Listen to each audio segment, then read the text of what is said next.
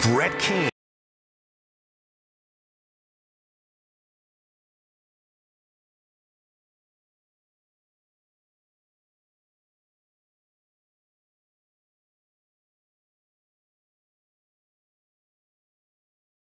Somebody has texted the show saying that, Vic, you should not have brought up the Portland losing streak at Ball Arena, that it's going to jinx the Nuggets. And I'm here to tell you, if we're still playing this little jinx game, your little cartoon game that all of you witchcraft, your Harry Met Rogers or whatever those shows are. What? Harry Potter, Harry Met Potter. If you're going to play these little witchcraft games with me, then you're not serious, okay? It's time to get serious about your sport. Throws it down low to Cam Johnson. Kick out three, Gordon. Oh! Big time shot by Aaron Gordon for the three. Jokic hands it to Murray. He's got a path. Kick out three, Gordon again.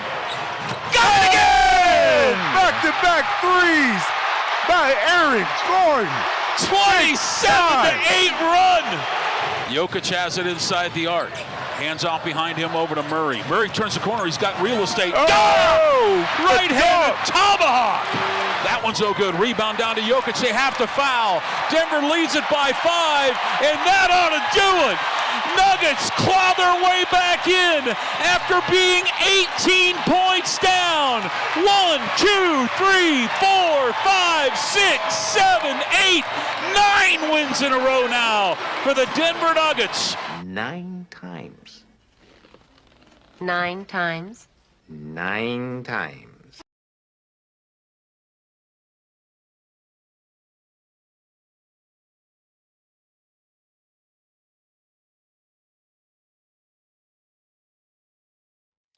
First of all, I don't know what it is about that Harry Potter music, but it's a banger this morning. I don't know. I love it. This is another example of, like, I don't know what to do. Texture says, who was that broadcasting with Kaz? That was, Nelly said it was Jason Richardson, which I don't know how that came about, but we all know Jason Richardson, high-flying, dunking dude of, I don't know, 10, 15 years ago. I got to tell you, you come back, you get the dub. Good. Should it have ever been a situation in which you had to come back from down 18 against the Portland Trail Blazers at home? No. Is Portland a terrible team? No, they're fine. They're decent. But when I talk about the Nuggets and knowing that they're capable of doing what they did against San Antonio, which also in that game they were down, but San Antonio is one of the 2 best teams in the league. You have that, and then you put that side by side with this game against Portland, you're just like, I mean, I guess Portland's okay, but you didn't take the beginning of the game seriously, and then you had to work your ass off to come back and get this win, which, by the way, it's a huge game. Like, motivation shouldn't be an issue in a game like this. If you know this situation that the Nuggets are in right now, the Lakers, and make no mistake, they know exactly what's going on here.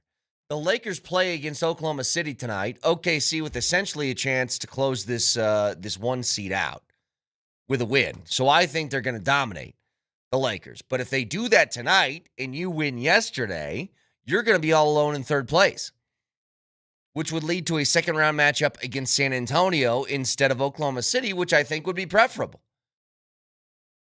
But the big question here is, what is the beginning of the game stuff giving up 70 points by half, giving up 100 points by the end of the 3rd quarter? I mean, that's the kind of stuff that just drives you up a wall. Because all that is, really, is just, we aren't taking the beginning of the game seriously. And look, they come back, they get the win. I guess they can flip a switch. They can turn on their defensive button and then make some huge buckets in the fourth. But you're playing with fire. And at this point, I got to ask you, we'll just come out of the gates today with this. Oh, never mind. Nelly, can you get me a hotkey, please? Thank you. Straw poll. Oh, yeah. Do you care right now about how it looks? Because maybe the winning's all that matters, and then we'll get a real dose and a real test of what the Nuggets are actually going to be, in a week and a half when the postseason starts. Maybe that's just it. But this can't be one of those games where, when the Avs lose to Vancouver, and it's terrible, and they have a game where they just straight up don't show up. Could be a little bit of what happened against the Blues on Sunday as well. You win this big game against not just a rival, but the team that is competing for positioning with you. You essentially close out any opportunity that Dallas has to get the 1 seed, and then you throw up a little bit of a clunker on a back-to-back the following night. That's something I can understand. But the Nuggets, even though they came off a huge win against San Antonio, and I know that, Portland is, they're fighting and clawing to try and get to that 8th seed so they can have an extra game in case they lose in the play-in. Like, that fact is not lost on me. But if you're talking about motivational factors, getting the 3 seed is, I think, bigger than that. I mean, you're talking about competing for a championship, and Portland just wants to survive for like another series. That's all they want. So, again, the comeback was really cool, fun to watch. Guys, again, everywhere, stepping up, making key shots and big plays. But it's just a question of why does it have to come down to that? Here's what's funny. We talked all year about the Nuggets and their home record and how it has to be better. Well, it's 26-13 now at home. That has quietly crept up to a very, very good record. And I'm trying to remember what it was at before. I think they've won let's see if I can look this up on the fly. How many consecutive home games have the Nuggets won? Because it's been a lot. 9 straight after last night. Because if you remember, it was like 16-13 before that, and it's improved a lot since then. Here's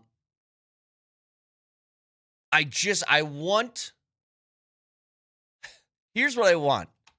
And it's been a long-standing theory that I've had on this show. It's been the one thing that I think I was most correct on during Jokic's run to MVPs and people trying to argue against why he should get them.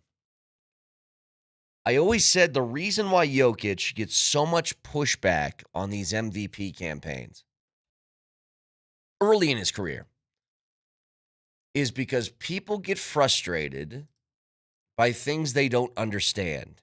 I am certainly one of the people in that category. I'm frustrated when I have to put together something from IKEA and I don't understand the directions. I'm frustrated when I go out in the golf course like I did yesterday and I'm not just fading, basically slicing every shot. And I'm like, I know how to hit the golf ball. Why is it doing this every time? It's frustrating. I've seen you swing. I know you swing. I'm frustrated by not knowing what to expect from the Nuggets.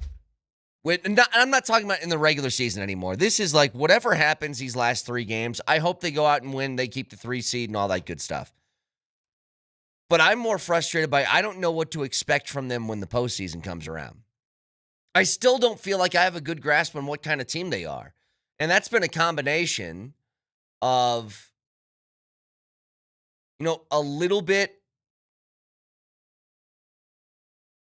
the Nuggets playing up and down. It's been a lot of it. They've been injured all year, and it's hard to get a read on a team that's never had their team fully healthy. But it's like they're just a team that they could beat anybody in the league, and they could lose to anybody in the league. Doesn't matter. And the teams that aren't like that, like the San Antonio Spurs, aren't losing to bad teams. OKC does not lose to bad teams. And they beat most of the good teams they face. And so I just don't know what I believe the Nuggets are when the postseason starts. And it's just a little bit of like confusion / frustration in that category. But it's 9 straight wins. Like, no matter how it's looked, they've gotten there. And you've done it. And if there's any good news to how these games have been going, the fact that you've been winning in situations that you've struggled in all year, which is you need to find a way to make plays at the end of a game. And they've been doing that. I think it's huge. Guys that you need to play well to have a chance to win. Cam Johnson, once again, puts up, I think, a perfect night for him. And he knocks down huge shots at the end of the game again. Aaron Gordon stepping up and give you some huge buckets at the end of the game. Like, here's what's nice. The Nuggets, if they need shots or they need buckets at the end of games, they have obviously Joker. They have obviously Jamal Murray, who can make any big shot you want him to. Aaron Gordon's in that category now, by the way. Aaron Gordon did it last year in the postseason. He continues to do it this year now that he's getting healthier. And I'll tell you what, you need a big bucket late in the game. Cam Johnson's capable of doing it too. And maybe it's just a bigger example of these guys all being healthy and building some chemistry together. But I need some sort of guidance on what I should feel like with this team heading into the postseason. Because I'm here to tell you, I have no idea. I don't know who they are. I don't know if they're a team that they play in the first round against, let's say, Minnesota. And could they get bounced in 6? Maybe. Could they win in 5? Maybe. They play San Antonio. Are you expecting them to win that series? Or look, like I have no idea. It may be a turnover. It may be a missed shot, but it may be a steal, maybe a dunk, maybe a missed 3, maybe a made 3. It's going to be all of that. It is ironic that Russell Westbrook is not on this team because this team is Russell Westbrook. That is who they are. I mean, how many times are you yelling in the middle of a game like, what are you guys doing? And then they have a fourth quarter like they had where they're playing insanely good defense and knocking down huge shots. And you can see them put the opposing team on the ropes and just start hammering away. So either way, like, it's a good win. To come back and win the way that they did is big. To be in a position where you have to make an 18-point comeback, weird. But that's kind of been what their game has been all year. I mean, think about it. You start the fourth quarter, and you're down 16 points. That balloons out to, was it 18 in the fourth? I know it was at least 17. But forcing a comeback in that situation, I mean, they were down 16 points with 8.5 left. It was 115 to 99. and they go on, a 17-4 run to close the gap. And it's just, once they get there, it's like they had Portland questioning everything they were doing. So again, 303-504-0925, broadcasting from the Backus and Shanker Studios, serious lawyers for the seriously injured. It is another Ticket Tuesday. Keywords every hour on the 20s. We'll give you your first keyword next.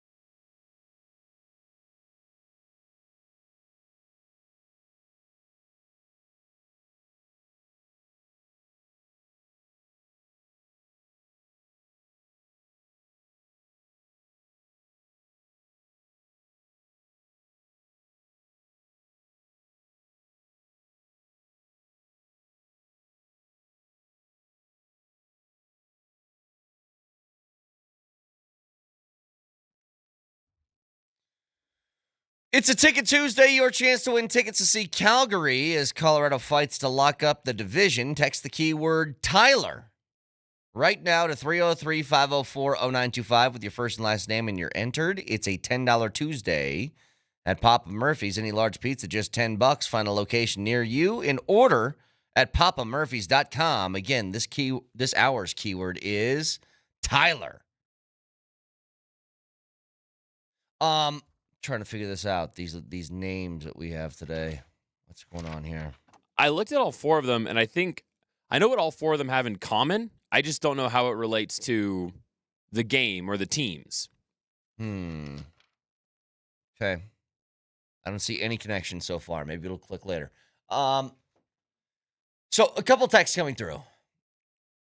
Because I am very much questioning what I should be believing the Nuggets are. And a texter says this: you should feel great. We're peaking. Remember, the Broncos barely won games. A win is a win. Let's put it this way. I believe in the Nuggets more right now than the Avs, which wasn't the case a month ago. That, I think, is insane. You can believe more. What? You can believe more in the Nuggets than you did a month ago. To say you believe in them more than the Avs is crazy. The Avs have been the best team in their sport from the first day of the season to now. Colorado wagon. Like, it's not even close. They have had, for most of the season, a 10, 12-point lead on the next closest team. Forget in their conference, in the league. They lead the league in goals scored. I believe. Do they lead the league in goals against, too? Goals allowed, 196. Nobody else is under 200. They score more goals than anybody else in the league. They allow less than anybody else in the league. They have the best goal differential than anybody else in the league by almost double of the next team in your conference. Like, there is no world in which, and I'm not even saying this as a slight to the Nuggets. It's an entire two thumbs and big toes up to what the Avs have done this year. They have statistically, the highest goal scorer in the league. They got the goalie who's allows the least amount of goals per game and has the best save percentage. Like, the only thing they don't do perfect is the power play, which since the Olympic break is basically top 10 in the league. There's nothing that team can't do. I can list some things that the Nuggets can't do. The Nuggets haven't been close to the best team in the league at any point throughout the year, including right now. Even a game like this, like, you won against the Portland Trailblazers, which took you to 9 straight wins. I'm pretty sure OKC and San Antonio have done that about 5 different times this year. So it's just different. And to the comparison of, like, this is similar to what the Broncos were. They would win games where you'd leave the next day, you go like, I don't know how great I feel about that. Like, you feel good about a win. But I don't know if the win, how would I put this?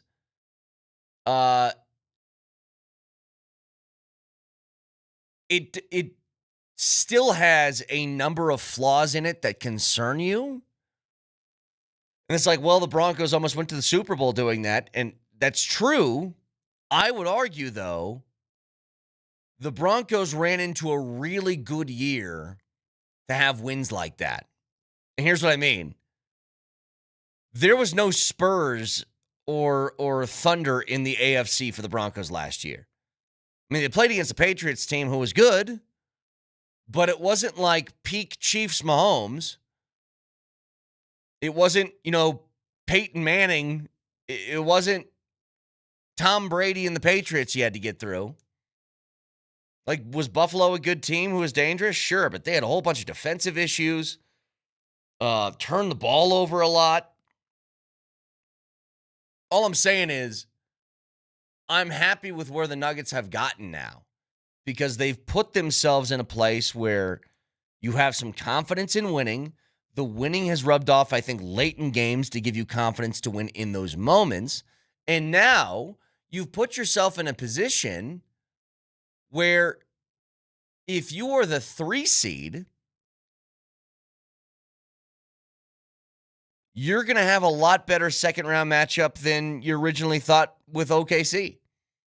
And yes, you compete with OKC. OKC still typically gets the win against you, though. So, again, I'm happy with what they did yesterday. I thought that was a really cool comeback.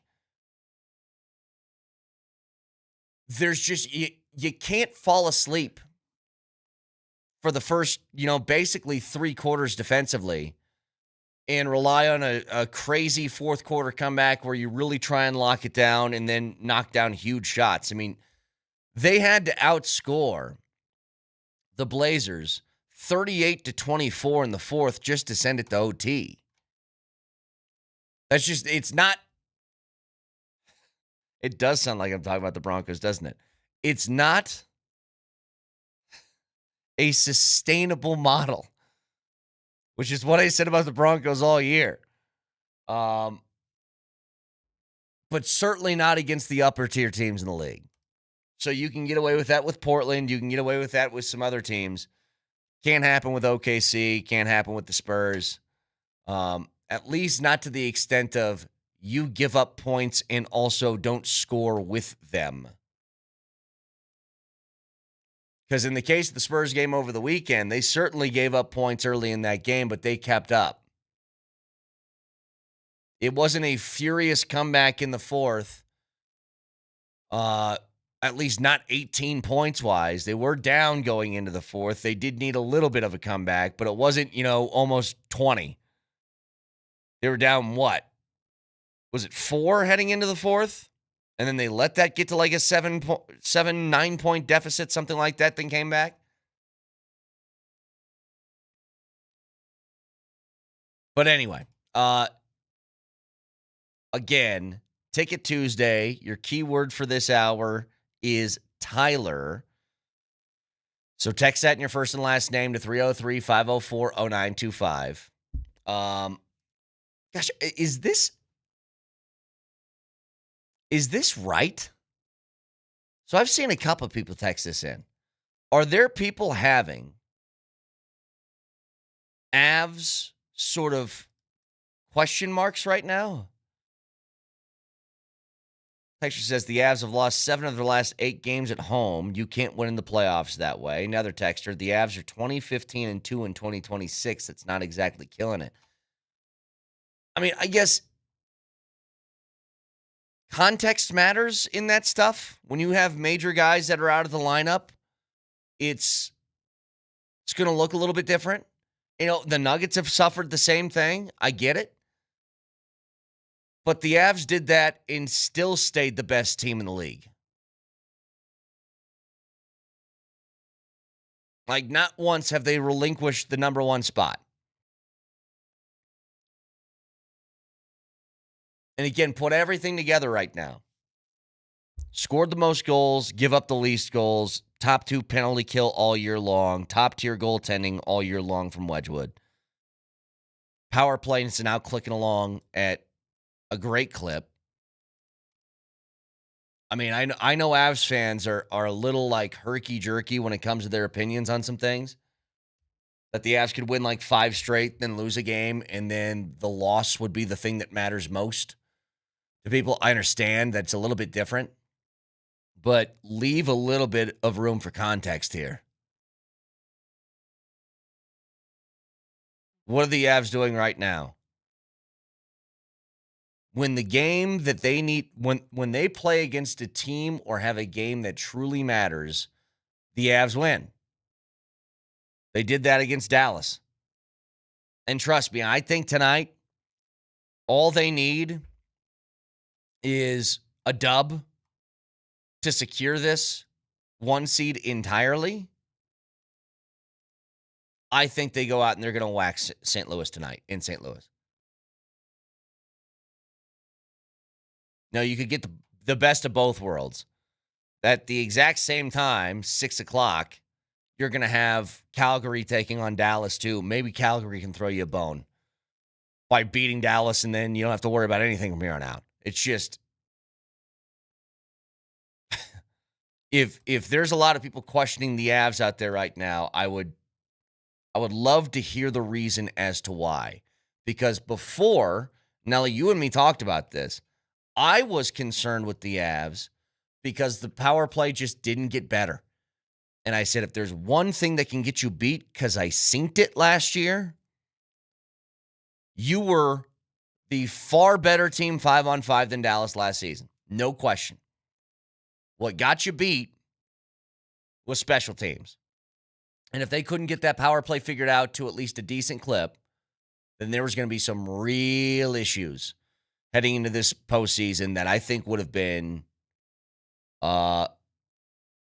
legitimate and something to really be concerned about heading into a series. They fixed it. Now, I don't know if it's all the way fixed, but it's fixed enough. They just need the power play to be okay. And as long as it's okay, when you have everything else like that, you should be just fine. But there is 0 ounce of me that has any Avs concern right now. I don't know what more you want of them. They couldn't keep up a 2 regulation loss pace over the entire course of a year. But they are 50, 16, and 10. 110 points. There shouldn't be really any arguments for how that team is playing. 303-504-0925. By the way,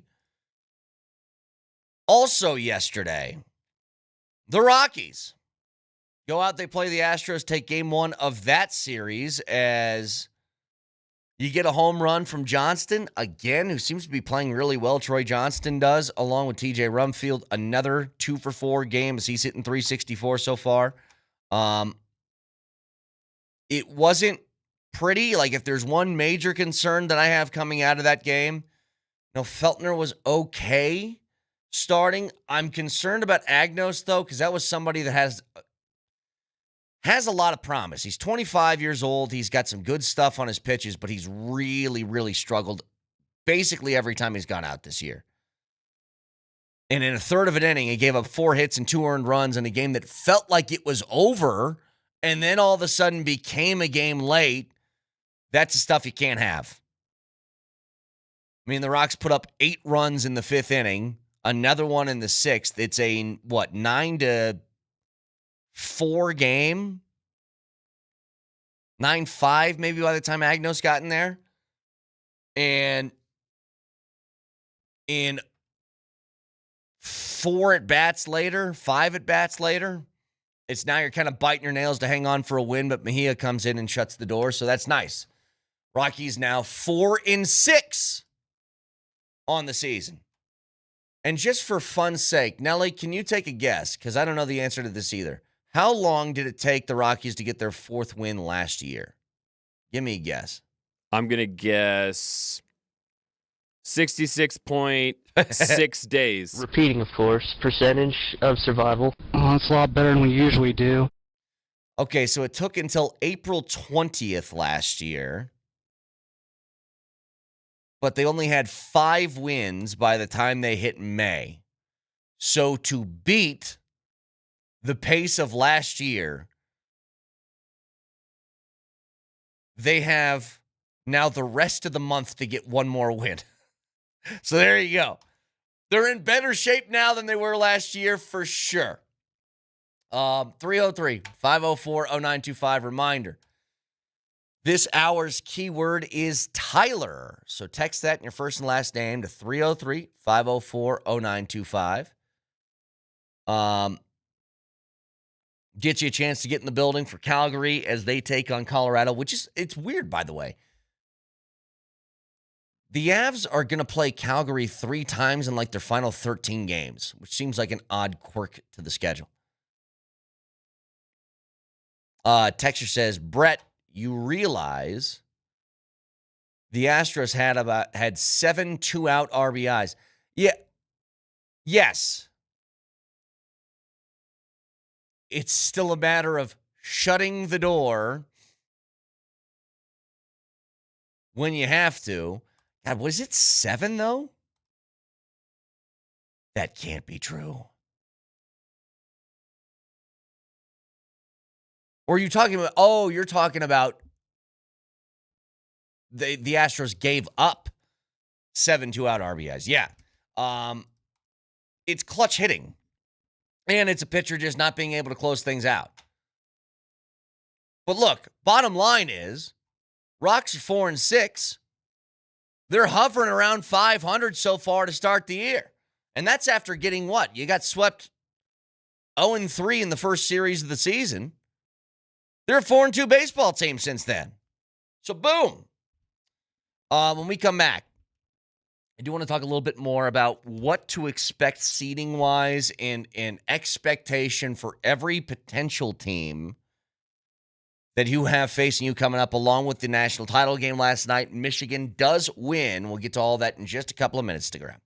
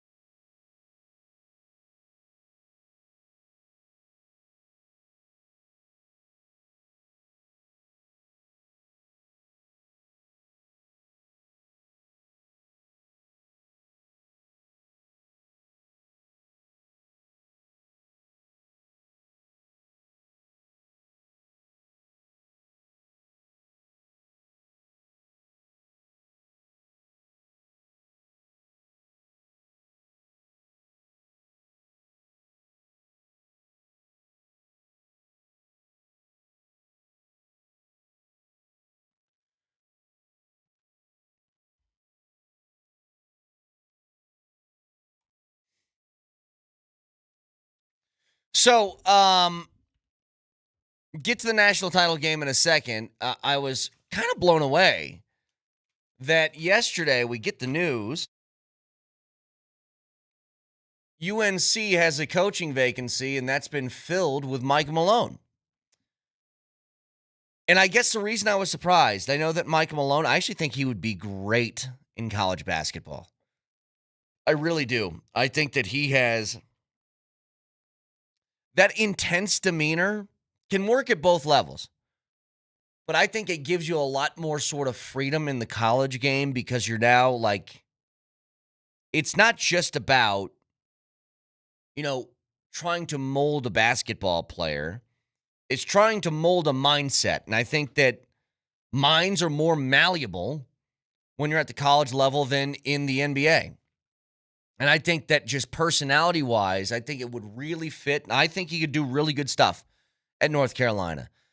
The surprising thing about it is Malone could have very easily gotten an NBA job again. He's a champion. You give me the list of coaches that won an NBA championship that can't find a job. They're ones that find jobs even though they aren't good anymore. See Doc Rivers.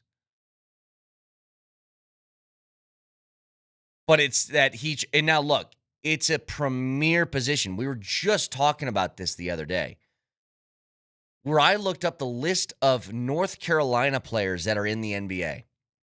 And the best one I could find was Cam Johnson. And don't get me wrong, Cam Johnson, good player. But when you say North Carolina, who's the best player in the NBA to come out that's a Tar Heel right now, you would be looking for a top-tier name. And it's just not that. But, Brett, I think in a weird way, college might suit Michael Malone perfectly because what was the biggest criticism against Malone? What was the biggest knock against him when he was in Denver? The thing he got his entire tenure here. There's a couple. One was he refused to play young guys. Yes, exactly. Okay. He refuses to play rookies, right? Remember, Malone doesn't play rookies. He can't develop young guys, can't develop young talent. Well, guess what? In the portal era, you don't have to develop young talent. All he has to do every year, it's true. He just has to go to Michael Jordan and say, hey, Mike, open up the pocketbook, hit the portal, get me the 5 best players you can find me, bring me that Louis, bring me that Gucci, and let's ride. And then the next year, you can hit the portal again and find 5 more killers. So this is exactly the formula that Malone likes. To that sort of narrative, I would say that I don't think his problem was development. I think that he did great in the development department with a few guys. I think it was just a very quick hook for guys who were younger who they would make a bad play and then they get yanked. And you put that side by side with guys who are veterans on the team who are inside Malone's circle of trust. They could make 15 mistakes in a row and they wouldn't get pulled. It's the commitment to it. So, yeah, I think like I said, I think from a straight-up coaching perspective, Mike Malone at UNC is great. I'm surprised because Malone just seems like a guy who doesn't want to deal with BS, okay? I truly think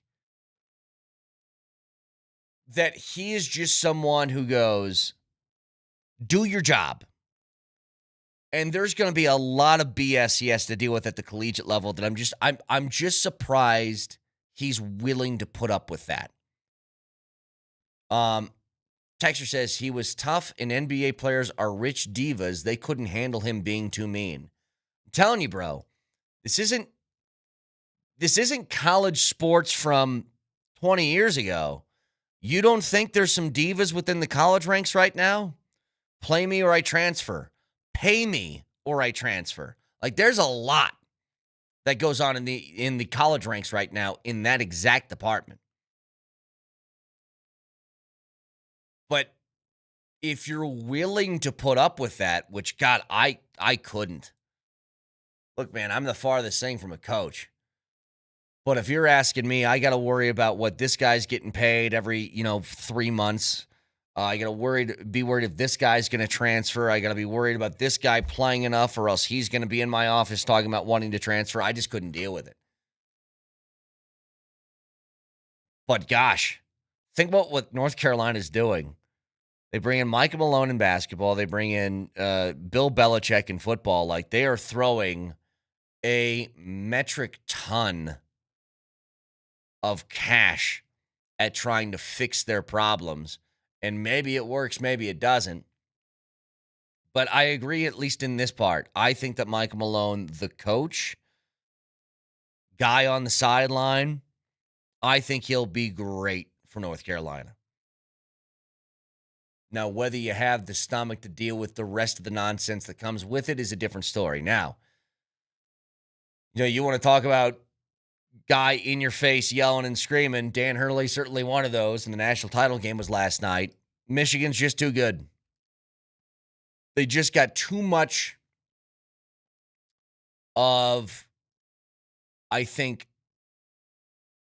discipline that they can throw out there.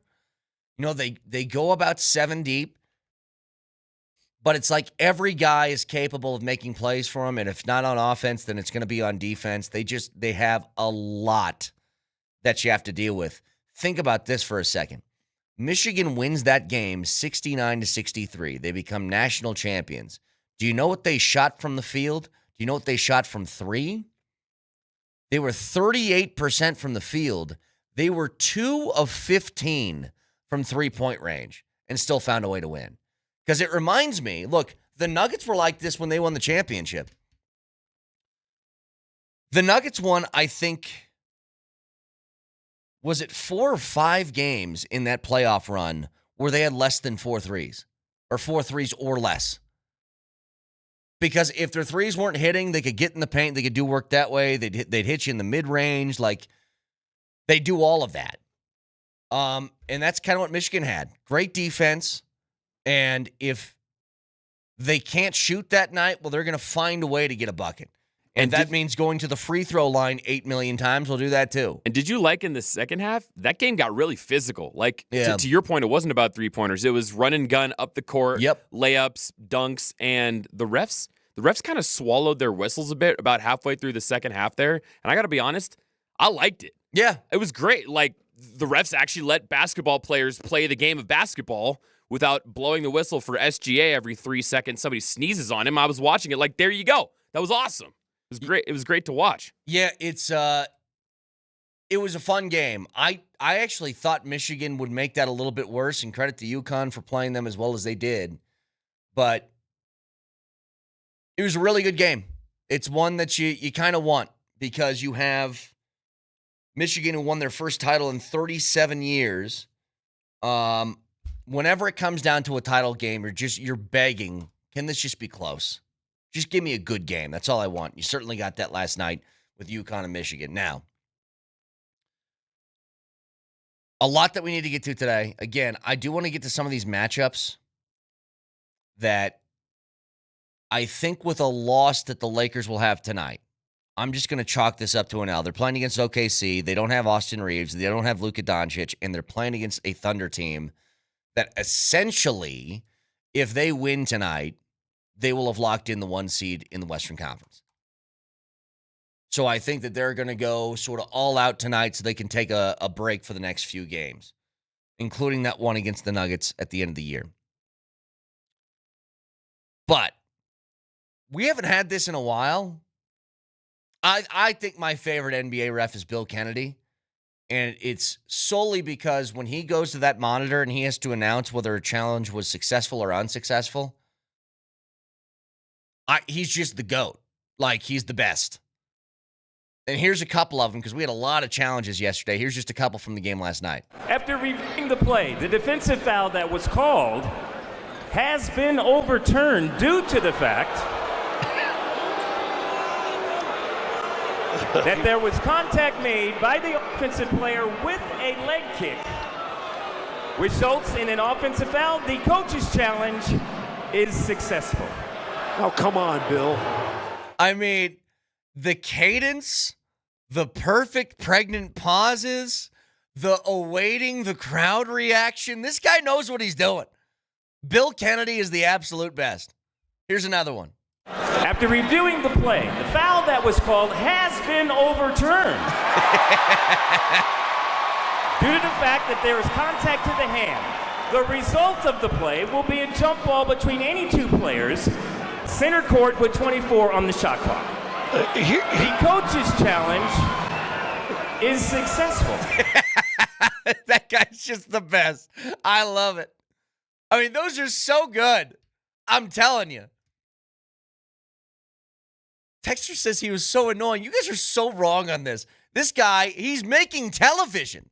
His job is to call a game. And this guy's like, you know what? I live in an entertainment product and we're doing a TV show. I'm going to keep you on your toes. Has been overturned. Yeah, I love him. Now, on that play, though, I don't understand why the Nuggets didn't get the basketball. They called a foul on Murray. Murray knocked the ball clean out of the hands. It went right to Valanciunas. Like a half second later. Why isn't that just Nuggets basketball? I don't know. You can always watch the show live on Twitch. Twitch.tv, search Altitude SR in the search bar, the Altitude TV simulcast. You can also watch on YouTube. Subscribe to the channel and don't miss anything from Denver's #1 sports station, Altitude Sports Radio 92.5. Moser, Lombardi, and Kane starts next.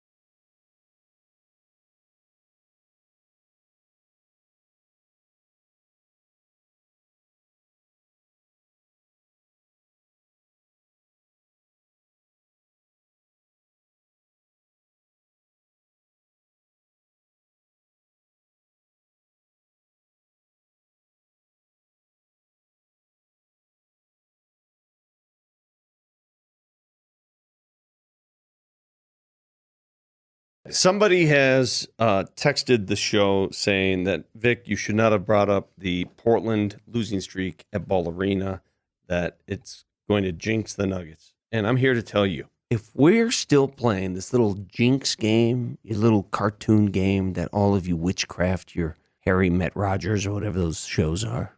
What? Harry Potter, Harry Met Potter. If you're going to play these little witchcraft games with me, then you're not serious, okay? It's time to get serious about your sport. Throws it down low to Cam Johnson. Kick out 3, Gordon. Oh!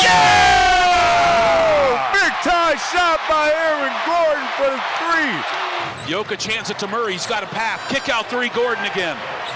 Got it again! Back-to-back threes by Aaron Gordon. 27-8 run. Jokic has it inside the arc. Hands off behind him over to Murray. Murray turns the corner. He's got real estate. Oh! Right-handed tomahawk. That one's no good. Rebound down to Jokic. They have to foul. Denver leads it by 5, and that ought to do it. Nuggets claw their way back in after being 18 points down.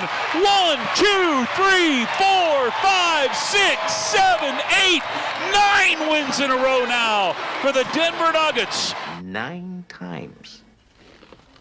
9 times. 9 times. Okay, so like 3 things right off the bat. Number 1, I actually love this Harry Potter music. I love it. Number 2, Is Harry Met Rogers music? when I do too. Dude, I love what Harry Met Potter music. I love that. when you said Harry Met Potter, it's still one of the funnier things you've said in a long time. Thirdly, if you're listening to that call and you're wondering who's going, oh, that's Jason Richardson, who was on the call with Cos for some reason, and I don't know why.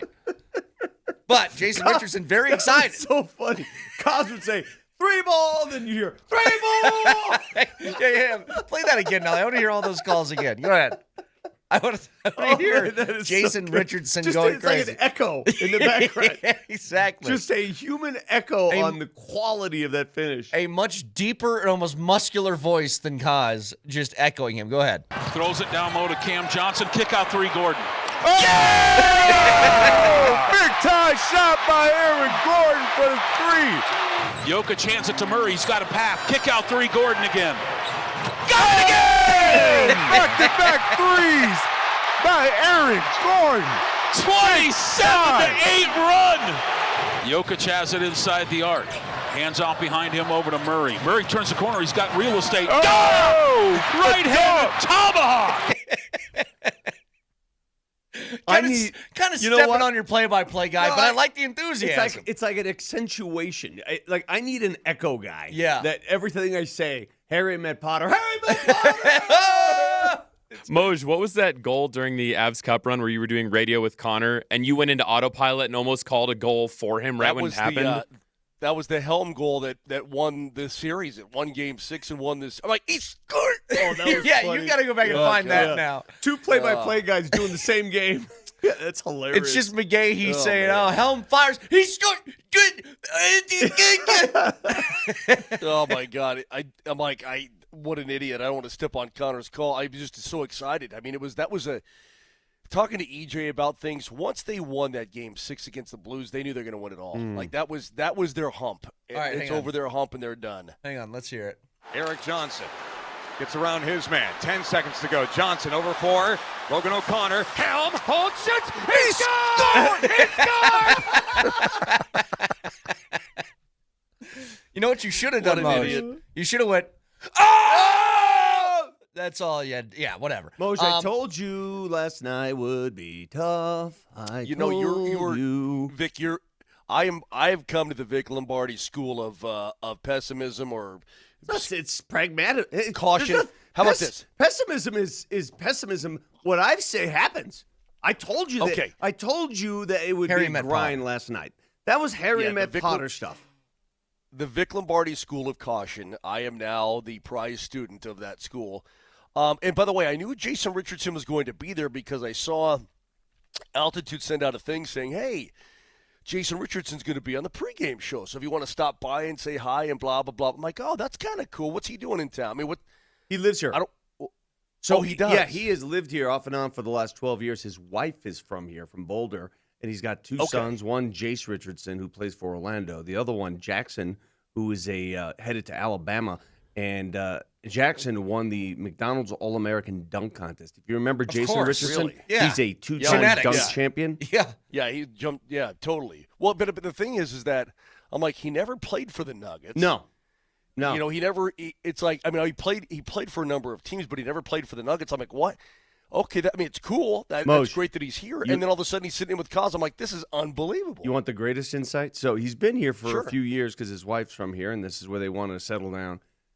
He's a golfer, 5 handicap. He's just moving to Parker. So he's going to be in your neck of the woods. I said, if you want free money, if you want to take money from a guy who thinks he's better than he is, I got a guy.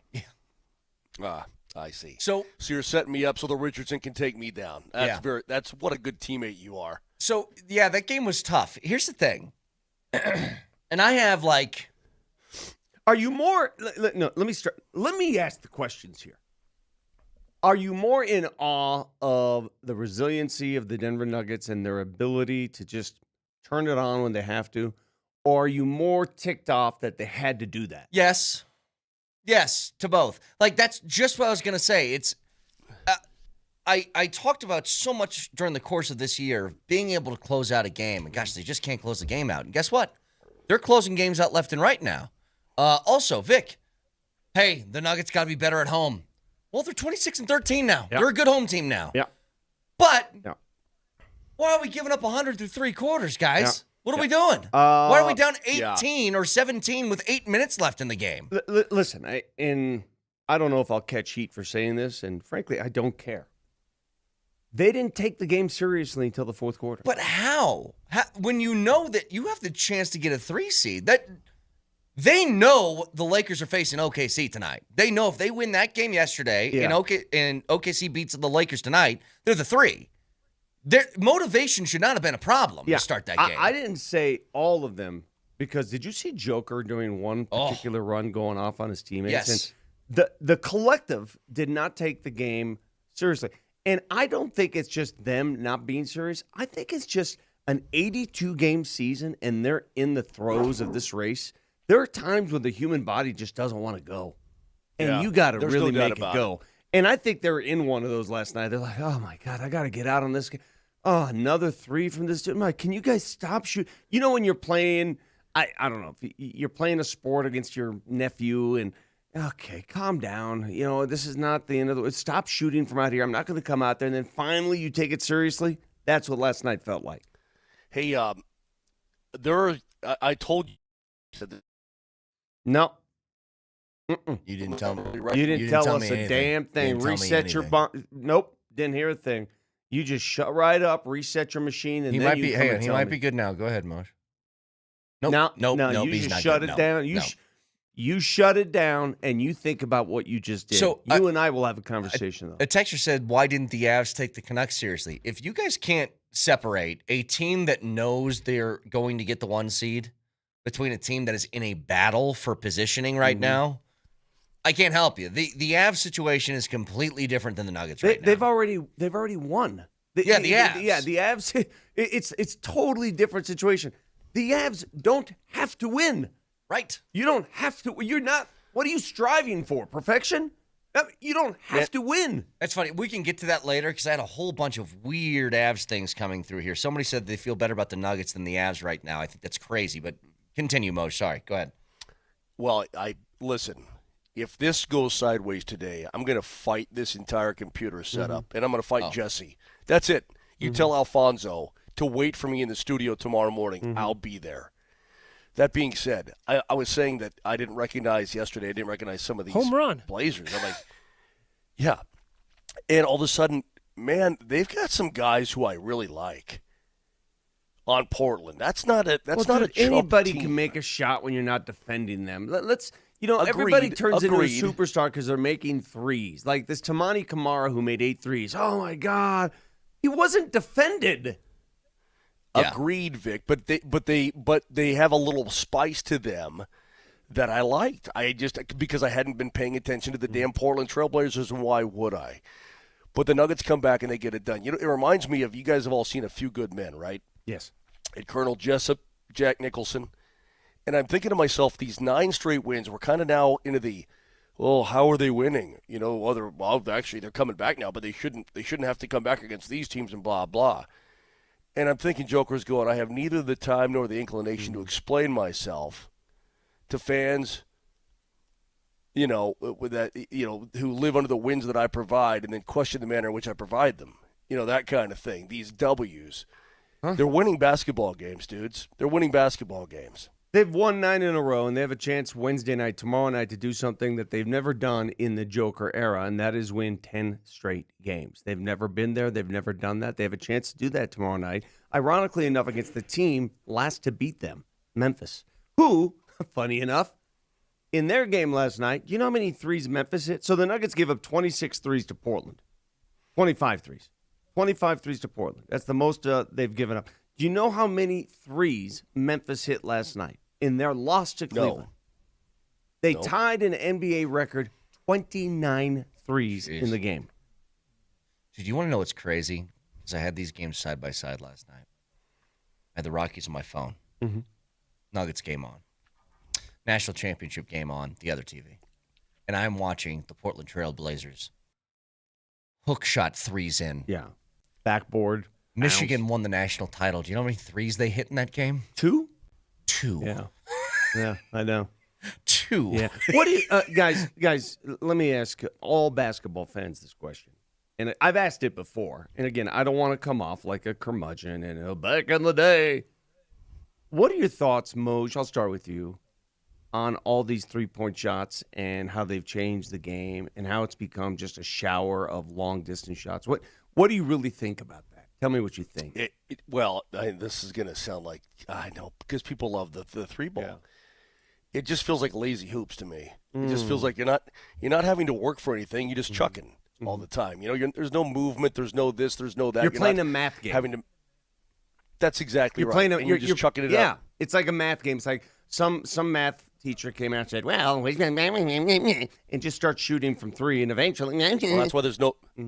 That's why there's no bunting anymore. That's why if you got guys, you don't manufacture runs because you'd rather take the chances of hitting one into the gap to score 2 as opposed to grind one home. So that's what it is. What's funny? Give me some text. I want to know from you. I mean, honestly, maybe I'm completely on the other side of this. Hate it or like it or hate it. Now, threes you need them to survive in any basketball game from youth ball on up. But the onslaught of threes and what it's done to the NBA, to me, it's a joke. It's not even the same game anymore. Have you guys ever ridiculous? Either on social media or on YouTube or something? You ever gotten into the wrong algorithm? Like your phone stopped too long on like a slap fight thing, and now you're getting all these slap fight videos. You're like, I have no interest in these. It feels like the 3-point game is just an algorithm I can't get out of. Mm-hmm. It's like, I don't really want this, but you keep feeding this to me over and over again. I'm like, I really wish there was some opportunity for somebody to play some mid-range post basketball every once in a while, and it's just not happening. I mean, they really do, and I've heard them talk about it. Somebody has to change the rules. They have to move the line. They have to alter the line. They have to do something because it turns the game into a chuckathon. You're exactly. It's not even basketball. It's not. It's just it's a shooting clinic. Yep. And that's not what may be fun for you to watch. Like, that was an exciting game, right? But it got exciting when it got close. Right. It got close because defense was implemented into the game. And the threes stopped falling. Did you notice how many threes Portland made in crunch time, right? So that just goes to tell you what those threes are all about. Those threes are a product of one team just not going out there and defending, and another just chucking. It's not fun basketball in my eyes. It's not the kind of basketball I'm used to seeing or watching or loving. Well, we get back to this in a bit. 303-504-0925. Is this our final Ticket Tuesday, Nelly? Is this the last one? We're still figuring things out for the playoffs, so maybe not. At least your final regular season Ticket Tuesday. Chance for you to see the Avs take on the Flames. We'll give you the keyword next.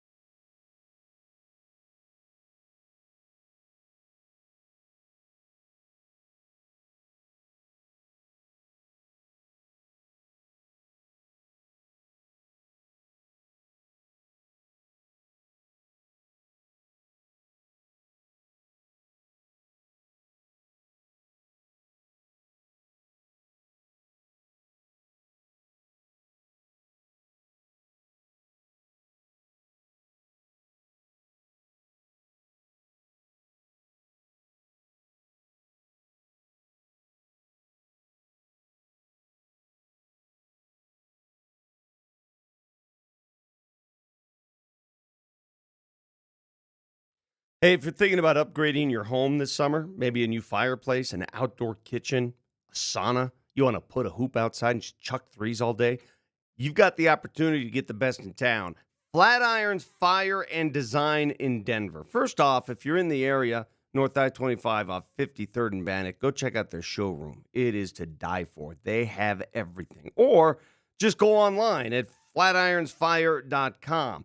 If you're looking for a cool setup to implement in the summer months here in Colorado, especially you have company over and you have a beautiful night outside, you want to spend the night on the porch, they have porch living at its finest. And right now they're offering a firm financing, which includes no interest for 12 months on qualifying purchases. So check it out online, best showroom in town, flatironsfire.com.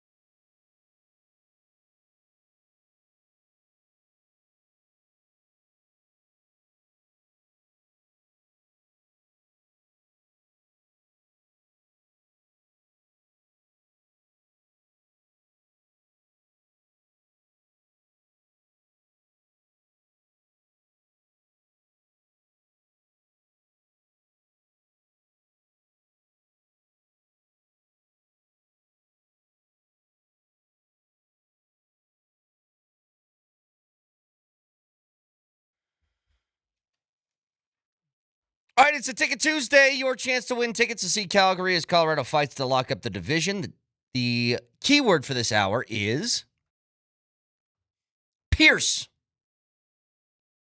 Pierce? Like Paul Pierce. Like he pierced my heart?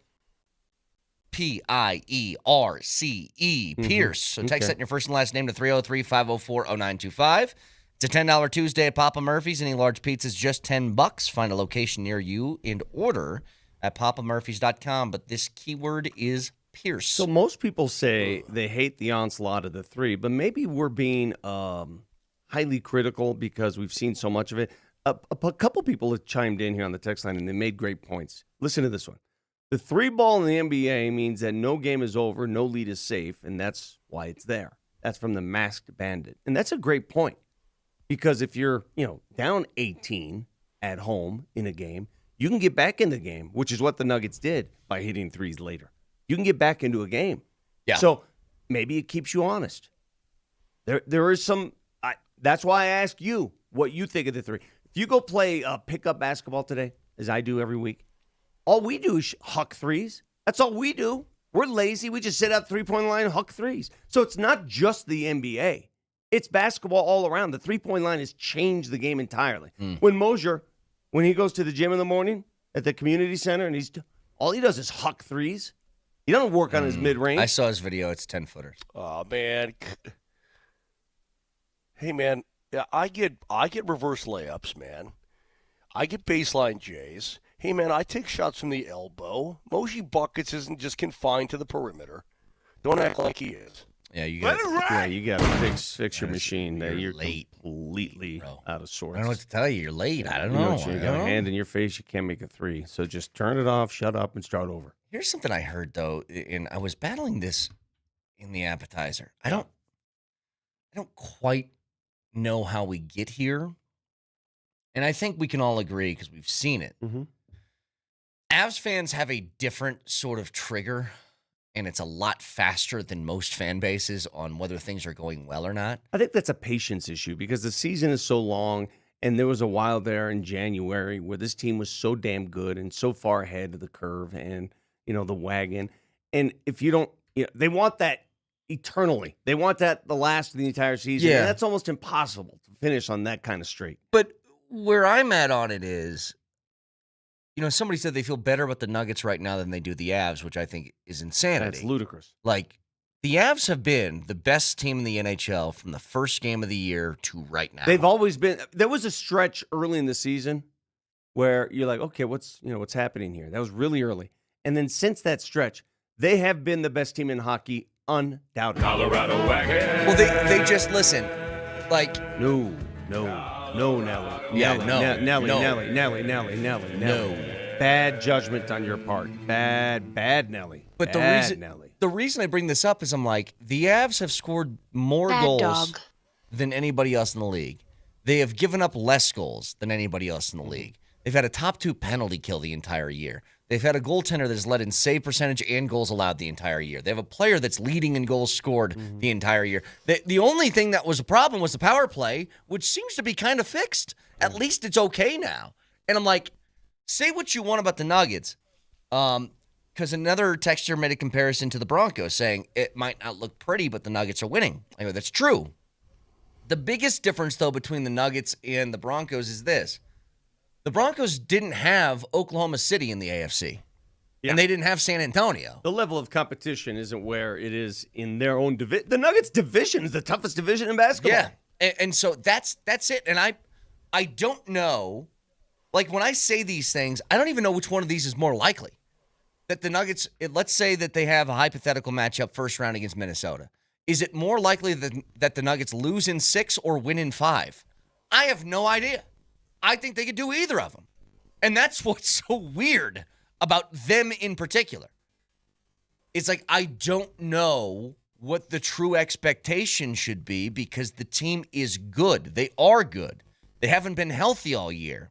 So you can't really get a read on that. But they're capable of beating anybody. But they play Memphis tomorrow. Could they lose to Memphis, Vic? They just did. I mean, what do you want me to say? They could beat anybody. They could lose to anybody. Yeah. Where do you want me to go with that? And at this juncture in the Avalanche season, Mark, because it's wrapped up, because human nature tells you it's done, yeah. I mean, it's hard. It's hard to build up that desperation, that fake desperation. It's hard. Why bring it? Why not save it? Why not secure it? I'm so afraid to talk right now. Yeah, yeah. I tell you what, shut them down, Nelly, and we'll start I am this. It's not working. It's like it's not working. It's like what's 3 going seconds. on? It's like 3 seconds behind us. Sorry, I don't know. sometimes the machines don't operate. Shut it down for the day. Go find another room. Go take a walk. Go take a lap, and we'll try again some other day. Try again. I do think the Avs, though, when they play tonight, I think this will be like the last game of their quote desperation. They just came off a loss. Look, they win tonight. it is officially wrapped up instead of hypothetically wrapped up.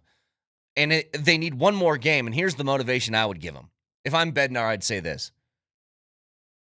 So maybe specific guys, McKinnon, McCarr. Hey, you guys want to chill for a while? Win this game.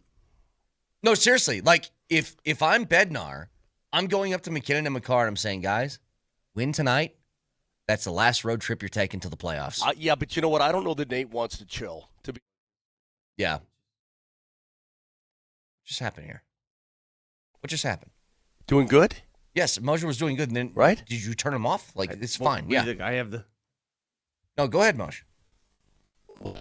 Okay. Okay. No, not good now. Not good. All right, we're gonna move. Stop. We're gonna move. Nelly, stop. We're gonna give this time. We will take over. Me and Moj will speak. Or sorry, me and Vic will speak. Again, I think this is the last game that they need to really amp up the intensity for. And then if they win tonight, you have one more road trip that you need to go on this year. It's a back-to-back that goes to Canada. Win tonight, lock things up. I'm telling everybody of substance on this roster, you don't have to go to Canada. You don't have to go through customs. You're going to be good.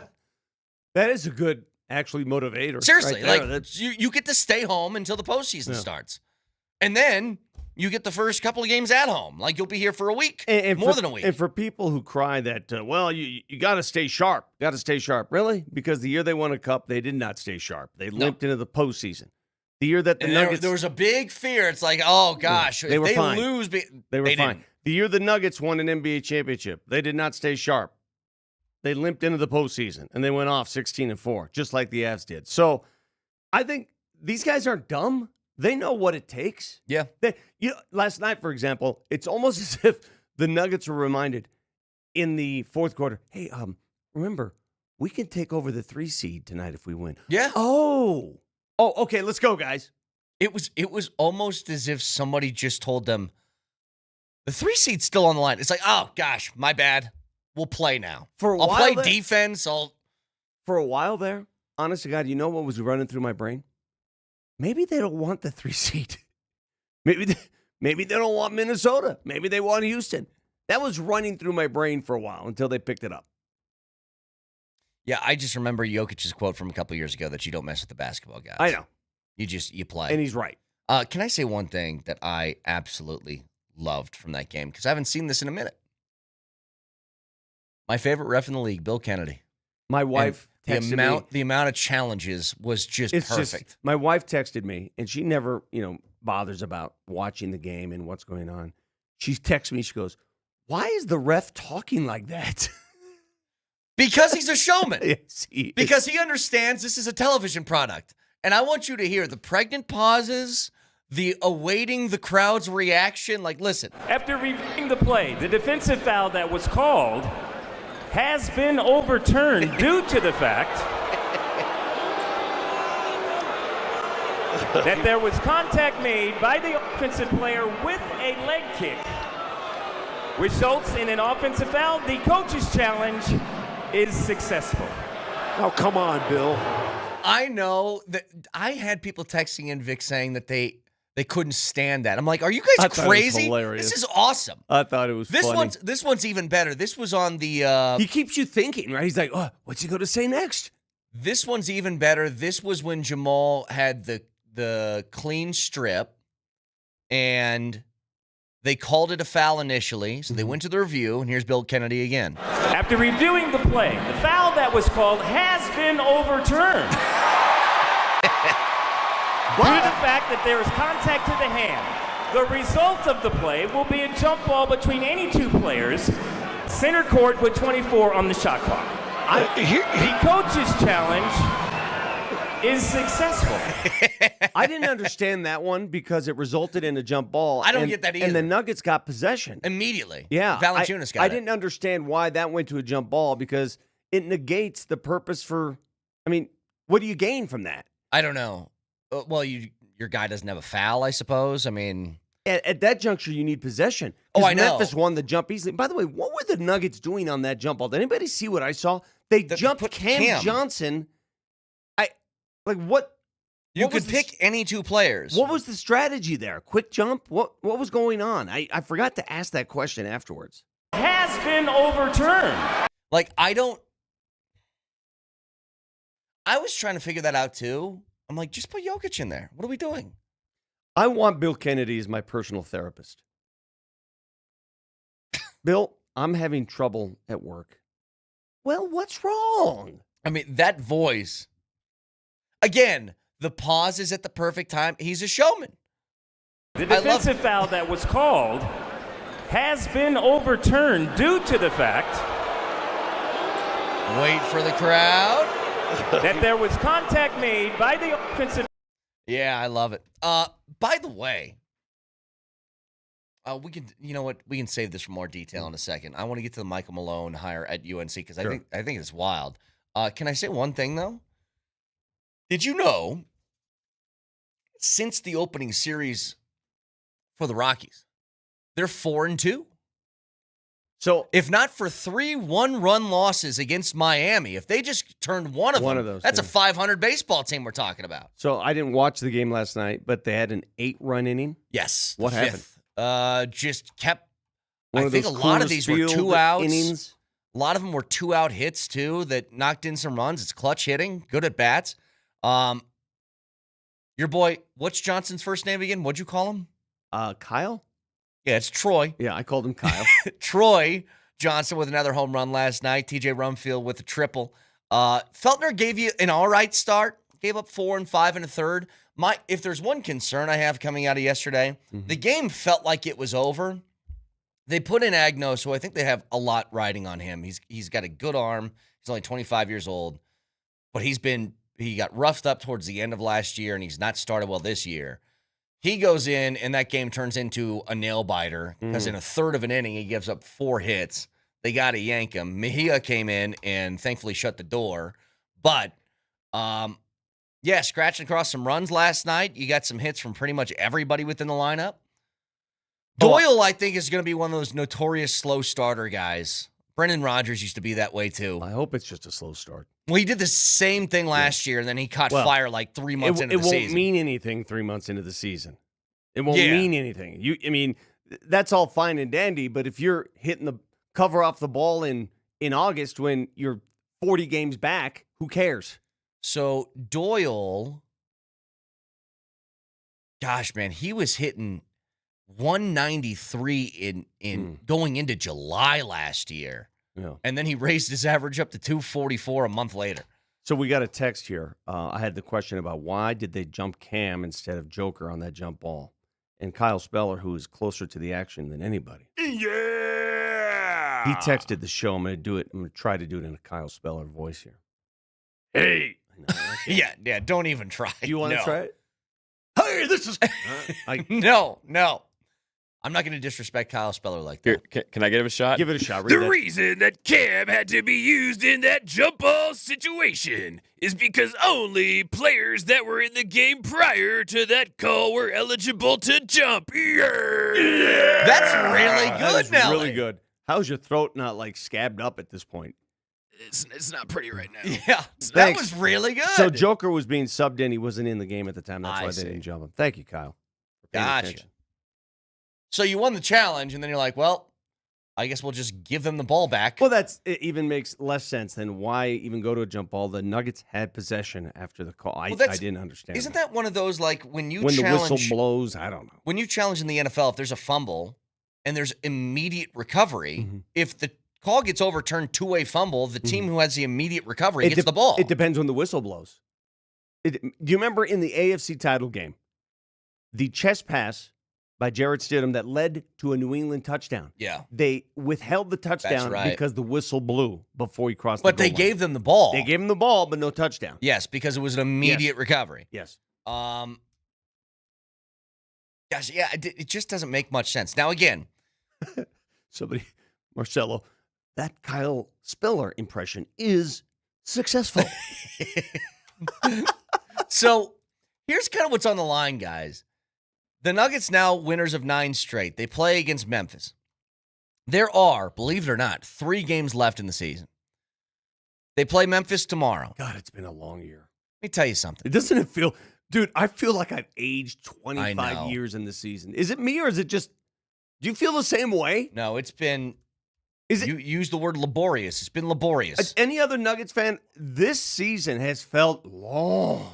And especially, you don't get a night off with the Nuggets. Every game is like, I have to watch until the final 4 seconds of it. You know what I mean? But they got Memphis tomorrow. And then, here's my assumption, Vic. If OKC They can wrap it up tonight, beats essentially. the Lakers, I know that San Antonio is a tiebreaker, but that would mean that they're 3 games back with 3 games to go. By the time they get to Friday night's game against OKC, there may be nothing to play for. Right. For OKC. Yeah. And San Antonio the game after that. You could be riding a 12-game win streak heading into the postseason. You could be. So that's all on the line here. We'll get back to that in a little bit. Reminder, the keyword for this hour is Pierce. So text that in your first and last name to 303-504-0925. You can tune in for the Avs game tonight with McGahee right here on 92.5. Live coverage from St. Louis starts at 5:30 with the pregame show powered by Ramos Law, and then they'll drop the puck just after 6 on your home for the Avs, Altitude Sports Radio 92.5. So I do want to get to Mike Malone and him being hired by UNC, which I think is interesting for a number of reasons. He strikes me as somebody who could be a very good college coach. Very good.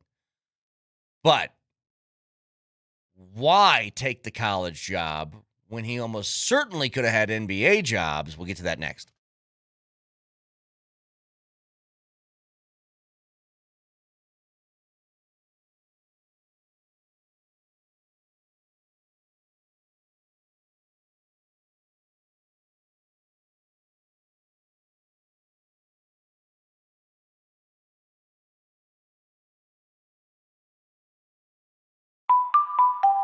That is the sound of Tulatero, the favorite lottery app of many. You play all your favorite games like Mega Millions, Powerball, Lucky for Life.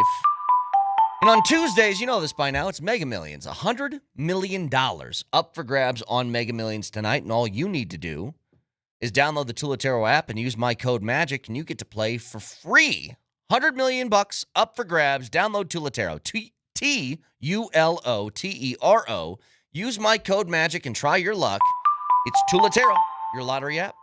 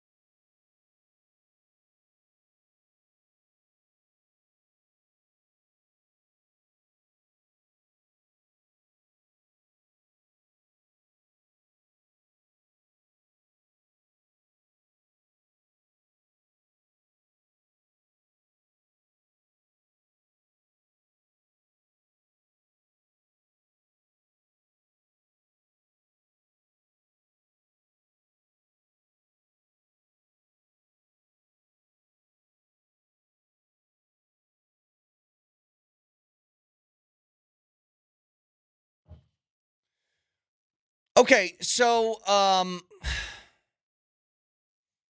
Mike Malone hired as UNC's head coach. I saw that yesterday, and I was kind of blown away. And it's because Mike Malone could have very easily gotten another NBA job. If you win a championship, you get cycled around forever in the NBA. All these coaches, yes, they've been fired. What's that record now, Vic? It's like 6 of the last 7 championship coaches have been fired by the team they won the championship with, but they all find jobs. Nick Nurse finds a job, Doc Rivers, all these different guys. Always find a gig. He takes UNC. And I'm curious, like, he is so no-nonsense, do your job. From that sense, it feels like college is a weird choice. At the same time, I think his personality would be great in college basketball. I think Michael Malone has unrivaled work ethic. Yes. Number one. He lives the game, works the game, and I'm sure he did his due diligence about the job. And he would not have taken this job without doing the research and the homework. He has spent a lot of time at the University of North Carolina over recent months because his daughter plays volleyball at Carolina. He's been around the basketball team. He's talked to coaches. He's been to practices. I think he's done his homework on this job, so he would never take it if he didn't think he was made for it. At the same time, I'm intrigued like you are. I just don't know. There's only been one coach. Moj, you ready? Who's the only coach, and he's still with us, to win an NCAA tournament, national championship, and an NBA championship? Who is he?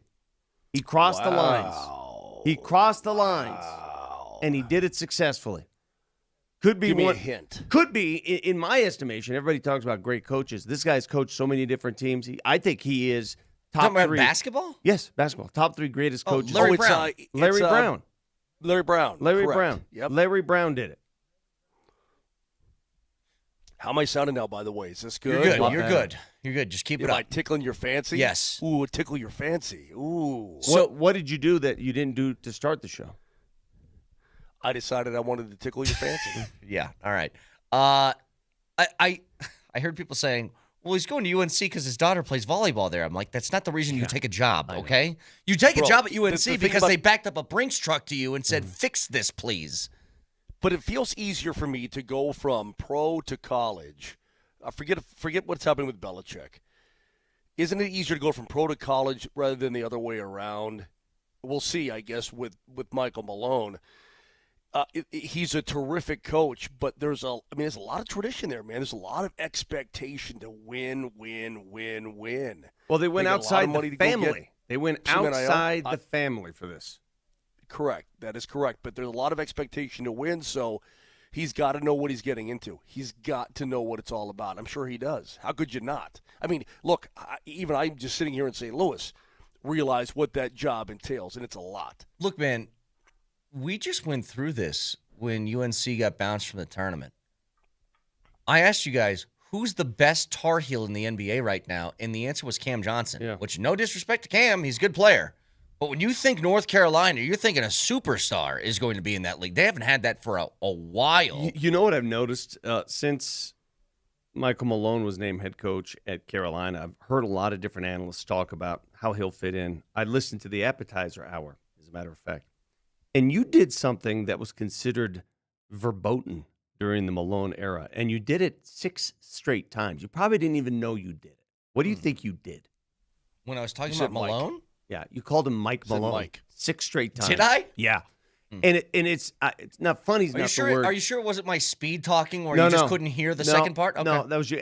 And I hear about people's thoughts on Michael Malone, and everybody's calling him Mike Malone. I wonder if he'll correct everybody at North Carolina when he gets there. Or what? He's going to be Travis Etienne instead of HN for the rest of his life. You know what I mean? Just switch it because you get tired of correcting people. It's of all the things, it's funny because the guy, he needs to be trumpeted as, well, he is the greatest coach in Nuggets history. He's the only one to produce a championship. He's got the most wins. He's the greatest coach in Nuggets history. But that Mike thing is something I will never forget. I know. Because it happened on live television. And it was so like... It's like intense. So, Mike, let's talk about the first half. Michael. He said it like 5 times. Yeah. And that intensity, I think that's what you're worried about. Will that intensity get? But I'm telling you, the age of college, look at all the college hoops coaches who burn with that kind of intensity. What do you think Dan Hurley burns with? I think you can get away with it more in college than you can the pros now. I think you're right. I still think it's a delicate balance of if you want to coach that way, you better win because that's going to wear on kids in a hurry. But yeah, if you're Dan Hurley, you can do that. And look, he's intense. Hurley's almost more intense to refs than he is his own guys, though. I'm not saying he won't get on his own players, but it's almost always when he's yelling and screaming, it's somebody in stripes. Moj, you know what I would do if I were Michael Malone right now? First move. I would pick up the phone. I would go to my speed dial, and I would call up Arturas Kanashovis. Do you remember Arturas Kanashovis? Sure. He just got fired by the Bulls yesterday. I was just going to say, I just saw news with him. He just got fired. Yeah. He was the longtime assistant GM for the Denver Nuggets. He was one of the guys, now many people found Joker, but he was on the team when they found Joker. He's found a lot of gems from Europe.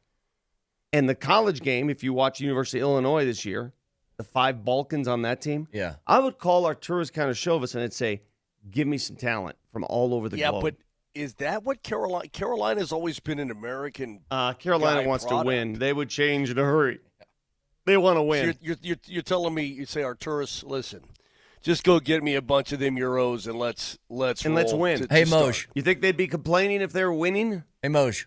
Coach K said, I'll never have one and dones on my roster. Yeah. And then Zion knocked on the door. And he's like, okay, fine. Sounds good. Fine. Whatever. Okay. All right. I mean, if it works, it works, I suppose. I don't know. It's just going to be interesting to see how that all unfolds because is Carolina trying to hang on to something that no longer exists? This is where because the landscape of college basketball has changed so much. You're asking trying to hang on? UNC? North Carolina has been left in the past?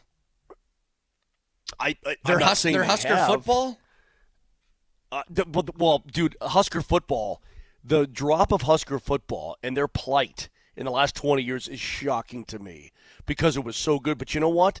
There comes a time when that's just not special anymore. Husker football used to be incredibly special. Yeah. It's not special anymore. It's just it's just a program now. It's just a regular program. I'm not saying that UNC is going to be that way with basketball, but the tradition. How you're wondering how do you lose that gleam? And Husker football lost it. Is UNC losing it? I don't know. I'm not close enough to the program. Texter asked a great question, Vic. Yeah. Do you think he'll hire Calvin Booth as UNC's GM? He's already a GM at Penn State. And the last thing is, I think I just made it look too easy. The more I think about this, guys, the more I sat there and watched you guys speak. I think Malone will do better at the collegiate level today, the way it's constructed, because it's really a year-to-year league, the collegiate level. It's really, if you don't perform, hey, hit the transfer portal. If you don't perform, that contract we made, they're year-to-year contracts. They're not multi-year contracts in the college game, not yet. In the NBA, you're saddled with the player sometimes 4 to 5 years. You can do all the motivating, all the screaming, all the yelling, all the coaching you want. You're not going to get to that person if they've got a 4 or 5 year contract, right? But you can if it's year to year, which is why I think Michael Malone in this situation, he's got some intensity to him, right? He burns hot, right? Yeah. Well, I mean, you control the fate of those players much more than you would in the NBA. In the NBA, it's a players' league. We all know this. Players run the league. They run the league. It's their league. Coaches are just along for the ride. Find me a coach in the NBA that runs the show. Who runs the show? Spoelstra? He's as close as it gets, right? I thought that was the first name that came. Yeah. The coaches in the NBA do not run anything. They don't. It's. I'm trying to be fair and sincere here. It's a players' league. Yeah. If a player plays, if a player wants you, if a star player or group of star players want you, you'll survive. If they don't, you won't. Yep. No, I think you're right. I never would have thought Malone would want to deal with the NIL and transfer stuff. But how about this, though? How about the fact Carolina's got... I was just going to say, like... Belichick and Malone is their coach. I mean, if you went to sleep, Moj, if you went to sleep in 2012, 22, 23, after the Nuggets won a trophy, if you went to sleep and woke up and said, in 2026, Michael Malone and Bill Belichick will be the coaches in North Carolina. When we work on football, we work on football. This is why I've thought about this. This is why I am so afraid to fall into a coma. Because I'm afraid if I fall into a coma, the world I wake up to, and hopefully I'll wake up, I'm going to freak out. Like, I'm going to go, there's no way that, no way. Well, Moj. No way. You know what I mean? Like, there's no way, dude. No way. Moj, you practically live in the 80s as it is. So I would imagine for you it'd be tougher than most. I was trying to Vic, I'm just trying to think, Brett, I'd like to put Vic in a coma. Mm-hmm. While we're talking about comas, I'm afraid of falling into one, but I'd like to put you in one. How's that sound? I would adapt much quicker than you would.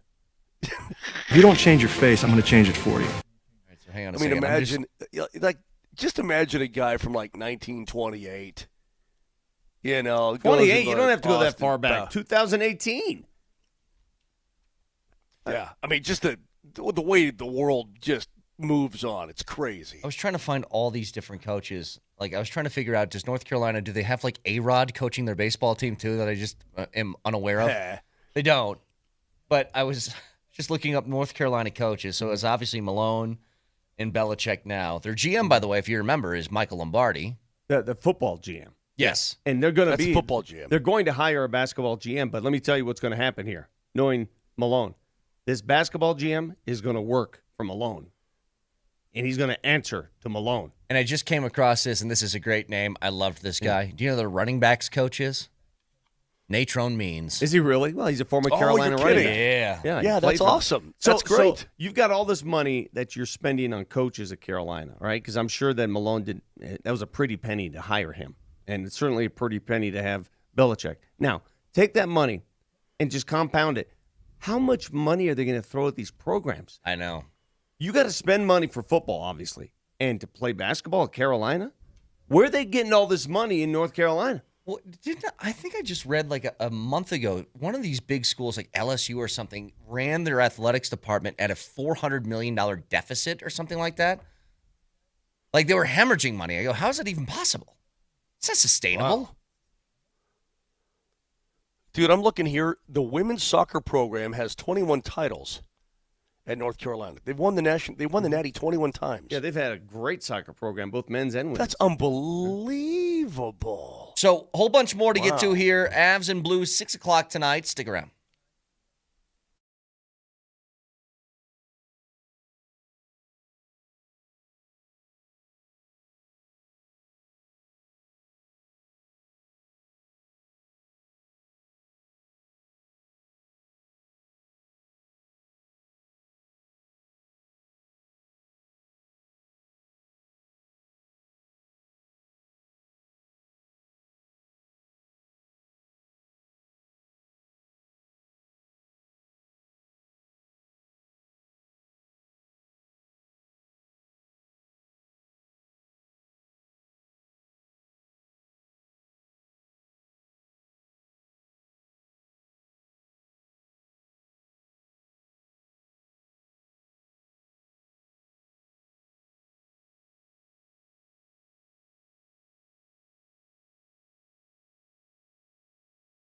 If you wear glasses or contacts, but now you need reading glasses or bifocals just to see menus, texts, or read commercials like I'm doing right now, you should consider refractive lens exchange from Dr. Cudarelli at Cudarelli Vision.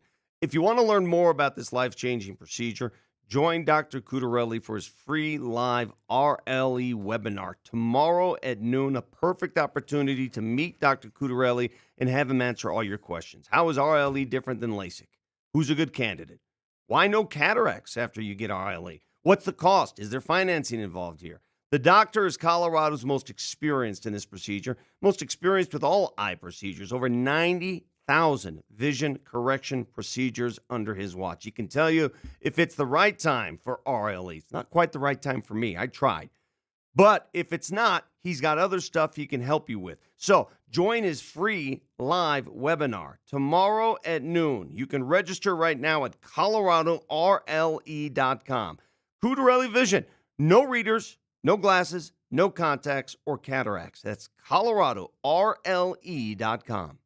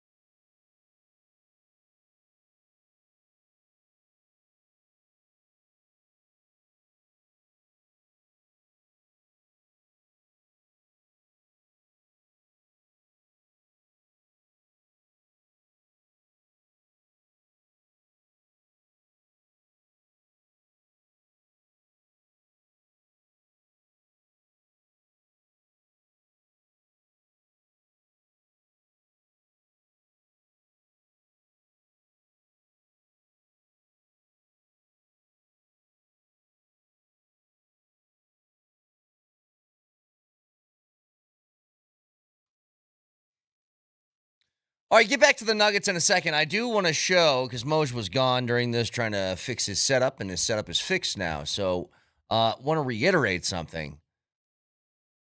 The Rockies, if you ignore the first series of the year where they lost all 3 games by 1 run, are 4-2 since then.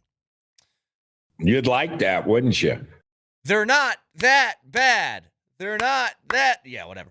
But, Moj, they did something yesterday. Troy Johnston, who's played pretty well to start this year, had a dinger yesterday in the second inning. He went 3 for 5 yesterday. He did. I'm all over it. Did you see his first hit hit of of the game? I also game? loved what he said. Well, go ahead. You tell me what he said first. Well, he said, which I think is indicative of why the Rockies need to put out a winning product. He said, look, when I was playing in Miami, he goes, man, I go around town. He goes, I never saw one Marlins jersey or one Marlins hat or one Marlins nothing.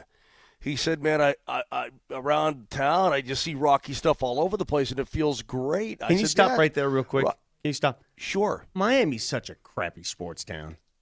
It is. For you Miami folks who get all proud of it, Miami's a terrible sports town.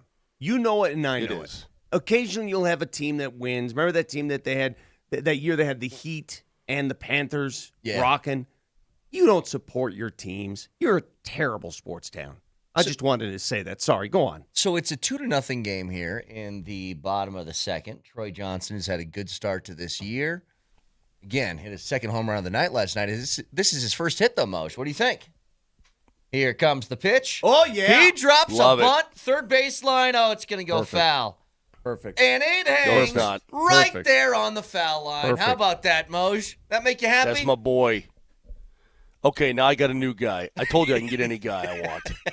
You got any guy you want. I can get any guy I want. That's my guy. I like that guy. How's that for a bunt? You lay it right there, right in the middle of that foul line, huh? Right down the third base line. And for those of you who would say, well, Moser's being hypocritical.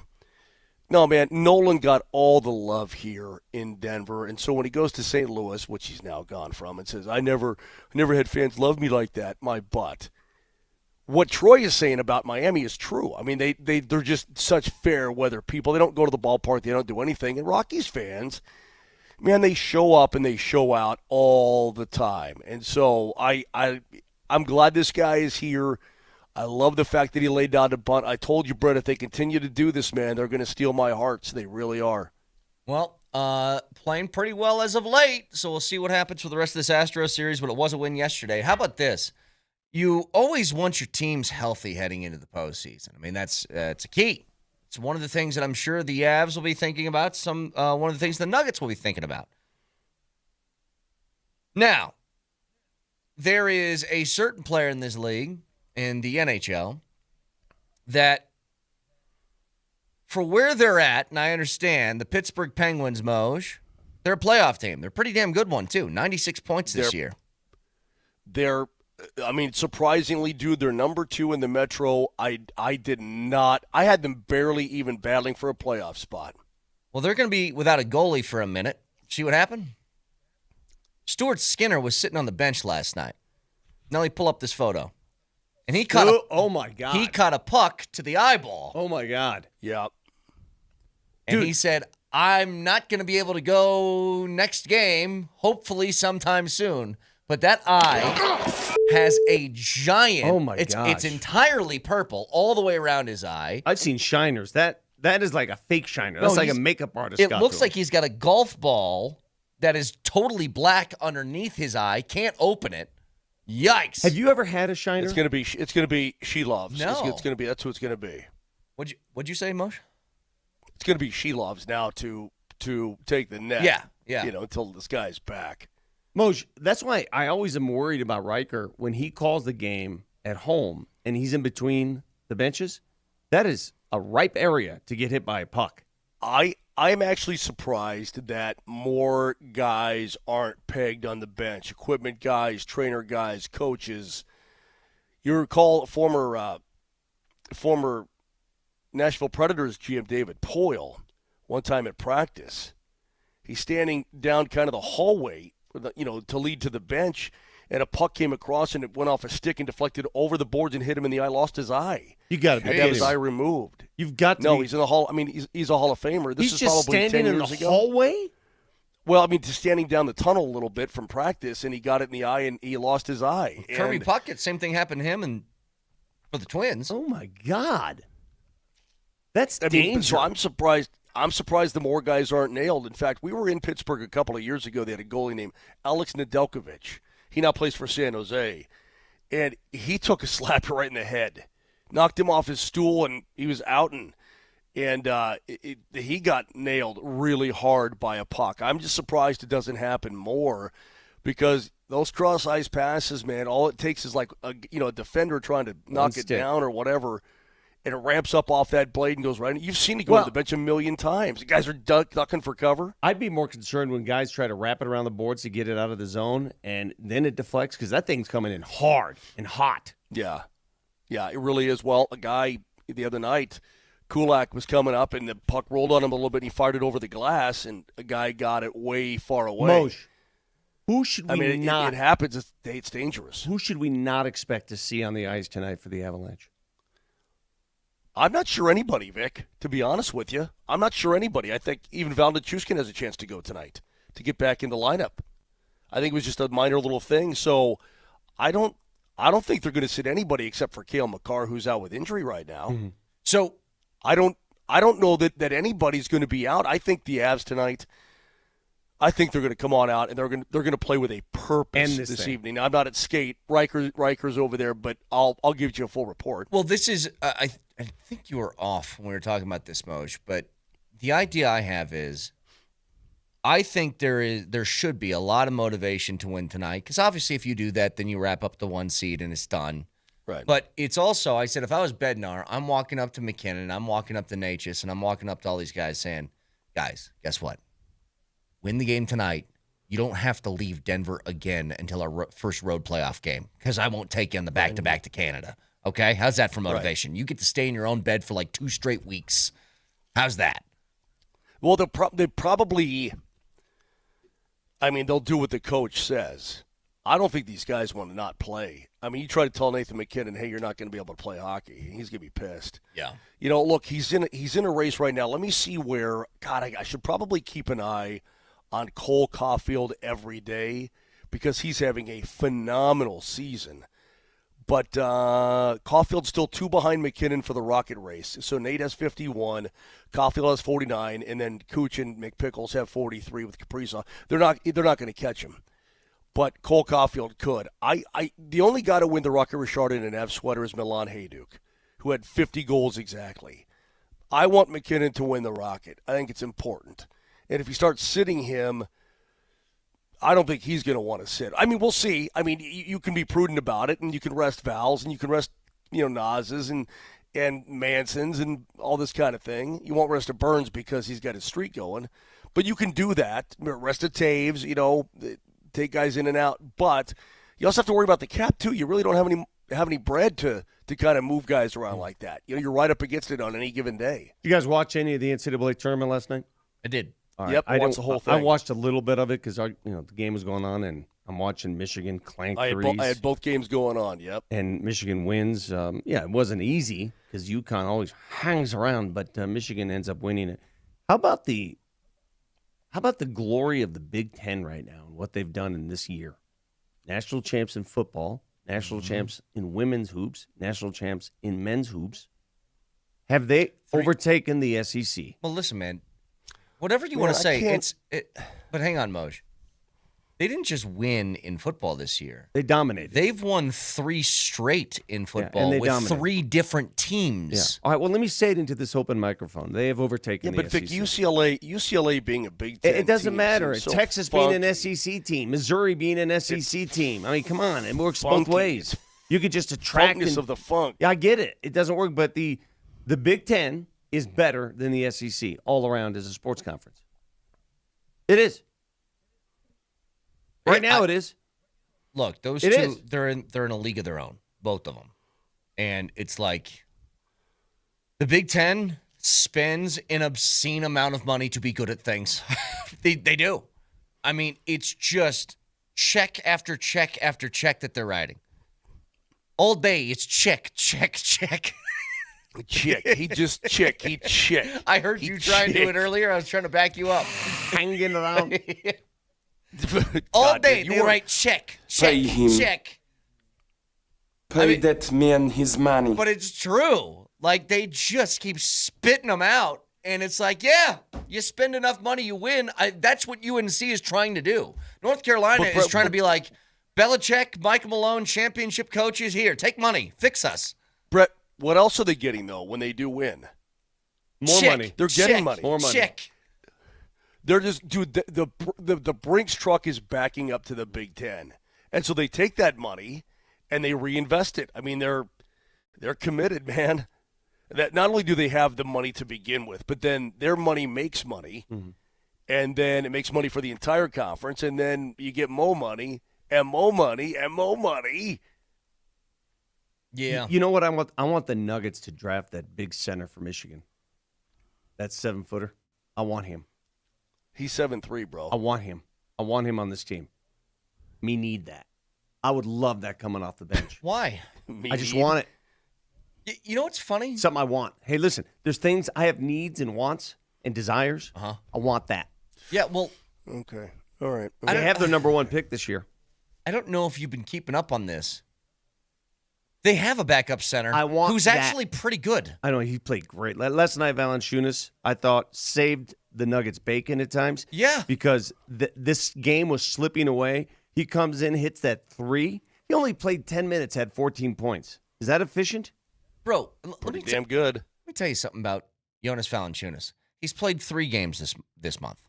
Portland, San Antonio, Utah. He is averaging 9.7 minutes per game in those. You know what he's averaging scoring-wise? 11.3. He's averaging 11 points in about 10 minutes off the bench. Yeah. The guy can play. I don't know why he doesn't. Well, I'm just telling you, I don't know if he's going to come back next year because the Nuggets are going to have a bunch of different financial ramifications, who they bring back, who they don't. And if he does not return with an option year, I know who I want. I've seen it. I want that Mara kid from Michigan. That's who I want. Okay. He wants the skinny Spaniard. Okay. 7'3". Who was it yesterday that brought up the stamina of Nikola Jokic? Who brought that up? Me. One of you two clowns. Me. Okay. Clown 1. I'm watching that game last night, and I'm watching him catch the ball on the perimeter, right? And he fakes like he's going to shoot a 3, and he draws dude, right? And then he ducks to his left, and he drives the lane. And those guys are going, but he's galoping down the lane and putting it in, and I'm like, man, he still has that big guy explosion late in a fourth quarter. He doesn't get tired. Where he goes down the lane, and these guys are like, surrender. I mean, I'm like, he's not. They can't get to him because he's still got that burst, Vic. It's impressive. Well, the Nuggets have mastered one thing. Remember a couple months ago we wondered, why can't the Nuggets win clutch games anymore? Why? Yeah. What have they done over the last month, over the last 9 games? How many of these 9 games have been clutch-type games? Yeah. Almost all of them. Clutch. Well, All of them, 2. yeah. Get to it in just a second. 303-504-0925. Your new NCAA champion is Michigan. You heard it all right here on Altitude Sports Radio. That's thanks to our sponsor, the Reputation Law Group. Specializing in divorce and DUI matters. To schedule a consultation, visit thereputationlawgroup.com. Back to the Nuggets next.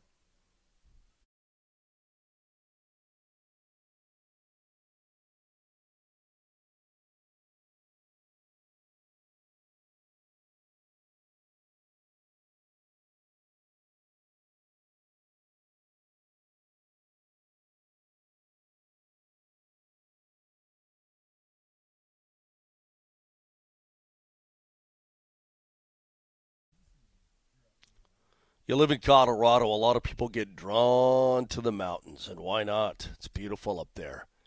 You're looking for a second home? You're looking for an investment property? Maybe you just want to pack up out of the city and say, I'm going to the hills and I'm not looking back. Well, to get that kind of deal done, it requires a level of professionalism and expertise that not a lot of people have.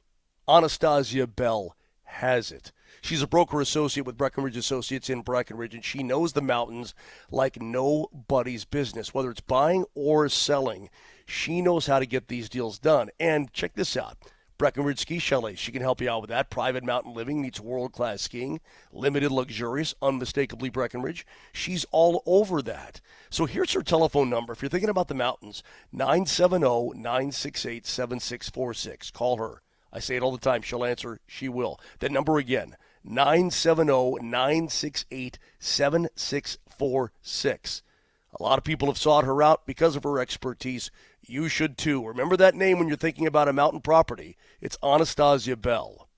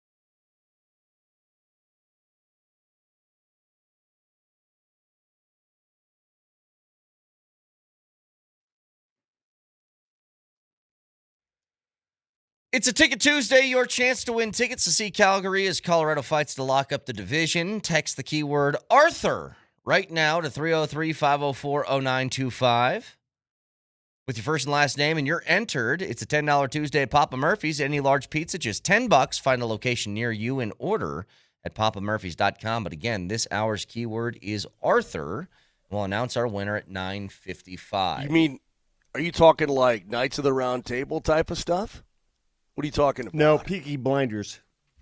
Arthur, his brother. I can't find a single sort of connecting thing here with all these You different think keywords. Kevin was drunk when he gave us these names? He probably was. What was the wasn't first he? name? I'll fix it right here. Tyler Pearson Arthur so Tyler far. Pierce and Arthur. Are these like? Is this a Oh cartoon? no, these are presidents. James Oh, Tyler. yeah. Yeah, these are all presidents. So what does it have to But do what with does that have to do Chester with Arthur? Calgary? Yeah, what? F if I know. Calgary. I have no idea, but these are all presidents. Yeah. James Pierce? Or no. James Tyler. Paul isn't it? Pierce. Paul Pierce is a Paul basketball Pierce. player. Paul Pierce. No, he was president too. Tippecanoe Paul and Pierce. Tyler too. That's John Tyler. Franklin Pierce, and then what's his face? Chester Arthur. Alfonso Tyler. What'd you say? I think Chester Arthur was a little rotund. He was rotund. Yeah. Wait, wasn't Chester Arthur, was he the guy who took over when Garfield got shot?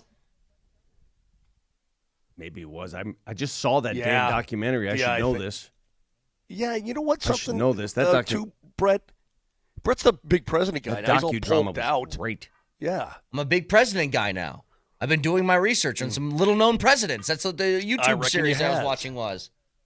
Okay. Hey, real quick, my friend. Yeah, my friend he was Bosch Chester texted- Arthur's vice president, or I'm sorry, James Garfield. Chester Arthur was his vice president, and James Garfield got shot like 3 months into his presidency. Do you remember the guy who played the role of Chester Arthur? Yeah, it was The guy who played the dude in from Parks and Rec. Yeah, the guy who played in We Are the Millers too. Mhm. Yeah, him. All right, good talk. Hey, listen, real quick. Michael Shannon, just a fantastic actor. Awesome. I Whatever love show Michael he's Shannon. in is Yeah. awesome. Boardwalk Empire. Mm-hmm. Should see him in Nuremberg. He's great in Oh, Nuremberg, I saw too. it. Yeah. He's awesome. Go ahead, Moshe. Hey, good talk. My friend Bosch texted me. He's a big Michigan guy. Sorry, Vic. And he says, "Oh, by the way, we're going for it in the Frozen Four as well." I'm like, "Yeah. What if they won college? What if Big Ten won college hockey's national title? Go Pios, by the way." There's one problem with Michigan. One big problem. What? What's that? I ain't calling their coach Dusty. Dusty May. I'm not doing Dusty. Okay. Here's the you issue. You can be Dustin. You aren't Dusty. Here's the mystery with college sports. I was just reading this article during the timeout, and it was talking about the money that Michigan spent on this roster. They spent $10 million on this roster. And a lot of the guys came from other teams. Guys, Illinois, North Carolina, UAB, UCLA. A lot of their team are dudes from those teams. $10 million was spent. Later So in you're the not article, recruiting. You're not. But Vic, what you're saying is they're not recruiting. They're just poaching. Well, Like- that's like all of people- college sports right now. They're just Right, poaching right. from the transfer portal. You're spending money, $10 million. And I thought to myself, God, man, that's a lot of money. Until I read Kentucky reportedly spent $20 million on its roster. $20 million on its roster. And therein lies the problem I have with college sports is that no one is really sure how much money these teams are spending. It's all sort of nebulous activity. No one has, like, show me your receipts. They don't have to show you anything. It's just reportedly they've spent this much money. Who's spending how much? What in pro sports we know exactly how much is spent, right? To construct a roster. Yeah. In college sports, where it's supposedly professional now, these guys are paid, we have, on this day, tell me if I'm wrong, we have no idea exactly how much money is being spent on athletes. We have no idea. Because there's the requirement that each team needs to spend for their, whatever the hell that's called, that, what's that minimum that each team has to spend? That's a requirement by the NCAA. Yeah. But on top of that is the money, the real money that forms these teams. And that's what we have no idea how much is spent. None. What's like, unless you win, what's your return on the investment there?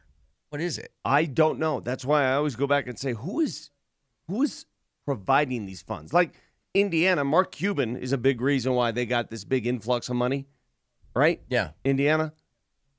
But who else is providing these funds? And at the end of the day, why? I don't know. It's one of those. If my college isn't like a big time player in the NCAA. Let's say they just became that somehow.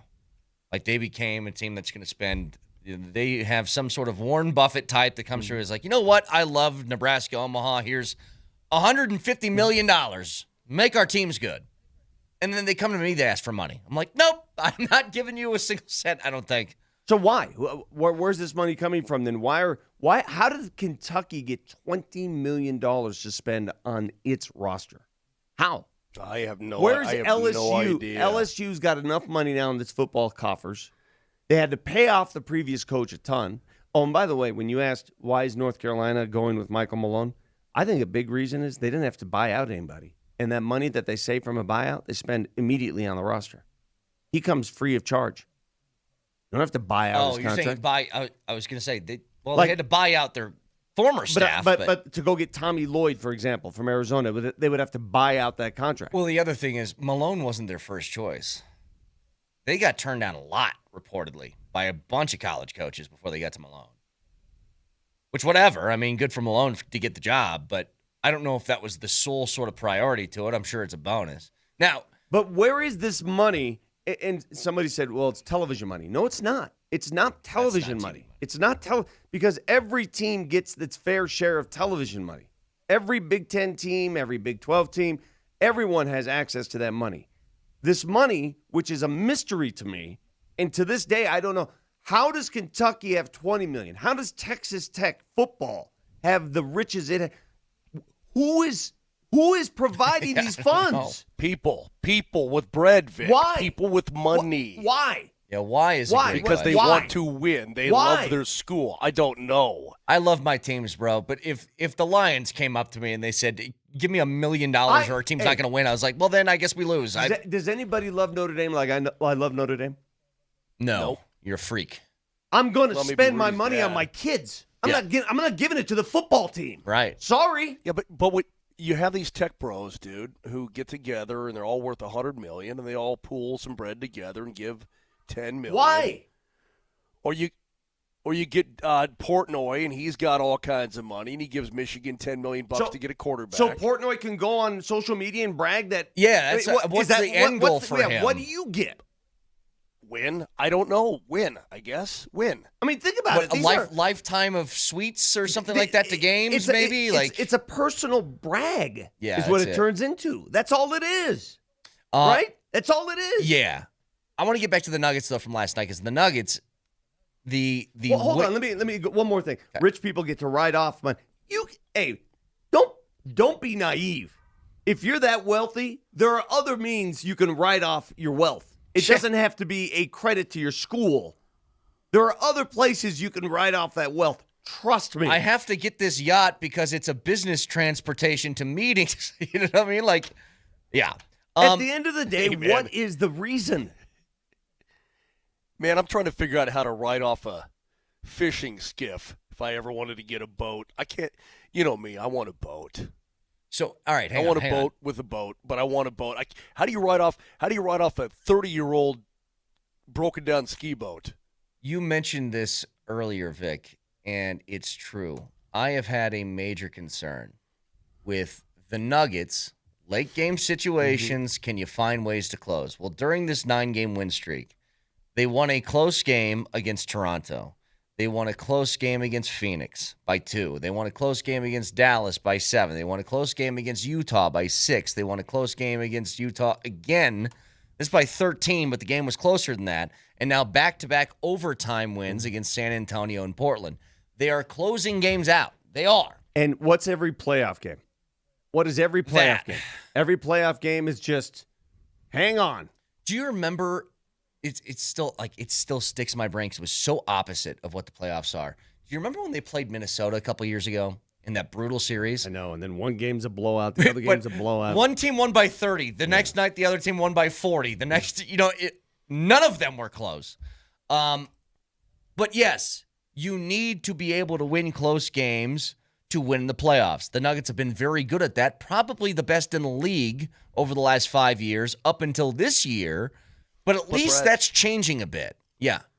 But Brett, yep, you're not going to win postseason games 137 to 132.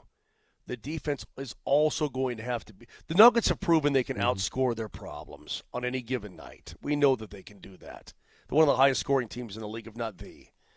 It's a matter of locking things down when it matters the most, and that's where the ling-long is going to be tested. That's where we're going to say, okay, are they for real, going to play hard? Are they for real going to play defense? When it truly matters, are they going to ratchet up that aspect of their game? Because the other side, we know they can score, and the other teams are going to ratchet up theirs. Yeah. Here's the other thing, by the way, Vic. On March 11th, the Denver Nuggets were 17-13 at home. They're now 26-13. Yeah. They've won 9 straight home games. The two things that we've said all year need to change. They need to win close games late. They need to be better at home. Well, guess what? The schedule Both broke have for them. changed. Two numbers that astonish me. I had no idea until I read this yesterday that tomorrow night the Nuggets have a chance to win 10 in a row, a 10-game win streak for the first time in the Joker era. It's never happened. The longest win streak of the Joker era. Twice have they run 9 in a row, but never 10 in a row. All you have to do is beat Memphis. Same Memphis team. That was the last team to beat Denver. Yeah. How did Memphis beat Denver? Do you remember that game? So, and this is why I need to remind you, and I know we have all day tomorrow to preview that game. How did Memphis win that game? It was the second game of a back-to-back. Remember, they got in really late. Yep. They made threes early. Remember, Ty Jerome was making logo threes? And that was the makeup Remember? game, right? So I'm going to give you my keys a day early for crying out loud. Oh, for God's sake. Cut off that three-point line early if you want to avoid that mess. Early. Make it a point in the first quarter. No, we're not going to let you get confident from the line. Yeah. Don't let young teams get confident. Not from the line. Not from the three-point line. That's the only chance they have. Last night, the Memphis Grizzlies tied an NBA record. 29 three-pointers made, and they lost. Yeah. You know what? There's something I love about that. Think about that. These two games. Portland had 25 threes. Memphis had 29. In what world do you live where those guys make that many threes and lose? I love it. I love it. Don't reward these damn teams for these shot puts. What, Moj? Moj, you're about to say something, then you stop talking. I apologize. So what you're saying then is don't let them draw first blood with the three-pointer. And by the way, if you want your blood drawn, contact Vitalent at vitalent.org, and you can donate blood. First of all, it's not even the right month. Nailed it. Like, that's been over for a week. Yeah, but we've already awarded a winner. We have. The winner, by the way, congratulations. Vitalent's selection is Madison Scahill, who lives in downtown Denver. She won the autographed Nuggets jersey. That's a Cam Johnson jersey, which Yeah. might be, it's a good jersey now. Yeah. Cam hit another big three last night. Big three. A decisive three they needed late. But what you're saying, okay, Mr. Vic. Ooh, it's wrong month. Madison's already won. So what are you saying? Don't donate blood and help people anymore? I mean, It's just Vitalent no. They You got can all go the ahead and blood do they that. need. It's just the bit that you're trying to do. It's just it's rote. Your blood is good here, Mojo, if you want to use it. But let me show you how that bit went for a month straight, because Nelly put together a little composite of Vitalent blood segues. And I am not alone out here. I'm not on a Moj Island. There's a lot of people living on this island with me. Moj, I'm Manhattan. Let me pump you up a little bit. Please. Blood donations are needed every day to help patients in Colorado.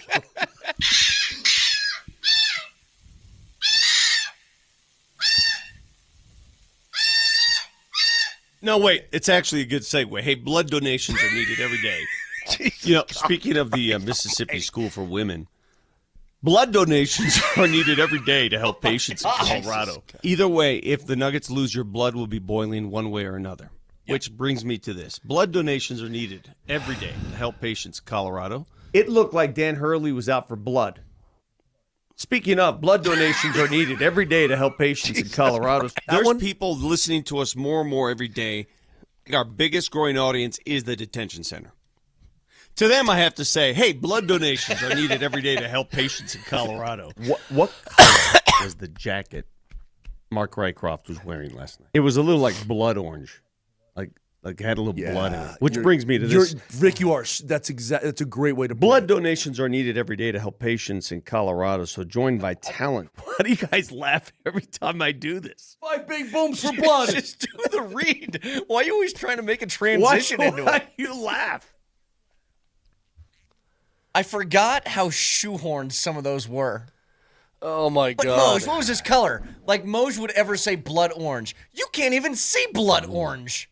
You don't even know what that color is. It's probably gray. Yeah, you have no idea what blood. You're like a Timberwolf. You don't even know. It was so difficult. People have to acknowledge how difficult it was for me to make those segues when Moser kept walking on my lines all the time. All the time. Speaking of the Mississippi School for Women, That's blood donations. That's insane, by the way. That's crazy. Jesus God. That one was as unhinged as any of the other ones.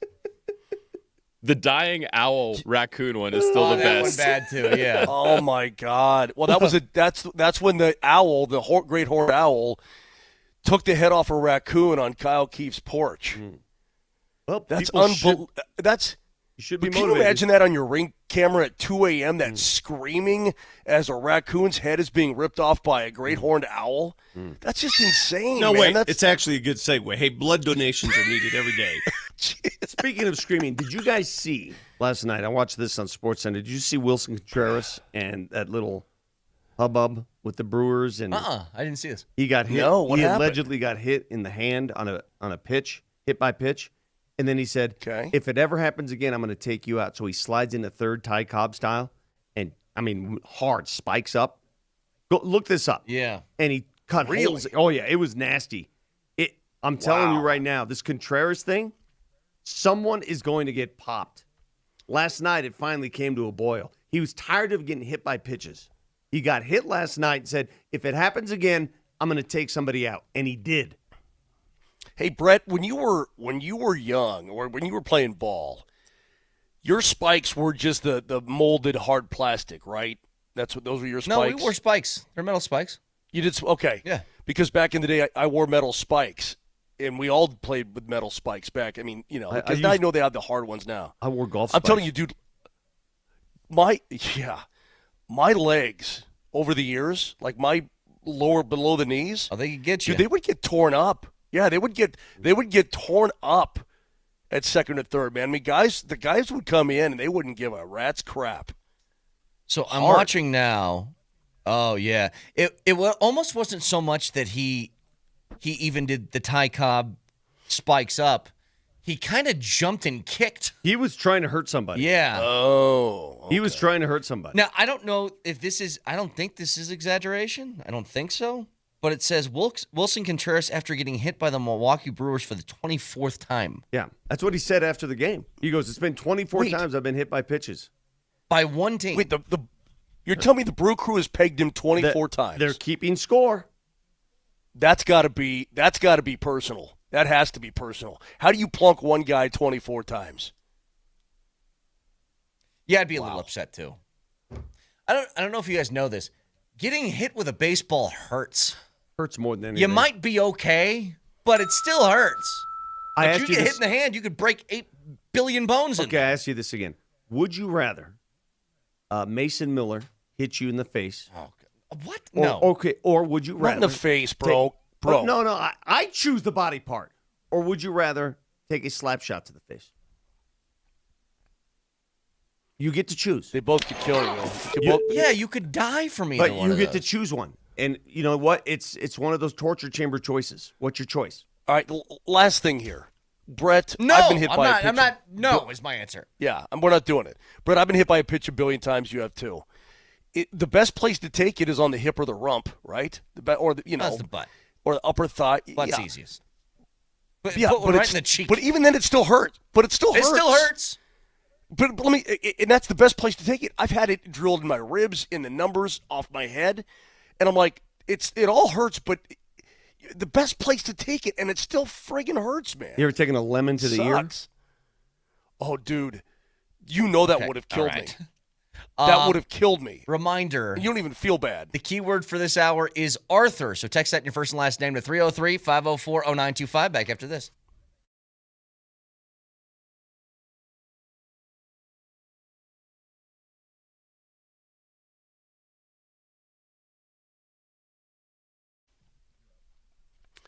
Here we are in the springtime in the Rockies. You want to feel good. Maybe you're sitting around tired, low on energy, not sleeping well, not seeing the progress in the gym. You know, staying committed to a program can be tough, but maybe it's just your body telling you, you know what, you're not producing testosterone like you used to. Guys, those symptoms can be signs of low testosterone. It was for me. I got taken care of at the Rocky Mountain Men's Clinic, and you can too. Do not wait. Most guys wait a year or longer. All that's going to go away. The bad sleep patterns, the brain fog, all that stuff. And you're going to feel like you haven't felt in years. And they've got 4 targeted body composition plans to go along with the low testosterone treatment, featuring GH peptides, NAD+, GLP-1s, PDAs, and more. All designed to boost energy, support metabolism, enhance recovery, accelerate fat loss. It's all there. And they got 5 locations, the Rocky Mountain Men's Clinic, from Fort Collins down to Colorado Springs, so there's one by you. Do not wait. Call them today. 720-440-7900. Get fixed. 720-440-7900 or go online at RockyMountainMen'sClinic.com.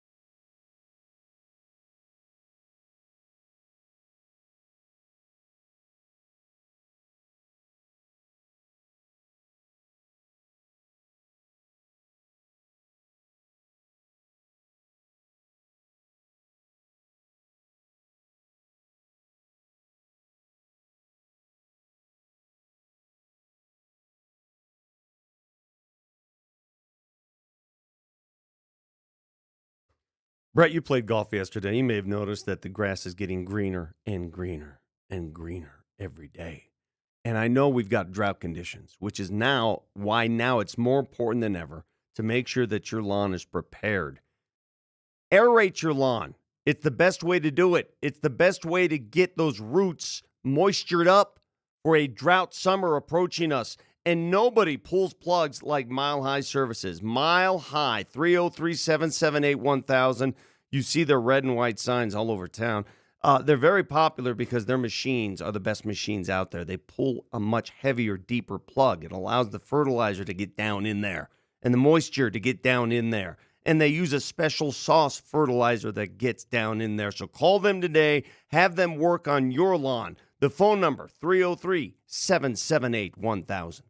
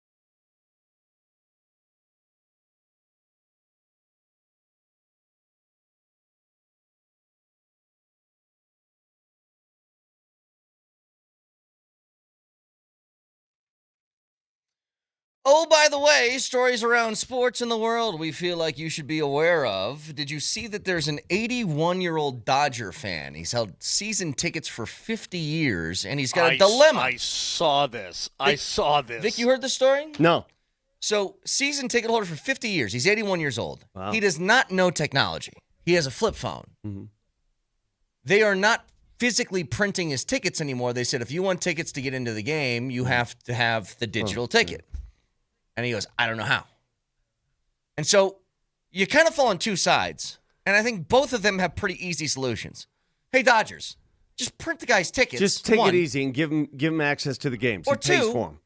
Hey, get your grandson or something to take you to Kinko's and print it yourself. What if he doesn't have one? Fine. He's got to have somebody in his life. I side with the guy. I agree with you. They should just print the tickets. No. I am so sick of this digitization of society. No. I miss a good paper ticket. I do too, actually. I miss it. Yes, holding a paper ticket. To prove his point, he went to the box office and bought tickets to a game, and they gave him 3 printed tickets at the box office. Good for him. I side on his side. They can print them if they wanted to. Of course they can. They print because at the box office, Brett, they give you 3 printed tickets to take to the gate and to get in. So they could if they wanted to.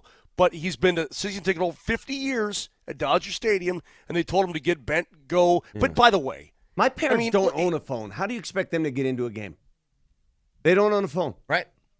My parents don't own a phone. No, I know. So unless they go with somebody that owns a phone, they're not getting into a game. I totally agree with you. Look, I think for everybody, digital tickets are like the standard you should do, but if somebody requests physical tickets, they should have physical tickets. Or you just tell them, pick them up at will call or something when you get to the stadium, whatever. But have you ever been there like in line to get into a show or whatever, and like you can't get a hold of the Wi-Fi or there's too many people hogging up the the phone thing, and like it won't load, and you're like, so you got to step out of line. You got to step out of line. I know people put them in their wallet ahead of time. I don't always do that. Maybe it's on me. Maybe it's on me. And let me tell you something right now. This might be... Look, there are things about me, as you guys know, where I'm very old. I'm very old taste in music. I still print my boarding pass. I have the physical boarding pass in my hand. Because sometimes that stupid app doesn't work, and I know you can just take the screenshot of it, but I want to fumble around my phone. I'm going to take the ticket. Boop, be done. The greatest 2 hours of my life. Sunday mornings when I get the physical newspaper at my doorstep and I thumb through that physical newspaper with my reading glasses while watching CBS This Morning. You're going to love this, Vic. You're going to absolutely love this. So I get the Sunday paper every week as well because I like my crosswords, but I need to do it on paper. I don't do it on my laptop. Yeah. Do you know what baby Jamal Kale does with me now? She doesn't even understand it. She reads the comics as I read the paper. And when I say reads the comics, she looks at the cartoons. Good for you. I mean, that's good. She's starting to read. Then she's like, Daddy, what does this one say? And I was like, that one's about President Trump. I don't think you're going to get that one. Yeah. We'll just stick with Garfield. I think we'll just do Garfield. I got to know, by the way. Go ahead. Oh, by the way, what is the biggest story in the NBA this season? It was an investigation, a conspiracy of sorts that nothing has happened since it came out. You guys know what it was? is? It was the tree farm paying Kawhi Leonard, the Clippers. Yeah, the salary cap circumvention allegations for the LA Clippers, and nothing has happened. Nothing has emerged. You guys at all curious why nothing has happened? Is it a non-story? I know why nothing's happened. Why? Because if they were to punish somebody, it would have to be so severe that they don't want to deal with the ramifications of that. Are you thinking they don't want to deal with it because maybe other teams are doing it too and they don't want to open up Pandora's box? Yep. Well, let me give you an example. Wow. I'm going to the WNBA for this one. The WNBA has opened an investigation into the Las Vegas Aces for salary cap circumvention. You know how they were doing it? Every player who played for the Aces, remember, they're a dominant team, dominant roster, received $100,000, every player, from the Las Vegas Convention and Visitors Authority. So, like, tourism is very important in Las Vegas, right? So, like a appearance fee or something? The Las Vegas Convention and Visitors Authority paid each player on the team $100,000. Yeah, that's It's cheating. That is adding money to the cap when you don't have money in the cap. And so I go back to Kawhi Leonard and the tree farm and all that stuff. Interesting how that was sort of stuffed in the corner. Well, this is why I'm saying, Vic, this is not an allegation. I'm just using an example. What if after they won the championship, the Kroenkes were like, hey, Joker, take the private plane back to Serbia. Mm-hmm. You deserve it. That is technically something that's not allowed because that is extra money you're giving to an individual on your team. You can't do it. Yeah, where's the line? Where do you draw the line? And I don't think they want to deal with that. So they're like, hey, we're investigating. And the investigation becomes, sweep this under the rug as fast as possible. Yeah. But do you recall back in the late 90s, after the Marlins won the World Series, Kevin Brown, the pitcher, signed with the Dodgers. Remember that? Mm-hmm. This is where no cap, you do whatever you want. No cap, bro. Part of it was, no cap, bro. Part of it was he gets to fly on the team plane whenever he wants. Remember that? Yeah. That was in his contract. Yep. Or he gets like 11, Dodger private plane trips per year and all this kind of crap. That was built in because there is no cap. You can do whatever the hell you want. There's another problem in the NBA right now, as both the 76ers and Bucks are being investigated. And how is this for funny and ironic? Joel Embiid was upset because the Sixers did not allow him to play. He said, I was pissed off. I wanted to play basketball. I wasn't allowed to play basketball. I think this is more of a Daryl Morey question. So the guy who sits out all the time because of load management and hasn't played in Denver since 2019 is now complaining about not being able to play basketball. Sort of like Giannis. Giannis is doing the same thing in Milwaukee. Giannis, there's an investigation going on because Giannis is saying, I'm healthy and should play, and the Bucks are saying he can't play, he's unhealthy. Unreal what's happening. Dude, Unreal. Why are there why? I'm not calling them scandals. Because they don't want to win. These teams don't want to win too much. But what I'm saying, Vic, is the NBA's got real problems right now, or it feels like it does. It just feels like there's something all the time in the NBA, all the time. Well, you're right. It is one of those, what's an NBA day without some sort of conspiracy or conflict? And that's good and bad news. Bad PR is good PR, right? There's always something going on in the NBA, always. We're always whining about something. Some would look at that and say, what's wrong with the league? Others would say, that means you got a healthy league and people are interested. Here's the quote from Giannis. No doubt about it. Here's the quote from Giannis. I'm available to play, but I'm not in the game. I'm available to play today, right now. Do I look like I'm not available? I don't see myself in the first 12. I don't see myself in the starting lineup. I don't know what game is being played right here. I just don't want to be a part of it. Wow. Yeah. Nelly, go ahead. You got one. I don't know. We recently crossed, by the way, a very momentous anniversary in baseball history. So I need to go all the way back to April 3rd, 1919. The Yankees were in Florida for spring training, and Yankees owner Cap Huston had an idea for a publicity stunt. So he decided to have his outfielder Ping Bodie battle Percy the ostrich from the Jacksonville Zoo in an eating contest. Now, Ping was allowed to choose the dish, and he chose his favorite, which was spaghetti. Sounds reasonable. And they set it up like a boxing match. They were in a ring, and they went one plate at a time, one round at a time. So Ping immediately ditches the fork. He just goes handfuls of spaghetti. They went round for round. Isn't this the plot from Semi-Pro? Yeah, it may as well be. They went round for round for 10 straight rounds. Then finally, in the 11th round, or the 11th plate, if you will, the ostrich passed out, face planted into his spaghetti. Jesus God. And Ping Bodie finished his 11th plate. He was crowned the eating champion of the world. See, now you want to have Peter would have something to say about that. All right, I got. You want to do these grotesque eating competitions that people participate in? Do it against an animal, and let's go. I still remember that scene from Semi-Pro. Come back on Tuesday, I'm going to wrestle a bear. And he goes, it's a grizzly, you could rip my head off. Hey, man, I got a thought now. All right, me versus, I got to think of the size of the animal. Woodchuck, muskrat, beaver, something like me versus that drinking beer. Mm-hmm. I'll take on an animal that will drink beer. I'll tell you what, I'm going to go hang out with, what's our girl's name over in North Korea? Azalea, the chimp? yeah. heater contest. Yeah. How many can you suck down in 30 minutes? Dude, that chimpanzee would smoke you under the. You'd be puking. You know what's funny? I don't do the Zyn anymore. I'm off for 4 months now. I'm very proud of myself. That is good for you. Yeah, good for you. On my feed, a monkey who is addicted to Zyn, and he's given Zins Just every by day. the fistful? Just a mouthful of Zyn.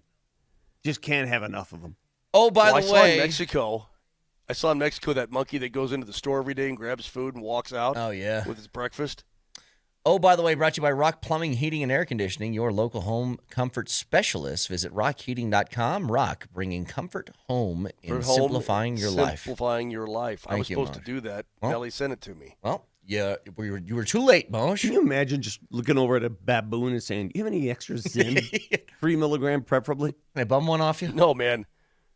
Give you this how banana. Do you get an ostrich to eat spaghetti? How do you get an ostrich to eat spaghetti? How does an ostrich eat spaghetti anyway, man? Face down in the dish. Yep. All right, back I up to this. reckon.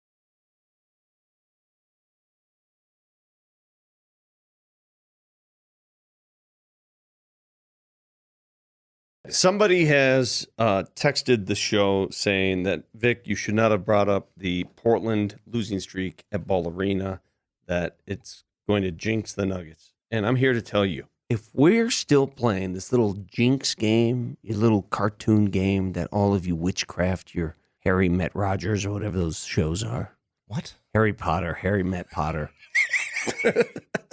If you're going to play these little witchcraft games with me, then you're not serious, okay? It's time to get serious about your sport.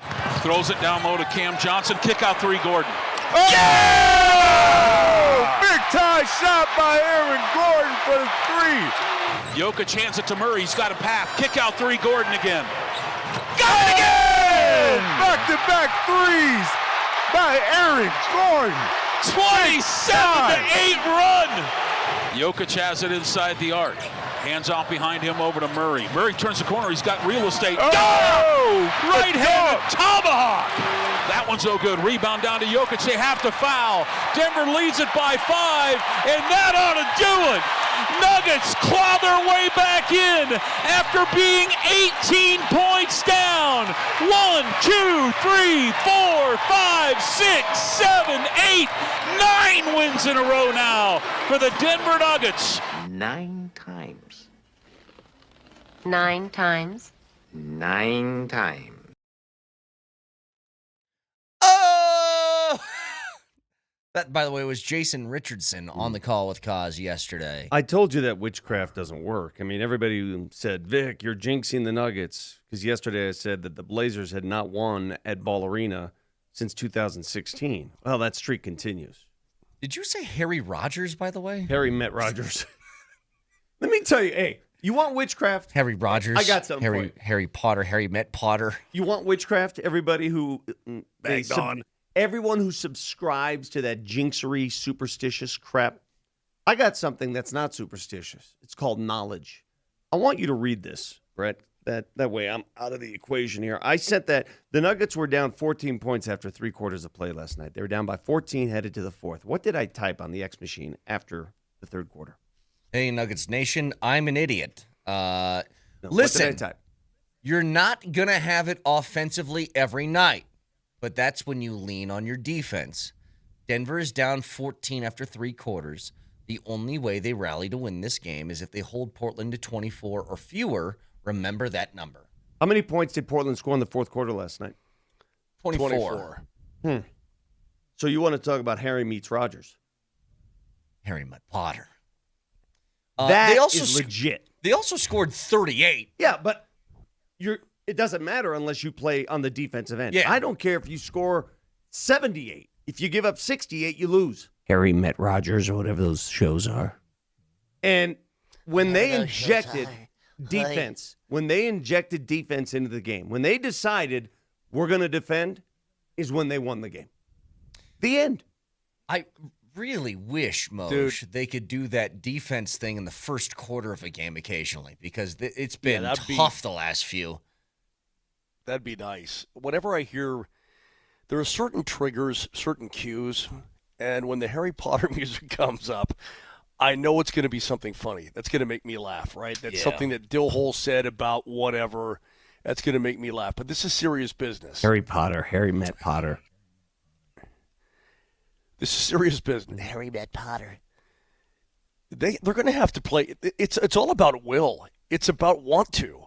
Playing defense, unless you're just completely brain dead and you don't know the scheme, your rotations are crap, you don't know where you're supposed to be on the floor. It's all about effort. It's about moving your feet. It's about exertion. That's what defense is about in the NBA. And so I can see that they perhaps, Vic, at this late in the season, that exertion might be tough. But when the playoffs roll around, Vic, they better guard from the get-go. That's it. They better guard from the first tip. Yeah, and that's what I was going to get to. For me, it's a simple answer. It's a simple fix. And it's hard to say you got to fix anything when a team has won 9 in a row because they know their rhythm. They know their pace. They know how they play. And they knew that they were going to come back and at least have a chance to win that game. But you don't have to come back if you do your work early. The Nuggets gave up 35 in the first quarter and 37 in the second quarter. What happens in this league where anyone and everyone can shoot, you give people open looks and open shots, they start making, they start believing. A guy like Kamara makes 8 threes in the game. Yeah. Their 7'2" center makes 3 threes. Tybull makes 4 threes. You give those people more confidence. If you eliminate that early, you eliminate any confidence early, you don't have to worry about digging out of that hole. You know, I look to the Avs, and I look, Brett, where, I mean, they'd given up 8 goals to Calgary. You're like, this is stupid. This is, or 9 goals. You're like, this is dumb. And they said, okay, Dallas, you're going to feel our wrath defensively. And they locked it down from the get-go. They held the Stars to 17 total shots and shut them out. So I would love the Nuggets to have one of these games where they go, you know what? We're going to hold this team under 95 points, period, end of story. They're not getting to 100. It'll be hell or high water if so-and-so gets to 100 points tonight. Well, they've had a few I would of those love games. They've had a few. I mean, I can look at the games and tell you which games they've had. They're few and far between, obviously. But is that from them defending their butts off and committed to it for a full 48 minutes, or is that, hey man, other teams are missing? It could be both. I mean, Golden State, they held Golden State to 93 points, and Golden State wasn't missing. The Nuggets played good defense in that game. That was a good defensive game. By the way, during this win streak, that's the only game during this win streak in which they've held the opponent to under 110 points. Every other opponent scored more than 110. Think about that. That was the only game. The Nuggets are the first team in NBA history. You talk about how explosive their offense is and why they can get away with this. The first team in NBA history to score 115 or more in 15 straight games. Yeah, it's crazy. The scoring is not a problem. Putting the ball in the bucket for the Nuggets, again, they've been able to outscore a lot of their issues at times. No problem. Man, but when the playoffs roll around, you're going to have to suck it up. They held the Rockets to 93 points on March 11th. They held Philly to 96 points on March 17th. And they held Golden State, as I just told you, to 93. Only 3 times have they held the opposition to under 100 in the last month and a half. They certainly have, and I don't know if there's something that they're going to flip when the postseason starts, because that's the big question with them. Do they have that extra gear that they can turn on when they want to? And at times, I mean, you saw it last night in the fourth quarter. You saw it even in the San Antonio game, late in that game. They did have an extra gear that they found late in those games to get back into it. I mean, they're down 17 points with 8 minutes left last night, and they end up tying the game with a chance to win at the end of regulation. San Antonio, they're down, 9 or 8 with 4 minutes left? Brett, you know what makes me smile, though? And Nuggets fans, you should be smiling about this. This is an achievement, and it took all season to get here. And it took them getting healthy to get here. Now that the starting five's intact and they play that 2-man game, 3-man game, did you see how easy it was for them to score when things got really tight late? Did you see, every offensive possession resulted in an easy bucket? Yeah. It was they'll score. Right. I had it wasn't whether or not they'd score. It's could they get a stop? I'll tell you what's really nice, though, especially with this emergence of Cam Johnson late in games. The Nuggets seem to have, correct me if I'm wrong, if you need a bucket in a big situation late in games, Joker can do it. Jamal obviously can do it. Aaron Gordon, for the last 2 seasons, can do it. And now Cam Johnson, if you need a big 3, he can knock down a big 3. Yeah. Who are you gonna walk off? That's the confidence factor, Vic. Yep. That's the confidence. It's like, hey man, I'm feeling good again. Yeah, I mean that one he made the other night. Not last night, but on the weekend against San Antonio, the top of the key, the long 3 straight away. Dude, he was delivered the ball. There was zero hesitation. He just turned and fired and knocked it down. And I'm like, that's a confident son of a gun right now. If it makes you feel great, Brett, it should make you feel great. Yeah.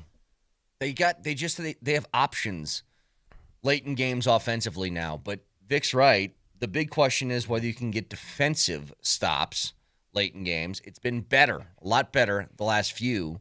I think that a healthy Aaron Gordon does a lot to help that. Now, here's my question, Vic. If, when Peyton Watson gets healthy, is he part of that late group? I think so. I don't know the circumstances when you go certain players, and I think they will dictate who plays late. Yeah. I think if you're feeling it, you'll play late. But you know what? It gives the head coach some options. Especially you wanted a defensive boost. I mean, Watson can bring that too. I mean, think about this. Last night they won a game in which who is their best reserve, their best bench player? Who is it? Hardaway. All right. How many points? Tim did he Hardaway have? Jr. He was terrible yesterday. And they still won. Yeah.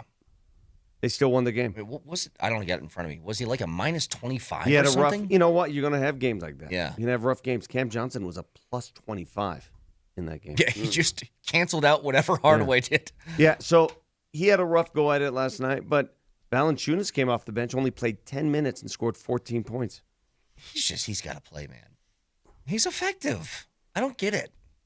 I know he likes his small lineup. It depends on who you're playing against. But you know what? If Spencer Jones gets healthy and we're going to the Spencer Jones is going to play instead of Valanciunas thing, I disagree. Okay, Shouldn't happen. I think it's selective. Your memory is very selective, though. When they won in San Antonio against the Spurs without Wemby, remember that? Yeah. Do you remember how they won that game? Do you remember how they got back into that game? Jog your memory. Let's see your memory jog a little bit. What did the how Nuggets long ago do? was this? That was just 2 weeks ago. What did the Nuggets do at the beginning of the fourth quarter? They went small. They played Spencer Jones at center. Do you remember what happened? They went on a 14-2 run. Yeah. So there are moments where going small works, and it's been effective. That was one of those moments. So to say, "Oh, stop doing that," that's silly. I'm not saying stop doing that. It's just it feels like it. I like when Valanciunas plays as a backup center. I think that in certain situations, it didn't work against OKC. Yes, situationally, you're right. I like the idea of. I guess it's been years of this. I always felt like the Nuggets are reactive instead of proactive in how they do their lineups. It's, well, we're going to put this lineup in because this is what the other team is doing. I sort of disagree. And I kind of want the Nuggets to force the opposing team to adjust to them. Yeah, I disagree with you. I think you sense it that way, but they know what the rotation is going to look like, and they go with it.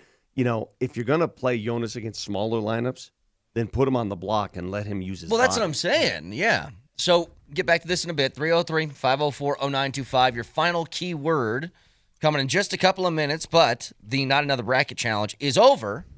Dan from Aurora finished with the most points thanks to having a nearly perfect 5 teams. Really? He had Arizona, Michigan, Yukon, Illinois, and Tennessee. Oh, my God. To see where you finish, you can check the standings at altitudesportsradio.com/notabracket. That's so easy, Dan. That's pretty good. That's really good. Oh, look at me. I can pick chalk. Look at me. Well, how'd you do, Moj? Who were your 5 teams? Well, I had Illinois in the Final Four, so eat that. The Not Another Look at me, Bracket I'm Challenge. Dan. I pick all number 1s and a 3. Ooh, exciting. Ooh. Is powered by Groove Toyota. Start here, go anywhere on Broadway in Inglewood or online at groovetoyota.com. I will say this, Moj. Sometimes. How did you do? I was good at the start, and then it fell apart. Where's our final standings? Our group. Hey, Moj. Where are we? This is going to be a shock to you. Mm-hmm. It's in an email. Moser asks questions that are already answered because he doesn't check his email. Yeah, it's in an email. I'm Dan from Aurora. I picked chalk. I actually think, look. Moser may have been fired by now. He doesn't even know because it's in an email. Look, let me tell you this right now. I think there is actually some courage in picking all of the favorites because a lot of people don't have the willpower to not kind of go outside of that. Because who did you pick, Moj? I thought we were not those teams. I thought we were told you get rewarded for picking lower seeds that go further. And Dan picks chalk and wins the whole thing. Ooh. Anyway. Look how special I am. I can pick number 1s. A lot still to get to. Way to go, Dan. Back after this.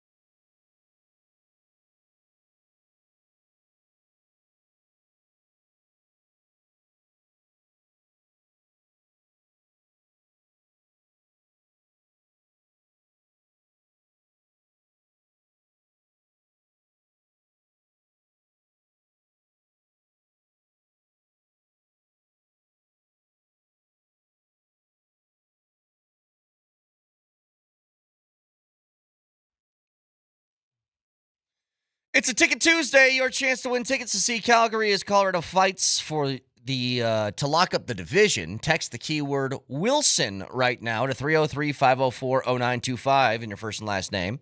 It's a $10 Tuesday at Papa Murphy's. Any large pizza, just $10. Find a location near you and order at papamurphys.com. But again, the keyword for this hour is Wilson. Oh, I got it. It's all come together for me. All right, Kevin so- is smarter than we think. Hold on. What is Wilson? it? It's all come together. So it's These are presidents. Well, they're all presidents, yes. Yeah. Wilson, Arthur, Pierce, Tyler, yes. Yeah, well, the Avs can wrap up the President's Trophy. Ah. Let's. That's it. See, this is where I'm the one who figured it out first, that these were all names of presidents. Starting with Pierce. Was it meets Paul Potter. Pierce and who else? Franklin Pierce. Yeah, Frank. No, but it was John Tyler, Frank Pierce. Tyler Perry. We called him Chester Frank Arthur. back in the day. We used to call him Frank. Yeah, we And called now him Chet. Woodrow Wilson, who, by the way, And Woody. Yeah, and then Woody. bad president.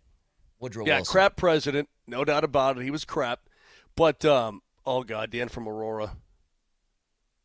Oh boy. What? Anyway, but that is irrelevant. The point is that President's Trophy can be wrapped up. Now, the Carolina Hurricanes, I think, have 104 points. Nelly, help me out here. What do the Canes have? 104. And they got 5 games left, so they can get to 114. So if the Avs get to 114, win a couple games, you're in. And it's not like Carolina's not going to lose one, too. So you're looking pretty good all the way around. So get 2 points Good tonight. talk. Yeah. You Well, clinch. sunny side up. Well, I had sunny side down. Okay, good. We'll talk. do keys to the game in a second. I was contemplating whether you guys wanted a history lesson got on Woodrow keys. Wilson. What are you talking about? Yeah, I don't know. You just start spewing movie lines. I'm going to decide against it, but I could give you a history lesson on Woodrow Wilson and why he was a And bad what president. are you doing? What? I have knowledge I want to share with you. My goodness. Well, no, I don't watch all these documentaries for myself. I need to share this with people. Yeah, Vic. Woodrow Wilson got us You into just World War prefer to I. go He had through life no dumb. idea what he was doing. Just a crazy bad president. Anyway, just quickly on the Broncos front, there was a name a few weeks ago that Jeff Legwold threw out there to maybe be aware of. Now, I don't know where this guy's going to fall in the draft. Maybe because you got rid of your first-round pick, you don't have a shot in the second round. I don't know. But he did say if you're looking for tight end help, there's a guy that was a former quarterback that converted to tight end that teams are very interested in. That would be Vanderbilt's Eli Stowers. He is going to visit the Broncos next week, actually. Okay. So he's officially listed at a tight end, but according to Ian Rappaport, a lot of teams are evaluating him as a wide receiver. He's 6'4", 240 pounds. That's a big dude. He fits the prototype for Broncos receivers. He does. And if he's got some versatility to play multiple positions, maybe that's something that's interesting to Sean Payton. I don't know. But just a little Broncos tidbit as we approach. I mean, look, it's not as fun because you don't have a first-round pick anymore, but the draft is in, 3 weeks, 2.5 weeks, something like that. It's right around the corner. They could still get a handy-dandy player in the second round that'll start. You can get a starter in the second round. Nick Benito was the 64th overall pick. That worked. I mean, I don't expect that second-round pick to start, but you can find one. Sure. He's good enough. No, I think you draft somebody in the second round, that guy should be a player for you. Funny, they drafted a first-rounder last year who did not start. I know. I'll keep faith. They keep saying that he's really good. It's just we have such a deep room that it's hard for him to get on the field. I'll be like, all right, cool, fine. We'll see. Now, again, to have depth at corner is great. But, God, I don't know, man. If you come out of this draft process without a tight end, I think I'm going to be pretty upset. See, you're geared toward tight end. I'm still geared toward running back. I still think they need another durable running back in the room. That's where I'm headed. That's where my head is. Moser, where's your head? My head is anybody who's going to help this team become better. So Sean Payton doesn't come on out and say, "Oh, you guys don't know what you're talking about. We're fine." You know, I hate the term running it back. Well, dude, I mean, add maybe a little bit more through the draft. We're going to be okay. Listen, I trust Sean Payton and George Payton's ability to find guys that can help. I do. Last year's the Barron pick aside, I trust them to find guys that are going to make this team better. Period. Now that These does are the not mean hypotheticals, right? I love them. Yeah, that does not mean their record's going to be better. They're not going to be a 15-win team, but they're going to be a better equipped football team. Well, when it comes to running back, Vic, I understand where your head's at. The way I think about it is this. That would be a depth piece because Dobbins is going to be your one until he gets hurt, whenever that is. So you're saying they can find a tight end that can come in and start? Here's my problem. I think you could make a very strong argument that their tight end room was the worst in the NFL last year, if not bottom barrel. That needs to change. And if it doesn't, because you brought everybody back, now they're one-year deals, they can be cut, like a lot of these little to no guaranteed money, like I get all that. But it's still Ingram and Kroll and Atkins and Troutman and the same guys. I want that room to get better is all I'm saying. So, still got what? When's the official first day of the draft? Is it like the 24th or something like that? Well, when do it's coming up upon us. When does Pittsburgh close its schools and do remote learning? Look for 23rd. The 23rd is when it starts. Don't even get started on that again. Do not get started on that again, please. Yeah, let's do this instead.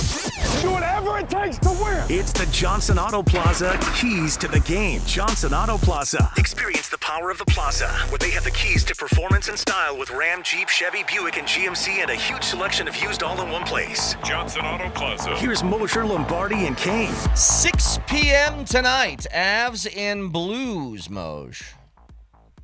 Did you guys know that Jared Bednar has become employed by NASA? Come again? Artemis 2 is on its way back from the moon, right? Yeah. I was told by good authority that if tonight any Blues players get an odd man rush on an Avalanche player, that guy is part of the Artemis 3 crew and is going to be sent to the moon. Okay. Whomever that is. So that's the key to the game. Do not let guys get behind you. Do not press the issue too crazily. Have a little bit of awareness and support for your fellow teammate. If you're going to pinch, you better make sure the other guys is rotating to not allow these odd man rushes because teams are just chipping it out and taking off. They're cheating like crazy on you, and they're burning you. Do not let that happen. Play like you did in Dallas. Keep everything in front of you, and you are definitely going to win this game. So don't. Period. End of story. Not even a friggin' question. Don't have Marty Nachos being the lone defenseman in a 3-on-1. That's less than an ideal situation to have old Marte be the only guy back. Okay. Keys to the game, powered by Johnson Auto Plaza. You get selection, service, and incredible savings on Ram, Jeep, Chevy, Buick, and GMC all at one location. Experience the power of the plaza at Johnson Auto Plaza. Wouldn't that be cool, though, if you had the ability? You know what? You're going to the moon. All right, get out of my face. You're on the next rocket. I would not accept the moon. invitation. Gone. I think Vic would put that. He'd send you to the moon. I'm not joking. If somebody offered me this choice, and you can call me whatever you want. I'm going to get called names for saying this, but I don't see the need. If somebody says, you have a choice, Vic, we can boot you up in one of these astronaut suits and send you with this crew to Artemis, or you get five straight. No, Artemis is the shuttle. It's not where they're being sent. That's the name of the whatever. Harry meets Potter. You either get a chance to go to this far side of the moon, whatever, or you get 5 days off and you get to play golf wherever, locally. I would take the golf 10 out of 10 times. It's not even a decision. What the hell am I going to do up there? What do I need to see that I haven't seen already on their internet and pictures that are sent to me? What's the big deal? What is it? What? Look, I don't want to go on like a week-long expedition and possibly die in outer space. I would kind of agree with you there.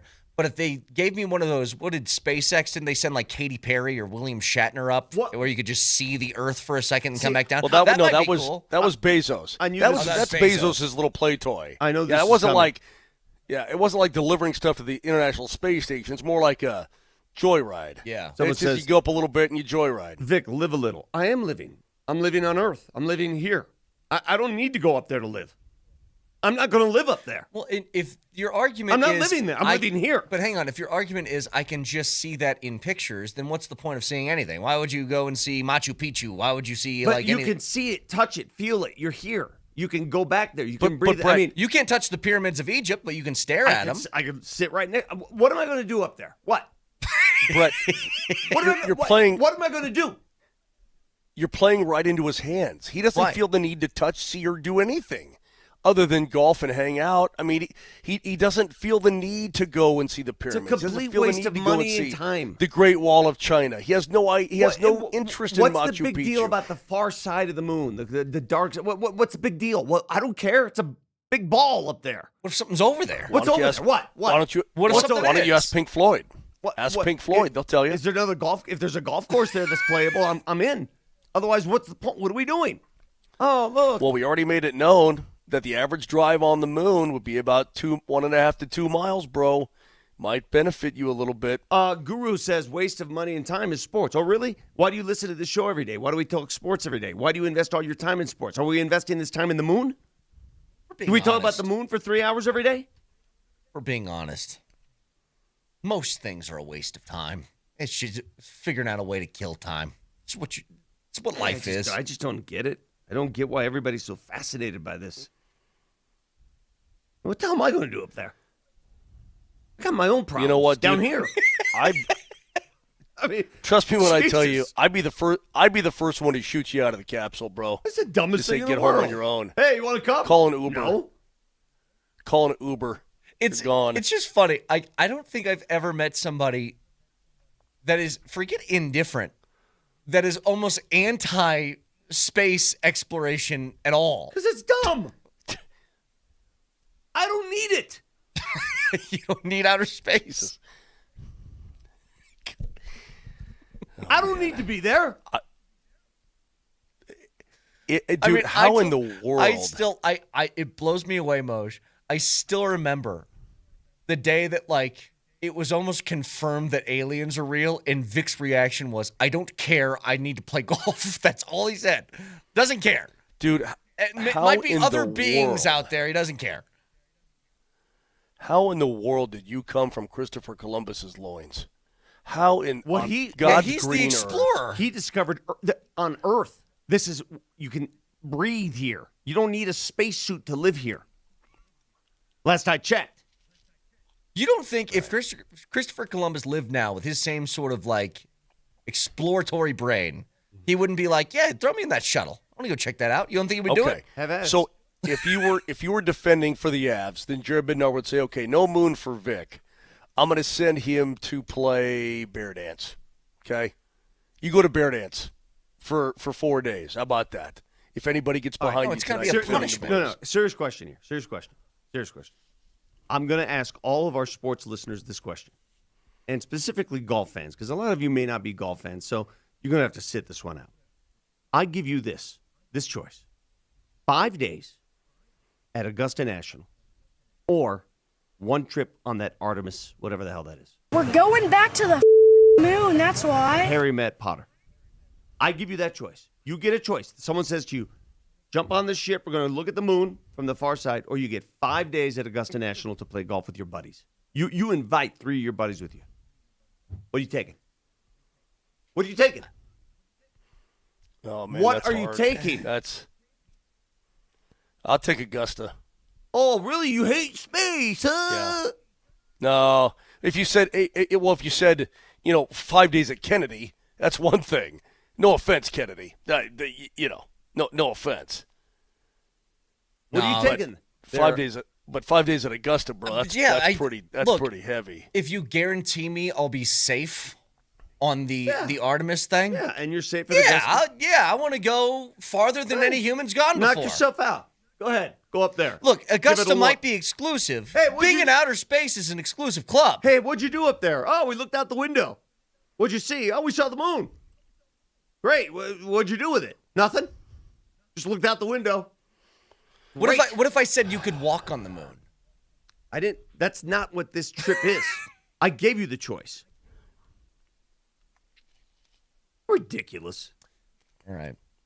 Hey, you know what's really fun? You can tune in for the Frozen 4 on Altitude Sports Radio AM 950 on Thursday afternoon, starting with North Dakota and Wisconsin at 3 o'clock, and then Michigan and Denver at 6:30 Dude, on Denver's home this is for gonna all be- sports, Altitude Sports Radio. Heavy duty, bro. This is going to be heavy, heavy, heavy duty. I can't wait. I'm pumped.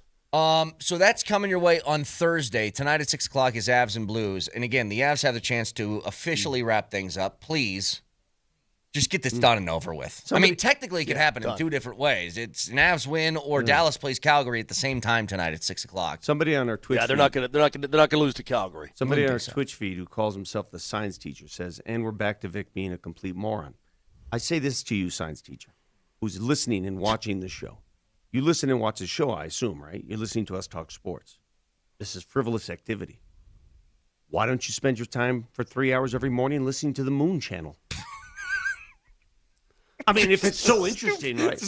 But no, I mean, hey, man, I'm a moron, right? I'm a moron. I'm anti-science. And that. Why aren't you now switch over to the Twitch that focuses on the moon and leave the sports talk to us? Because we're morons here. Thank you. Your big comeback was, why don't you go listen to the Moon Channel? Channel? I mean, it's such a big deal. I don't know that there is a Moon Channel. Maybe there is. Why wouldn't there be? It's a big deal. I'm sorry. Listen, this is all part of my keys to the game. Shooting anybody who gets you did this. Anybody who lets anybody get behind them tonight, right on the Avs blue line or forwards or whatever. Bednar would send them to the moon on Artemis 3. Forget I said any of that because it all sparked all of this crap with Vic basically cussing out the moon, telling it's a piece of crap. And this is a great question. Hatcher says, Vic, what if you had an all-inclusive trip to Uranus? Oh, yes! I like a good Uranus You know show. what's sad about this science teacher? Science was actually one of my fortes. I got an A+ in organic chemistry my first year at CU. I got the highest grade. Goodness gracious. I've never gotten below an A in science, ever. And I find moon talk very boring. But if you want to talk about how you handle a pick and roll, we can talk all day. There's some depth to that. You are like a caricature of yourself. If you want to talk about how do you hit a chip shot and get spin on it, especially at Augusta, we could talk about that all day. Oh, my God. Oh, God. And it's Augusta week, so it's going to be extra of this, too. I don't really care. Brett. Yeah. 303-504-0925 back after this.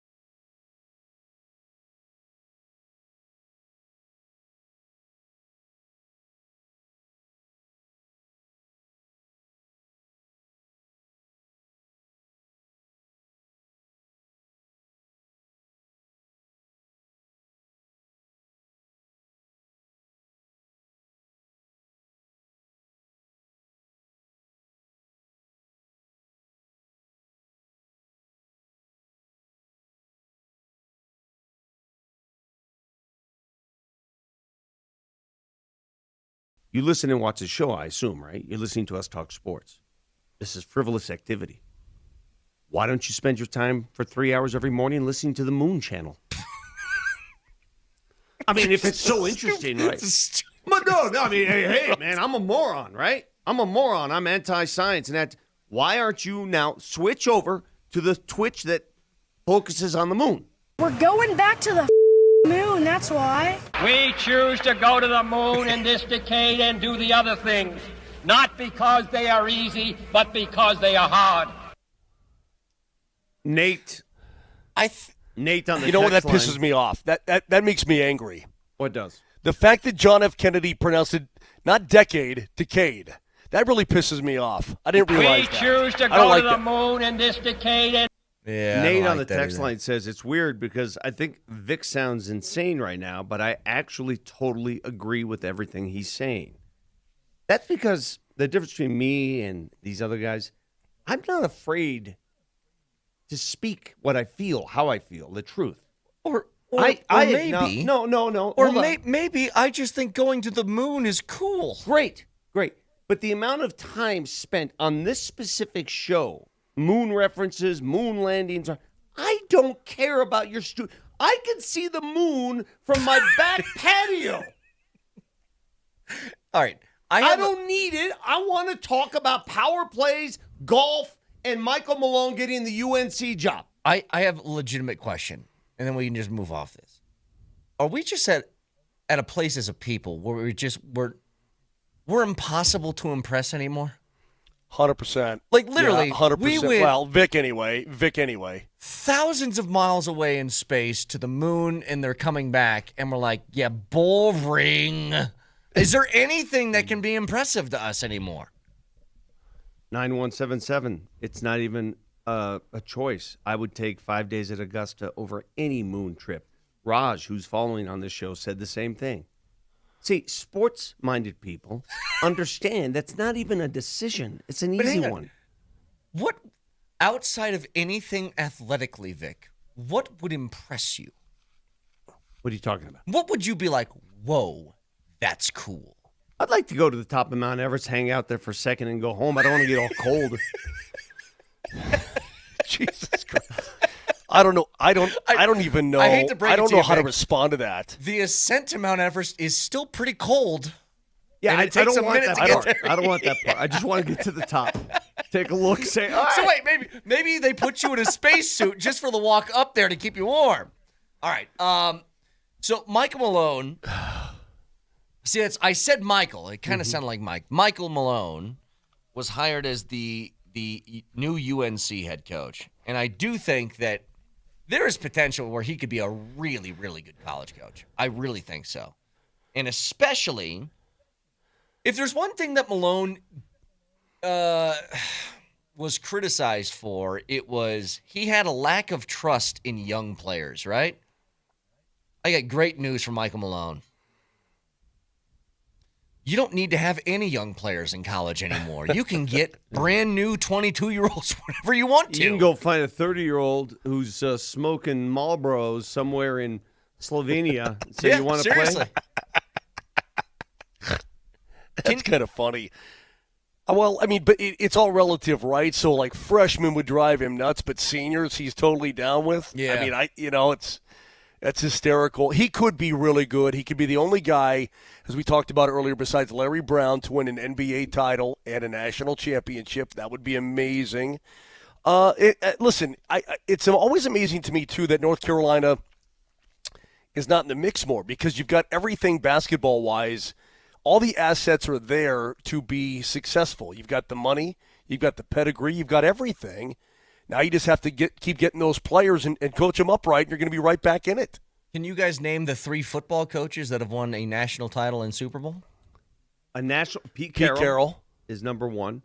Hold on. Stop. Hold on. Stop. Hold on. Don't Stop. force me to Stop it. Shush. Stop it. Quiet. A national title and a Super Bowl. This should be easy. Don't look at the text line. Don't look at the text line. I'm not looking at the text line. I'm not looking at the It's moon not channel. Spurrier.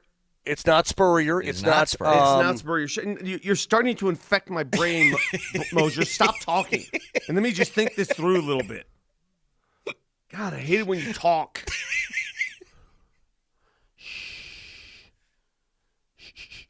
So, yeah, you got Pete Carroll. Pete Carroll did it. Oh, Barry Switzer. Barry Switzer. Yes. And? He wore the fur. And? I should know that. That is embarrassing. I'm embarrassed. Jimmy Johnson. Jimmy Johnson. Johnson. Yep. That's right. Yeah. And now they're all on the Dude. Artemis. I want my friggin' flowers right now. I want my flowers right this second. All right. Can you name the coaches that won a Super Bowl and went to the moon? Can you do that? That would be impressive. Well, hey. Admit it. If Bill Belichick went to the moon, you'd be impressed by that. There's only one coach currently coaching in the NCAA that's won an NBA championship, and that is Michael Malone. One. Yeah. That's it. Yeah. One guy. No other NCAA coach has won an NBA championship. Well, Billy Donovan won Malone it. And Coach Michael Malone. Michael Malone. My apologies, Coach.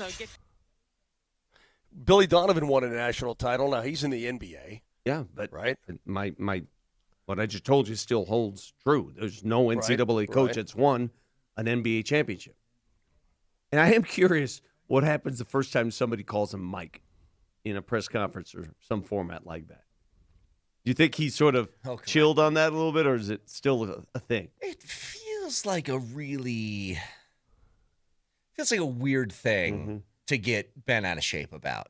Now, I don't know the background of it. Maybe there's some reason that he holds near and dear to his heart.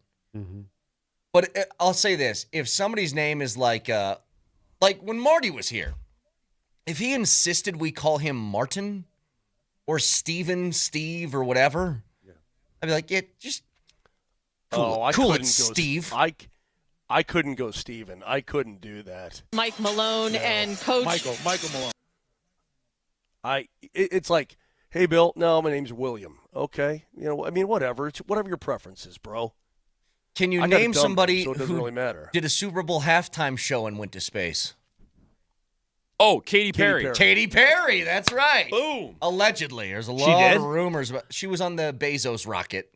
I don't think she went to space, bro. It's like it's not even her But did they hot air break? balloon But was the whole thing like they broke the atmosphere or something and came back or Whatever. something like that? I You don't know. think when she's put to rest, that'll be her crowning achievement? No. Yeah, Teenage Dream was a dope album, but remember when you were in 2 feet into space? Yeah. Hey, what are they going to talk about more, Nelly? What is she known for?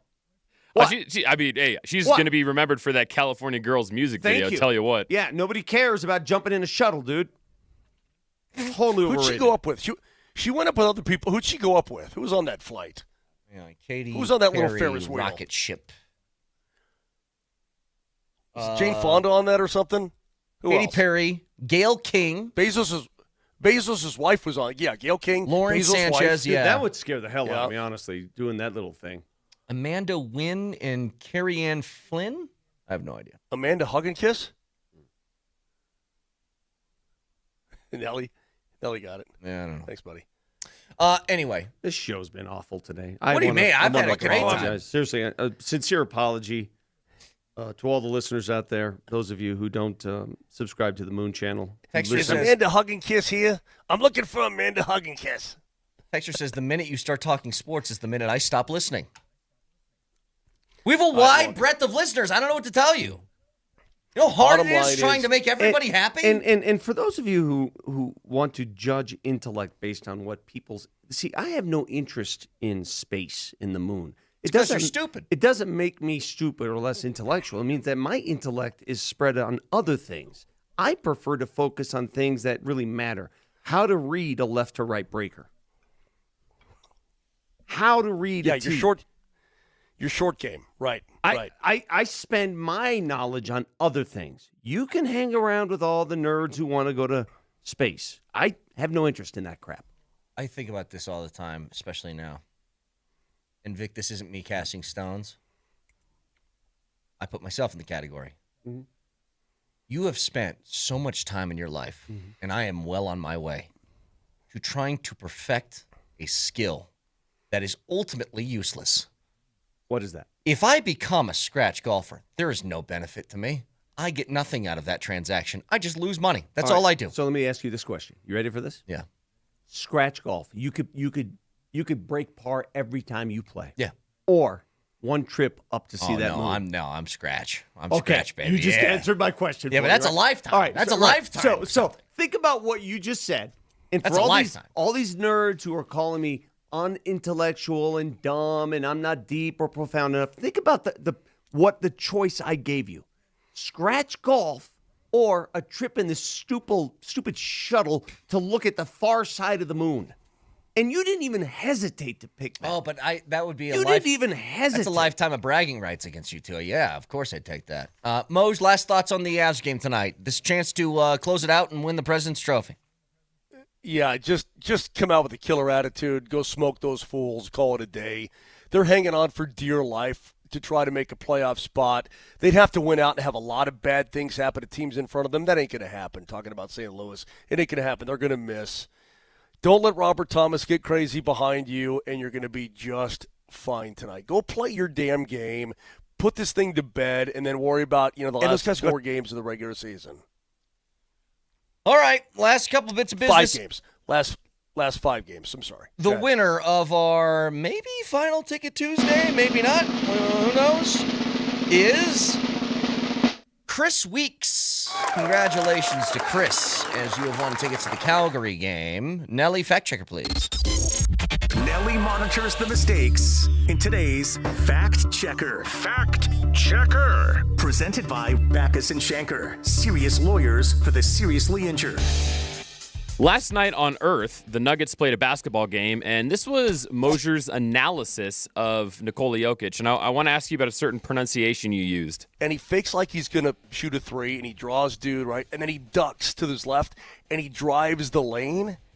And those guys are going, but he's galoping down the lane. He was galoping down the lane. Is that how they pronounce it on the moon, Moj? Yeah, no, but I know you think I'm saying galloping. No, it's more of a galope. It's more of a not a full gallop. It's more of a floop-a-lop-a-loop-a-la-loo. Oh, right. Sorry, I was so confused. But now that I know it's the faloopa-loopa-doopa-doopa-foo, now I know exactly what you mean. You guys know the play I'm talking about, where he faked the 3 straight away and then dove down the lane and laid it in. Vic has just been looking at people on the text line calling him a moron for not liking the moon. That's all you're doing, isn't it? Somebody said, there was a day where astronauts who were the most important and most celebrated people on Earth, and I just responded to this guy, I don't care. I'd rather be Joe DiMaggio. Jesus Christ. Would you rather be Joe DiMaggio or Neil Armstrong? Take your pick right now. Take your pick. Neil Armstrong, Joe DiMaggio. Take it. Which one? I would rather... which one? That's what I thought. Did Neil ever get Maryland? That's what I thought. All right. Okay, well, maybe iTunes, you have your choice Spotify. made for you. Moser, Lombardi, and Kane. Have a great Tuesday. Talk to you tomorrow. Love you. See you.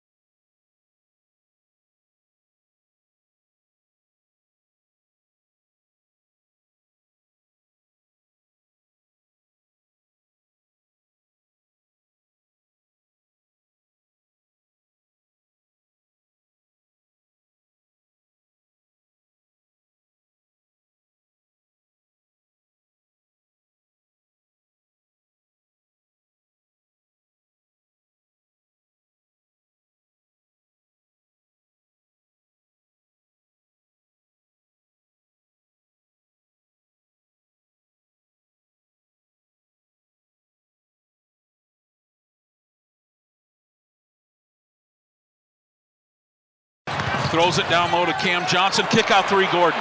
Oh! Big time shot by Aaron Gordon for the 3. 123 to 123, the tie. Inside the arc is Murray. Throws it off over to Jokic. Jokic guarded by Holiday. Kick out 3, Gordon. Yes! Oh, man, another big shot by Aaron Gordon for the 3. Jokic has it the other way. Right side, Gordon. Sidestep 3. Doesn't take it. Murray will. Got it. Yeah! Aaron Gordon with the extra pass to give Jamal Murray the 3. Denver's got their big lead of the night. They're up by 6. Jokic has it inside the arc. Hands off behind him over to Murray. Murray turns the corner. He's got real estate. Oh! Right-handed tomahawk! The Nuggets lead it by 7. Their big lead of the night with less than 2 minutes to go in overtime. What a comeback! The Nuggets are in the 3 seed. I know they need the extra half game. They need the Lakers to lose to OKC tonight, but yeah, what? I think we're going to get that, Raj. An unbelievable comeback. Another gem from Nikola Jokic, 35 points, 14 rebounds, 13 assists coming off of the heels of the victory against the San Antonio Spurs. And as we stand today, we said yesterday, right, the 3 seed is in reach. Just one day later, 24 hours after that, we sit here and not only do they own the 3 seed, they need some help from their buddies OKC, but the Nuggets are right back into this territory where if you're San Antonio and Oklahoma City, you now look at the Denver Nuggets and you go, oh, I don't want to see them in the postseason. No me gusta. No me gusta jugar contra los Nuggets. That's how you're feeling if you're in San Antonio, man, or in Oklahoma City. You don't want to play. What was that? I mean, I don't like to play against the Nuggets. Pretty simple. Why didn't you say it in English? Because, man, I wanted to prove that I have a little Espanol in me there, buddy. Hey, Raj, you know what we learned about the Denver Nuggets? And I think they put the exclamation point on this last night. There are some parallels for the 25-26 Denver Nuggets to the 25 Denver Broncos. It is a whole heck of a lot of torture. This is a basketball team, just like the Broncos were a football team, that ultimately is going to find ways to win football and or basketball games. But boy, you better get your pacemaker ready to go, because it is going to be a wild run in the postseason. Expect everything. Expect blown leads of 20. Expect coming back from 18 points. But you know what you can expect the most of in this postseason? If the regular season is any indication of what you're going to be living in the postseason, get ready for overtime basketball. Dude, they're right back into clutch gene. They're clutch gene, but they're also torture gene, Raj. See, I don't know, man. Like, I expected a little bit of a letdown at the beginning of that game. Coming off of the high of the San Antonio It's a whole victory. year, though, man. It's been the whole season. Even like when they didn't have the clutch gene, what was happening? They were playing what type of basketball games, Raj? Really close ones, right? This team is going to be in panic-inducing, get out your brown paper bag and start, because it is freaking exciting, nerve-inducing basketball, and you're going to see it during the postseason. I promise that. That's the NBA postseason, especially this year. Unless you're the 1 or the 2 seed playing against one of the Western Conference teams that gets through the play-in, right? You know, you're assuming it's going to be Phoenix, and then maybe Steph Curry coming back and being healthy can get Golden State into the 8 seed. Other than that postseason matchup, all of these series are going to be long and arduous and tightly contested games. I agree, but Roger, you're not picking up what I'm putting down. What? The Denver Nuggets this year are the cardiac kids. They're going to find a way to make the game close no matter what. Either they're down by a lot or they're up by a lot. It's going to evaporate. It feels as though how the beginning of the season in the middle of the year feels like they just decided to not play defense. And I know it was really difficult to watch the 3-point shooting last night. You were getting There was a point where I think you were getting outscored from beyond the arc by like 38 points. Something crazy like that. I think it was like 47-9 was the discrepancy. I'm not worried about them deciding game in and game out to defend like they did in the second half against Portland when it comes to the postseason, because it matters. I'm not worried about that. That when they go into a series against Houston or Minnesota, who's been a thorn in their side, or they go up in round 2 against the alien, I'm not concerned with their want to when it comes to the defense. I think at the beginning of the year, in the middle of the season, they're just like, dude, this is an 82-game season. I'm not defending on Tuesday night against Sacramento. And it's frustrating. Don't get me wrong, it's frustrating.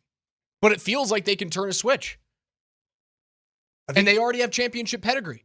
The thing that's different about new University of North Carolina head basketball coach, it's wild. It's still wild for me to say that. Michael Malone. Oh, no, it's Mike Malone now. Didn't you catch that? No. Everyone's calling him Mike Malone now. I thought he hates that. He does hate it, but everyone's calling him Mike. Ooh, it's going to go bad. All the talking heads, all the national guys. Oh, it's Mike Malone, and the you head also coach know at that, UNC. that Michael Malone is going to have a humongous chip on his shoulder, just period. He always has, but it's because of how this went down in Denver, and now he has arguably the best job in college basketball. He's at the Alabama or University of Notre Dame of college basketball. He's going to have a little bit of he's going to have a little piss and vinegar, Raj. A little piss and vinegar. You really put that job above Duke? Or Yeah. Kansas? Oh, yeah. Hell yeah. No, I don't the know greatest about player that. in the history of basketball played at that school. Yeah, but it doesn't make the job it's the best number brand. one job. It's the best brand in basketball. It is a It's in brand. the conversation for the best job in that sport. I don't know if it's bona fide the number It's better one in Kansas. What are you talking about? Better place to live, as good of tradition. I mean, it has a tremendous opportunity to be successful, but I'm not getting into that right now. What I think about with the Denver Nuggets, though, Raj, is even when this team's been healthy, even when this team has been at their best, how often have we seen this team just completely wipe any basketball team off the face of the earth and continue to do that for 4 quarters? Like, but I don't care about that because the postseason, unless you're OKC playing against Golden State or Portland, or if you're San Antonio playing against Phoenix, everything else in the West, from the 3 to the 6 seed, and then moving on into round 2 in the conference final, all of those games are going to be close. I don't care that the Nuggets aren't a team that walks in and beats a team by 35. I'm not. Because their postseason path does not dictate that that's something that is necessary. You're arguing with a point that I'm not making. So what's the point that you're making? This is going to be the wildest postseason because the Nuggets are built for this. This season, this team is built to be the Cardiac Kids. That 2023 title run was not that way. Well, they go 16-4 that year? Yeah, and they just, it wasn't, you didn't like cruise through it and win by 28 every game, but you felt pretty comfortable for a good chunk of those series and those contests. This is going to be 16-4. 16-4, man. That is ridiculous. Dude, this is not going to be it. And I'm gonna put my crystal ball out there and say, Game 1 of the first round of the playoffs all the way till the very end, which very easily could result in the Nuggets winning it all. And I actually feel more so about that right now for one reason. These Denver Nuggets are different than the Michael Malone coached Denver Nuggets. How so? They have leaned in all the way into the new wave of professional basketball, which is 3-point shooting, open, ready to run, ready to kick out. And they're making the Splash Brothers of about a decade ago look fairly tame with how they, A, shoot the three-pointer with frequency, and B, how they defend the three-pointer. And I'm starting to kind of think a little bit about the Denver Nuggets and what gives them potentially the advantage in this new era of launch up the tray ball with unbelievable frequency. Isn't it crazy that you're saying that a night after they got outscored by 40 from beyond 3? Mm-hmm. They weren't scared off of it. They couldn't hit the broadside of a barn in the first half. But and they didn't get scared off. Here's my thought about it, though. If you live and die on both sides as an offensive basketball team and a defensive basketball team, all the three-pointers. Do we have Debs today? No. He's coming up probably some point this week. I wanted to ask him a little bit about this. I'm starting to wonder, because you have Nikola Jokic that can solve a litany of problems outside the three-point line and inside the three-point line and inside the paint. Like, he, to me, feels like the great equalizer in this world of live by the three, die by the three, because you're always going to have that, just that comfortable backup plan if it's not falling. Oh, yeah. He is a... Do you start to feel what I'm talking about? He's a safety net. And it's like, okay, go to the paint. Go to the paint. Go to the paint. We're committed to the three ball. We're committed to the three ball. We're going to continue to jack up those 3-point shots. But if there's a chance that we just don't have it that given night, here's the two-man game. We might be down by 18. But we feel pretty good about our ability to get back into it with conventional Nuggets basketball. Did you have the same feeling I did watching that game at the beginning of the fourth, them down 16, and I was like, oh, they can do this. Oh, 100%. I was like, they're going to win this thing. And they're down 10 with 4:15 to go, right? And then a full minute, I want to say it was a minute and a half went by. They're still down 10 because Portland hits that big time three from the left wing. And you're going, well, they haven't made up any ground and they've lost 25% of the game time remaining. And I still went, oh, they've got a chance to come back. The 25-26 Denver Nuggets, the 25-26 Denver Nuggets are this. They're the equivalent of a college football team that has an elite air raid passing game. But then when it's not going, we also have this really good ground game too. And so we can death by 10,000 paper cuts on you between quarters, maybe between the second half of the second quarter all the way to the fourth quarter. If we want to, we can get back to our ground game. I get where you're at now. I understand where you're at. And I actually think I'm starting to kind of, we as Nuggets fans, our eyes are getting acclimated to this new style of David Adelman. It's new. It's different. Because remember, after every game for Michael Malone, it was, we didn't defend well enough. We didn't defend well enough. And it was so much two-man game. And it was so much, I don't want to say conventional NBA basketball, but more conventional NBA basketball in terms of not throwing up 30-plus three-pointers every single night out. The Denver Nuggets in 25-26 are shooting more three-pointers than any Warrior team in the history of that organization, which is what all I can think about is what they used to do. That's normal here in Denver. Actually, it's more so with frequency. This is going to be the most frequent three-point shooting team in the history of the NBA. And they're comfortable with that until they feel like, okay, it's time to go back to doing what we can do if we need it to go down. Nuggets get a 137-132 victory over the Portland Trailblazers. Yet another triple-double from Nikola Jokic, 35 points, 14 rebounds, 13 assists. They do have to go to extra time. Barely missed that tip-in at the end of regulation, but it was a phenomenal game. Don't go anywhere. It's another Avalanche Ticket Tuesday. We are getting you guys inside the building to go see the Avs take on the Calgary Flames. We hope that they can lock up the division, but they also might be able to lock up the President's Trophy the next time you see them on home ice. Don't go anywhere. Your first keyword comes up on the other side.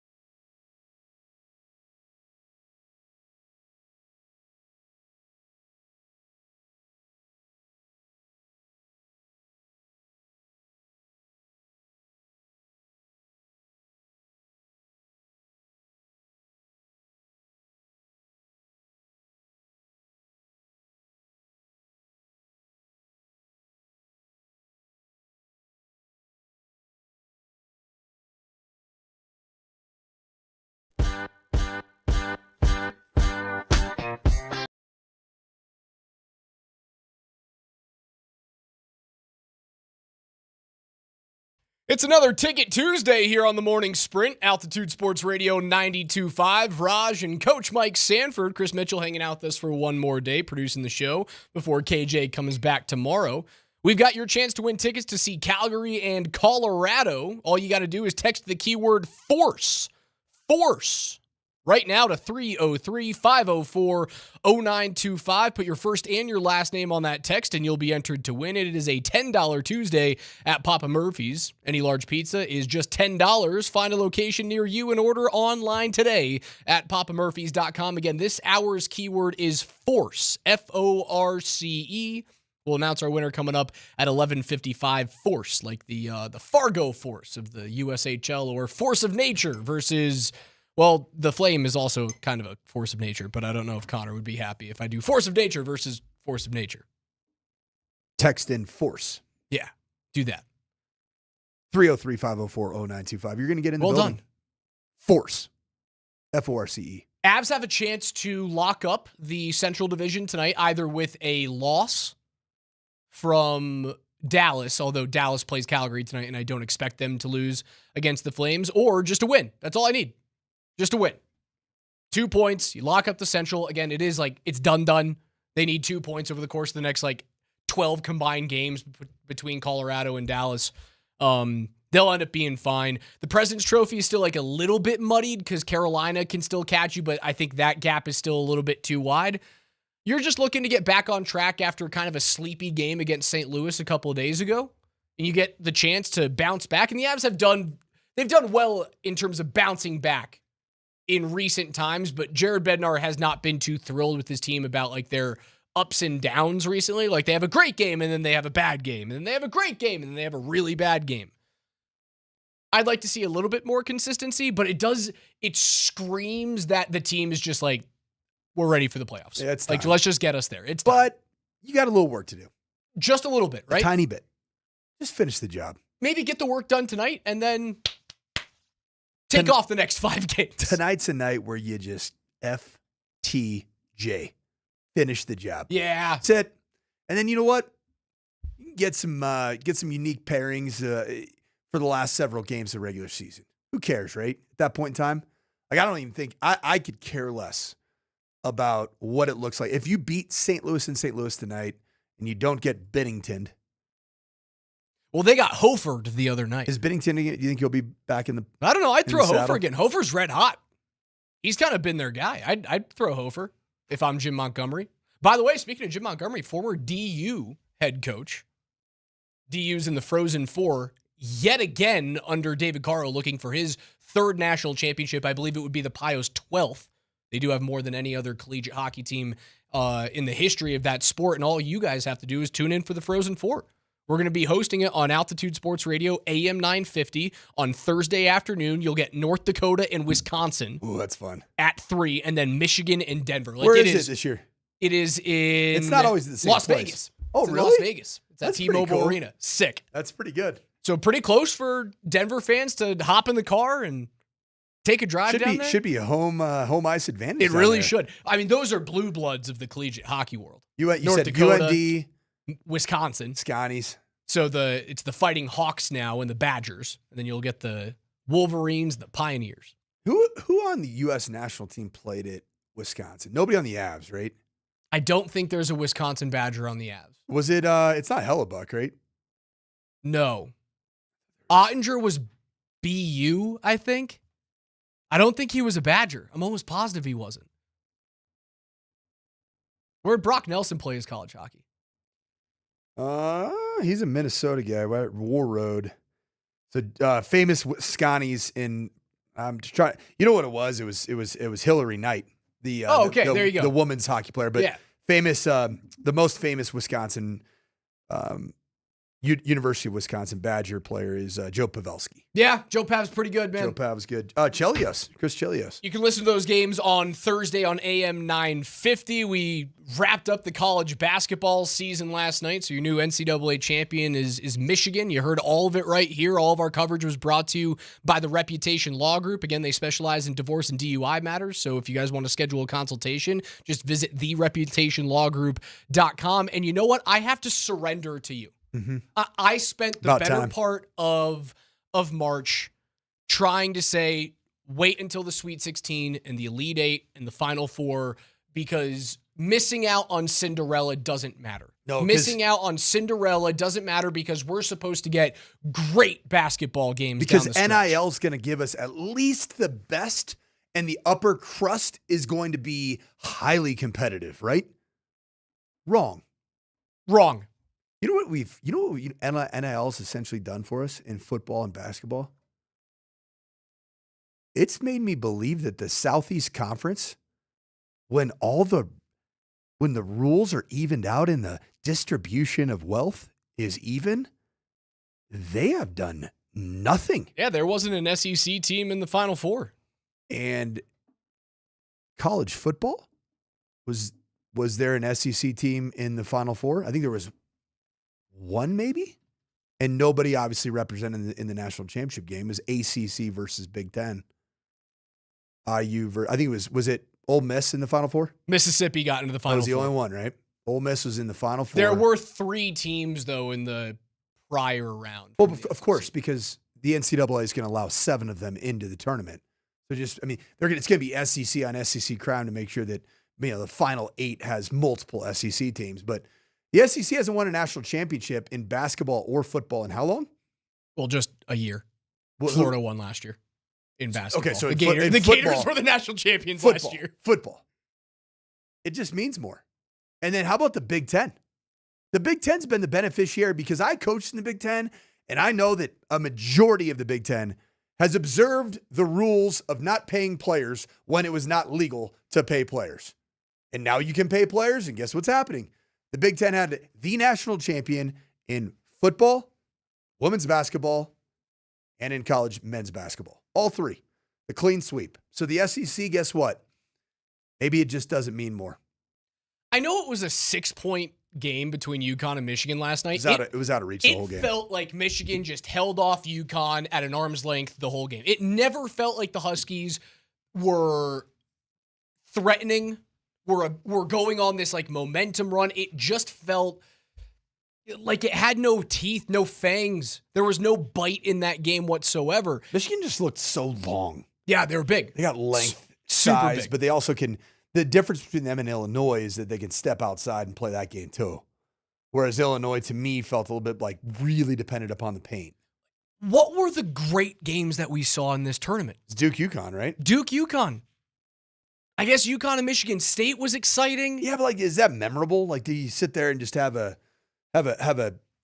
image that's just etched into your brain? I don't. Iowa making a run is the closest thing you get to a Cinderella. Iowa making a run, and then Texas winning a couple of games as well. So your Cinderellas are big-time programs. The Hawkeyes and the Longhorns. Those were your Cinderellas.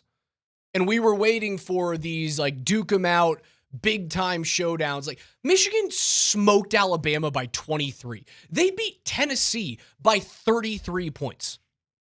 They hammered the other number 1 seed that was my pick to win the tournament in Arizona.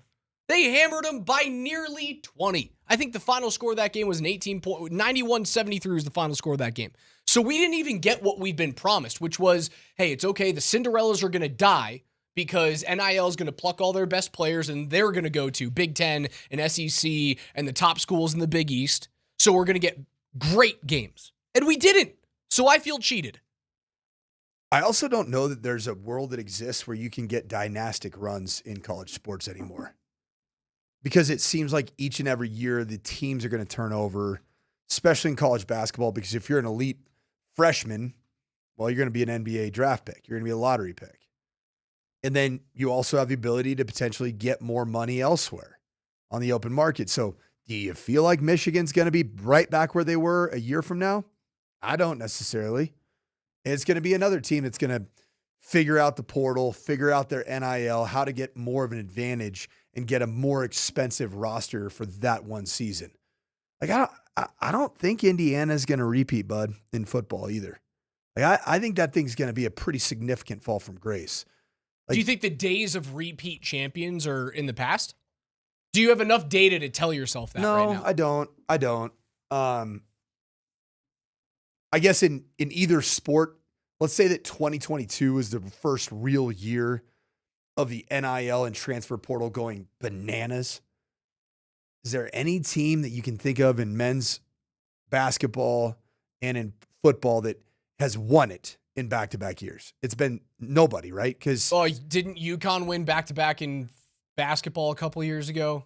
But that's the reason why people thought UConn's time is kind of coming to a close. Yeah. I wonder if Hurley tries to get an NBA job. Would not. He said he doesn't want to leave. He loves Connecticut. Loves Connecticut. Okay. Did you like Connecticut? I mean, good pizza? Yeah, New Haven's got awesome pizza. Pretty gray, though. Connecticut's fine. I mean, there's not much to do in Stores, Connecticut. You talk about Snores? Snores, Connecticut? It is a sleepy place. Well, and Hartford's like one of the worst big cities in America. That place sucks. Hey, the Whalers played there. Come on. What do you got against the Whalers? UConn went back-to-back in 23 and 24. Okay, so let's talk about college football. It's been 22 was Michigan, right? Ohio State, Indiana. 3 consecutive Big Ten champions, all different. And you want to talk about a fall from grace? Think about what Michigan did in the 2 years since. I don't know that there's a world that exists that you're going to get any repeat champions. Georgia 21-22 back-to-back. Which to me, 21 wasn't the NIL portal era. 22, so that was the 2020 season culminating in the 21 national championship. The NIL, that 2020 and 2021, you did not have legal NIL. You know what you did have at Georgia and at Alabama in the years of 2005 till 2021? You had the pre-NIL era where it was not legal. And that's why you see almost all SEC champions until this opened up to everybody else. Raj, they were paying players like insane levels of player payment. When I was recruiting in 2010, I asked like, hey, linebacker down in Georgia, hey, how much, like, I was like, what's it going to take? Like, and I was thinking, it's we got to schedule an official visit. Are you the only one we offer? Do we make it all about you? And they're like, no, it's $400,000 to get your name in the door and like to even have the conversation. Oh, okay. And this was 15 years ago. What schools? Ole Miss, Alabama, Georgia. Yeah, that's what it was. Now all of a sudden the playing field has been leveled. And if it's come out that it's really expensive to compete, and it's not car dealership money anymore. It's not the Red Elephant Booster Club anymore. It's investment money. It's oil money. It's mob it's money. It's foreign money.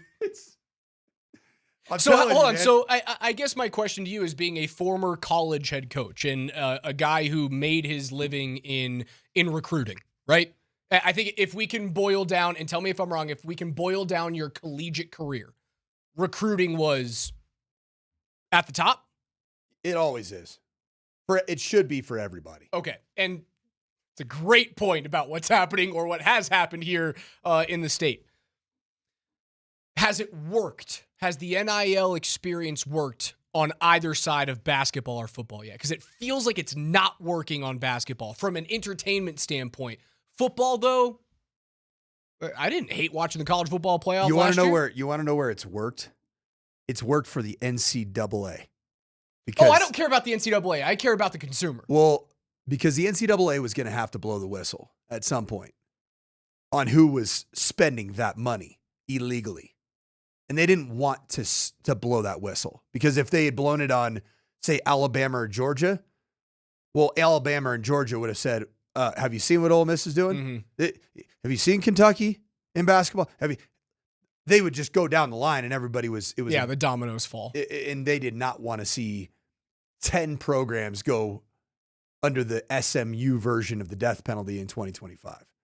So the NCAA won from that standpoint. The consumer, I don't think that college athletics right now, to me, feels like must-see TV in every single capacity like it did maybe 10, 15, 20 years ago.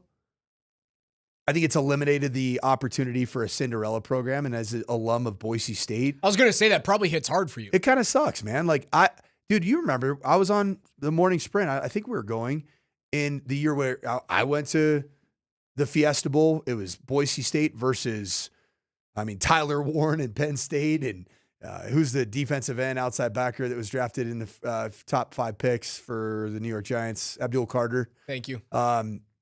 And I thought, man, Ashton Genty and the Boise State Broncos, if there's ever a team that should have the ability to compete with the Penn State, a blue blood right now, this is it.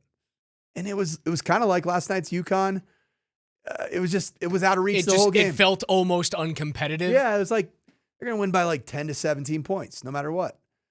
And like not a blowout, but never in question. Yeah, like I watched the entire game like, yeah. Even if you get this one, I still don't think you can stop them on the next possession. And so, like, the numbers would speak to the fact that people are still consuming copious amounts of basketball. The first 2 rounds of the NCAA tournament was a record viewership-wise. And who knows about those numbers and all that stuff. Like, it's definitely still a viewed sport.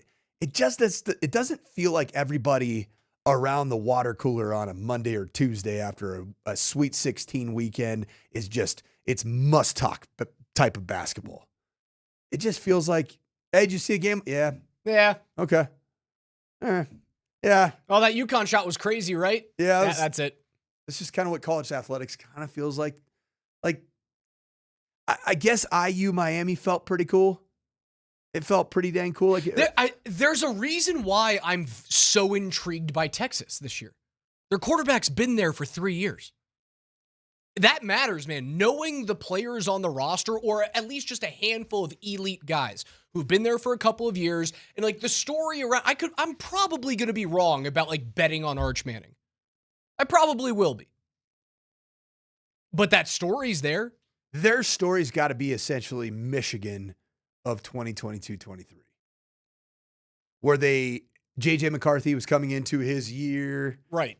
It was looking like he's kind of bided his time. It hasn't been perfect. It's been a bit uneven, but man, he's been there. They've won some games. They have a really good defense. They have a good ground game. I think that's probably going to be the case for Texas, but I love Steve Sarkisian. Like, I know him as a human. I like to know him as a friend. In his previous life, I had 1 beers with him. I just don't trust him to go win a national title. Like, there's a seriousness. But you're going to watch him. Oh, yeah. And they should be. And I don't think it's because it's Texas. No, they've built it. They've built it over time. They've invested a ton of money, and they have continuity. But Indiana didn't really have crazy amounts of continuity. Right, but I don't think, and again, I could be so wrong. They had a one-year quarterback. Indiana wasn't, for a lot of people here in the state of Colorado, Indiana wasn't appointment television during the year. There was one game that you had to watch. They were going to Happy Valley to take on Penn State, and that was a yardstick, that was a measuring game for them. Well, they also did it at Oregon too. I mean, that was an Oregon team that a lot of people predicted was going to win the title. They did it at Oregon. And I know what I'm saying is that, like, if Mendoza had been there for a couple of years and he had started this like rise, then Indiana was knocking on the door and they fell a little bit short of it. Maybe you're watching more Hoosiers football earlier on in the season. That's my big gripe with it, with both of these sports, that like the storylines have died. And it's tough to glob onto a storyline that is so new, right? The Mendoza, Indiana storyline was so new that a lot of people, myself included, were late to the party. You know what's interesting, though? In back-to-back years, the national championship has been won by a team with a 1-year quarterback. Will Howard at Ohio State, first 4 seasons, he was prepped, and he developed at Kansas State. Goes to Ohio State for his final season. He's a veteran, win the national title. Fernando Mendoza, prepped, brought up by Cal, and then he goes there. Ultimately, I just don't know that college athletics was the true force that it was 10, 15 years ago, which happens to be our keyword. Force. 303-504-0925. What do you think, Raj? Not quite a force over the past couple of years, but the Nuggets have been a force over the past couple of games, couple of overtime victories against the Spurs and the Trailblazers. No, it wasn't that awesome play at the end of regulation that got Aaron Gordon wide open for a corner 3. It wasn't Nikola dropping another triple-double. The biggest story of the game, well, it was the referee, and we'll get into that on the other side.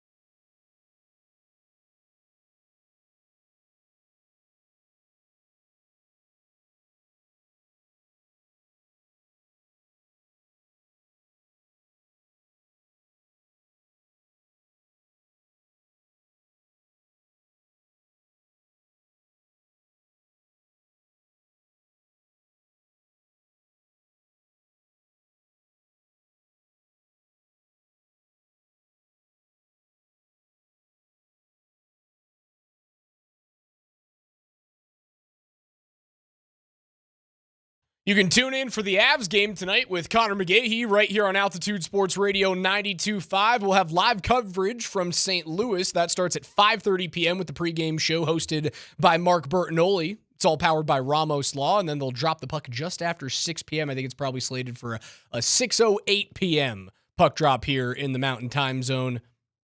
Your home for the Avs is Altitude Sports Radio 92.5. Your home for the Denver Nuggets is also 92.5. We've seen a couple of overtime victories, and while the story, it was another triple-double from Joker and nearly ends it in regulation, but some awesome three-point shooting at the end of the game from Aaron Gordon. How about the play that led? You so mentioned sick. it. The one at the end of regulation? Jamal Murray, just the way that it looked like it was a two-man game that was going to be Nikola Jokic and Jamal Murray penetrating, working the DHO, and then you just have perfection camped out. And granted, Aaron Gordon ended up kind of toenails. His toenails were on the line. Yeah, just a tiny bit on the line, but what a great play. And then it happened again with Nikola Jokic in overtime. Him driving, penetrating the same way that Jamal Murray did, and his eyes are up at the hoop. In the last second, he dishes it out there to AG. Man, this team's rounding into form, brother. I don't know if that was the story. Coach, you had a different story. Now, I did. I thought Ashley Moyer was, she struggled last night, but that's not the referee I'm talking about. The referee I'm talking about is Bill Kennedy. Our guy, Bill Kennedy. That dude rocks. So he definitely caught my attention when I listened to certainly his final challenge around, I believe it was the offensive foul that was overturned over Nikola Jokic, which was the crazy flop was 100%. It should have actually not only been overturned. You can see it coming from a mile away. There should have been a foul shot included for embellishment or whatever. I know it's a hockey. Marlowe and Hastings. You could hear it before the collision happened between. I can't remember who the Trailblazers player was that flopped. Before it happened, you heard Marlowe going, "Here it comes," and then the guy gets launched into outer space. And Scotty's like, "You absolutely have to challenge it." There was no way Denver was going to lose that challenge. When I heard the challenge, though, and we're going to listen to it, we actually listened to a few of Bill Kennedy's. Boy, it was bothering me all night. I'm like, I know this guy. I know this voice. And I love this guy, and I love this voice. And it brought me back to a time that I didn't know until this morning when I woke up of incredible nostalgia. Childhood nostalgia. So let's listen to Bill Kennedy and see if you at home can try to figure out who I'm going to liken him to, and I'll give you a little tiny hint. If you were in grade school between the years of 1980 and 1998, you probably heard a voice that sounds very similar to this. Go ahead and play some Bill Kennedy. After reviewing the play, the defensive foul that was called has been overturned due to the fact that there was contact made by the offensive player with a leg kick, results in an offensive foul. The coach's challenge is successful. Oh, come on, Bill. The out of bounds that was called correctly due to the fact that there was no illegal contact by the defender, resulting in Philadelphia ball at midcourt. The coach's challenge is unsuccessful. Can he do audiobooks? After reviewing the play, the defensive player is still moving and makes contact prior to any movement by the offensive player's leg, resulting in the defensive foul being upheld, and the coach's challenge is unsuccessful. After reviewing the play, the foul that was called has been overturned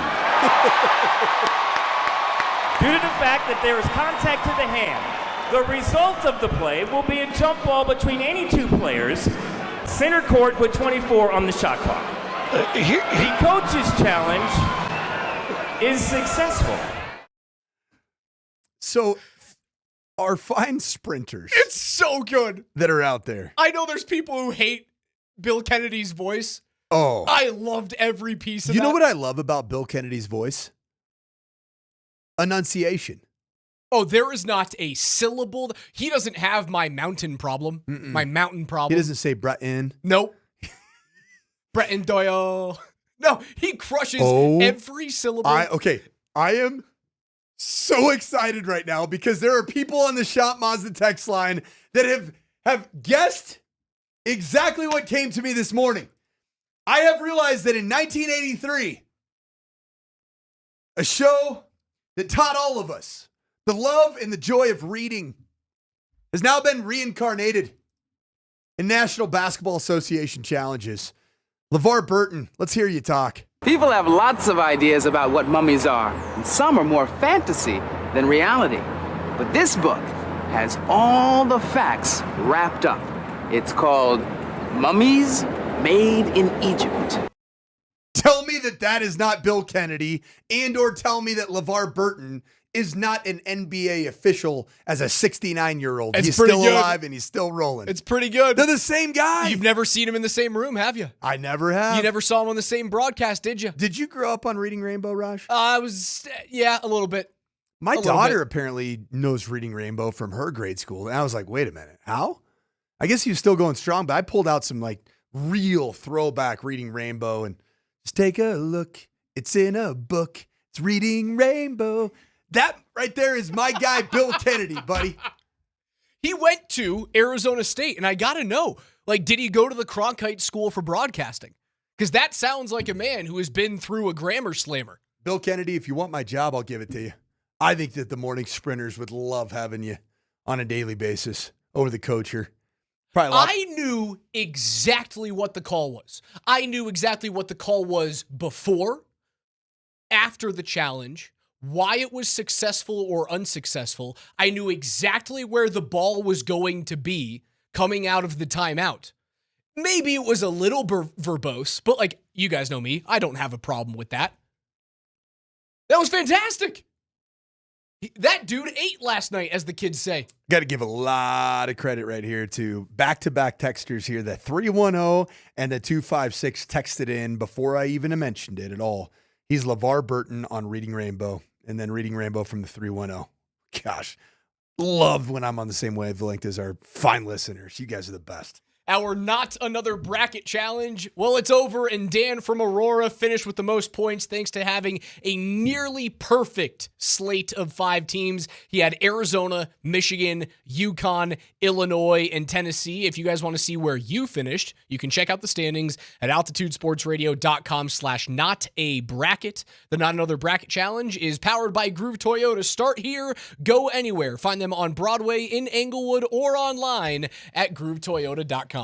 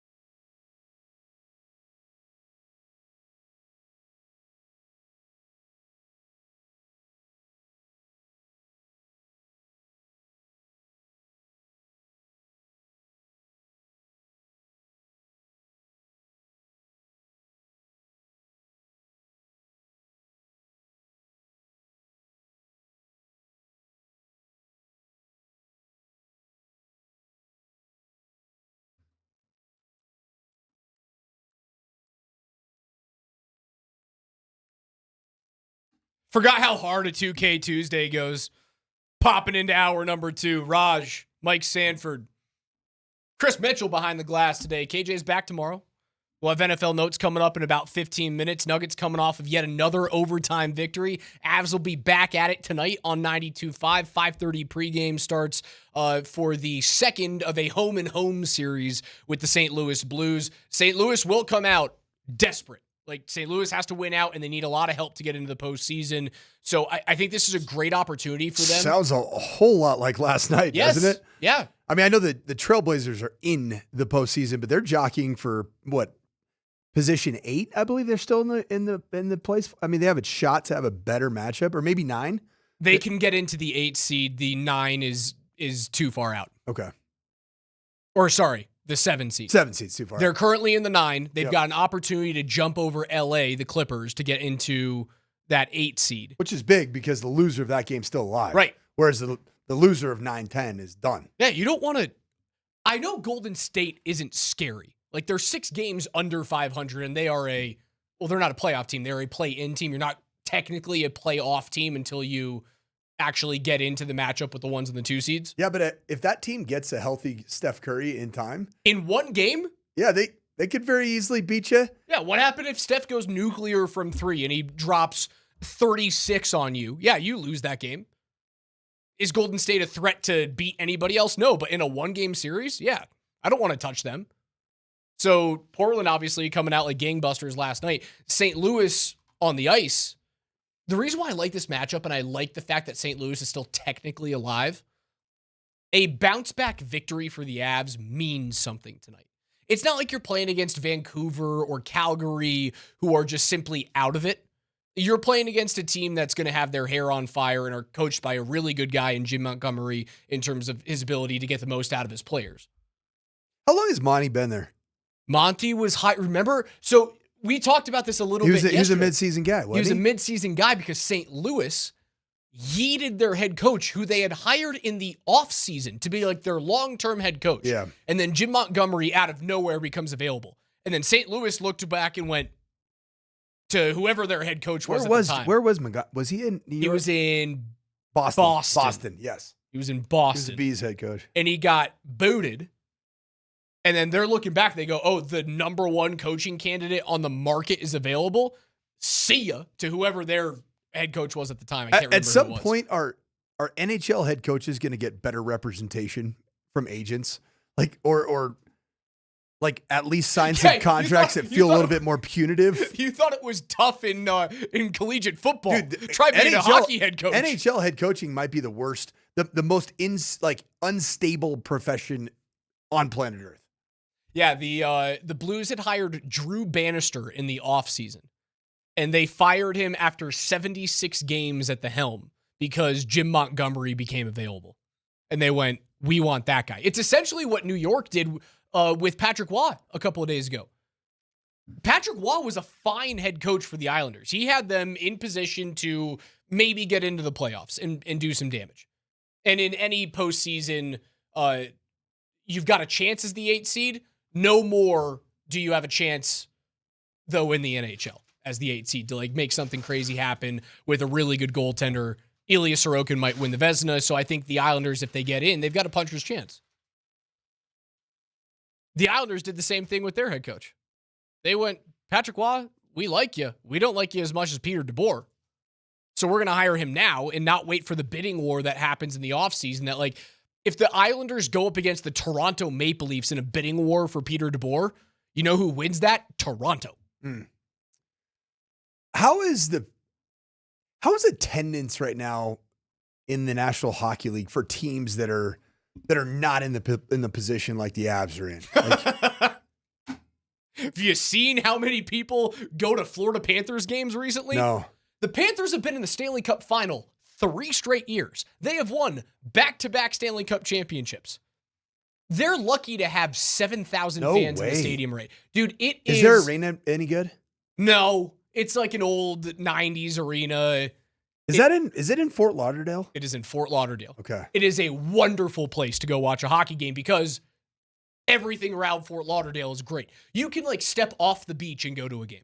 That's pretty cool. We used to spring break there as a hockey team After our season was over, there was a bunch of guys that were from that area, and we just hop on down. You go to the beach, you Syracuse. hop in. Yeah. Yeah. Probably a bunch of original New Yorkers that went down there. Yeah, they're snowbirds. Yeah. So we go down there, and you'd hang out on the beach, and you booze all day, and you buy like $17 Panthers tickets, and you'd start up in the 300 level. Work your way down. No one's stopping you because nobody's in the building. And you're touching glass by the end of the game, huh? You can hear not only a pin drop, you can hear the conversations between guys on the bench. And that's what's happening right now with the Panthers because they're completely out of it. They can't make the postseason. Did you see the announced attendance last night for the Colorado Rockies? 16,000? Was that what it was? 16,301. And per Baseball Reference, that's the team's lowest ever home attendance outside of obviously the COVID years. And they missed an 8-run fifth inning. But then on the flip side, the opening series had a massive increase. Like yesterday was a nice day here in Denver. It was like 65-ish, right? Like it's not, there's been plenty of opening months of the season for the Colorado Rockies where you're dealing with the 30s. And like the Astros are they still a good enough draw to get people to the ballpark? Like does Jose Altuve and Yordan Alvarez still do it for you? Or do they feel like their time has come and now they're I feel like kind the of Astros have a good enough brand in baseball that you feel like that's a good game to go watch. Carlos Correa's back as a third baseman. Christian Walker's a solid first baseman. Why do you think that the attendance was so bad last night? I wonder if it's the worst in the history of. And again, they won last night. They're 4-6. Coach, you're on track to beat me in the race to the dirty 30. They're 4-6. I'm looking pretty good right now. They tried to give it away with 2 runs in the 8th. Like Houston almost chipped away at that thing. Was it Henry Mejia who had the or Juan Mejia who had the save last night? Yeah, he was fantastic. He got a little dicey there in the 7th and 8th inning. DJ Rumfeld continues to be a revelation. That guy rocks. What about a guy? Is it Troy? Is it Johnson or Johnston? Johnston with a T. Troy Johnston. He had some interesting things to say at the outs, kind of after the game, just about the pride of this baseball team. It was fun to hear an outsider that just got here and hear some of his take on it. Hey, I know there's a lot of perception about who we are. I know that there are things that this baseball team is known for. He goes, but hey, man, I'm in a baseball market right now, unlike my last one, Miami Marlins. Like, I'm in a baseball market where people want us to be successful. That was like there are some signs of some positive things happening with this baseball team, and being 4-6 after 10. I mean, would you have taken it? 100% I'd take that. That's an improvement, man. I wonder if last night's attendance wasn't warm enough to get people out to the ballpark and there's a little bit of a dip after the excitement of opening day, or if it was the overall disgust with how the team has been doing. And now you're going to have to see that data set play over the course of 100 games. Now, if you get a bunch of 16,000 person games, there's a lot of text messages coming in. Home Nuggets game, NCAA, national championship game. I get it. The 246 says I was there. There were not 16,000 people there. That's true. That's just the tickets that were expected to be used that night. So it could have been to that, even fewer. When you've played in the Marlins organization, you understand what it's like to play in front of like 1,800 people and see nobody around the entire Miami metropolitan area that is representing the team. This was Troy Johnston last night after the game. So coming from the Miami Marlins, when I walk around Miami, I never saw a Miami Marlins jersey. I never saw a Miami Marlins hat. I saw nothing of the sort. When I'm walking around downtown Denver, they are really excited about the Rockies. They want the Rockies to be good. This is a sports town. We are trying to put a good product on the field. I think Paul's done a great job of that. I've never seen so many supporters of one team that I've actually been a part of and that I've been on. So this city and this team wants to win, and we're going to try to put the best product every night and do our best to win. Now, I'll tell you what, Troy Johnston himself has been putting out a pretty good product. What he was able to do last night, like this is a player that has injected a little bit of life. We didn't know anything about him really before the season started, and all of a sudden you have a player that feels like a clutch baseball player, which is really good to see. And he loves being in this market. He loves having a chance to be a part of the turnaround. And I would love to see that.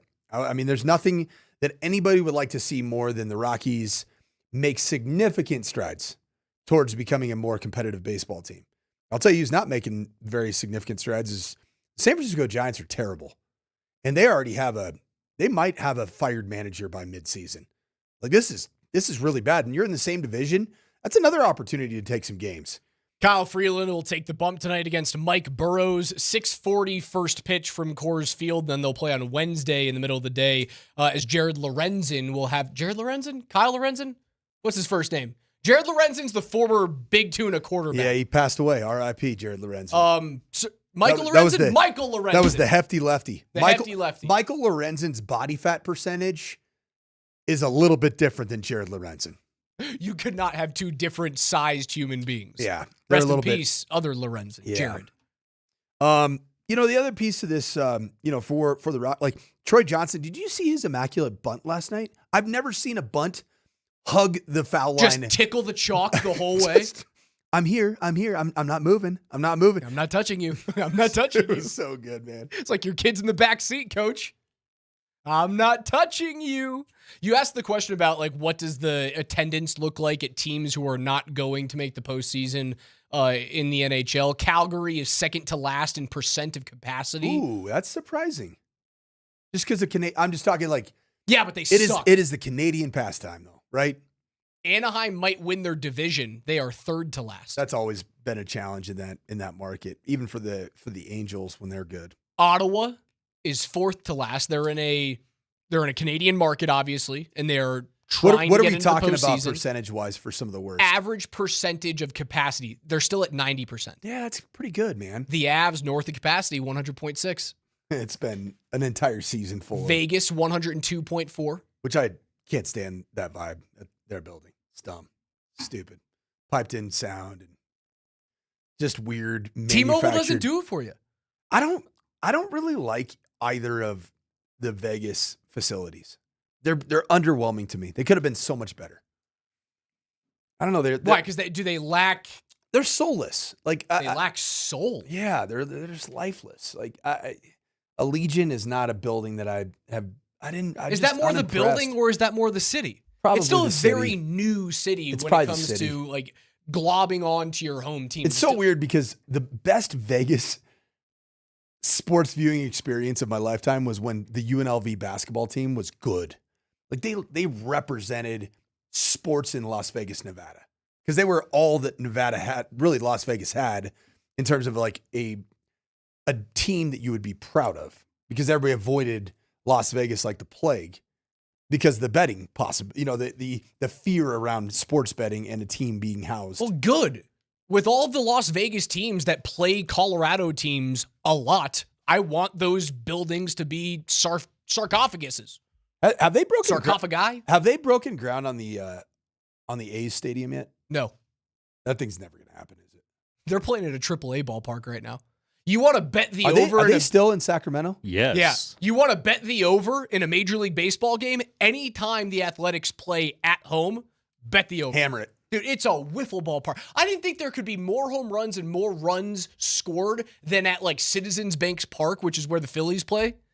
I'll tell you what's the best Dude, venue. it's Athletics games, man. You want to know what the absolute best venue in Las Vegas, in Nevada, is for sport, period? Dude, it's the AAA baseball team, the Las Vegas Aviators. Never It been. is awesome.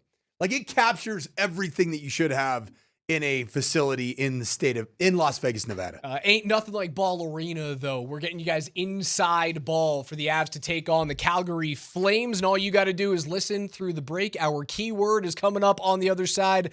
Don't miss it.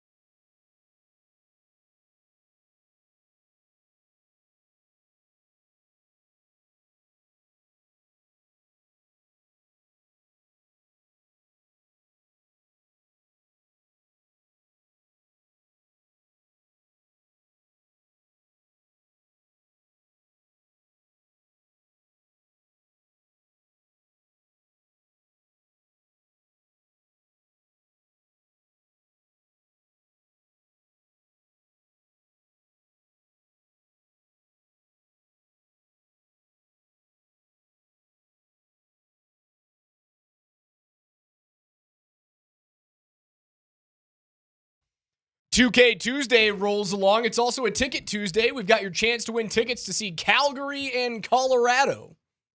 Text the keyword nature. Nature. Not nurture. No, nature. Rather nature. Right now to 303-504-0925 with your first and your last name. You'll be entered. $10 Tuesday at Papa Murphy's. Any large pizza is just $10. You can find a location near you and order at papamurphys.com.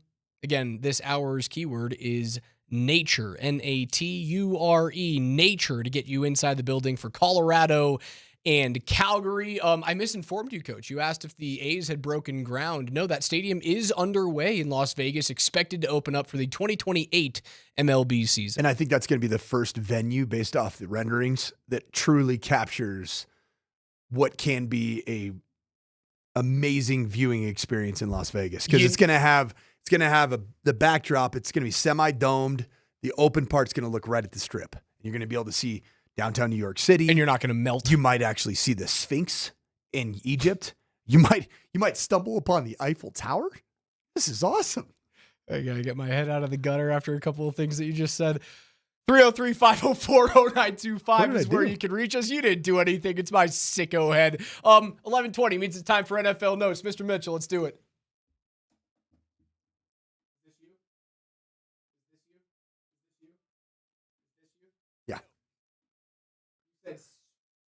And I was like, sphincter, and then he went Eiffel Tower, and I went, go.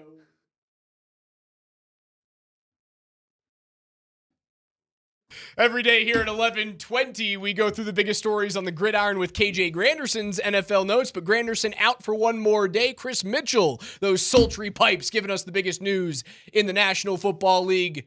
What's first? Yeah, that makes sense. From the desk of Ian Rappaport, the Denver Broncos are meeting with a tight end prospect next week. The Broncos are going to be hosting Vanderbilt tight end Eli Stowers. The 6'4", 239-pound pass catcher already had visits from the Rams, the Titans, and the Cowboys. Some teams are looking at him as more like a Mike Evans-type wide receiver, but for now, Stowers is still billed as a tight end. He had 62 receptions last season with the Commodores for 769 receiving yards and 4 touchdowns.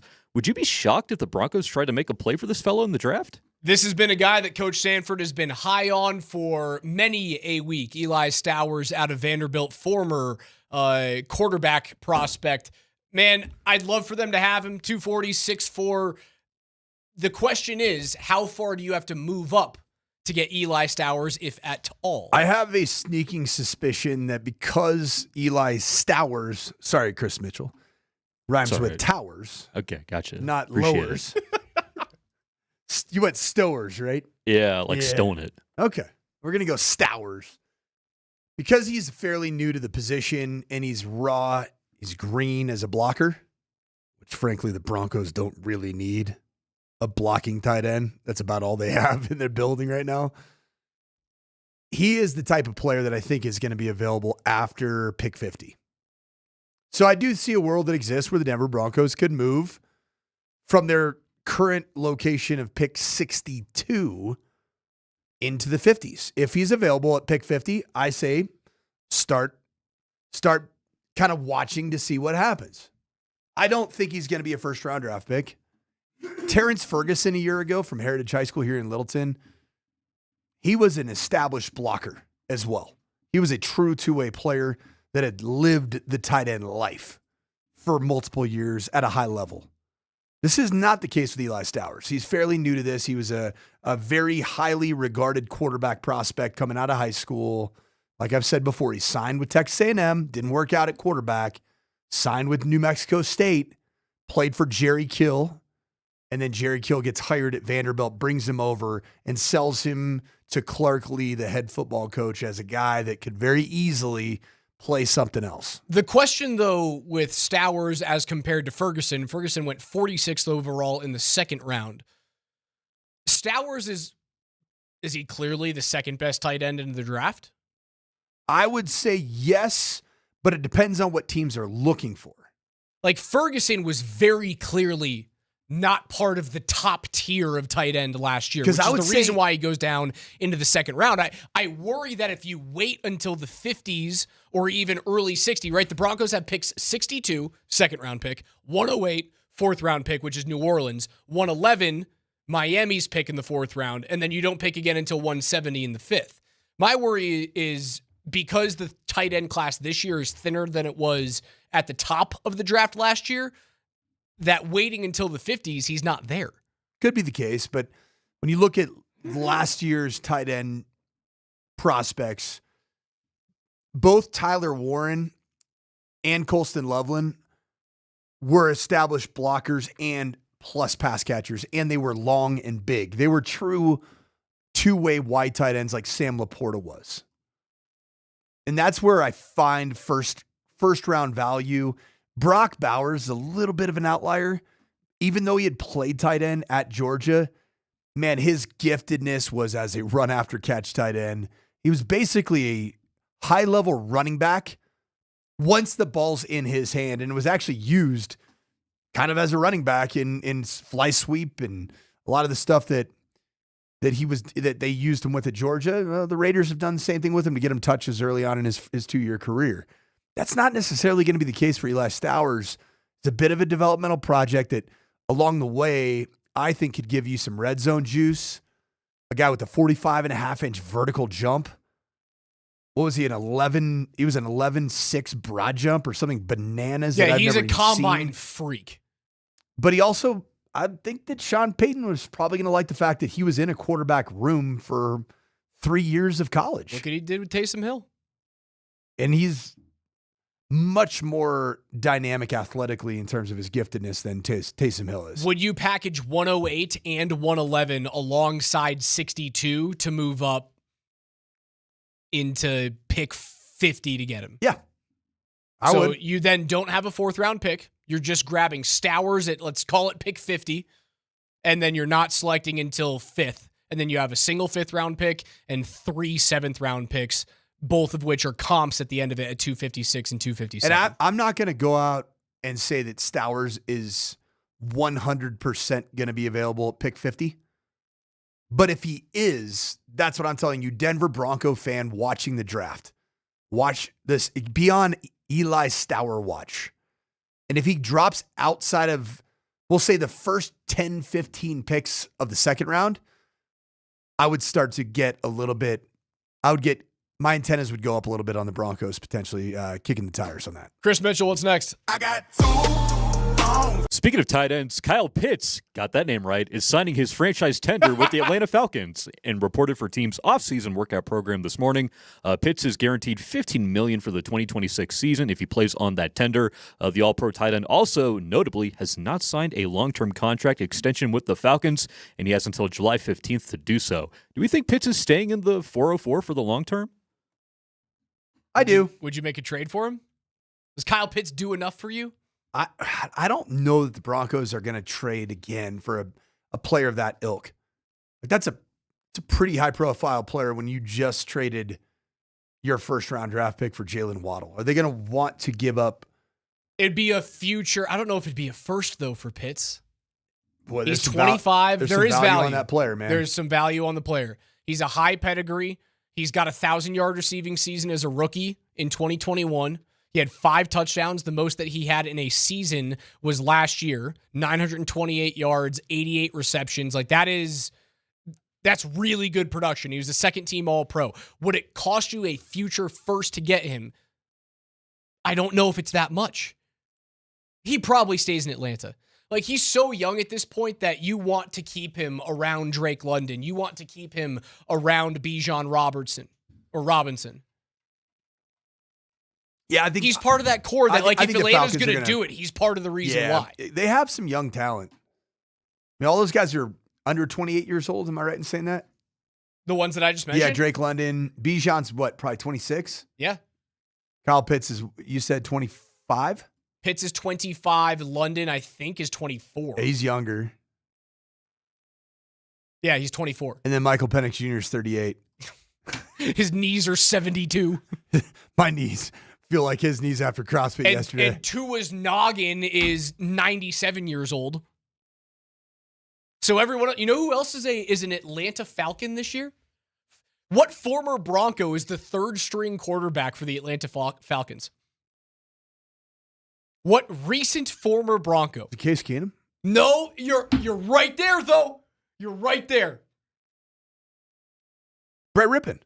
So close. Trevor Siemian is the third-string quarterback. There's a very real chance that Trevor Siemian could start games this year in the NFL. Oh, yeah. I mean, if you're just going off of Michael Penix's knee His knee's history, exploding. And then Tua Tagovailoa going dinosaur mode. Yeah, because his brain's in a UFC octagon. Trevor Siemian could start games for this team. Trevor Siemian quarterback with Bijan Robinson, Drake London, and Kyle Pitts. God, doesn't Trevor Siemian as a Denver Bronco quarterback feel like it's 20 years ago? No, it sure does. 7th rounder out of Northwestern? Something crazy like that? Pretty far down there. Mitchie, what's next? Also reporting for the first round of offseason workouts, Ravens quarterback Lamar Jackson. Last week, the new Ravens head coach Jesse Minter said he wasn't sure that Jackson would be a heavy participant in these voluntary workouts, but the two-time MVP showed up bright and early on Monday at the team's facilities. It's also worth noting that compared to last year, Jackson did not attend 8 of the 9 on-field practices before mandatory minicamp. It looks to me like a solid gesture towards the new coaching regime. It is a big year coming up for Lamar and the Ravens. Huge year for Lamar Jackson. I find a little bit of his regular season heroics to feel a bit on par with the Chargers franchise, where it's empty calories. I don't have a lot of positivity surrounding Lamar Jackson's trajectory today. There are only 2 years remaining on his franchise tag extension. He is a $34.3 million cap hit this year. He is an $84 million cap in 2027. They do have a potential out after next season that puts him on, I believe it's like $74 million of dead cap that you could spread over the course of a couple of seasons. Is this the last contract he plays as a Raven if the Ravens don't go deep? Yeah. Like if the Ravens aren't in the AFC Championship game this year, are you looking at Lamar Jackson as the quarterback of the Falcons in 2027? Could be. It's not a bad prediction. Kind of a good fit. A historical fit. Yep. See Lamar there after what Mike Vick did? Lefty. Run around. I could see it. I just don't know how much juice I feel like Lamar Jackson has as a runner anymore. Well, talk about how like Penix's knees are that of a 52-year-old. To his head is that of a 97-year-old. And then Lamar, like, he hasn't had just one thing. It just feels like it's a lot of things, well, right? Just because there's so many miles on that car. Do you know how old Lamar Jackson is? He's 27, right? He's 29 years old. He's going into his 29-year-old season.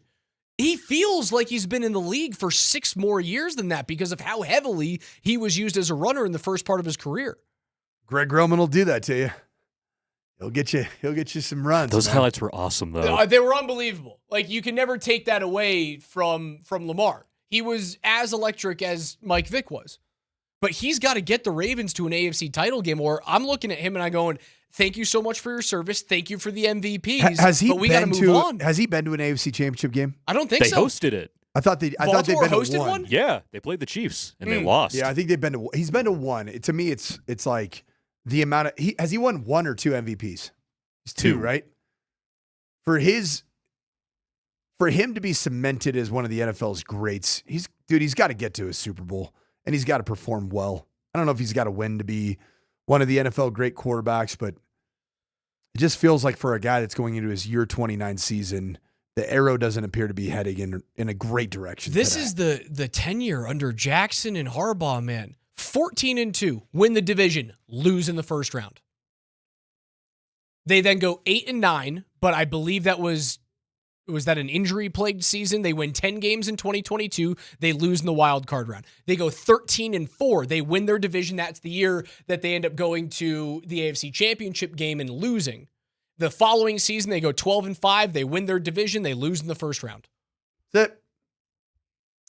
And then they missed the playoffs last year because he just couldn't stay healthy. Is Josh Allen all that different? No. I think they're pretty similar. Yep. They're kind of the same guy right now. And you know what? what? I have no argument against that. And you know what happened? In both instances, who ended up taking the fall? Head coaches, as they always do. Not the quarterback. Not Josh. Couldn't have been Josh's fault. Had to have been the guy that talked about 9/11. That guy. Mitch, give me one more. Fofos, I'm tipping. From the desk of Adam Schefter, the Chicago Bears will decide where to build their new stadium in the next few weeks, per league sources. If Illinois doesn't pass legislation for Arlington Heights soon, his sources believe the Bears are likely to be Indiana-bound. The two proposed sites in Chicago are not considered feasible. One of them was going to be right next to Soldier Field. That feels like cheating. Like the Bears, they're going to be in Indiana? Come on. Come on. There's no way this really happens, right? There's no way the state of Illinois lets them go. You know what's going to away. be great, though, man? Caleb Williams and your pristinely painted fingernails are going to fit in great in the steel mill town of Gary, Indiana. The Gary Bears, baby. The Gary Bears. I don't hate the nickname of the Gare Bears. I like the Gare Bears. I love that, actually. Oh, man. You know what's great, man, is Gary, Indiana. If you've been there, God bless you. What is in Gary, Indiana? Michael Jackson. Also, it earned the nickname of. They got a Hard Rock. It also has earned the nickname of the murder capital of the United States of America. Don't need that. Not great, but the Not Gare great, Bears, Bob. the Gare Bears The sound Gare real Bears, good. Fantastic. We got to get our gentrification on, baby. Let's get Gary right. We need Shake Shacks in here now. Our NFL Notes is brought to you by Mountain High Appliance. Wonderful job this week and last, Chris Mitchell. We love having you in when KJ is out on assignment or out on vacation like he is. He'll be back tomorrow, our good buddy KJ Granderson. Give me a Raisin Canes. I want a Raisin Canes in Gary, Indiana. Mountain High Appliance is Colorado's most complete local appliance store. They've got locations in Denver, Louisville, Littleton, Colorado Springs, and Glenwood Springs. They offer every major appliance line and brand, and you can find them at mountainhighappliance.com. You still have time to text our keyword in. Get it in, man. You got a great chance to win right now. It's nature. Text the word nature, Nature, to 303-504-0925. It's a Ticket Tuesday. We're giving away tickets to see the Colorado Avalanche take on the Calgary Flames. You won't want to miss it. It's going to be one of your last chances to get inside Ball Arena before the playoffs start on April 18th. Nature to 303-504-0925. We give away tickets on the other side of the break.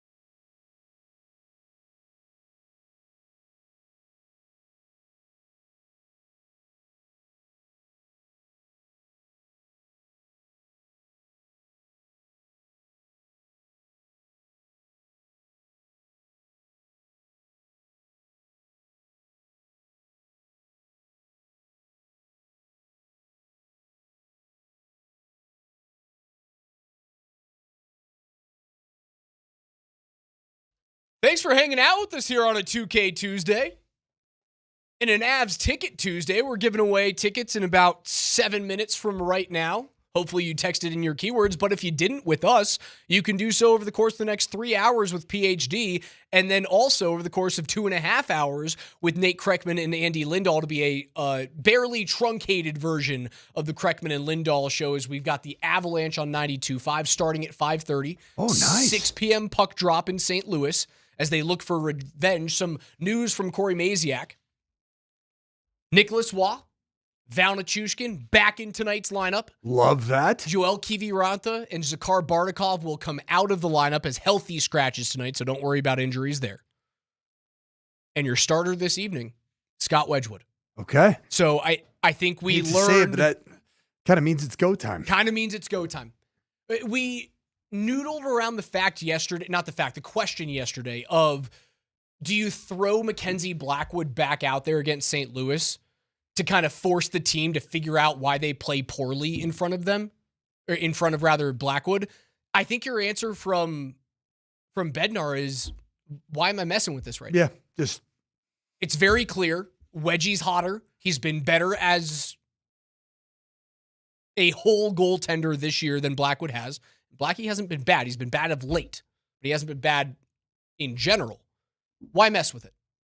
They still have things to do. You can clinch the Central Division with a win, or a point and Dallas loses in overtime, or a Flames regulation win. You can clinch the President's Trophy in 2 ways. You win in regulation against St. Louis, and Carolina loses against Boston in regulation. Or you can do it in this way. You get an overtime or a shootout win against St. Louis. Carolina loses in regulation. And Tampa Bay does not get a regulation win. All of those things can happen tonight. How much of a threat is Carolina?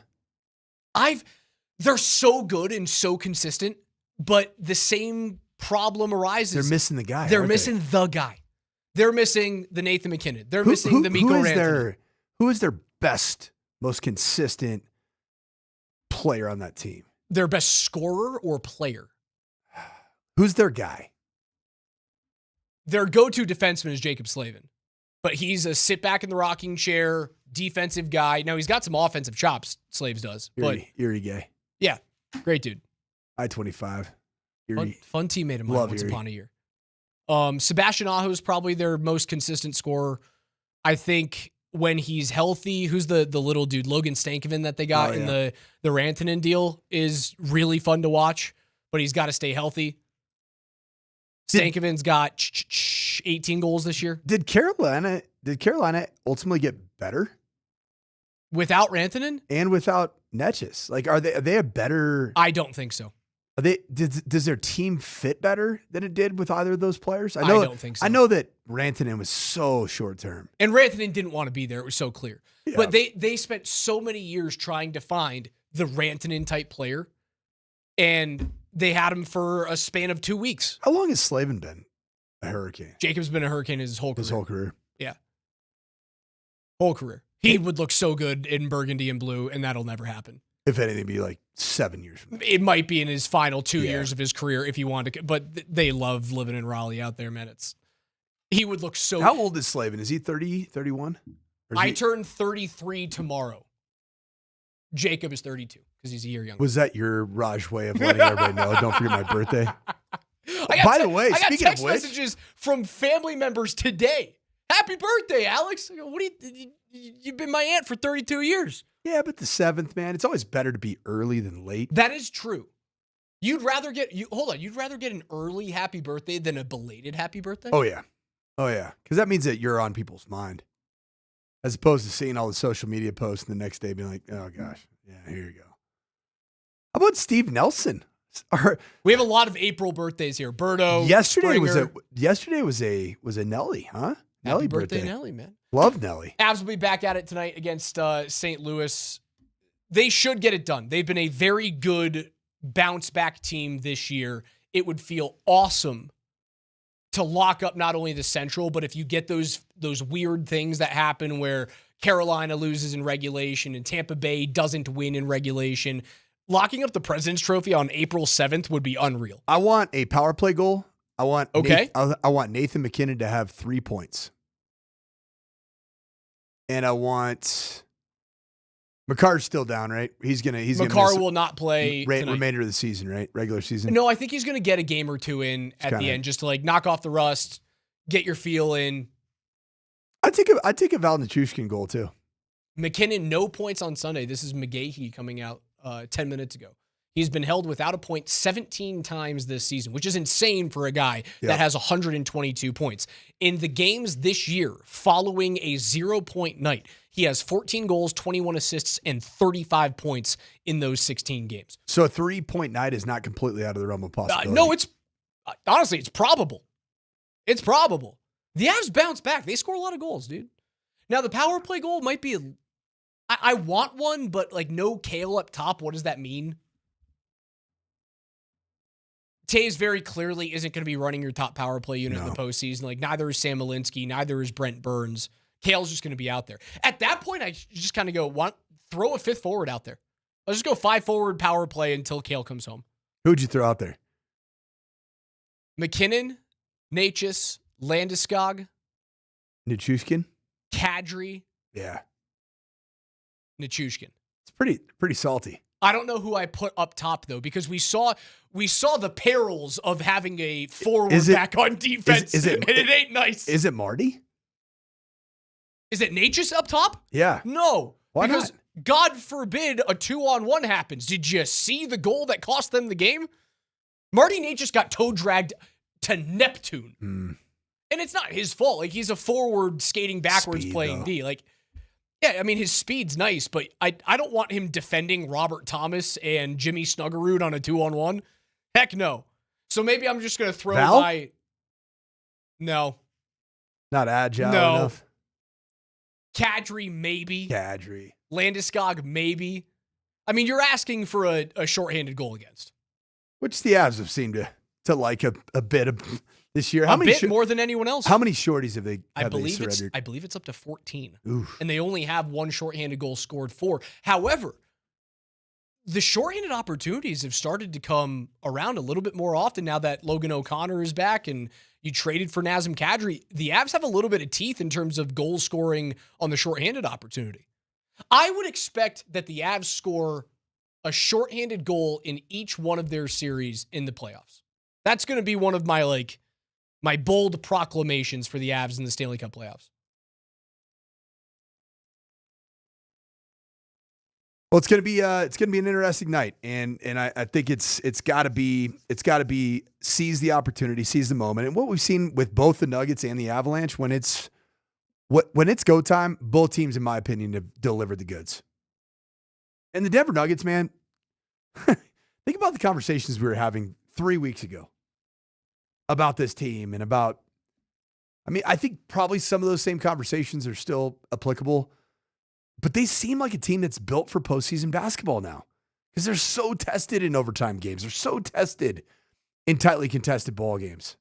Like they know what it feels like, and I think the Avs are going to be in the same space too. But both teams have that responding mechanism, man. They have the ability to knock off the bad vibes of a bad game or even respond within a game like the Nuggets did last night. Didn't have their A game, down by 18. Find a way to get back into it. Chip away at it, one possession at a time. I wonder if Joker's performances over the last couple of games against, I know that Portland's not really going to scare anyone in the postseason, but that's a solid team. Right? That's a team that's going to finish with 42 some odd wins this year. Maybe more than that. I'm not entirely sure what Portland had going into last night's game. Yeah, they'll finish with 42 wins this year. Solid NBA team. Nothing to write home about. But you get back-to-back overtime wins. You have a triple-double. The game you throw up against the best defensive player in the world who is ahead of you in the MVP straw polls. Like, Joker may have reopened his name in the MVP candidacy. He's plus 6,000 today on DraftKings. He's probably not going to win it, but you saw the entirety of the NBA SGA landscape. Is minus 4,000. It's insane. The entirety of the NBA landscape looked at each other and went, Freddie what were we Foul doing? Hunter. What were we doing all of these weeks thinking that dude isn't the best player on the planet? There's still time. They haven't made those votes yet. You can change. Straw poll guys. Congratulations to our Avalanche Ticket Tuesday winner, Kirk Boykin. Kirk Boykin, you're going to see the Avs take on the Calgary Flames. If you didn't win with us, don't worry. You can win coming up next with PhD. They'll take you from noon to 3, Nate and Andy from 3 to 5:30, and then the Avs and the St. Louis Blues pregame coverage starts at 5:30 p.m. But for the coach, Mike Sanford, for Chris Mitchell filling in for KJ Granderson, thank you so much, Mitchie. I'm Alex Ryan-Emmy. PhD's coming up next. Talk to you tomorrow morning at 10.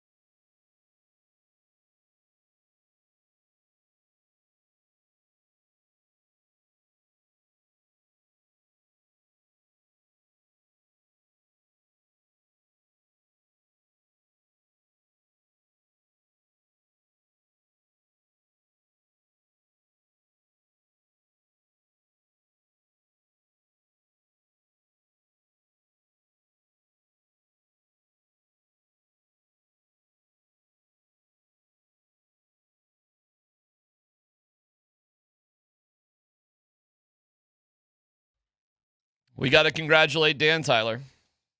What Dan do now? He won.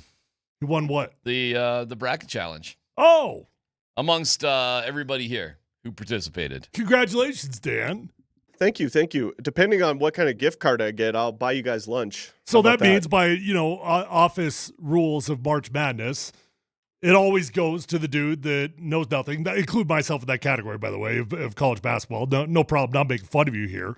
But, just reality is somebody that goes by the mascots, goes by the top seeds, or just knows absolutely nothing at all. They always win. Office pool guarantee. Dan was in a tie for first place. With the other dummy. Won the tiebreaker. With me. What was the tiebreaker? Whoever submitted their entry first. Is that right? For real? You know what? I kind of like that. I kind of like that tiebreaker rather than having to guess the score or whatever. Just, hey, first in, first serve. Yeah, I was not aware of that tiebreaker at the time of submission, and I was looking like, looks like I'm going to win this thing. And then I was told in no uncertain, smug terms, no, Dan wins. He got it in first.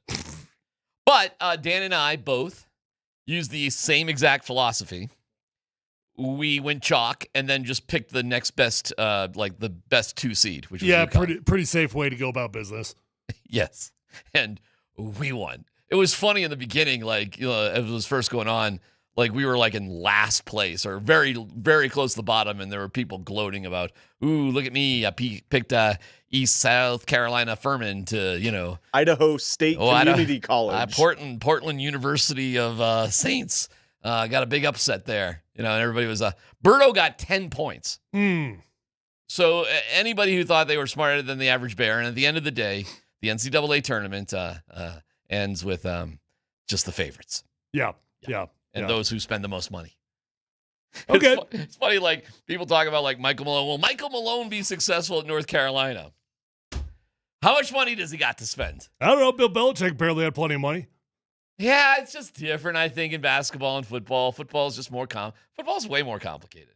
Way more complicated. A lot more going on in football than basketball. Hey, listen, if you can't recruit basketball players at North Carolina with a money tree in your backyard, what is wrong with you? You got some problems. Well, we appreciate it. Your new NCAA champion is Michigan. You heard it all right here on Altitude Sports Radio. Thanks to the Reputation Law Group, specializing in divorce and DUI matters.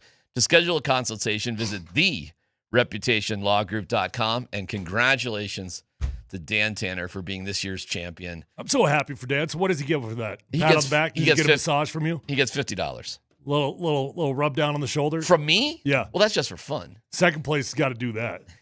That's every night after the show. Has to do that. It's in the rules. Second place. Yeah, I mean, Tuesday night. Woo. Anyways, so there you go. College basketball. That's a wrap on college basketball. We will, when you're ready, Dan, let me know when you're ready with this. I will say this real fast. I just got here, but what Adelman said about basketball, you and I talked about it afterwards, about, being in a good state. I thought that was a kind of a cool quote he had at the end of that. Yeah. He's talking quality of play. I think the NBA is in a great state. Well, no. There's I know. There was some I know what he was saying. Pretty good games out there. A whole lot of talent. They say this year's draft is supposed to be massive, kind of like next year's for. I'm so cynical football. on it, Scotty. What can I tell you? But it's money because everybody's getting paid. Did you hear what Joker said about college basketball? Yeah, I don't understand why the rules are different and they just run around doing nothing. Yeah, I did hear that. Yeah, that was a good line. Why does college basketball only go by halves? Let me play it. Let me just play it. We got it right here. Here it is. I just don't understand why the rules are different and it's so slow and they just going around and round and round.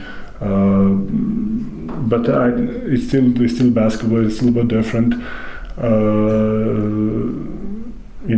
I'm gonna say it's a little bit like Europe, just because of the basketball demand, the court, the three is short or whatever, and but I just don't understand the 30 second. It's just too much. I just can't do it. 30 seconds. I just don't understand. It's he thinks just that's too much. He wants the game faster. Of course he does, because that's real basketball, I think. Well, remember when I played, they had no shot clock. Yeah, that was fun. That was great. The North Carolina's Four Corners. You remember that? That's was a right. famous Four thing. corners in high school, buddy. You get up by 10 in the fourth quarter. Let's go. Four corners. In Colorado in high school basketball, like now they're 6A. They're 6A and 5A. They still don't have a shot clock in high school basketball. It's You know why? It's ridiculous. But again, that's money. Because Yeah, you're going to force all the high schools to buy clocks and new scoreboards, and they ain't going to do that. Yeah, I've heard that. I've heard that excuse. I think that's a bunch of BS. Well, no, I don't think it is.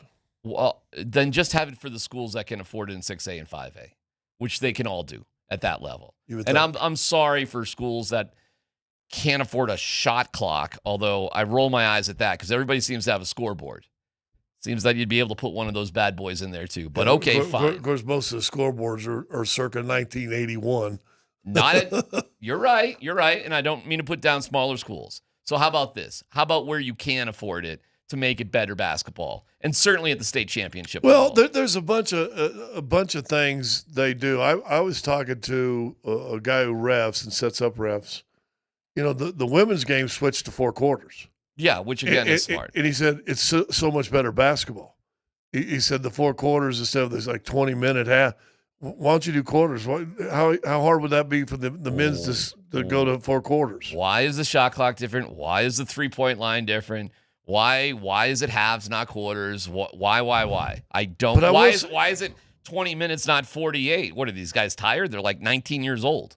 Why did we fly to the moon and just go around it? Well, there's some specific reasons for that. There's some very specific. Because it was the first time. I mean, why did we go all the way out there just to go in a circle?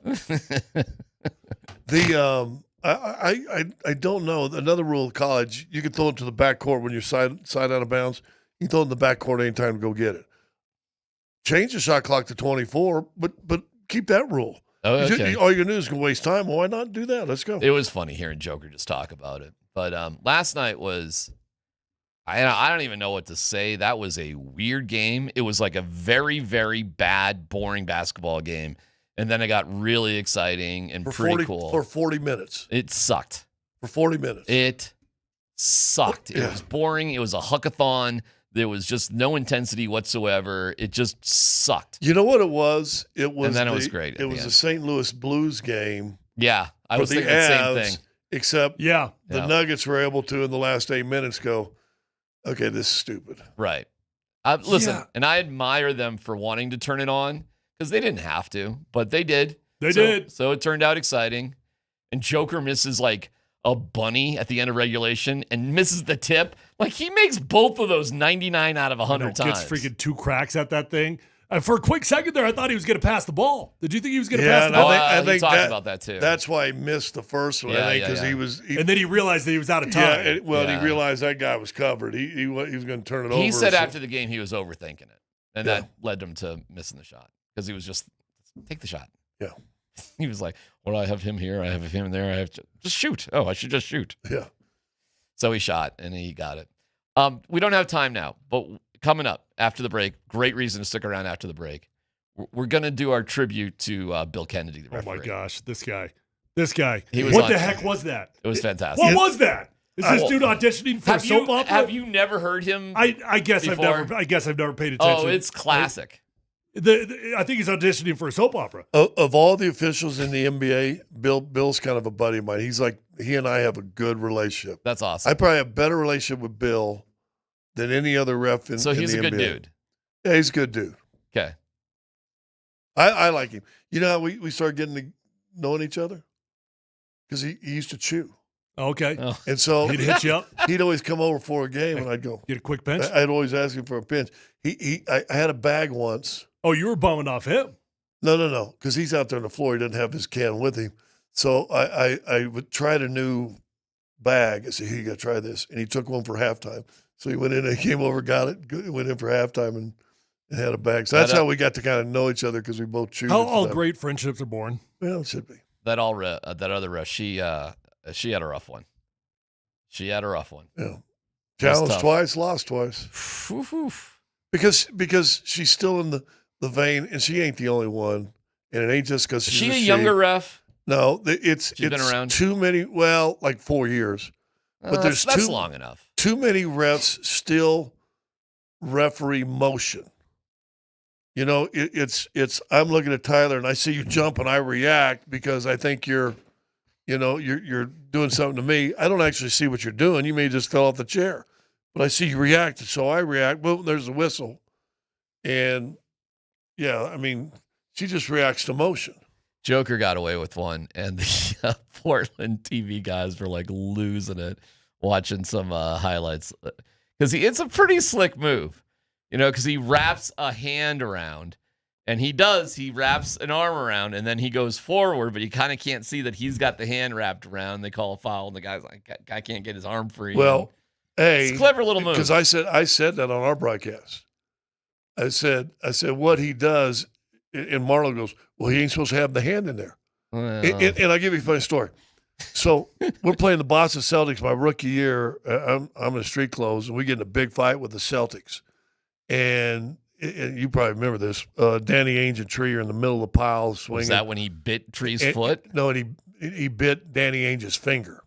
He bit Danny Ainge's finger. Okay, all right. Because the Boston Globe the next day, Tree right. bites man was the Okay. the sports I knew there headline. was some biting going Tree on. bites man. Okay. And I go, Tree, dude, you bit him? He goes, Scott. And I guess Ainge was on the pile trying to rake his eyes and his face. Yeah. He said all of a sudden there was something in my mouth that wasn't supposed to be there. I was trying to bite it off. Oh, my God. I mean, he caused stitches. Oh, my Lord. Well, that's what Joker does. Arm ain't supposed to be in there. That's supposed to be a foul when you wrap a guy like this. Mm-hmm. So Joker's so smart. His hands are so good.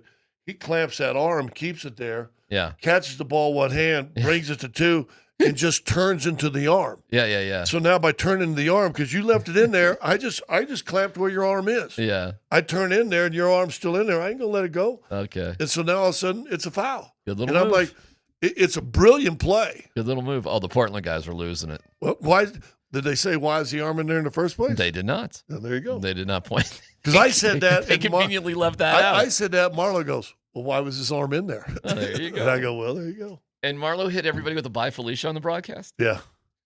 When Kamara had his sixth foul, he said, that's six or Kamara. Bye, Felicia. Bye.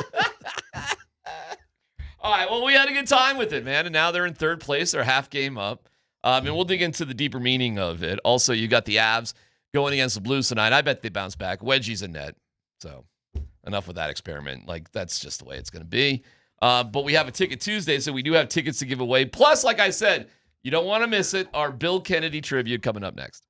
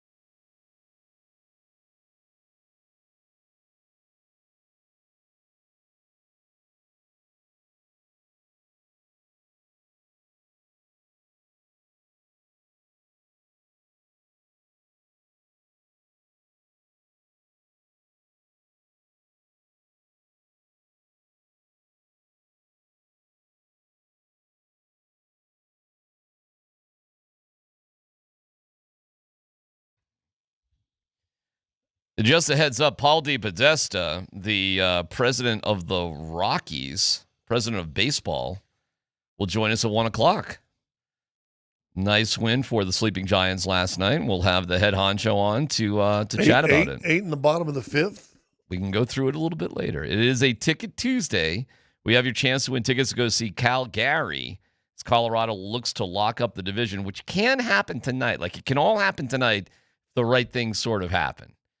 You can wrap up the West. You can wrap up the Central. You can wrap up your division in conference. And if Carolina loses, then everything's done. We're still for the first place, President's Trophy, whether you care about that or not. Text the keyword Bull, B-U-L-L, Calgary, the Stampede, famous rodeo. Right now, 303-504-0925, first and last name, and you're entered. It's a $10 Tuesday at Papa Murphy's. Any large pizzas, just $10. Find a location near you and order at papamurphys.com. Again, this hour's keyword is Bull. We'll announce our winner at 2:55. We'll get to the Bill Kennedy tribute here in just a second. It's worth hanging in there for. But David Adelman called the game last night weird. Why was it a weird game? Well, and other than getting the win, which was a big question for the majority of the game, you had a massive emotional, physical win against the number 2 seed in the West. I mean, a monster win on Saturday. And I think by human nature, you think you spent your emotional battery out in that game. And so this game became, now we're playing a 500 team. And again, I said it's just like the Avs game against St. Louis. Portland's kind of in the same position as St. Louis, kind of fighting for a little position down at the bottom of the run. And so there wasn't the emotion. Not that you were there at the game. You called out the game Saturday one of the most fantastic games you've watched. Top 5 in regular season my 27 years here. Yeah. And this last one, night was not. No. This one, can we get this through? And Portland, who's the 29th rated three-point shooting team, couldn't miss. And Denver was like, can we get through the first 45 minutes and then just play? And then Joker's screaming at guys and timeouts. Oh, dude. I mean, I can tell you exactly why it's weird. What are you supposed to feel, right? Like, were you sitting out there toying with your food all day long? Or do we feel like, wow, what an epic, amazing comeback that was. Hoorah, let's go, boys. That's a conflicting feeling as a coach because both things were true. You toyed with an inferior team, although I will say it's hard when teams shooting the 3 ball like they were. Like oh, they were unbelievable. You're going to lose a lot of games when teams are shooting the 3 ball like they are. You should have lost last night. You end up stealing that game. Yeah. Dude, you're minus 30-some points from the 3-point line. For sure. Can you imagine Portland? Like, they made 25 threes and shot 48% from 3, scored 132 points and lost? It's the most threes. I think they set a club record last night. And that is their 18th regular season loss in a row in Denver. Think about that for a second. Like, talk about snake bit. There's no way the Nuggets should have won that game last night. They're down 14. They were down 18, largest deficit, down 14 going into the fourth quarter. They were making up no ground. They looked flat as a pancake. Valanciunas been all right. I will say that, man. And they just sort of stemmed the tide for 4 minutes, and then the heroes came in and, When Murray hit that big 3 to cut it from 10-7 at 5 something, I went, ooh. But, yeah, about 10, down 10 with 5 to go is you should lose. But, judging on how everything was feeling, I was like, all right, they might got a shot.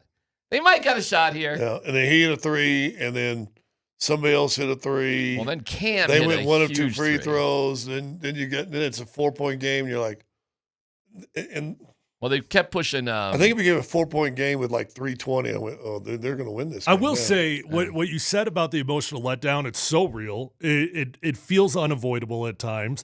You did just come off an incredible game, incredible performance, and I do have empathy for that it's hard as an athlete to stay at that level when you're coming off a game like that. Yet, I will also be honest that my real-time reaction as I was watching the first 3 quarters, and you go into the fourth down 14, my reaction is, I get it. I understand the human nature of it.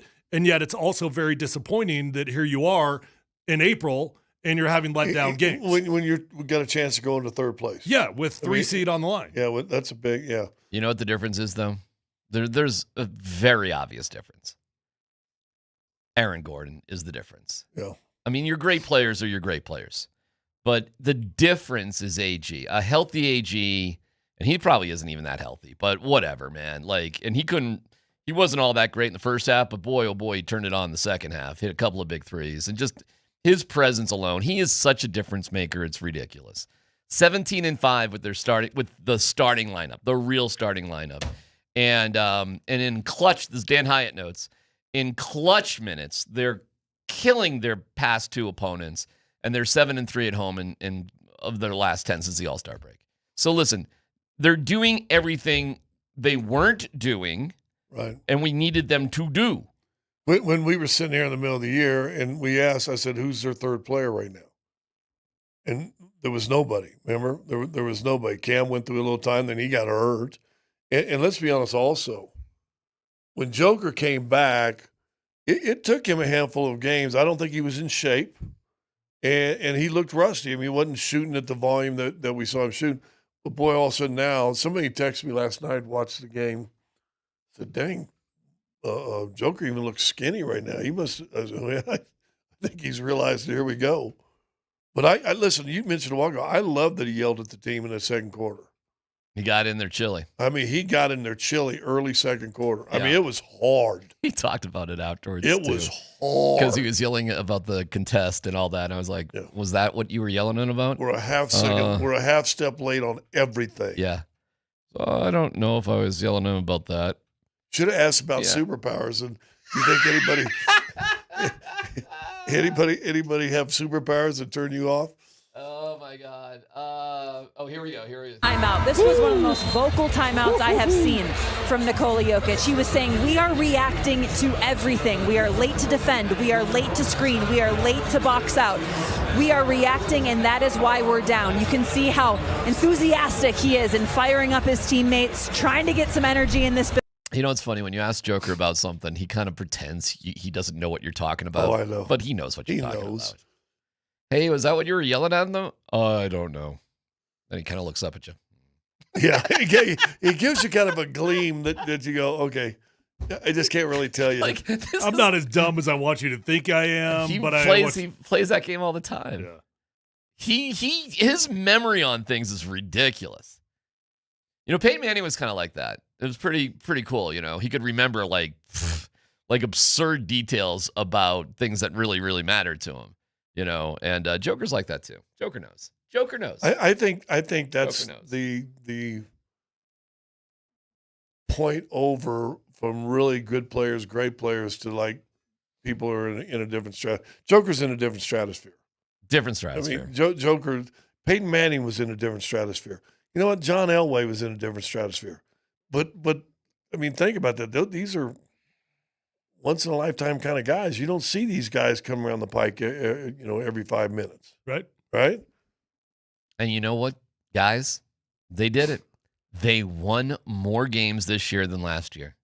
They're at 51 right now.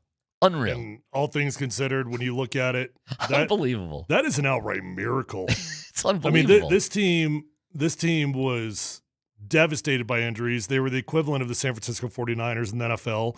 The 49ers have been doing this year after year where they've got all these injuries that pile up, and yet some way, somehow, Kyle Shanahan always has them in a position to make the postseason and be competitive.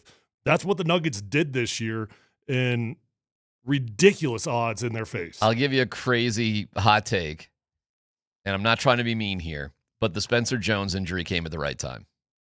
They needed to move past depending on Spencer Jones. They need to rely, in my opinion, they need to get Big Val back in there, and he needed to do things a little bit differently too. He wasn't perfect, but the injury to Spencer Jones has allowed Valanciunas now to have more time, and he's taking advantage of it. Oh. And I just think with experience and I think Spencer Jones was a little burned out. It's the most basketball he ever played. It's just not quite as big, not as physical, and I really don't need Spencer Jones taking threes. I really don't. I know he can do it, But now that Aaron Gordon's back and you have Hardaway Jr., you have Jamal Murray, and you have Nikola Jokic, you have Christian Brown, I don't need another guy taking threes. I need somebody to do what Val's doing, that dirty work. So Spencer's fine. We'll welcome back Peyton Watson. But then again, if you just play the game like you know you can, even Peyton Watson this is how big Aaron Gordon is. This is how important Aaron Gordon is, that he can sort of mitigate like other things. He can sort of change the roles of other people. Having Spencer Jones and Peyton doesn't mitigate not having Aaron Gordon. It does, as it turns out. And having Aaron Gordon does kind of mitigate missing a couple other guys. Correct. Correct. So all of a sudden, this is the way this team was designed. This is the way they wanted it, and it looks great. Even when they don't care a little bit and they're just being a little sloppy and Jokic has to yell at them, you look what they do and they just try. And what are they not going to try in the playoffs? Of course they are. Every playoff game is a humongous deal. The effort will be there. So there you go, your Denver Nuggets. Okay, Bill Kennedy. So this was your first experience with Bill Kennedy. I suppose. I know I've watched him. I've seen him a million times, but I guess it's the first time that his voice has really caught my attention. Yeah. It's unbelievable, isn't it? He's the best. The second I heard it, I texted the group. I'm like, Dan, you've got to cut that guy's voice because that is epic. We got it for you. Now, you got to understand something. He's been like this for a while, and he's great. He got hurt this year. Yep. I don't know what it's like a knee or something. I thought hamstring, something. But he missed a couple months. He got hurt during a game. Yeah. And had to be carted off. Right. So I didn't even know he was back. Oh, but Scott, as soon as I saw, I'm like, you got your little, who's doing what's, Bill Kennedy. Yep. Like, oh my God, this is good. I saw him huffing and puffing in that first quarter because he's not been back long. And so I got to go, Billy. He looked over and I go, you okay? And he goes, I will hand it to those NBA referees. He's good though. When you look at them, they are in good shape. These NBA refs, man, they look good for the most part. All right, now we're using a little Kenny G music, but we have the tracks and we're open for other suggestions for music. So Dan has got a lot of flexibility here because we could do this a couple of different ways, but we present, just so you know, we could change the music if need be, a couple of minutes of Bill Kennedy classics from last night's game. Dan? Too slow. After reviewing the play, the foul that was called has been overturned. I don't know, Scott. Due to the fact that there is contact to the hand, the result of the play will be a jump ball between any two players, center court with 24 on the shot clock. The coach's challenge is successful. After reviewing the play, the offensive player established position, and the defensive foul or offensive foul that was called will be overturned to a no call, resulting in Denver inbounding the ball at the 28-foot line with 11 on the shot clock and 2:11 on the game clock. The coach's challenge is successful. Well, David Adelman, the replay crew, John Beckett and company. I'm going to tell you what, Bill, a huge overturn there. If nothing more, and Bill Kennedy's come back from injury. There's Beckett. He's healthy. You know what he should do? The NBA ought to hire him to call all the challenges. After reviewing the play, the personal foul that was called stands as called. And as a result, it will be an away from the play foul, any play ball on the baseline. A good explanation there. Best. After reviewing the play, the defensive foul that was called has been overturned due to the fact that there was contact made by the offensive player with a leg kick. Results in an offensive foul. The coach's challenge is successful. Oh, come on, Bill. So, big voice guy, maybe. Voiceover work, potentially. Soap opera star, for sure. The challenge is successful. How does he remember all of that? Well, and how about I like it when he goes, the call will be overturned. boo, and he pauses. Waits. He pauses, lets the crescendo Yeah. kind of start He to die. doesn't try to talk over it. No, they lets like it die. those refs would just talk over it and plow through it. No. He lets it die a little bit, and then he continues. And the challenge is He needs to be like John Houseman at Christmas time reading a story. Oh my God, it's sitting so in a leather good. chair in front of a fire. All right, we like the music. We could use different music. I mean, it's just so soothing, but, we can experiment, Dan, as we go throughout the day. We could have more Bill Kennedy moments. This moment with Bill Kennedy. He's the best. He's good. Is successful. The coach's challenge. The coach's challenge. It almost seems it's successful. It almost seems like a game show or a reality show. Maybe game right? show, yeah, for sure. Definitely got a game show vibe going on there. I don't know, man. Like when we have you ever seen the what is it, like the Japanese ones where like they're trying to run up the stairs with soap and they're getting knocked down and they got to jump over blocks. Maybe it's like something like that. Oh, we'll take suggestions for other music on the list, but I thought that was pretty good. Good job, Dan, putting it together. Is successful. Back in black. Is that too hard for that? Dun. Dun. I mean, we could try it. Dan, you want to fire up Back in Black a little bit, and we can taste it before we go to break? Man, that'd be easy to find.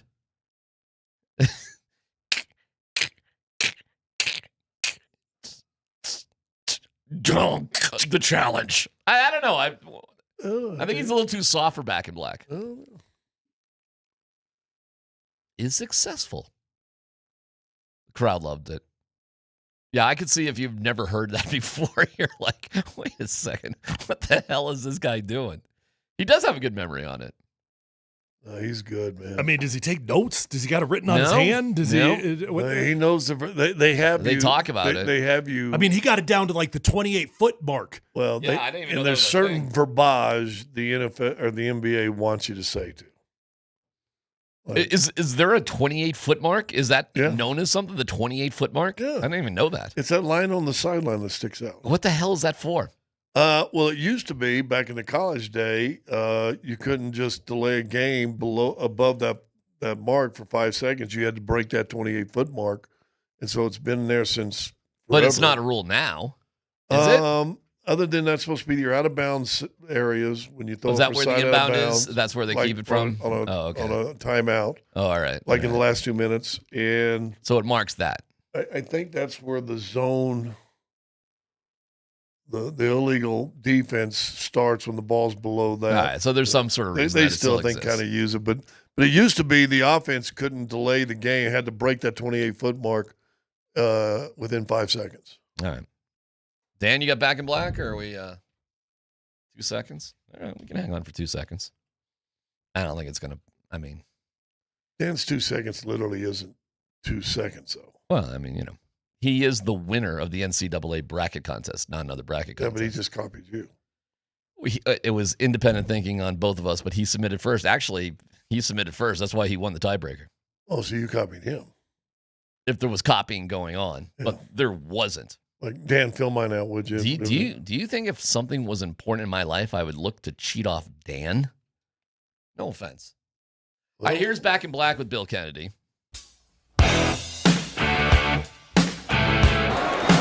After reviewing the play, the foul that was called has been overturned. Due to the fact that there is contact to the hand, the result of the play will be a jump ball between any two players, center court with 24 on the shot clock. All right, coach's challenge is successful. Oh, he actually hit the post. But he got to actually hit it between the posts on that.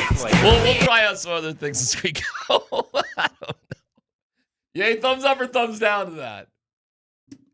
I like it. You like it? It's difficult when there's lyrics in the song. I'm a thumbs down on that one. Thumbs down on that? It just didn't make it as dramatic as it needed to be. It was more hype. He's more dramatic than he is hype. Game of Thrones theme song. Oh, that might be if you're good. looking for dramatic. That might be good. All right, we'll test out other things as we go. And yeah, Paul DePodesta of the Rockies will join us. Sleeping Giants. They had another good moment last night. And they have a new tradition. Details coming up.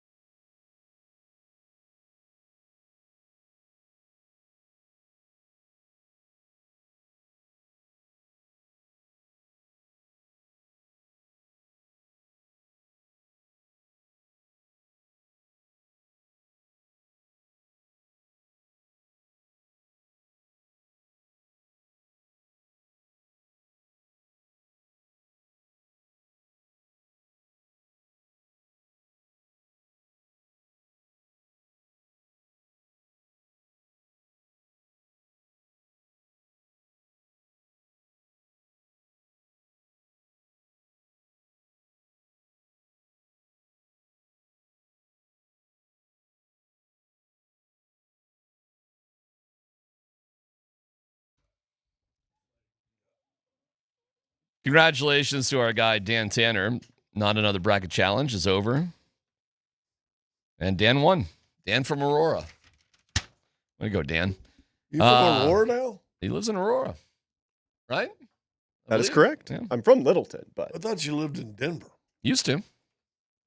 You moved again? like 5 years ago. What happened to your condo you bought? It's in Aurora. Oh, I thought it was actually in Denver. I thought your mailing address was Denver. Nope. Catch more of this sizzling conversation on our podcast. You know, just because it doesn't interest you doesn't mean other people don't care about Dan's life. The fact that you guys have worked together for 8 years and he's lived in Aurora for 5 years and you're just finding out about this now. Do you think for 1 second Scott knew he's worked with them for 8 years? No. I haven't worked with him that long. Like, it's been 3 years. A, B, I knew when he bought the condo, but I Feels thought, like 20 though. I thought the mailing address was Denver, which actually I once lived in Denver, and I was literally a half a mile from Cherry Creek. That's true. And it's weird, you know, how they The do neighborhood thing. directly across the street from Yeah. Cherry Creek High School does not go to Cherry Creek. It goes to TJ. And then you go that neighborhood, and then there's a park. Yeah. And then I lived on the other side of that park. Yeah, I know where you in live. that high rise. Yeah. And I'm in Denver. Yeah. It was weird. Yeah, because all those tech companies wanted a Denver mailing address, not Greenwood Village. That's what I was told back in the day. Well, good for them. They get the Denver taxes now. I guess so. Village, too. But way to go, Dan. If you want to see where you finished for altitudesportsradio.com/notabracket, powered by Groove Toyota. Start here, go anywhere. On Broadway at Englewood or online at groovetoyota.com. Yeah, we'll get a Sleeping Giant update in a second. I did see this. Eli Stowers will be coming in to visit the Broncos. And Ian Rappaport said that teams will be looking at him perhaps as a big wide receiver rather than a tight end. Yeah. Does that change anything, do you think, in terms of how the Broncos look at him? And means he can't block. Yeah, well, I mean, there's no doubt about that. It's definitely what that means, but I don't think Sean Payton would be afraid of it. We've got a guy on the roster right now, Evan Ingram, that looks nothing like a tight end. He does not play like a tight end. He's smaller. Literally, our tight end is smaller in height and stature and everything than Cortland Sutton. That is true. So I don't think it's a problem. I think that he's going to be best served as a tight end in the NFL, not as a wide receiver, actually, because that's where you get the mismatches when you get matched up on linebackers. Evan Ingram looks like a stubby slot receiver. Yeah. But I go back to Jimmy Graham when he was balling for New Orleans with Sean Payton. I mean, until they had to pay him, I mean, they played him as a wide receiver more so. In fact, remember when he went to his arbitration or whatever he was doing, he wanted to be paid because they were going to put the thing on him. He wanted to be paid like a wide receiver, and they got him to tight end, even though he basically lined up like 53 or 57% of the plays outside. I had the funniest interview or just a question to Julius Thomas one time because he was up for a contract thing. And I was like, are you a tight end or a wide receiver? And he knew exactly why I was asking the question. Yeah, of course. And he kind of like, I'm a tight end. like he was just, he didn't want to say it. But Jimmy Graham, remember, went to arbitration or something because if you're going to put the whatever it's called on me, that franchise tag. Yeah, franchise tag. Then franchise me as a wide receiver, and he literally lined up over 50% of the time as wide receiver or outside, and they came back. No, you're a tight end. I bet Julius' numbers were somewhat the same. I mean, it's not a lot of guys are like that. As far as Eli Stowers goes, I do think the Broncos, if he's within range, you should move, man. You shouldn't wait around. The tight end class is not good.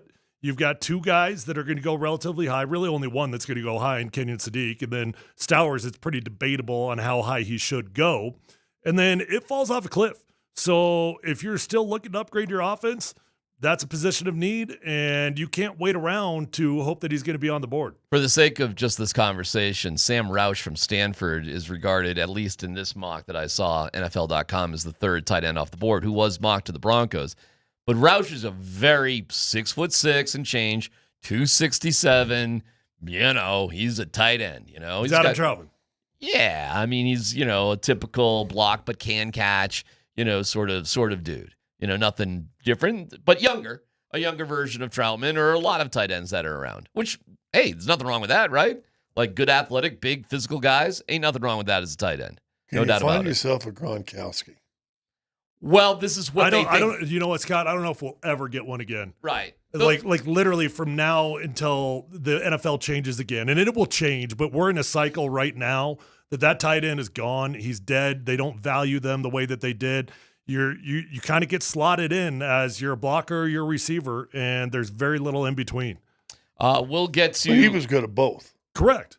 Yeah. There are some leftovers, by the way. Like George Kittle is a very effective blocker.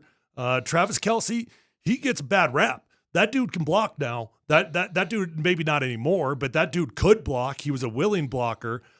I think we've probably hit the extreme of taking it too far in what we're looking for in tight ends. But there are still some guys that are crossovers. Just a moment here.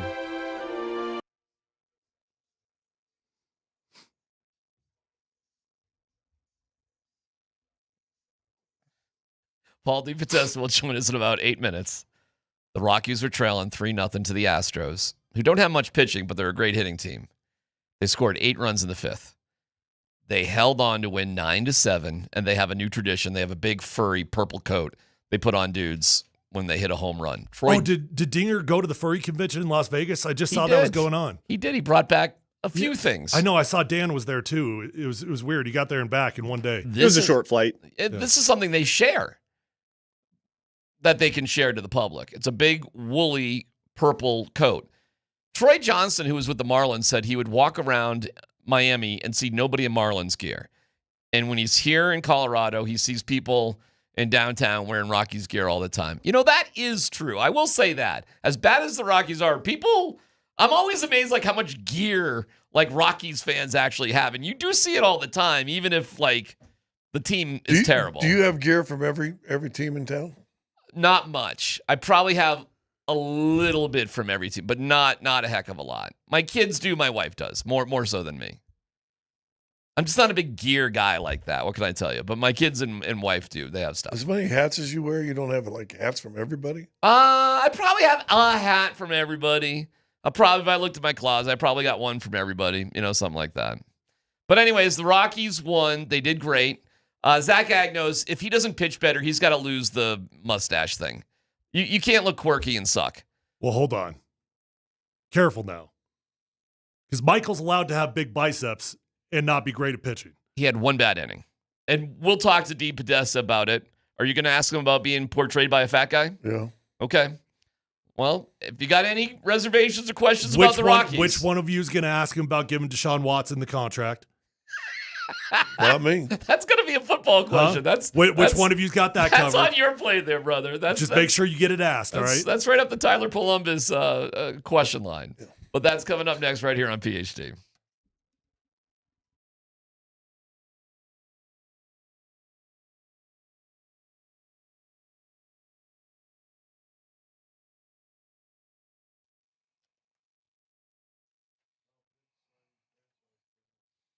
It's DMac for the Rocky Mountain Men's Clinic. Improving your health is a priority here in 2026. And look, the time is just flying by. And if you're still stuck with low energy, not sleeping well, and maybe you're yawning next to me, listen, the Rocky Mountain Men's Clinic can get you going.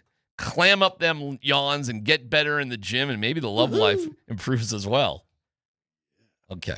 It's the Rocky Mountain Men's Clinic, and this year they're also helping men go further with 4 targeted body composition plans featuring GH peptides, Jim Bro, NAT+, lose weight, GLP-1, that's the lose weight, PDA, and more. It's designed to boost energy, support metabolism, enhance recovery, and accelerate fat loss. It's the Rocky Mountain Men's Clinic. Get it together. Let's go. 720-440-7900. RockyMountainMen'sClinic.com. Featured therapies are compounded and have not been evaluated nor approved by the FDA. Provider prescription required. See website for details.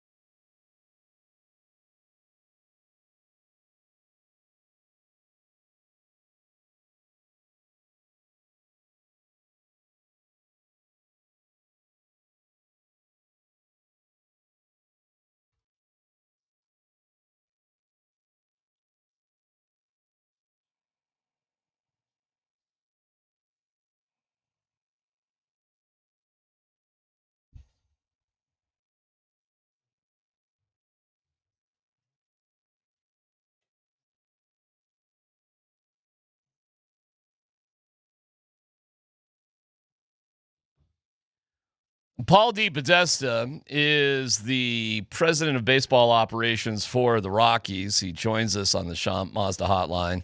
And we appreciate you being on with us, Paul. Thank you for taking the time. I get teased around here, Paul, because I call the Rockies a sleeping giant, and people just laugh at me. But I can see the changes that have been made. Yep, I'm getting laughed at right now, Paul. I'm telling you, because they're calling me a suck-up. No, I'm just laughing at you kissing up to him. I know. I'm pointing out, Paul. That's him. I'm literally getting laughed at as I present this question to you. What changes would you present to people to say, no, things aren't the same as they were? I know it's a long laundry list, but if you were to put an elevator pitch together, what would you say?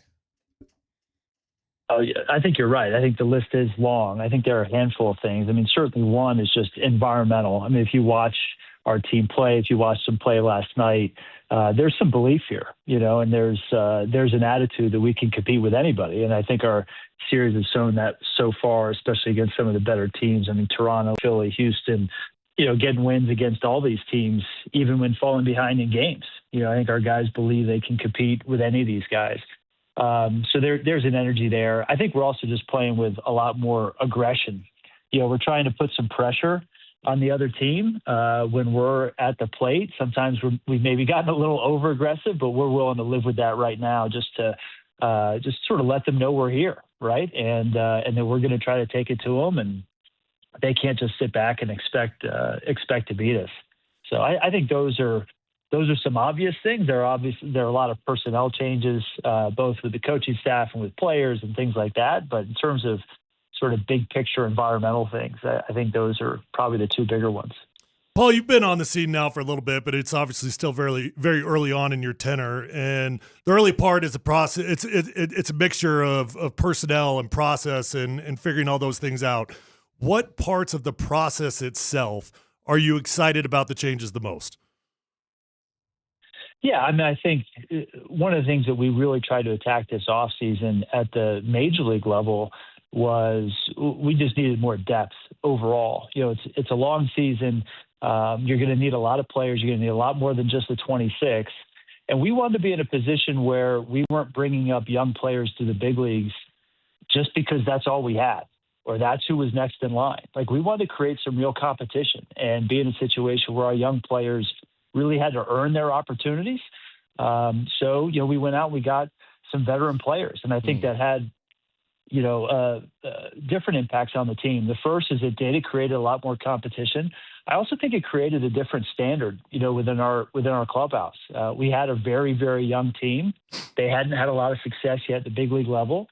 And, for a lot of players, it's, hey, getting to the big leagues is a big deal. And I think these veterans have let them know, hey, just being in the big leagues isn't the end game, right? For us to actually be competitive in the big leagues, to try to win 90 games, to try to play in October, the standard is much higher than you guys may have thought, right? And the standards, it's all the way up here, and it's all the way up here in February, and this is what it looks like in June, and this is what it looks like in August. And so I think those guys have had a sort of profound impact on just the way we go about our business on a daily basis. Hey, Paul, introducing ourselves. I'm Scott Hastings, 6'10". I throw right, hit 360 my last year in American Legion Baseball. Wow. I had to just don't give up. Never give up. Never give up. Never give up. Let me ask this, because you're talking about young players and competition and stuff. And if you go back to the pundits and the periodicals over the last handful of years of the Rockies, they always talked about the minor league system and how decimated it was, and they didn't have a lot of stuff. How important to get this thing back rolling and sustainable is your minor league system? And the second question you can answer in there, how did it feel to be portrayed by a fat guy in a movie?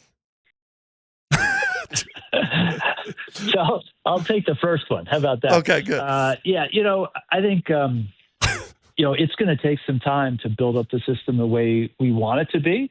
I think we were able to do a couple things this offseason.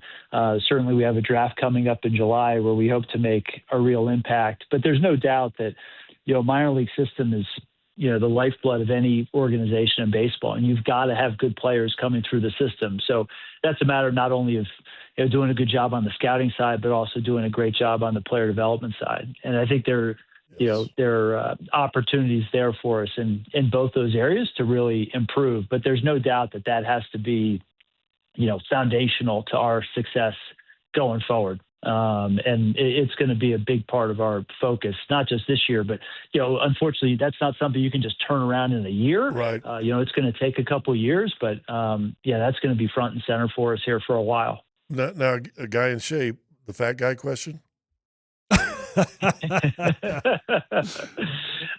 I'll tell you this, shortly after the movie came out, there were a lot of people that were asking me or saying, or making comments like, wow, you really lost a lot of weight. I don't think that's the way this works. Oh, that's funny. Yeah. And then I just started leaning into it. And, just to put a time frame on this, this is 10, 12 years ago now or something like that when the movie came out. So when people started asking me like, hey, have you lost a lot of weight? I just started saying, yeah, P90X. There you go.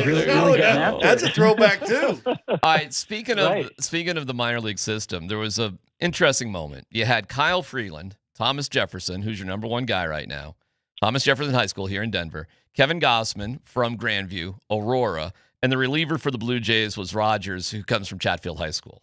In the past few years, the Rockies a few years ago drafted Case Williams out of Douglas County, but I can give you three guys off the top of my head. Harry Gustin, who was drafted by the Padres, Ethan Sloan, who was drafted by the Tigers, and Nolan Sparks, who was drafted by the Cardinals, all local high school pitchers that profile, at least, like Kyle Freeland, yet the Rockies have not talked to any of those guys or shown interest. Why not take a higher look at Colorado-based pitchers who are succeeding on the level to where they are being drafted by other major league teams?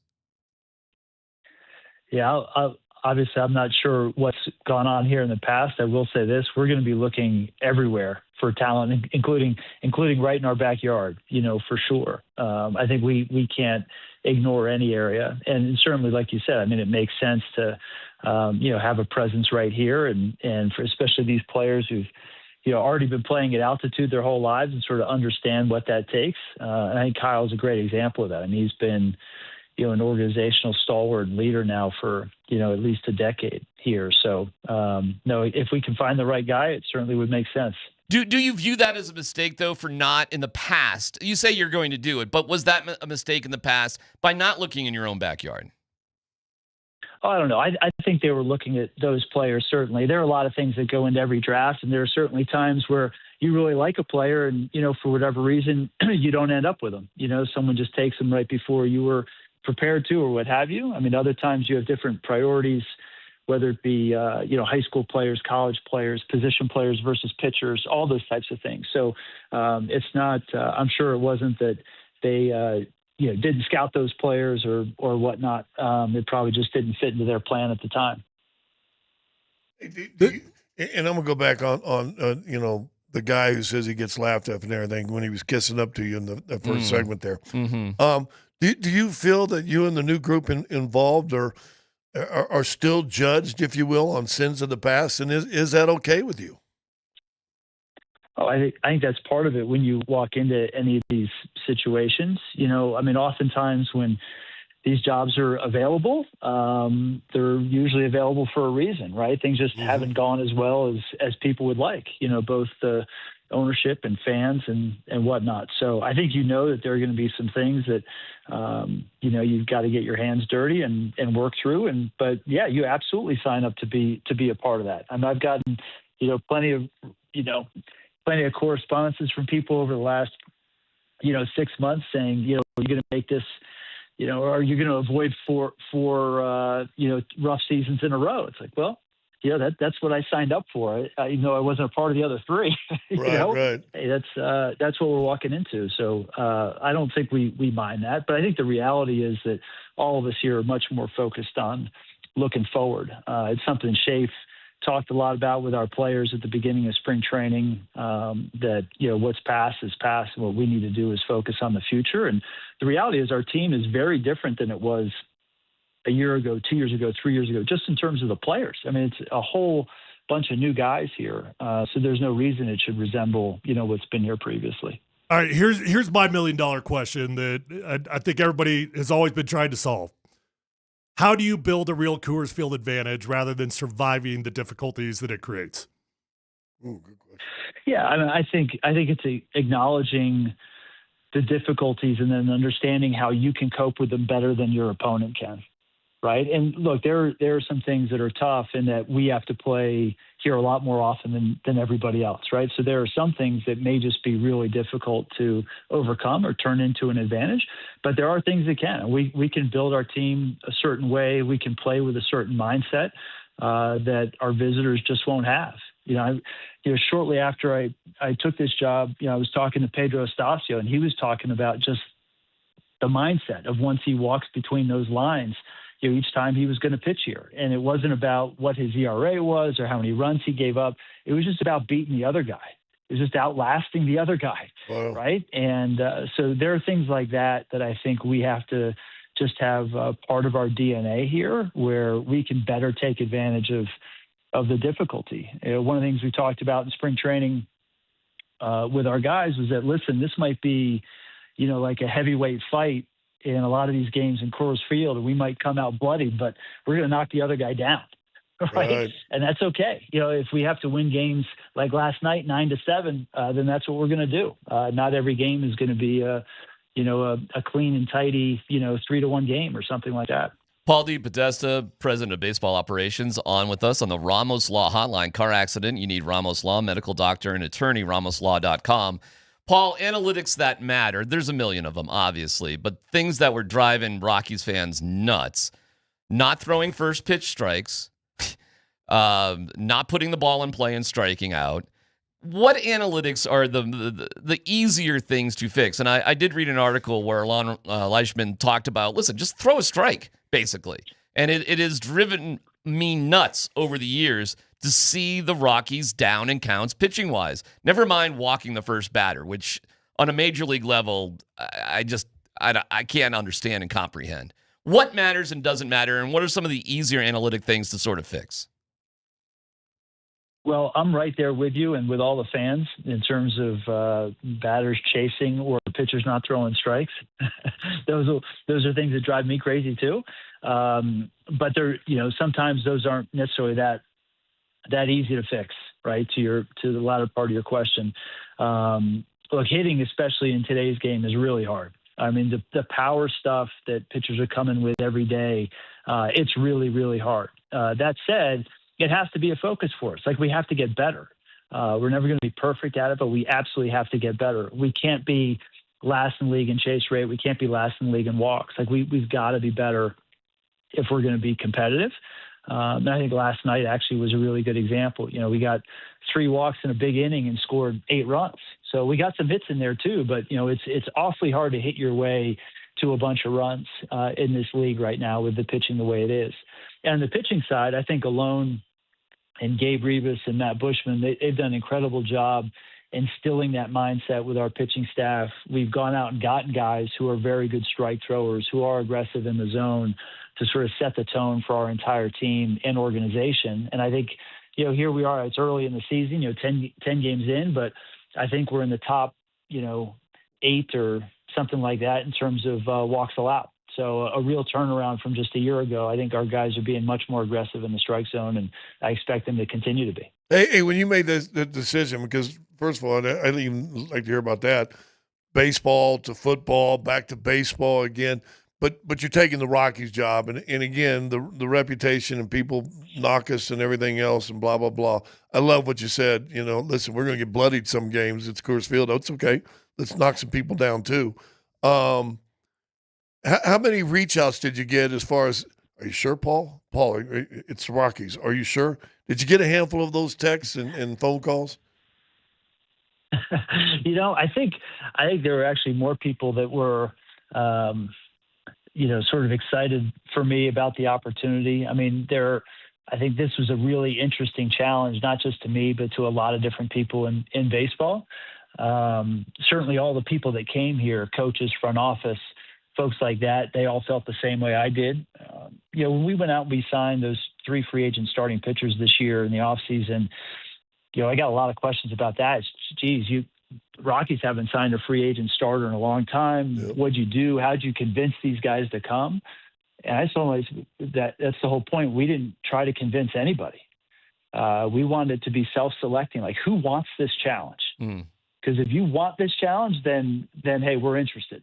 And if you don't, then it's probably not a good fit. So, guys like Tomo Sugano and Michael Lorenzen and, Jose Quintana, like they wanted this. You want guys that want to be here. Let's go. Yeah, that's good. Yeah. When we signed or we traded for Brennan Bernardino, our left-hander reliever, it was one of the first things we did. I think I'd been on the job for about a week, and we traded for him. And I called him. I said, like, Coors Field, you ready? He goes, hey, man, I pitched in Mexico. I pitched in altitude. Let's go. So that's what we're looking for from all of our guys. And, I think that's the attitude that most everyone here has at this point. Do you believe in moral victories this year? I guess it depends on how you define that. I mean, I want to make significant progress, and I want to be in a position where our guys believe that at the beginning of every series they're going to be competitive, no matter who's in the other dugout. Now, you've got to win some to be able to maintain that belief. So, when you say a moral victory, like I'm not sure exactly what that means. Well, I'll define. Let me define. So you guys are 4-6, which is. I mean, you didn't win 4 games. The Rockies didn't win 4 games till April 22nd. But of your 6 losses, 4 of them are by 1 run. I mean, including, unfortunately, a walk-off off Vodnik in Miami, right? So, like, really well-played games where you actually pitched pretty well. You probably didn't get the hitting with runners in scoring position like you wanted to. But at the end of the day, it was hella competitive, and it was pretty satisfying. I guess that's what I mean by moral victories this year. Yeah, no, I think I agree with you. I mean, I think we're playing competitive baseball in every series, so far, even against some really good teams. Frustrated by the 1-4 in 1-run games, and hopefully that'll turn around as the season goes on. I also don't think we've hit our stride yet offensively by any stretch. I know we can swing the bats better than we have. So, yeah, I mean, look, this is going to be a process. We know that. And we've been talking about, this is the beginning of a climb for us as an organization, and we acknowledge that. But we also want to win. I don't want to sit here and say, in 5 years, or anything like that. We want to win as soon as possible. And that starts with being competitive, each and every day. And I think so far, so good on that front, but a long way to go here for us. All right. We really appreciate time. One last quick one. And again, thank you so much for your time. Charlie Condon, do we have any kind of time frame when to expect him to perhaps make his Coors Field debut-ish? Not specifically, but very encouraged by him. I mean, he had a great spring training, really swung the bat well during the major league games, also showed some real defensive versatility, played some left field, right field, first base. He's off to a really good start in AAA. So, we're excited about him. I think he's has a chance to really help us both in the short and long terms. But when that actually starts, hard to say. Hey, Paul, now that you're in Denver, you're now part of our community. There's a guy that plays for the Nuggets called Nikola Jokic. Heard of him? Heard of him. Heard of him. B, yep. I'm thinking a first pitch sometime with Nikola out on the mound might be kind of fun. Yeah, that'd be a good one. I'll have to run it by Walker, the folks over here. Be a pretty intimidating presence up there on the bump.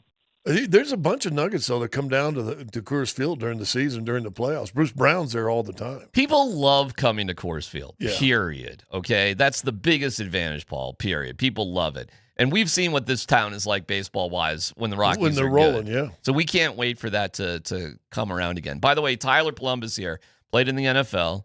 He's a workout warrior. He's a gym bro. And we want to get him to work out with Michael Lorenzen. How do you think Tyler would do just working out with Michael Lorenzen? Good question. I guess the question is whether or not it's arm day. Yeah, if it's arm day, it's going to be tough to keep up with Michael. Listen, I'm all about the arm day. I'm all about it. Curls for the girls. Let's go. Yeah. I've decided that Michael's my spirit animal. So anytime he's on the mound, like I'm paying attention, good, bad, or indifferent. Tomorrow. I'm all in when Michael's on the mound because, post retirement after 8 years in the NFL, I just decided I got to have something. Gym bro became my thing, and he's officially a gym bro. I love it. Paul, we'll let you go on that, and we really appreciate your time. And hopefully this is the first of many times we can talk to you throughout the years. And best of luck this season. And go get them tonight against the Astros at Coors Field. No one is cheering against you. That's for sure. I appreciate it, guys. All right. Thank you, Paul. Appreciate it. That's Paul DePodesta, President of Operations for the Rockies. We can break that down. We can break that interview down real fast. A, kiss ass. You. Jeez. Throwing us under the bus. No doubt about that. I mean, Well, immediately. yeah. Hey, Paul, I Hey, want Paul, you to know. I'm the only one that I believes love in you. you. These two guys absolutely hate you. They hate you. They laugh make at fun me. of me for They liking the make fun of Rockies. me. I want you to know that my partners do not respect you at all. Well, that's for sure. We wanted to establish that Jeez. first. I mean, could you have waited like a minute and a half to Yeah, throw us under the that bus? wasn't even, hey, Paul, how you doing? There's, hey, these guys hate you. They making fun of me. No, we need to establish the important things first. Second thing? I did go with the fat guy question. You did. He didn't really want to get into it. Yeah, but I still made him. I followed up. You did follow up. You know, that is a funny story that people were asking about. You lose weight. He finally just said, yeah, I did. P90X, which was great. That was good. And then I also threw a question in there, baseball went to football, which kind of opened the door for. Yeah, why did you chicken out on that? I didn't chicken out on it. It just didn't feel relevant at the time. But the one I chickened out on for sure was, are you talking about the Deshaun Watson contract? Oh, yeah. I wasn't going to try to embarrass the dude right now. Okay. All right. I bet he didn't have anything to do with it. Does that make you like the Rockies a little bit more or hope for their success a little bit more? Well, can I say something? By the way, very nice that they came on with us. How about that? Yeah. When was the last time we talked to upper management on the Rockies on this radio the last station time, listen, ever? Bud Black, and I know you hated him, and this part As a manager, not a person. was I defending. Bud Black used to come on the original PhD all the time. Yeah. We had him 3 or 4 times at least. And he was always cordial and was always great. We've never had front office. Last time I ever had the front office in a conversation, I was across the street, Mm-hmm. and the owner came in just to rip everybody a new one, and he said, "Well, I'm going to be," and he sat in with Drew and I. Know Drew was there too. Drew and I for an hour. That's the last time. That was a minute ago. Yeah, that was 9-10 years ago. So you got to just give the Rockies credit where credit is due. At least they're trying. They got us. We haven't talked to anybody like that. When was, Well, he said things for me that I've been preaching on forever. And A, you can't be sustainably good if your minor league system isn't continue to have talent. B, the way you get the talent is you got to have great scouts and great development. And I've said this before. Well, they've got these picks. And I go, good. Who's developing them? It's nice to have all these picks in. Who's being developed down there? I read a great article yesterday on coaching. And it might have been from some Premier League or whatever, but they're talking about their club team. It said your low levels got to have your best teachers. That's where the impact of the game is made, that the younger guys coming up understand how to play. The fundamentals are marked and set and put in stone. That's your minor league system. That's what they got to do. And they've just avoided that. They've done nothing. I mean, it's been terrible. It's been horrible. And that's why I brought up the local guys, too. If Kyle Freeland's so successful, why haven't you had a more focused look at other guys from the state? I'm telling you, those guys that I brought up, and I know them personally, so I'm a little bit more close to it, but I know for a fact that nobody even from the Rockies talked to them. Right. And they were drafted by other major league teams. Right. To the degree where they may have been fine with the Rockies not talking to them. True. But also I loved it in that thing? I loved he brought up Pedro Estacio because you know There what? you go. He was a bulldog when he went on the mound. There you go. Those couple of years, he was just fantastic. And the desire to want to be here, too, is an important Big. thing. Okay. It's a ticket Thank Tuesday. you, Paul. It's a Ticket Tuesday. We have your chance to win tickets to go see Calgary as Colorado fights to lock up the division. Text the keyword STEER, STEER, right now to 303-504-0925, first and last name, and you're entered. It's a $10 Tuesday at Papa Murphy's. Any large pizza is just $10. Find a location near you and order at papamurphys.com. Again, this hour's keyword is STEER. We'll announce our winner at 2:55. Good luck.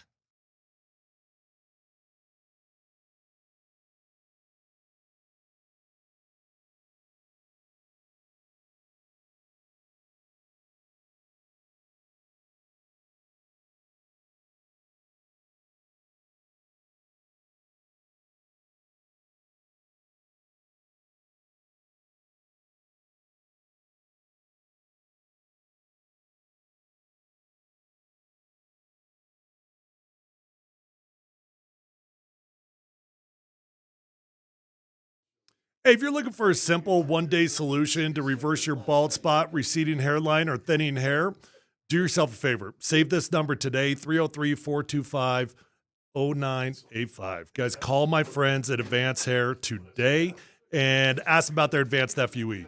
Guys, nobody can offer anything like the Advanced FUE found at Advanced Hair Restoration. They've already changed tens of thousands of lives. That includes mine, and you deserve to be the next one. So when you go to Advanced Hair, you can be comforted in knowing you're going to be with the best of the best. Dr. Tanya Pauls is legendary. The entire staff at Advanced Hair, fantastic at what they do, and they believe in what they do to the degree that they're going to guarantee your hair is going to grow for life. You're going to be in a calm and relaxed environment, and you're going to walk away with a lifetime guarantee. Could it get any better than that? It cannot. So call my friends at Advanced Hair Restoration today. You're going to get 250 free hair grafts and $250 off, or check out those before and after photos at advancedhair.com.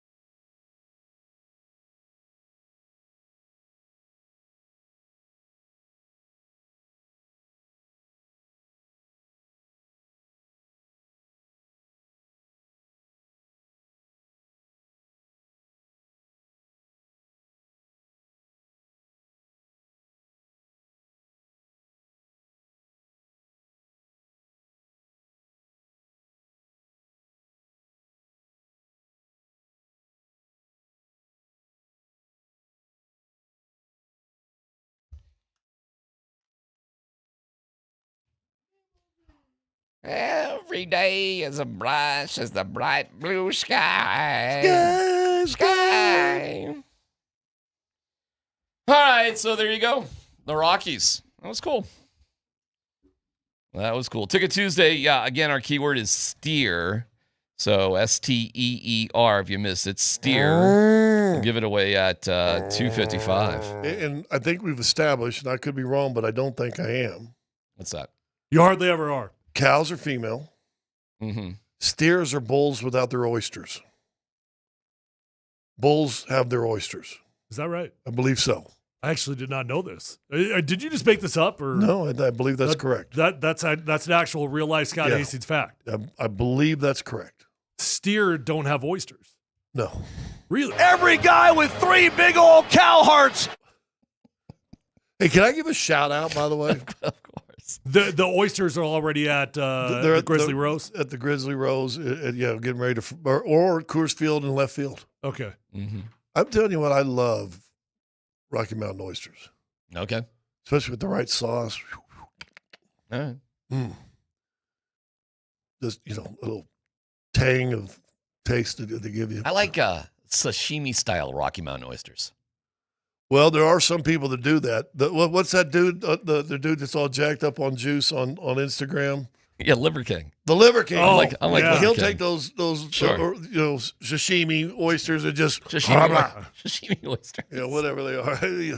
Hey, can I give a shout out to one of our boys here on the station? Sure, why not? We can do shout outs, a shout out segment. I was flipping through the dials the other day, and ESPN had the Mammoth on.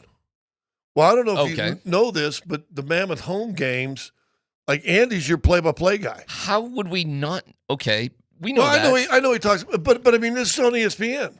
All right. And it's Andy and a guy. Who's Andy? Wait. ESPN, or are we talking the ESPN? Ocho? Andy's on just flat out ESPN. I think that game was highlighted on ESPN. All right. And it's produced by ESPN. I know that, but like there's ESPN 3, there's the Ocho, there's ESPN 2. I mean, yeah, but I think this was on ESPN. Okay. Well, good for Andy. So I flip over and watch it. Boom, boom, boom, boom, bang, bang, boom, pass, beam, a score.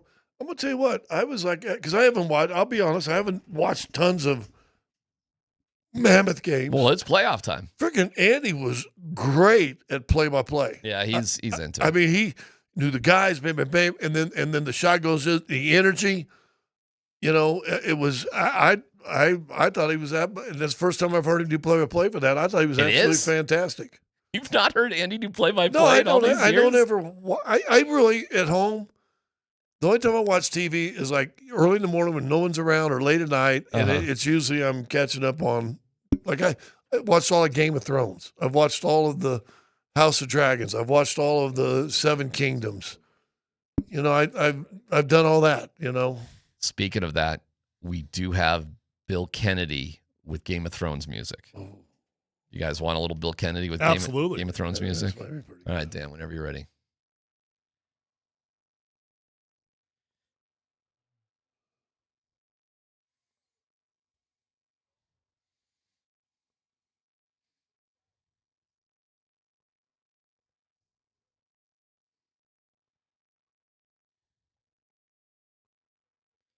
No.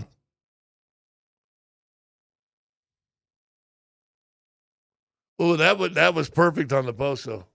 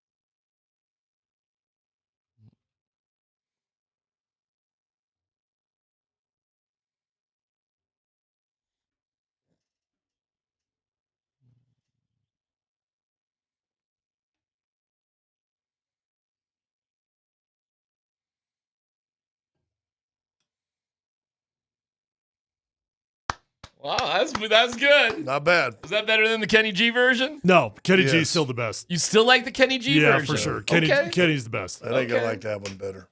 Okay, all right. Oh, boy, we could do a little poll there, Dan. You know, I got another one. You got another one? Well, it was down to Buell this past week. Who? Phantom of the Opera. What? Which one? What? Phantom of the Opera song. Just a Fan of the Opera song? Yeah. I don't know, man. It's got to be dramatic. There's got to be. the drama's the All right, so you want to try it with Dan next hour? We'll try it with the Fan of the Opera music. Okay, I'm up for suggestions. I mean, or we just let this dude stand alone. Or I mean, him acapella. Him standing alone is a feature in its own right. The Coach's Challenge. The Eric Clapton Unplugged on MTV. One of the songs from that. What, Layla? No, like what was the one about his Tears in Heaven? Tears in Heaven. Tears in Heaven. But it's a little sad. You want Bill Kennedy about the kid dropping from the building song. And all I did was this, that one song, and I just did the fingers like this coming down. You went, Tears in Heaven? Tyler, do you know Tears in Heaven was written about his son falling out of a building? That's really sad. Of course, it's devastatingly sad. It's a great song, though. And acoustically, it's fabulous.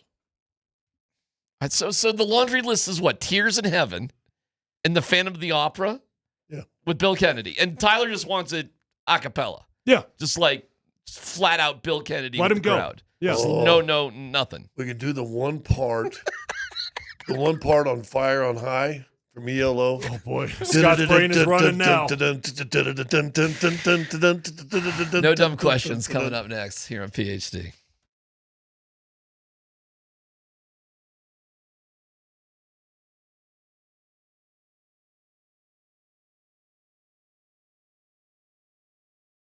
Hey, if you're looking for a new or pre-owned vehicle, go to the best dealership in Colorado, Phil Long Ford. I've been a customer for a very long time at Phil Long Ford because I think relationships matter.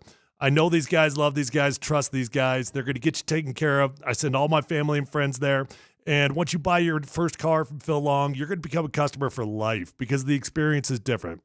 They're going to get you in, they're going to get you out, and you're going to find the vehicle of your dreams. One-stop shopping. Don't drive all over the state looking for your new or pre-owned vehicle. There's over 1,000 cars, trucks, vans, SUVs, electric vehicles, even commercial fleet vehicles on their lot right this minute. So whether you're looking for a new vehicle or pre-owned vehicle, the vehicle of your dreams is already at Phil Long Ford, and they've already got the best prices at Phil Long Ford. Guys, they are going to take care of you. You're going to be happy. They also have an award-winning service department. So once you buy that new vehicle, keep it serviced at Phil Long. You're going to have a beautiful ride for a very long time. Let them know that Tyler sent you on over and check them out online at phillongford.com.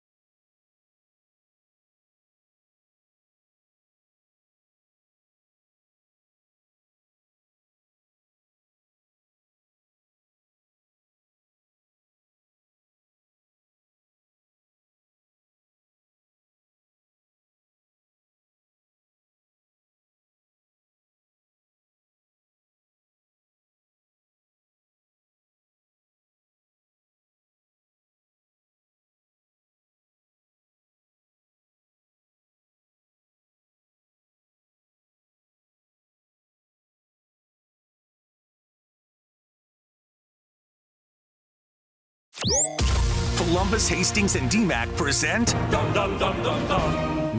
Dumb Questions. This is your safe space. Safe place. I'm leaning into the segment. You're a smart guy. Send us your not dumb question now. Tweet it, text it, or Twitch it. It's No Dumb Questions on Altitude Sports Radio 92.5. When it comes to your retirement, there are no dumb questions. Call Trajan Well today at 303-900-1189. Scott's all fired up here, so I'll just lead off no dumb questions with something you want to talk about anyways. Is LeBron James a coward? Well, we should set the story. now you're gonna pause. Speak like we're in break. Well, I was going to explain why we came up with that during the break was because all of a sudden it's announced LeBron's out tonight, and we know Luka's week to week. It's a hamstring. Is he week to week? Well, I mean, they're going to say, well, okay, he's out. They said Reeves is out at least 4 weeks. Wow. So I mean that could end their season right And there. they're playing Oklahoma So you City got tonight. Oklahoma City tonight, and LeBron also my foot hurts. He's not playing. Do you think he's being a coward? I think he's being a coward. To be honest with you, I know he's an older guy and all that stuff, but listen, and I asked this question: if this was Jordan's team, same situation, still got a chance for 3, and you got Horace Grant and Scottie Pippen out, is Michael Jordan bagging this game? Is he stepping away from this game tonight? Or is Michael Jordan going to go out there and try to beat Oklahoma City by himself? Can you compare eras? Can you? And it's a little tricky because Michael Yeah. Jordan never played at 41. I understand that, but I'm still just talking about people. I don't think he would, to answer your question. But just to be fair to LeBron, just to be devil's advocate here, he is doing things none of these other superstars have ever done. Is he doing it, though, because of why? I'm not sure why. I guess he loves basketball. What else would it be? I think it's ego. Dude, have you seen he's already gotten approved from the NBA 2 different stickers for his jersey? One that had him as the king. One was number 1 scorer. And they're like... I know what this is. It says... When you really just don't like a guy for whatever reason, you find little things and they piss you off. But it's not hard to find little things on LeBron. Let's keep it real. It's fine. It's fine. I get it. I like great players that don't have to remind us that he's great. And you think LeBron does I think LeBron does everything he can, and ESPN goes right up the buttocks with him and tries to remind everybody how great he is. And it is amazing at 40 years old, he's still able to play and be effective. Yeah. He's not the guy he was at 29. Or 30 that he is at 40, but he's still a damn good 41-year-old. He's still pretty good. He's still good. He can still do some stuff and blah, blah, blah. What are the Lakers' goals the rest of the year then? Well, they were sitting in 3, and everybody had already crowned them at 3, and they're going to be a tough out, just 2 weeks ago. Yeah. But now LeBron's still there. LeBron is still there. Not a lot else, though. I just don't see great players. Who's going to carry you? Jackson Hayes? He's going to carry you? I don't see great players backing down. Whoa. Are you suggesting he's not a great player? Well, I don't know. He might be really hurt. And what I'm saying, I'm talking down my rear and all that stuff. And Laker fans buttocks? Laker fans are probably upset at me. I don't care. Gotcha. That's just how I feel. I really honestly feel this is a great moment. I mean, imagine he goes out tonight and has a 35-point triple-double, and they find a way and beat Oklahoma City. That, to me, adds more mystique to who he is and what he's doing now. That would be unbelievable if that happens. To back out because you just got beat by 30-plus a couple games ago. Well, that's when Luka got hurt. Yeah, when Luka and Reeves got hurt in that game, too. But now you ain't – He's pissing you off. He's ticking you off. We could have a daily hating on LeBron. Yeah, I'm down with it. I'm not going to stop you on it for sure. I don't know. I mean, you're not going to get any pushback here. Yeah, I just feel a lot of listen. Listen. And listen, listen. You listen. I think there's some things that are coming up here, Tyler, from no, Scott. I like him. You do? I've had conversations with him. I like him, but I don't like how this is ending. I think now it's. What do you mean ending? I think it's orchestrated and ego and agenda driven, and it's starting to bother me. I mean, hold on though, Scott. I mean, there's nothing different about the ending than the entire career. Yeah, and by the way, he's been this way for 10 but years. You don't think he's back next year? But dude, you're wearing a sticker on your shirt that has a king. I don't know. Lead the logo NBA in on it. scoring, and you can do all sorts of crazy things. Well, I miss Kareem doing that for the 26 years that he held the record. All right, but Kareem did. Just to be fair, he did a whole year of this is my last year, and it was all about giving him a rocking chair and honoring him. But can I say something? A whole year of that, Scott, everywhere he went. And Dr. J did the same thing. There was a whole old group of guys that was kind of what they did. I know, and it was always cringy and weird. It was weird. I sat and stood on the floor and clapped for both those guys, Jay and Kareem. Can you imagine being Kareem's teammate back in those days? And every single city you go to, you got to sit through a 15-minute presentation about how amazing he is. Again, this was David Stern saying we got to honor these guys and blah blah blah, and all the teams went along with it. They sure did. Yeah. So Kareem had plenty of But you know what? moments. Also, but it wasn't Kareem driven. If they do this for LeBron, it's going to be LeBron's PR firm. It's probably setting it up. I disagree with that, though. Anytime a player pre-announces a retirement, you have created your own agenda. Yeah. Whether you do it like when the regular season wraps up and you're like postseason, just want everybody to know it's my last draw, or if you do the full season. Who was the last notable athlete to do that? I don't even recall somebody doing that. Do you guys? Can you think of like somebody else who announced their own, victory tour? Oh, I bet it wouldn't be that hard to figure it out, but who? Doesn't happen that often anymore. That's for sure. The pitcher for the Dodgers. That's true. That's right, Kershaw. Kershaw did exactly. You that. are correct. Kershaw did it. But they didn't. But they didn't. All the places didn't have rocking chair games. I guess not. Did they? They did. No, I guess. they didn't. So I do not remember the tribute the at rocking Coors Field. chair games were NBA driven. Yeah. So there's been athletes that Kershaw said this is going to be it for me. You did. You're right about Kershaw. That's a good one. He did, and then he pitches for Team USA. Kind of out of retirement. Right. I mean, like I'm rolling my eyes. Like I think he pitched one inning or something. He just wanted to wear the uniform. I can't blame him on that one, right? Didn't hurt anything. And because of his longevity and what he did, they gave it to him. They let him do that. But yeah, I don't know. I just hey, listen. I like guys that you know what? I want Teddy Roosevelt charging up San Juan Hill. I want George Washington rowing across the Delaware. No dumb question. What's more satisfying, seeing this or seeing the Lakers flame out like this at the end? To me, feels awesome.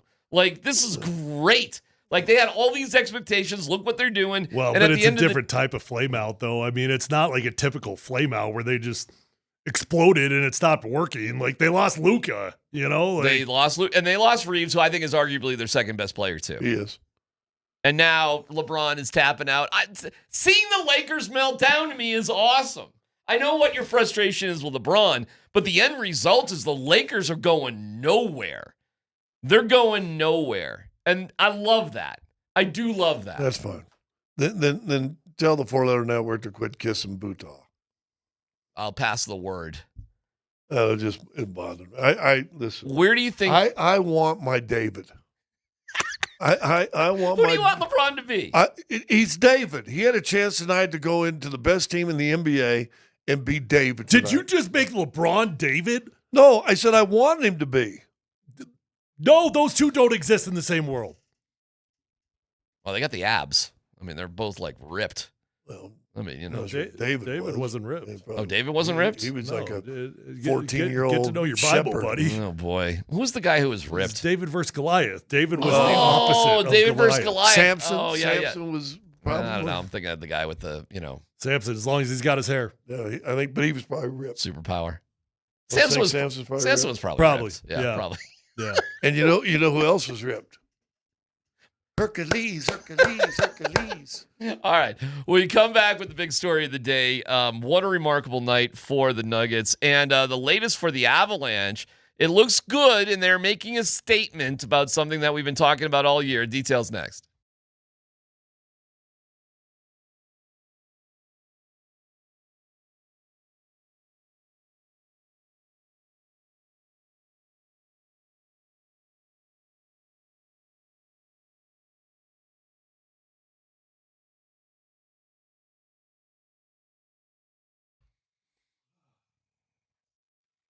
Hey, it's DMac for the Rocky Mountain Men's Clinic. Dealing with erectile dysfunction, oh man, who needs it? Who wants it? You fail to perform in the bedroom, you think to yourself, laugh it off. And maybe it happens a second time, not as funny a third time or more, and you probably just give up. Well, if this has been going on with you and the pills or herbals have not worked, the Rocky Mountain Men's Clinic is there for you. They understand that for you and your partner, intimacy is critically important. So here you go. Schedule a consult today. $99, you get a consult with the Colorado licensed medical provider, a TNPSA test. If advised, a test dose. If it doesn't work in the office, your visit is free. They've got an expert staff like a lot of men. You could be having sex the day after your appointment. 5 locations up and down I-25, Fort Collins, North Denver, Central Denver, Castle Rock, and Colorado Springs. Call them today at 720-440-7900. That's 720-440-7900, RockyMountainMen'sClinic.com.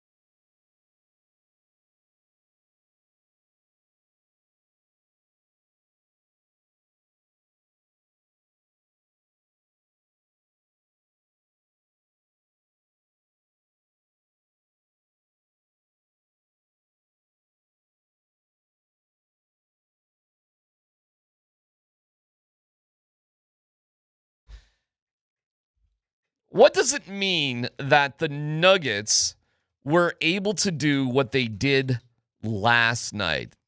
And the second big question of the day, what statement are the Avalanche making by starting Wedgwood, not Blackwood, against the Blues? But let's start with the Nuggets and a remarkable come-from-behind victory last night to win again in overtime, to win in clutch moments in a game that, hey, listen, man, if you're going to drop one of these games, okay. But they didn't. They refused to. What does it say about this team? You know what it does? The entire game just reaffirms that the Denver Nuggets are one of the biggest enigmas in the NBA. That's who they are. I mean, it's like what day is it and how do I feel about the Denver Nuggets? What moment in the game is it and how do I feel about the Denver Nuggets?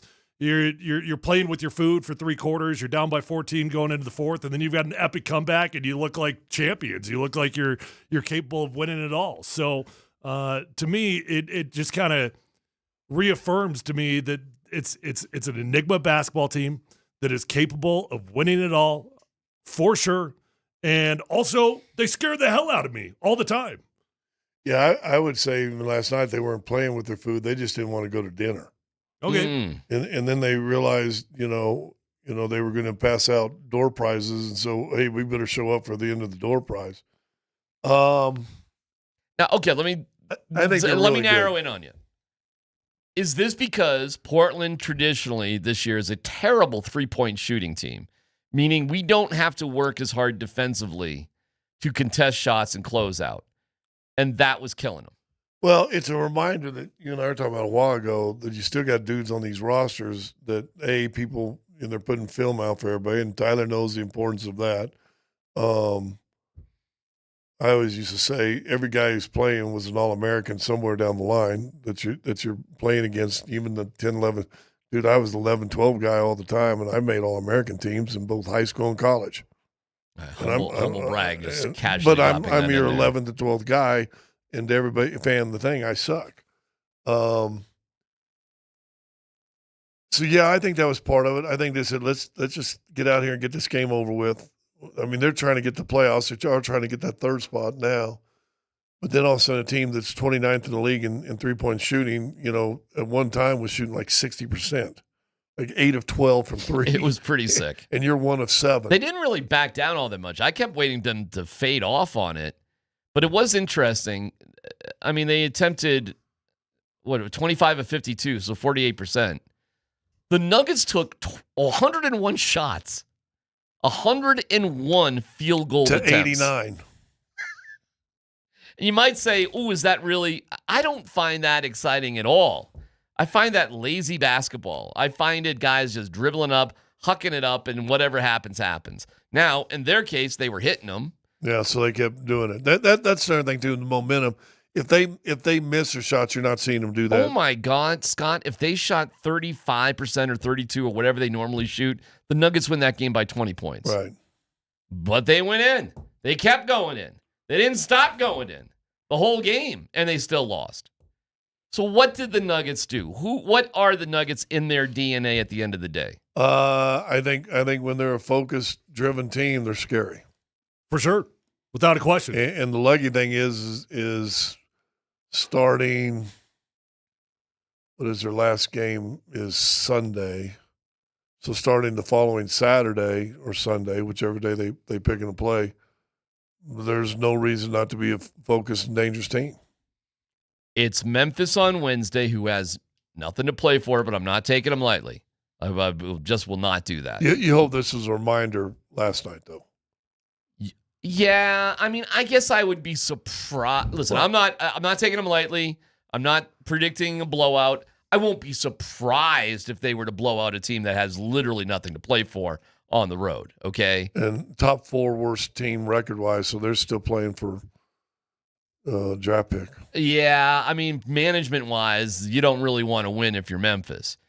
Now, Oklahoma City, they actually have 3 games in 4 days. Like, some of these teams still have back-to-backs and schedules like this. The Nuggets don't. They already are done with that. They got the Lakers tonight, and it looks like the Lakers are laying down, right? I mean, it'd be stunning if the Lakers could win tonight. Like, it'd be the biggest upset maybe in the NBA this year if the Lakers were actually win tonight, Because Oklahoma City wants the number 1 seed, and they got to play. Right. They got to win 2 more games. Or win and a loss, right? I mean, the Spurs could lose too, I suppose. Well, you're maybe without Wemby now. You know what's almost yeah, equally that's as right. shocking as the Nuggets being in the position they are right now? Remember how far out Oklahoma City was, and that they still got to play right now. That is amazing to me. They were out. It was a landslide. It was impossible. It was done. It was over. And you went. What is the injury? Well, notable in their last 30 games, the Spurs are 27-3 with 2 of those losses against the Nuggets. But when he got hurt, what is his injury? They're saying ribs. Which is it pulled? Is it cracked? Is it? Ooh. You know, Ooh. And listen, injuries always stink. But was Denver lucky to have it in the middle of the season, and now they're starting to relatively get healthy? Well, that's what we were pointing all of a pointing sudden, at. The Lakers whole year. are hurt at the end of the year. Wemby, let's see what's going on with him. And he has to play, I think, 1 more game to be eligible for all the post-game stuff. Well, I'll tell you this, man. Minutes restrictions out the window. The Nuggets were going for it last night as hard as they could possibly go. That was all out, full send, AG to the rescue, Nikola, Jamal, everything. It was all full effort. You know, listen, man, AG is so important.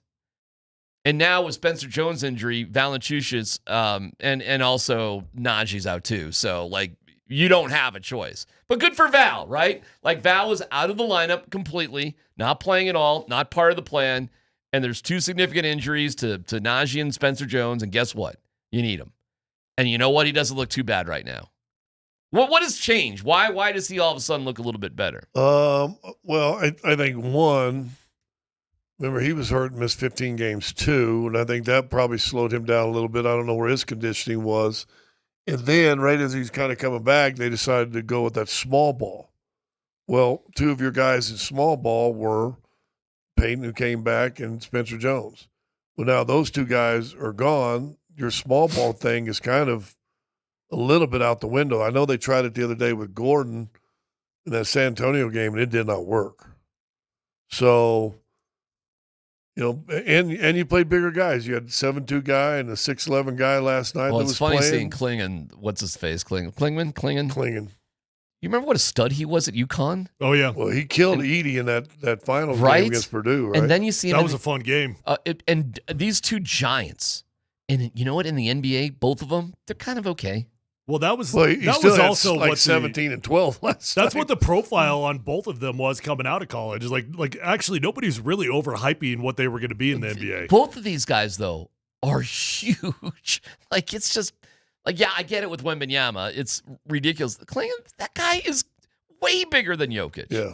He's good. Okay, he's okay. Yeah. But he's not Jokic. He's not changing the game. Right, he's going to He wasn't. He was maybe their 3rd best player last night. He's an offensive rebounder role guy. You want to talk about? Can hit a 3 once I in a want to while. just call him Avicii. I know that's not his last name, but I'm doing my Scott Hastings, just calling Aveda, Ajada, Avicii. He made me lose his name by Avicii. Danny Advia, right. Yeah. This guy is fascinating because he's a super talented guy, but he only has one move. He's right. I was saying to Braga, he's right hand dominant. I mean, No kidding. and Cam then- Johnson talked about it. Adelman talked about it. Everybody Yeah. talked about it. Yeah, I kept looking at it because I kept saying things. He said, you got to keep him off the right hand. He goes left, he's trying to get back right. Or if he goes left and you keep him there, he's going to pass it or maybe step back, shoot. And he did it all night. And then Adelman addresses and we let him get to the right. And I said, all you got to do is take that. You got to couldn't stop it. Play that side. And I looked at Chris because I was saying that, and I think Chris got me. I said, listen, he's a great player, but he's one hand dominant. They talked all about it. They knew all about it. They coached against Yeah. it. That was part of the issue, too. It's not like Adelman was giving them bad advice. No. He was telling them the right things to do. Nobody was doing it. But then they were just like, well, forget this. We might as well win the game. We're here. They should not have won that game last night. We'll go 20% from the 3 and end up at 35, right? You know, in the fourth quarter, I think they were 4 of 8, and I think they were 2 of 3. Did you guys see anything going on in the first 3 quarters that made you think there was about to be a comeback? No way. I was didn't. bored to tears. It's my least favorite style of basketball, and I had written them off completely. Well, when AG hit that shot that put him up 2, the one with his toe on the line, could have been a 3. Yeah. That was their biggest lead of the game. They had a lead in the first quarter. That was in the fourth, though, right? Of one. Yes. Yeah. Yeah, there was like seconds left. Yeah. Put them up 2. And then they let Advia drive right-handed and tie the game But up. they didn't stop him. Yeah. They let him go, like, just go, dude. Yeah. We'll score another one. Here's what was funny to me. Like, the Nuggets are pretty killer in overtime. Like, good luck against the Nuggets in overtime if you got to be there. They're clutch. They've been there before a million times. They've got good composure. They're good in overtime. Really good in overtime. You know what their record is now in overtime? Oh, my God. This year? Maybe they've lost 1 or 2? 4-4. Get out of here. Really? Before Saturday, they were 2-4. See, this is just a different team. It's you know what, man? It's a bookend team. It's 1 in the beginning of the year and 1 right now. And the rest in the middle was survival. Whatever. Just got you to where you needed to be. Kind of. Yeah. And it got them to 51 wins, a better record than last year. With 3 to go. And they'll probably win 2 of the 3. I don't know about that. That Spurs game is going to be completely meaningless. It'll be on the road. You don't even have to take some of the guys with you. It may be the point where yeah, seriously, like Deron Holmes, them don't even play. I wouldn't even take them. I would say, great season, shut it down. You don't need another plane trip. Deron Holmes, go get him. Jalen Pickett, see what you can do. Tyrus Jones. If the game is completely irrelevant, I'd leave the guys at home. You play with 8 dudes, all those guys. You know. Yavs did that a couple years ago. Do you remember that? Yeah. It was a Southern California road trip, and they just was like, yeah, you guys don't even need to go. So they didn't. You don't have to go. Another plane ride for what? A game against San Antonio that Wemby won't be playing. Nobody will be playing in that game. Watch. It'll be completely meaningless. I wonder if this Oklahoma City game will be completely meaningless. If they win tonight, then they may have iced out San Antonio. It all lined up pretty perfectly for the Nuggets, quite frankly. I mean, in terms of where the other teams are at, what they had to do to finish out the season, it's beautiful. How could you want more than what you have right now for the Nuggets at this time of the year? What else would you want? Peyton Watson to be healthy. Yeah. But he'll come back. He'll be all right. You know, it was less than a week ago that 3 seed didn't even feel realistic. It was. I know. We're the 4 seed. That's what it is. There's nothing that's going to change it. And when what'd you say, 8 of 1 when there's 9 left and you can get the 4 seed, I think it was, or something like that? Yeah.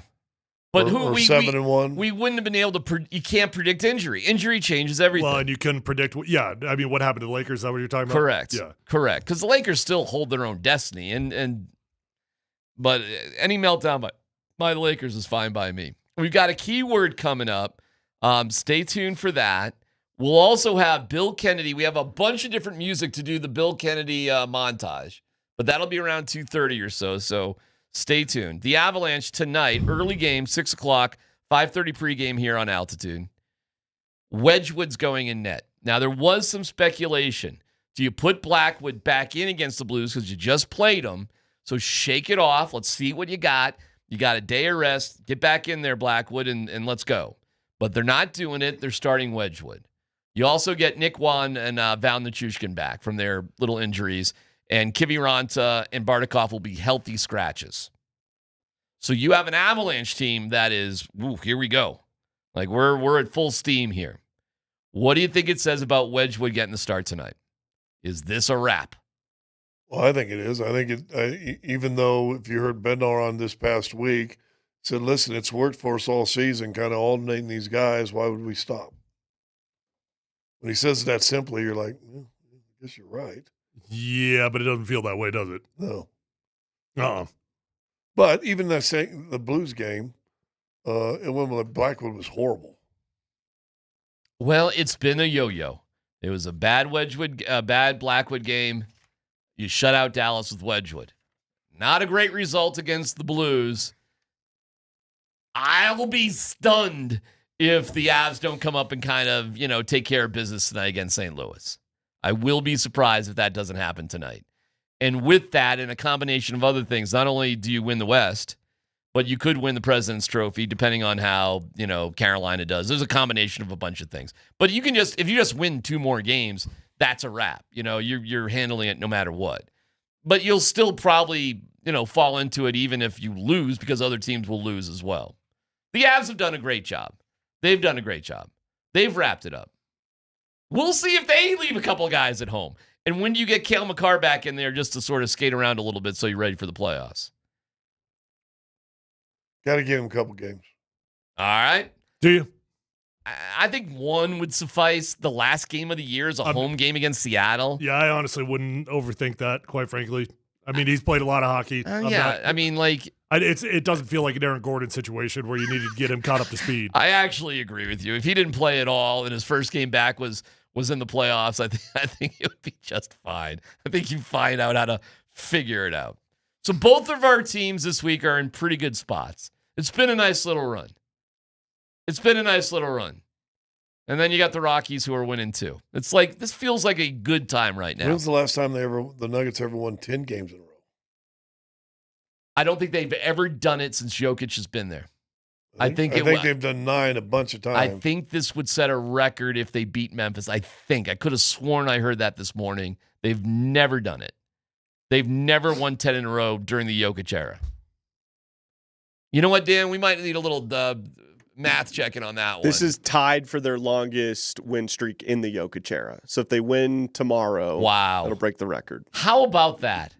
If they win tomorrow, it's something that's never happened all the years Jokic has been here. I don't know, guys. Maybe because they've been an enigma for a long time. I don't know. I know this. You can tune in for the Frozen Four on Altitude Sports Radio, AM 950 on Thursday afternoon. It starts with North Dakota and Wisconsin, and then it's Michigan and Denver. It gets going at 6:30 on Denver's home for all sports, Altitude Sports Radio.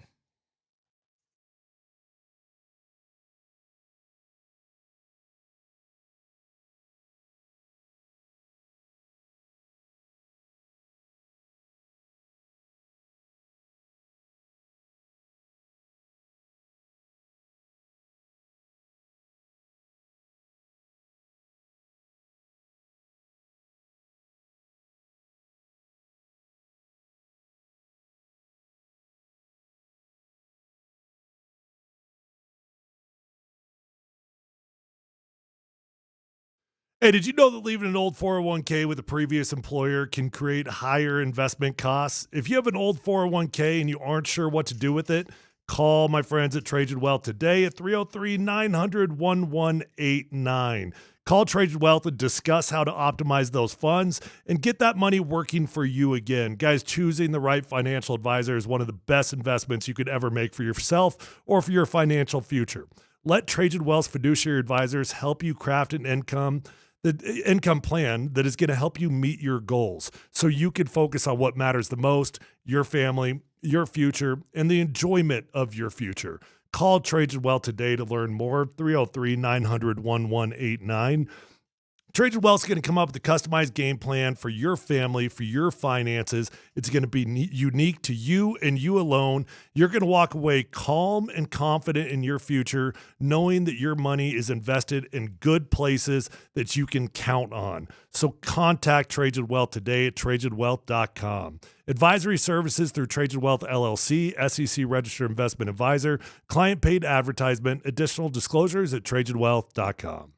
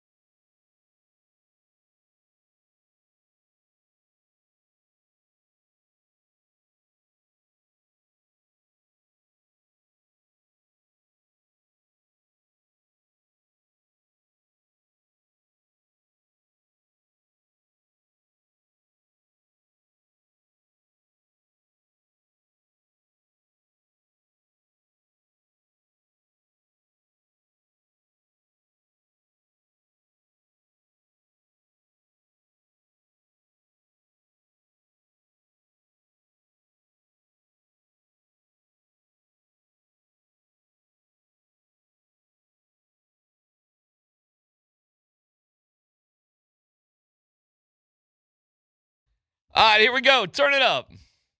Ticket Tuesday with your chance to win tickets to go see Calgary as Colorado fights to lock up the division. The keyword this hour is barrel. Barrel, 303-504-0925. First and last name, and you're entered. It's a $10 Tuesday at Papa Murphy's. Any large pizza is just $10.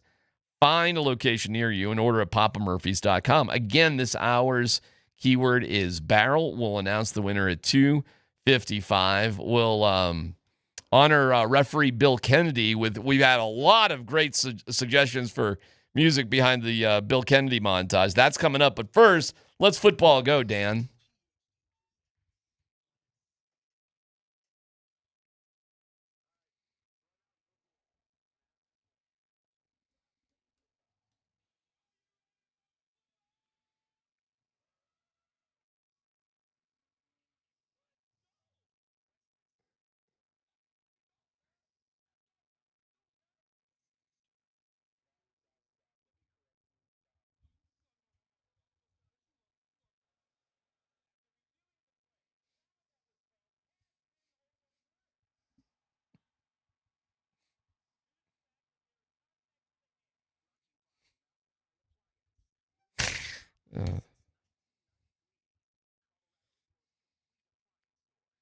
The challenge is successful. Dan Buzz Quinn Tanner, thank you, Mountain High Appliance. Let's football go. Guys, Coach Prime spoke today. Hey, now.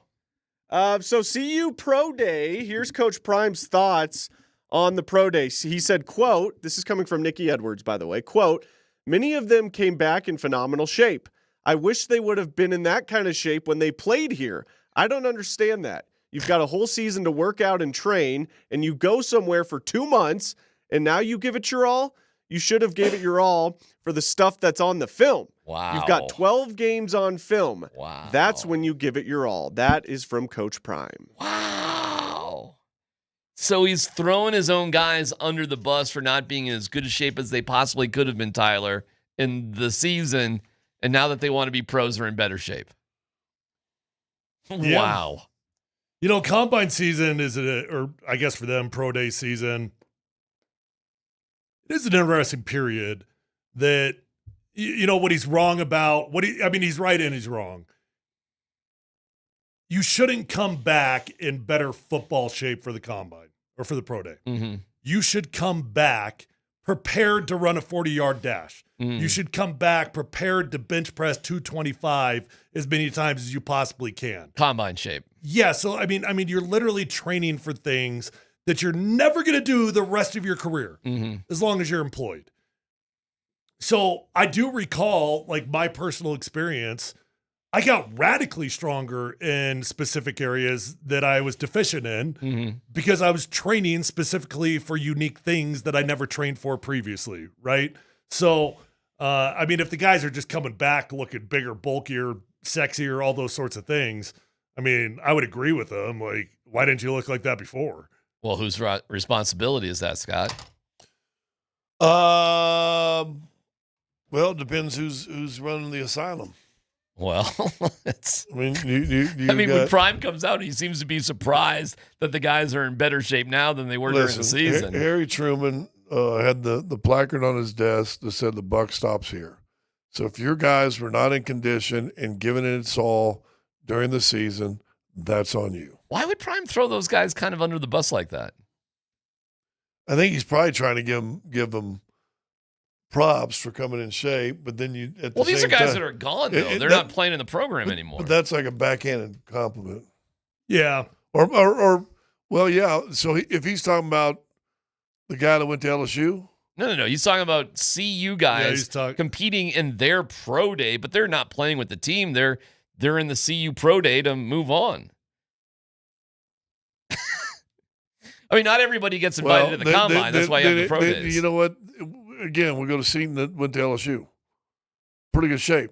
It means your training program at CU sucked the last couple of years. Why do you think their training program at CU sucked? Because it's a country club. So I'm not saying this is the right way to go about their business, but somebody, I don't know if it was the program or one of their buddies or whatever, they went back to the drawing board and found the facts on Jordan Seaton.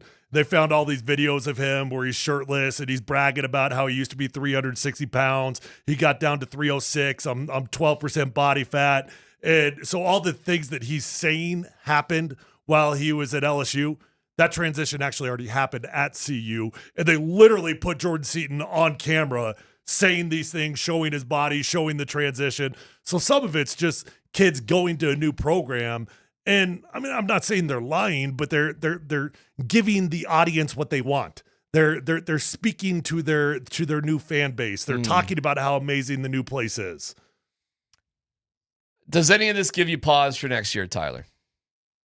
Oh, I mean, to say it would give me pause would imply that I had high expectations. Okay.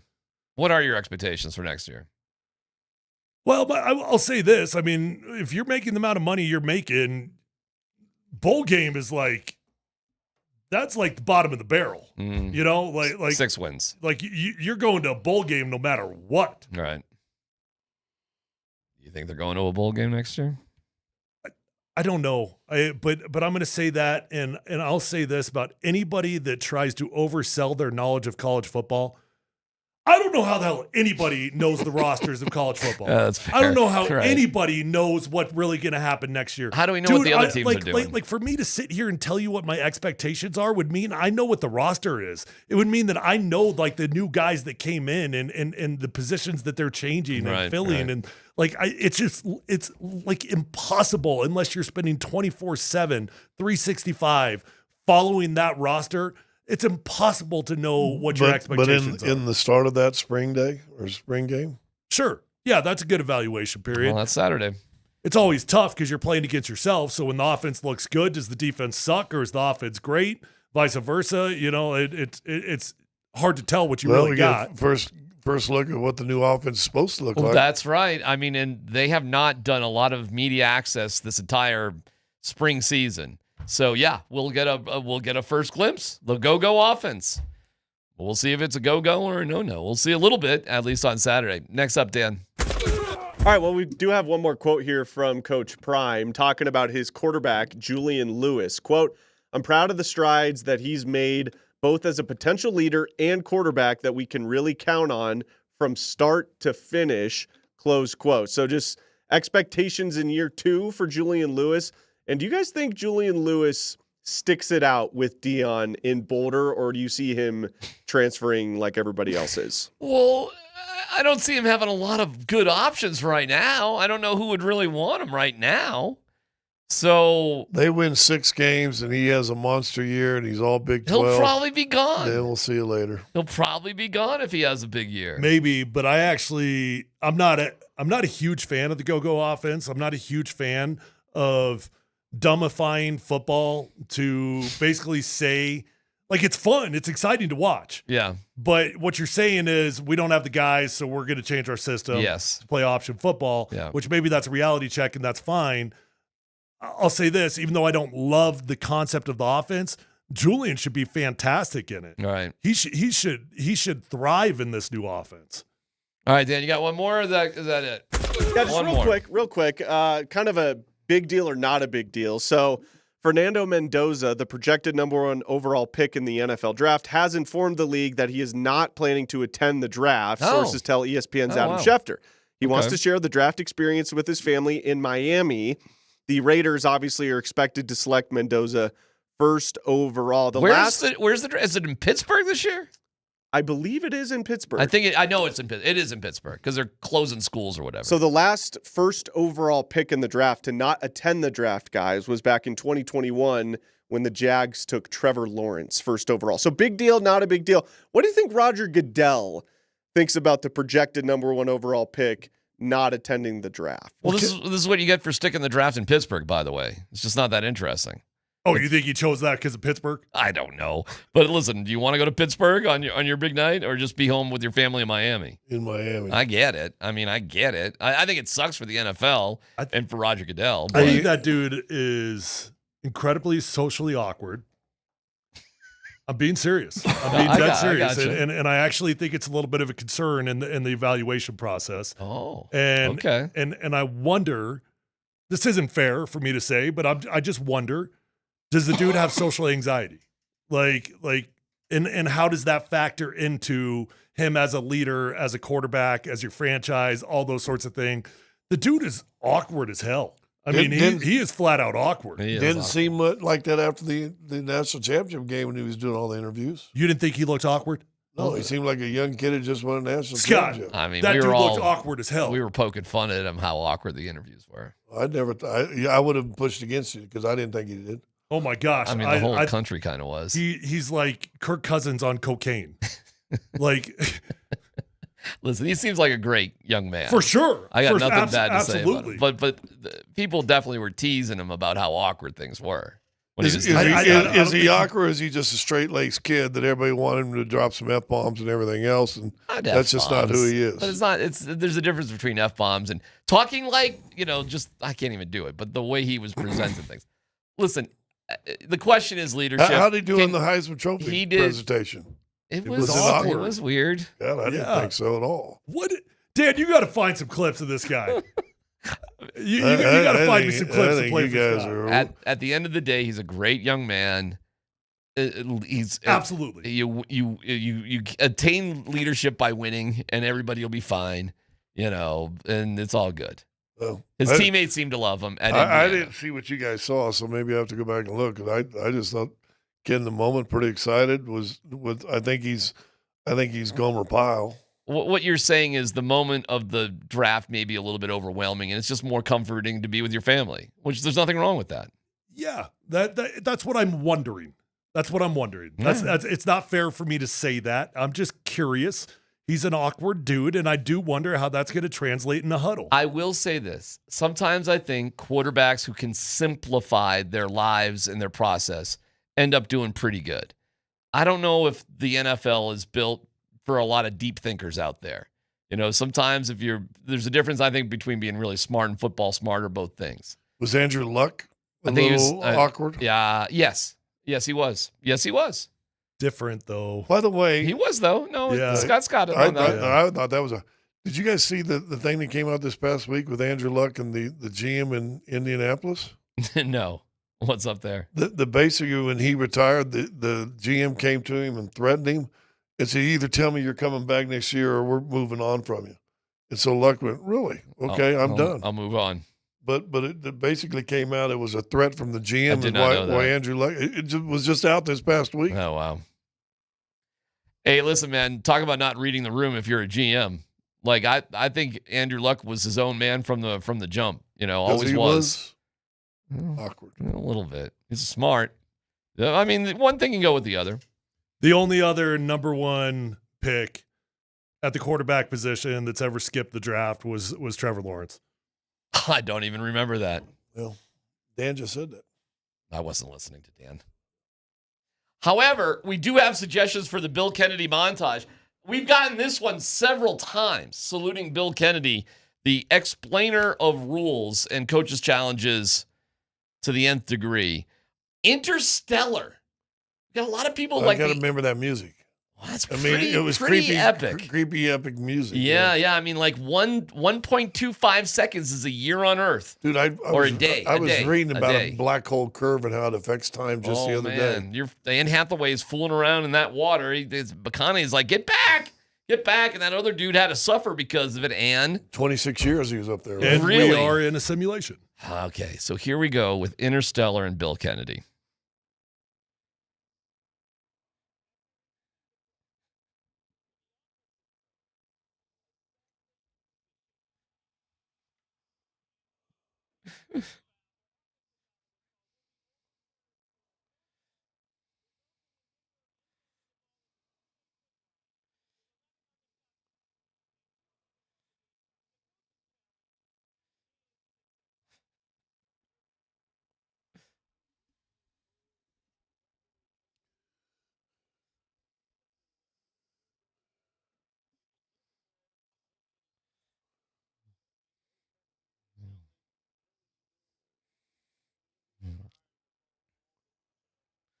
All right, that's Interstellar. Dan's got a couple more. What else you got, Dan? That's pretty good. It didn't blow me away, but what else you got?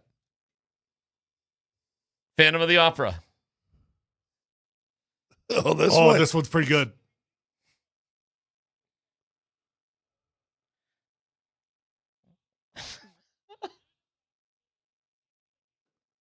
Dude, this is good.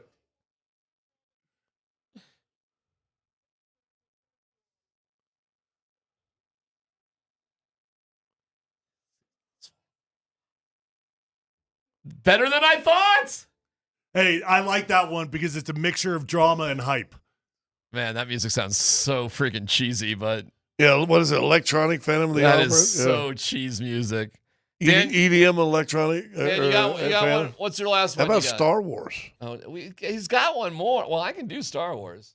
Dan, what do you got?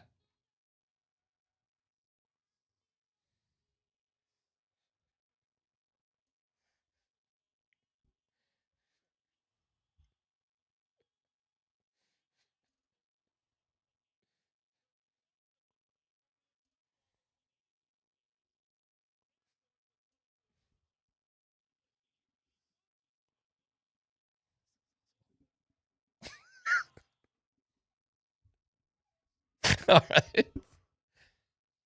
I mean, this song works with absolutely anything.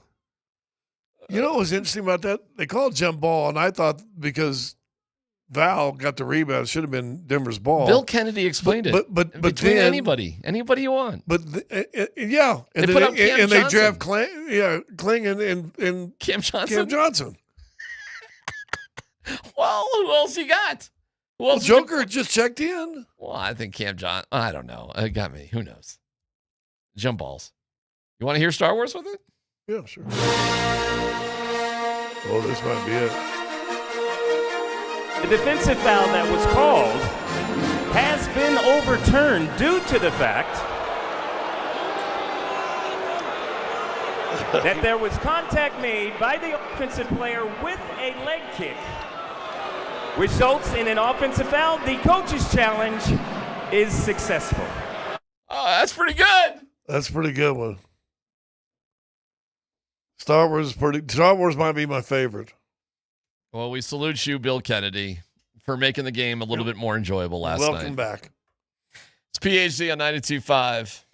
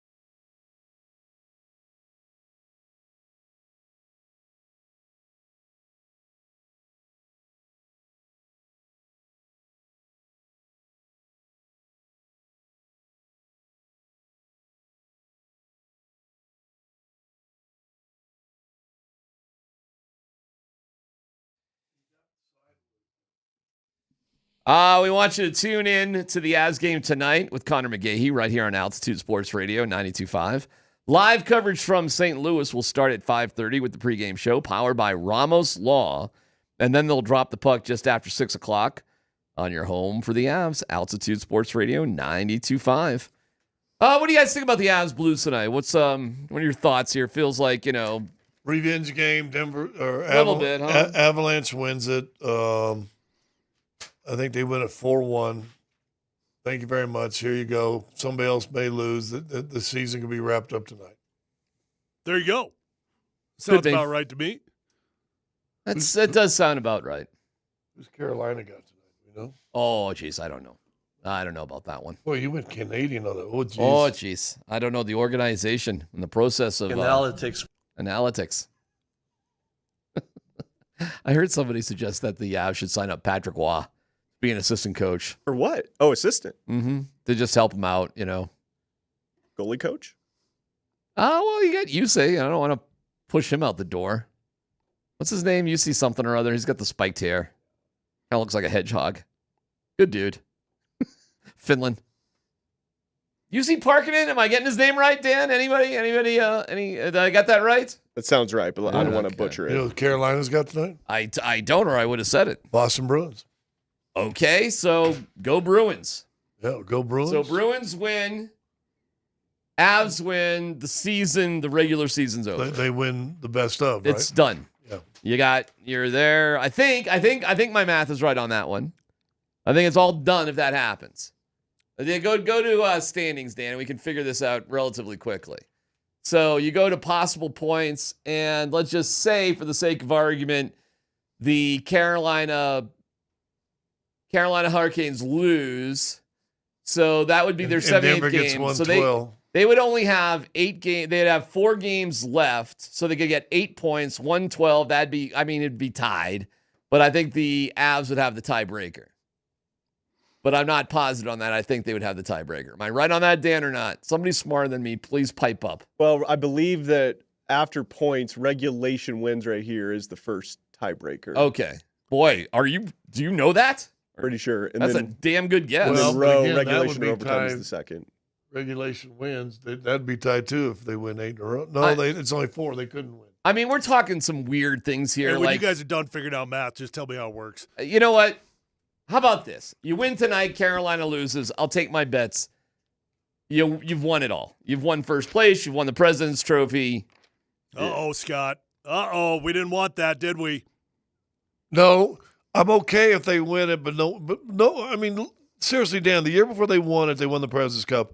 And is that not all we talked about for like 2 months? It's been like the Madden curse. I mean, yeah, it was like that's all we talked about. We didn't even talk about Stanley Cup. We talked about the President's Cup. Why? We had Kyle Keefe come on one time, and that's all he could talk about. Like how great it would be to win it. And I'm like, why? That's if it's given to you, fine. Why did you guys care about it so much back then? I did, and I'm the only one that didn't. Dan, am I right? It was deeper than that, though, because correct me if I'm wrong here, but isn't there like deep historical context to winning the President's Cup and not winning the Stanley Cup? Well, there's been like 3 teams ever since the invention of the President's Cup that's won it, or 2. The last team to win the President's Trophy that went on to win the Cup was the 2012-2013 Chicago Blackhawks. Yeah, so 13 years ago.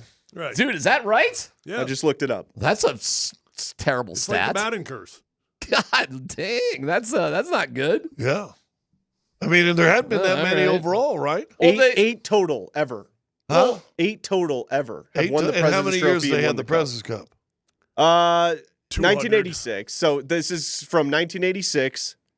8 Stanley Cup winners that have won the Stanley President's Trophy. I think I don't mean to be a dillweed here, but I think it's President's Trophy, not President's Cup. That's a dillweed. Who cares? Right, you know why? You know what? What is it?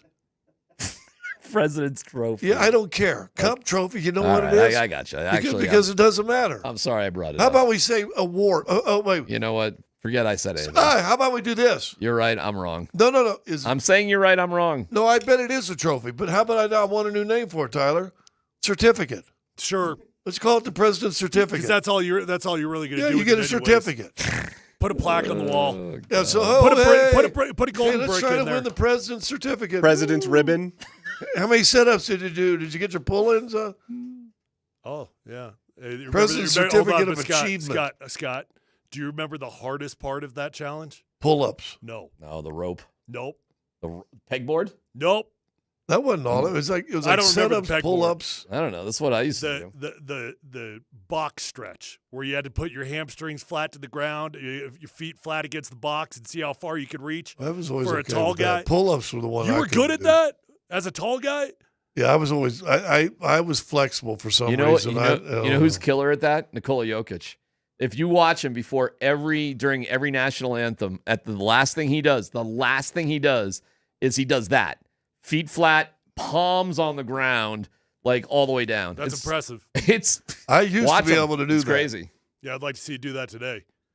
I don't know if people realize that about Joker. I that don't he's even know if I could touch the ground anymore. I know. What, with straight knees? There's no way. That's a long ways to There's go, buddy. no way. Hey, make sure you don't pass out, all right? Yeah, 6'10's bending down. Scott's going down. Give us the play-by-play. I can't see He can't touch his toes with the tips of his fingers. Never mind flats on the thing. Oh, I didn't but say that's flats. better than I could do. That I right couldn't there do is that. about stretching. I guarantee in 2 weeks I could get my hands on the ground. All right. That's impressive, Mark man. the date. So let's It's good for back Hey, health. Dan, write it down. April, nobody gives a crap that Scott can do that. All right, and hold on. If I can do it in 2 weeks, if I can do it in 2 weeks, I want You a president's win certificate absolutely made up. nothing, Scott. You want a certificate? I want a president's certificate. Dan, prepare the president's certificate. We'll mark the date. Today is April 7th, so on April 21st, playoff time. If Scott can, president's certificate. we can get him a certificate. Congratulations to Nate Puente. He is our winner of those hockey tickets. Way to go, Nate. We'll have Nate and Andy. What are you talking about? We can hear you. What are you screaming about? I want to play along with your He bit. wants to play the Bill Bill Kennedy? I do. How great is that? Because I do like your bit, but I don't think I wanted a different. You can make it better? I Get the right I don't know jam if I yet? can make it better. Let's just try a different vibe. No, let's go. What's your idea? Well, you ought to know this classic rock. Wait, now we DJ can't guy. hear you. You got to let Oh that. yeah. So this means. Well, you it's can't- just sounded- I'm so used to talking to him. It sounds like muscle memory. So now you can't. When I'm trying to what. No, What do I you- asked him to pull up Cliffs of Dover. Remember that Eric Johnson song? You'd have Cliffs of spun that on Dover. BPI a couple of times. Well, you can't have words You might while want he's to get trying to talk. You might want to get your headphones ready for it. All right, Cliffs of Dover by. Can you speed it up a little to where it really gets going, though? Maybe like about 45 seconds in. I used to know how to play it. Dude, I love the fact you're coming in here with ideas for the Bill Well, Kennedy I do bit. agree. That's But awesome. the guy, you said He's it last iconic. night, and I'm like, he just needs to be because he's got what we like to call panache. He's great. He's got the feel for the dramatic, and it is overturned. And I felt like I was watching like some kind of crazy game show or something, didn't you? Yeah, no, it was fantastic. And then what I thought was funny is you guys played Star Wars. See, Star Wars works if it goes in your favor. But you picked the call where Tim Hardaway Jr. got called for kicking his leg out, so everybody was booing. So, like, I don't want Star Overturned. Wars when it's not going my way. Gotcha. You know what I mean? Gotcha. All right, well, we'll see if we get Cliffs of Dover going with Bill Kennedy. We'll give him another minute. I know he's got I magic. was like, as soon as I saw that it was him, I was like, ooh, I hope we get a bunch of challenges. And we did. We got a bunch. We got a bunch of Well, challenges. Thank you, her. Yeah, well, she had a rough game. She had a rough game. You know what was interesting? Here's what's unique about the NBA, and I bet it can't happen in any other sport. So there's a timeout. You wouldn't see this on TV. What's her name, Scott? I'm the referee. Okay. Something else. Whatever her name is. So there's a timeout, and everybody's up in arms, and Adelman had just finished screaming at her, okay? Like out on the court. Like he is way out on the court yelling at her. All right, he goes back to the huddle. Valanciunas comes off the bench, Scott. Maybe you can help explain this. He comes off the bench and just starts talking to the referee about whatever. So a guy off the bench, not a coach, just goes over to a ref to like try to have a lengthy conversation. Like, don't you think that's a little weird? that a player can come off the bench and just have a Maybe he's doing a little good cop, bad cop. Well, you but know? the fact that it's allowed to happen, like, this is okay? Any player can randomly come off the bench and talk to the ref? No, I think it's a veteran guy who's got 11, 12 years and probably knows everybody. DeAndre Jordan used to do it all the time. He must have had the right tone, too, to get away with it. No, I but understand how what is it you're saying. how is it allowed, period? Like, why in the NBA is that allowed? It's a constitutionally protected freedom of speech thing. Oh, is that right? What? Name another sport where a player off the bench can go talk to the official at length during some sort of pause in the action. Other than baseball, I think it happens all the time. What? You think a football guy, Yeah, I an think inside guys come off the linebacker, bench. comes up and talks to the umpire? The guy that was sitting on the bench, he's going to go check in. He runs by the guy as a conversation. Yeah. Guys on the bench constantly are speaking at the referees, but very rarely do they pause to actually have All a right, I'm not conversation. saying chirping a guy on the sideline. He's out on the court during a timeout. I get what you're saying. We had an incident in the Mammoth game where I can't remember what our coach Coyle was upset about, but he had to send the captain to talk about it. I wasn't sure the captain knew what he wanted to talk about. I was like, does he know what the gripe is? I've had that happen before, and you go out there and you go, I'm supposed to say Yeah, I don't know. I'm looking at you. We're over here talking. Yeah. Just Bob. The greatest one is Brett Favre when he got caught mic'd up. He goes over the refs. He goes, here's what I need you to do. Take 2 weeks off and quit. That's I don't think I've ever seen that. You haven't seen that? I don't It's think great. so. It's great. Yeah, he was all are you working your magic, Dan? I'm sorry to do this, but I wanted to play along too.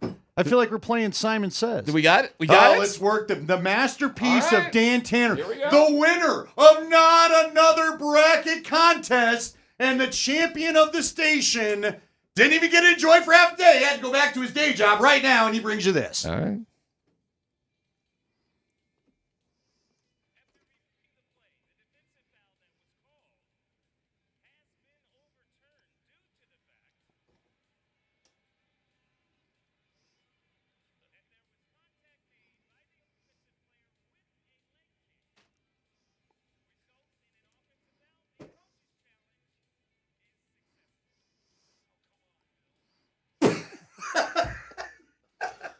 What's What it did got? he say? Oh, come on, Bill. Two things. Once it I got, don't remember that. Once it got to that part, very good. And the second thing is BS. You could play that.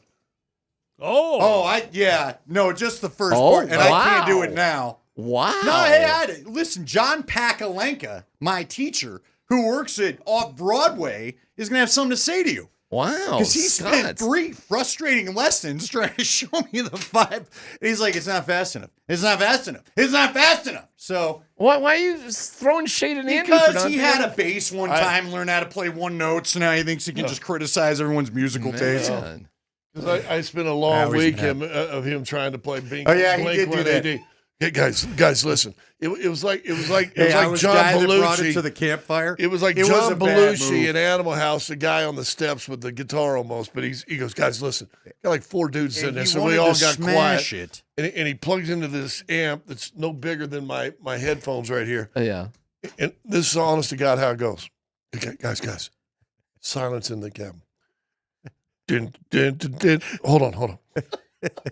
Dun, dun, dun, dun, I don't even dun. think I got that many notes, I'll be honest with you. Dun, but in about the 6th time that we got to dun, dun, dun, dun, but hold on.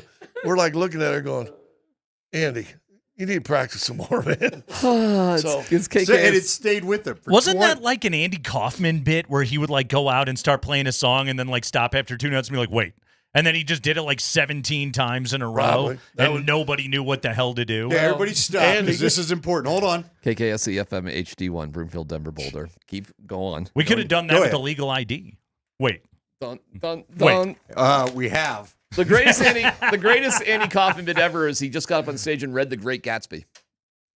Really? Might as well. Yeah, Just read it. And people started booing and just leaving. He just read The Great Gatsby. It took him like 4 hours to get through it. I mean, the Mighty Mouse bit that he did on the opening It's the best. episode of SNL. Hysterical. And it's so Here weird. I come to save the day. That's all it was. And, and his only part was, Mighty Mouse will save the day. And Classic. It's the best. And the rest of it, he just stood there with his arms at his side. You know who the modern day Andy Kaufman is, by the way, is this Drewski guy. Have you guys ever watched any of the Drewski stuff? No. Holy cow. It's all like performance comedy. I'll just leave it there, but it's a trip what this guy has pulled off over time. You know who he is, right? He's in the T-Mobile commercials. Oh, yeah. Yeah. Anyways, I'm not familiar at all. It'll be a fun YouTube wormhole. Okay. I'll give that. I'm excited about this. Did you hear our interview with Paul DePodesta? Did that give you a little? I did not. You got him on? We got him on. on. Oh, congratulations. Yeah. That's big. Scott's first question? Yeah. Who are you? No, I said, how do you feel about a fat guy portraying you in a movie? It was great. How was that? He said at the end of the day, he said it was too frustrating to explain it. Because everybody goes, "You got thin." What? So I just went with the fact I lost weight. Yeah, I lost weight. He goes, so he was never that big? P90X. No, he was a baseball He's like a player. runner. He played baseball at Harvard. But he looks like a runner guy. Yes, I mean, he's very thin. fit. He's Yes. built. Yeah. Yeah. He goes, "No, I've lost weight." And he goes, "How'd you do it?" A P90X. Yeah. Well, Kevin James played Sean Payton, and Sean Payton was never fat. Not like Kevin James. He is now. Sean's. Have you seen him now? I wouldn't call him fat. I wouldn't call him fat. I'd say he's retaining a little water, but I'm not gonna go. I'm not gonna go all the way to the F word on that one. Listen. Would you consider Kevin James fat? Is he PH? Wait, hold on a second. I saw him run off the floor the other day late in the Nuggets game, and I saw guys that were sitting on the front rows, drinks jiggling. He's gained some weight. little Jurassic It was Park. like with the old- T-Rex. Is the ripples in the water. Is Kevin James a fat guy? Or He's a fat guy. He is. Have you 'Cause not seen him in Grown Ups? He did the whole like MMA, here comes the boom sort of thing, and He's a strong fat guy. yeah, like I guess Chris He's Farley handy. was. I guess. Yeah, Chris Farley was an athlete, even though he was chunky. Yeah. Yeah, he was. That's nimble. Kevin James. He was a James, rugby yeah, player. Kevin James was like a wrestler. Yeah, he's like an athletic fat guy. Yeah, He's not stiff. Like John Candy would just be like a fat guy. Right. Right. There's all kinds of Sean body Payton. types. Yes. Well, what do you think? Sean used to be a quarterback. He used to be a college quarterback. Well, listen, guess what? Now Yeah, they used to just stand in the pocket and throw the ball. If he were playing football today, he'd be a zero tech. Eastern Illinois legend. Oh my God! You know, that friendship of yours was nice. It was a nice 2 weeks you two had He's together. got two hands in the dirt when he plays now. Do you know Leggy was a linebacker? Leggy? Oh, yeah. On what level? Middle school? I don't even know, but no. I think he High at least school? made high school. Dude, you need to Wow, get 5 Leggy foot to show you. I think he showed it to me by accident. He used to have like long, flowing hippie hair. I don't know what happened to it. 5'6" linebacker. Yeah. I know his Chicago rail worker. I'd look out for him. I I'd be know careful. his high school theme song. What was that? Or what would they call the school Fight song. Fight song, right? Yeah. We are the little people. Oh my God. This bit. That's as bad as me playing the guitar up in your cabin, by the way. All right. He's doing a Wizard of Oz bit. No, we got it. It's a Wizard of Oz We bit. got it. It is time for the I Kreckman and can't Lindahl wait till show his here. 3-time black bill comes in here and puts you On in a a pretzel. Tuesday afternoon, the Nuggets victorious last night in overtime, which we are. Yeah. You know, I had a sandwich. Was I hungry and ate a sandwich? I did. Go ahead. Great 13 minutes of that game. It really was. Did we get a good 13 minutes? It was a good 13 minutes. Last 8 and 5 in overtime. Yeah, the last. See, I only like the last 4. It was good. Like once Jokic came back around the 7-minute mark, they started cooking a little bit. That game is just further indication of we need the postseason to begin. No, what are you okay? going to say? We very. Murray hit that three Yeah. to take it from 10 to 7, and it was right around 6:46. Mm-hmm. That's when you went, oh, God, they're going to Yeah, they're going to do this. They're thing. going to win this. And thing. AG was terrific down the stretch. Like the trio of stars carried you to the finish line, and you win that game. Jokic missing 2 shots at the end of regulation to end the thing. Like, I could feel his annoyance that he's like, crap, I got to go run around for another 5 minutes. Okay, let's do this. Oh, my gosh, yeah. And he had a great look at the tip. Yeah, he did. He had a great, like, he caught it going downhill. He could have just put it right over Mark Williams, and instead he hesitated. He spun. I heard it. He spun. He shot the floater. He missed it. He had an opportunity for, I'm going to call it a putback, Andy, and he missed it. Yeah. Yes. For the sake of the conversation. And then we went to overtime, and they dominated because the Blazers were broken by then. Well, the Blazers knew. The Blazers you could just are very see good. Well, not only that, but you could see it's amazing to me the psychology of sports for teams like that. When Yeah. you get to root for the team that's out of that phase. Nuggets haven't been in that phase for 4 or 5 years. But you could see the Blazers 10 years. all of a sudden, all your hot shooting three, that ain't happening anymore. Nobody feels, and frankly, what surprised me, San Antonio had a little of that going on at the end of their game too. The Blazers made 25 threes last night and lost. Yeah, because they quit. How many threes did they make after 5 minutes left to go? Did you see what tomorrow night's opponent, the Memphis Grizzlies, did last night?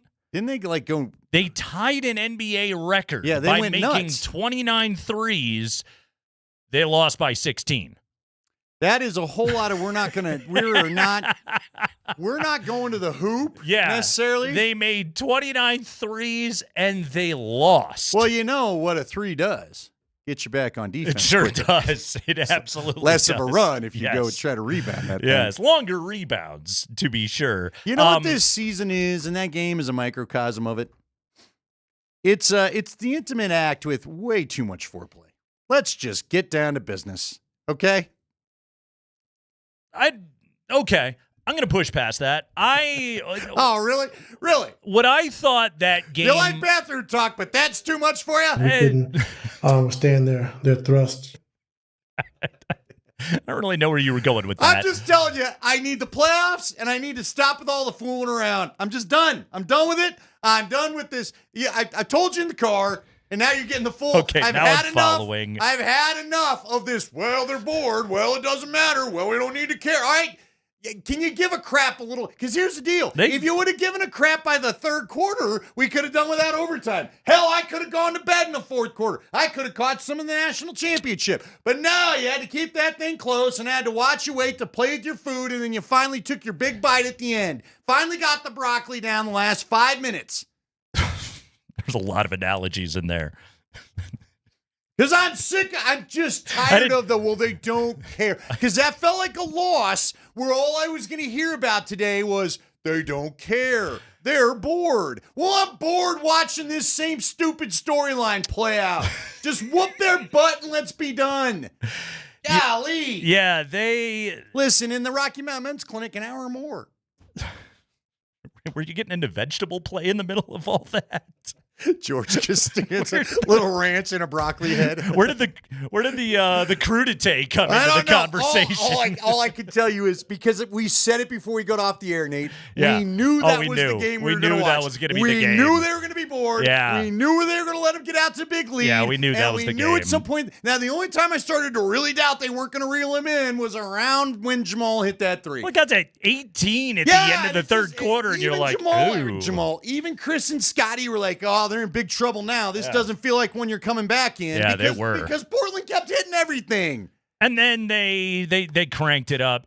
Look, Saturday was so sick. And then 48 hours later, it's like, let's get up for the Blazers. And they didn't. Hey. And as a viewer, I didn't either. Okay? I watched the first 3 quarters of that game, and honestly, I watched way more of the national title game than I did of the Nuggets game while it was live last night because it just didn't haul me in at all.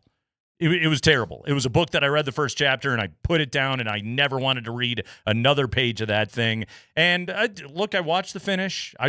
Once there was 5 minutes left, and I was like, okay, they're starting to cook a little bit. And AG went off, and it was a good finish, and they closed the game, and they did what they had to, and they defended the way they needed to. And, great job by Jokic on calling for the challenge on the moving screen when Thibault flopped all over the place. That guy, by the way, has got to be on a better team. I can't stand watching. That guy is so wasted on the Portland Trail Blazers. He is a perfect NBA role player that should not be on that garbage team right now. All right, that's neither here nor there. You want the Nuggets to look into it? Yes, actually. I would love Matisse Thybulle on the Nuggets. But yeah, we got to get to the playoffs. This team needs to be done playing games like this. I need to be done watching games like this. I'm with you. No, normally, I can excuse a lot of things away, but after Saturday, followed up by that thing, it's like, let's just get there. Now, big Lakers game tonight. You need them to lose, and then you kind of Who's left to play for them? Reassess. No Reeves. Yeah. Is LeBron okay? Yeah, they got LeBron and DeAndre Ayton. That's what they have left. So they got LeBron. Yes. Good. Yes. Let's see who else is on the Lakers. They got Rui. They got. Remember, he is the key. They got Jake LaRavia. They got Luke Kennard. He can shoot the hell out of the ball. Didn't they have a local guy last year? They got Jackson Hayes. Oh, yeah. What happened to him? Dalton Connect. What? I don't know. I guess he doesn't play anymore. He's like not even in the rotation. But he is still on the roster. He's a good player. Well, maybe he's playing tonight. Yeah, they don't like him. Because there's nobody left. Yeah, they got the Thunder tonight at 8:30. So let's see what happens. Let's see if the Lakers lose that game, and then it kind of informs what the Nuggets need to do the rest of the way. Well, there's no way they're winning that game, right? Those would be famous last words. I wouldn't You're think. playing the Thunder? I wouldn't think so. I don't believe they will, but I also didn't think the Nuggets were going to lose to the Blazers last night, and they damn near did. Yeah, that game got a little bit stupid. I've come around on something, and it's something I actually want to spend the 320 segment discussing. I've been ambivalent all year long about the NBA's MVP race. Uh-oh, are you getting a little fiery? I'm not anymore. Got some emotion now? He's the MVP. It's not emotion. I've got facts. I just, you know me, Andy. I cut the emotion out of this whole thing. I've got facts. He's the best player in the NBA. He's having the best season in the NBA. And he's going to make enough games to win the award, right? Nobody's team depends on their superstar more than the Nuggets do on Jokic. Everything that he has done with the injuries, I've gone into the metrics. I'm done being ambivalent about it. I might have been annoyed at the way that he was playing post-injury and the turnovers and all of that stuff. That's in the rearview mirror. Now he's the MVP. Scotty just texted me. LeBron is out tonight. Oh, he's out tonight. Okay. Decided, yeah. Maintenance. Okay. Is this a national game? Like getting nailed by the king. I don't know. Maybe Maxi Kleber is going to go out and lead the Lakers to victory. Maybe this is like Denver against Philadelphia this year. Who knows? We don't need that though. No, you don't. Once want we that. do want OKC you to actually win. Do want the Thunder Call to win this all game. the fouls for SGA. Yes, exactly. By all means, fire away. But Jokic was brilliant again last night. Aaron Gordon is something else, man. That dude is Saw just it again. Spacing's different. It's everything. It's energy. It's defensive intensity. It's everything. Yeah, he's the single most, I would say, like tilting player that they have. If he's there and he's healthy, they're championship level. If he's not, then they're not. Was his foot on the line? I mean, on the 2 last night? Yeah, I thought it was. You think it was? Yeah, I thought it was, but it was extremely close. They checked it.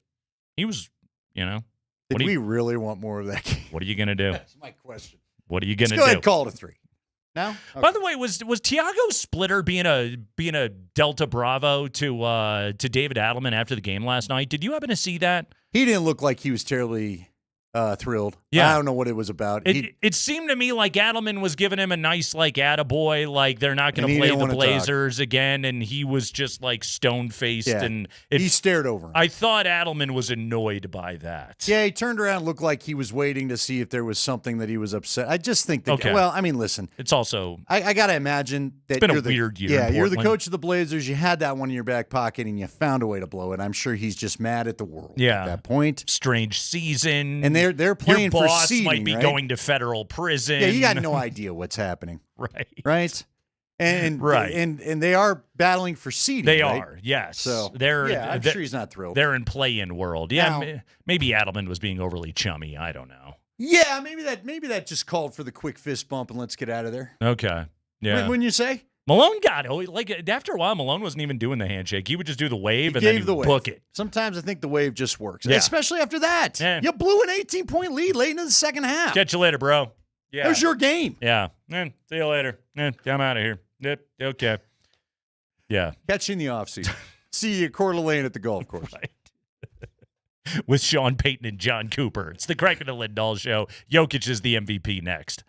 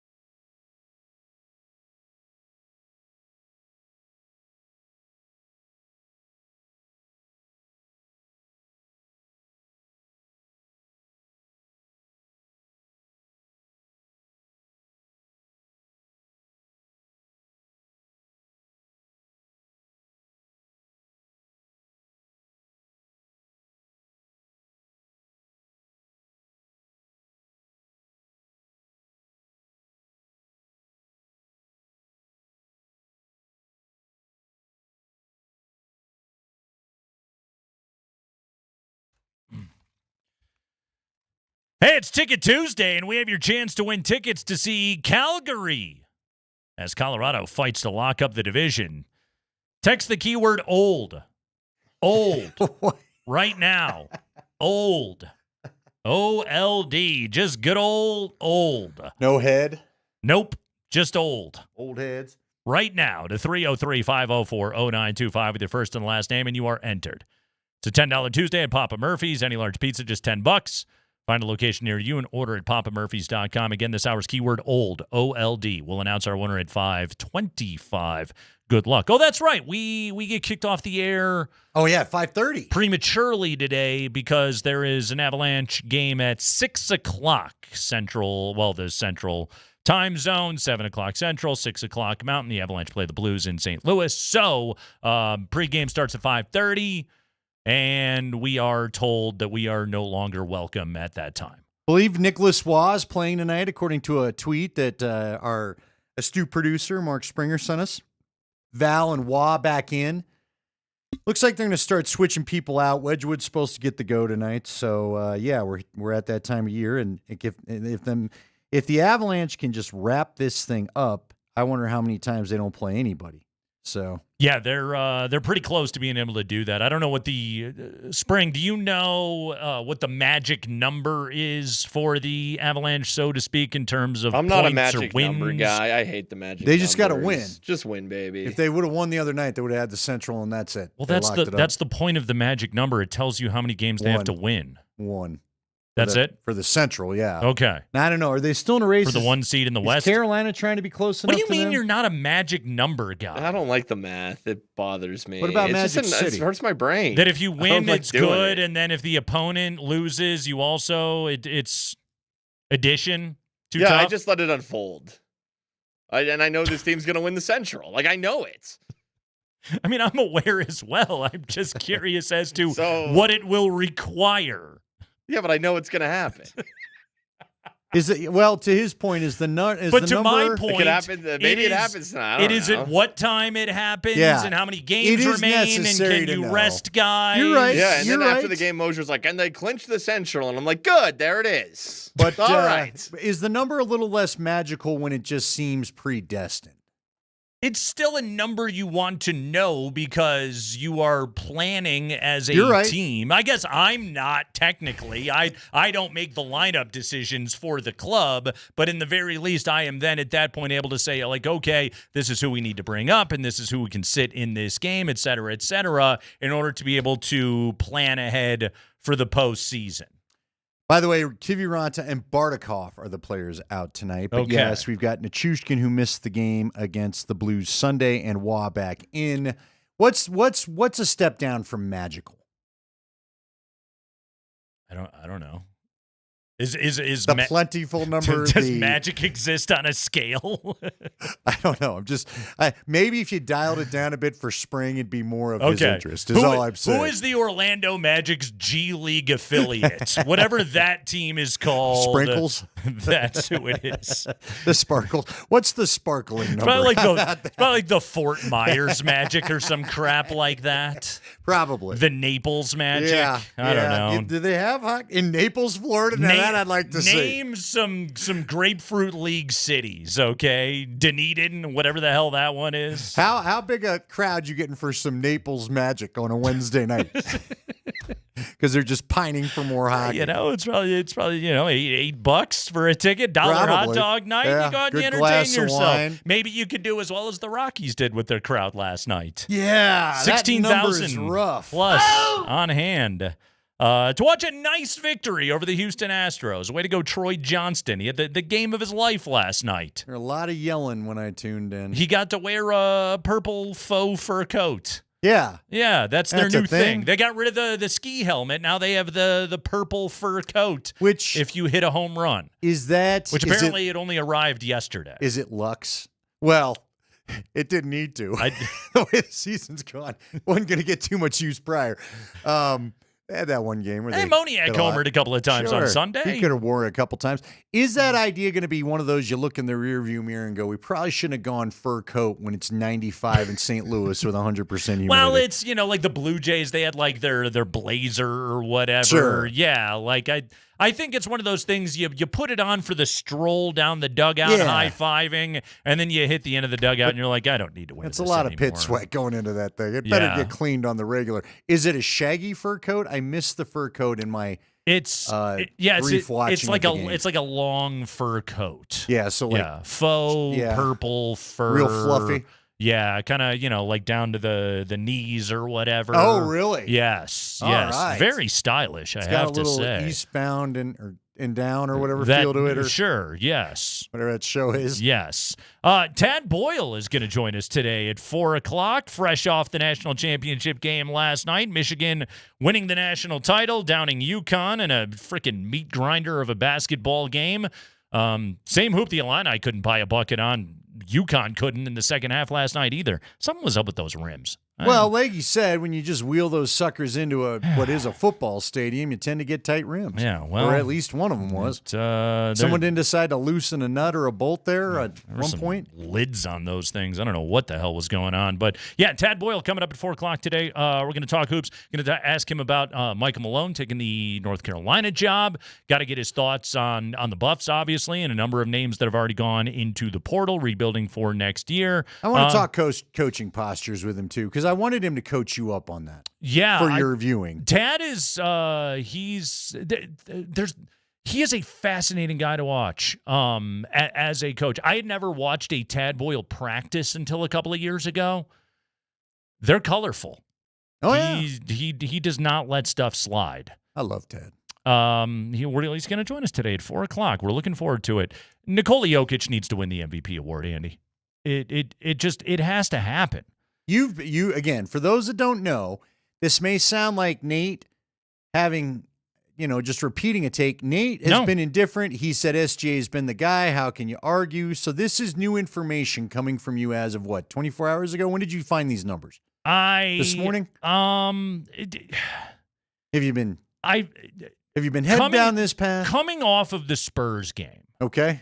In which Nikola Jokic went for 40 and 13 assists against who I believe is going to go down as the greatest rim protector ever to live in Victor Wembanyama. And I think he's already approaching his rim protecting ceiling.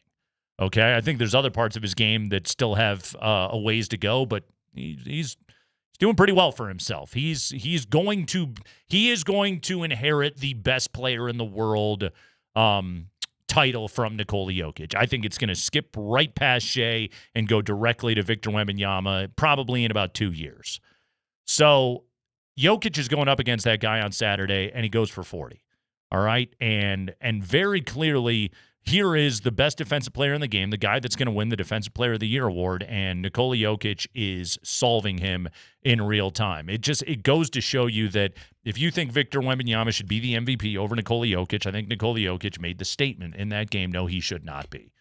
In some ways, it was similar to the game that Embiid had against Jokic a few years back when Embiid went off, and it was just like, all right, well, he earned the award on that night. I think Jokic pushed himself beyond Wemby the other night. Now the question of, is he actually better than Shea? I don't know. Has a human being ever led the NBA in assists and rebounding in the same year? Answer, no. Nikola Jokic is about to do that while also averaging 28 points per game. Okay? He generates the most points in the league. Dan Hyatt cites this number all the time. Between scoring and what he assists on, his assist points plus his scoring average, 54 points per game. All right? If you want to know how important he is, look at what the team is with him off the floor versus when he is on the floor. When he's off, they're a lottery team. When he's on, they're a championship contender. He leads the NBA in passes. He leads the NBA in touches. He has had games this year that were absolute all-timers. 56 on Christmas against Minnesota, 55 in that game against the Clippers when he was 18 of 23 from the floor. Since the All-Star break, by the way, in addition to leading the NBA in assists and rebounding, only Luka Doncic and Kevin Durant have scored more points than Nikola Jokic. His 9 triple-doubles in the month of March, got this from The Ringer, more than all but 2 players have logged the entire season. 32 triple-doubles on the year. He's going to average a triple-double But the thing that I cannot get beyond is a world where somebody leads the league in both rebounding and assists, two of the crown jewel statistical categories, in addition to having an all-timer of a season in player efficiency. The advanced metrics, as they almost always are on his side. He is the best player in the NBA. I had a hard time being able to argue it when he was coming off of injury. I no longer can have that argument, and he has got a team that is poised to get a top 3 seed in the Western Conference despite having missed Aaron Gordon and Cam Johnson and Craig Brown and Valanciunas and his own injury issues. He's the best player this season in the NBA. Yeah, and you just said it right there. Probably what's most important, not that it should be, but I think it will be amongst everybody that votes, is he's a top 3 seed now. So you can't push these, not one of the top teams. Now, again, and I'm putting the cart before the horse, but it feels like nobody,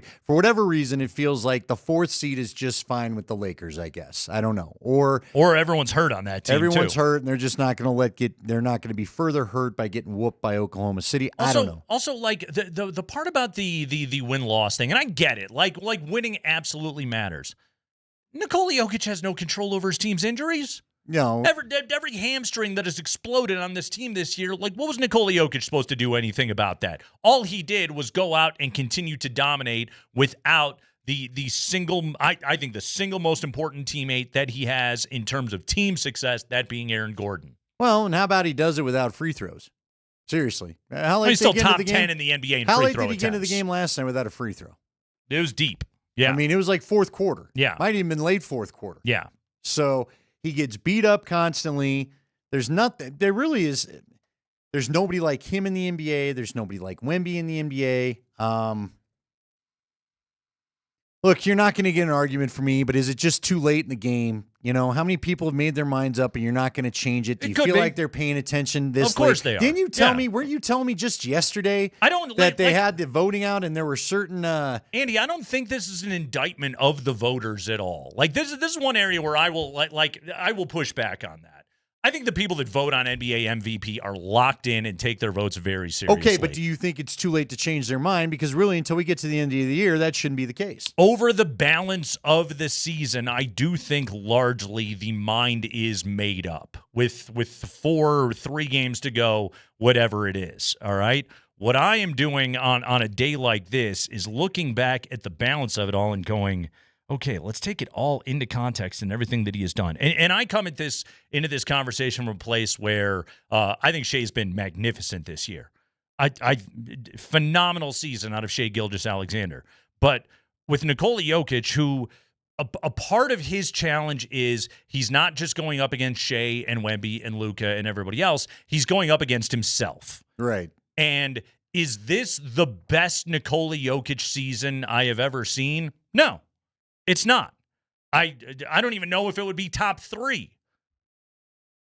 And he's still making NBA history in the midst of it all and leading his team to a top 3 seed in the Western Conference. I really do wish they had a top 6 graphic. I want to see on SportsCenter. Maybe it was during the game the other day on Prime, where I almost wanted to pause it and take a picture, and I should have.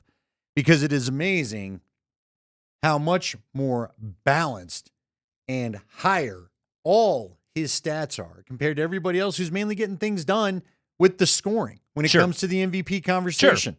You know? But again, you brought it up, and it is going to plague him every one of the seasons that we go from here on out. Is this special enough, and has he been special enough that he gets number 4? Because it's not about was he good this year, the MVP this year, frankly.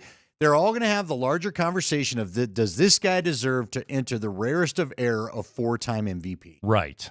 And is this the season that hands it to him? Now, again, here's what I don't like. I understand respecting the history of the game, and I think there needs to be more of that going on. I don't have a problem with that. But the reality is, if the guy is the best that you got right now, then the hell with the history in a way there. I agree. It's not his fault that nobody can challenge him more often for what he does as far as value to the league. I agree. And yet what's wild about it, I don't think he'll win another MVP award. I don't doubt that I think you're probably right. I don't see that happening. The guys with 4 or more, there's 5 of them on the list. LeBron, Wilt, Bill Russell, Michael Jordan, and Kareem. So let me ask you this. Does he need to win the second title to open the door for one more MVP? Great question. Maybe that is the thing. Maybe if Denver were to go on the run and win the title this year and sort of re-cement any question mark that has been put on the back of Nikola Jokic, best basketball player in the world, then he could win another MVP next year. It's also possible he didn't play 65 games next year. Now, they could blow out the threshold. I hope they do. It's stupid.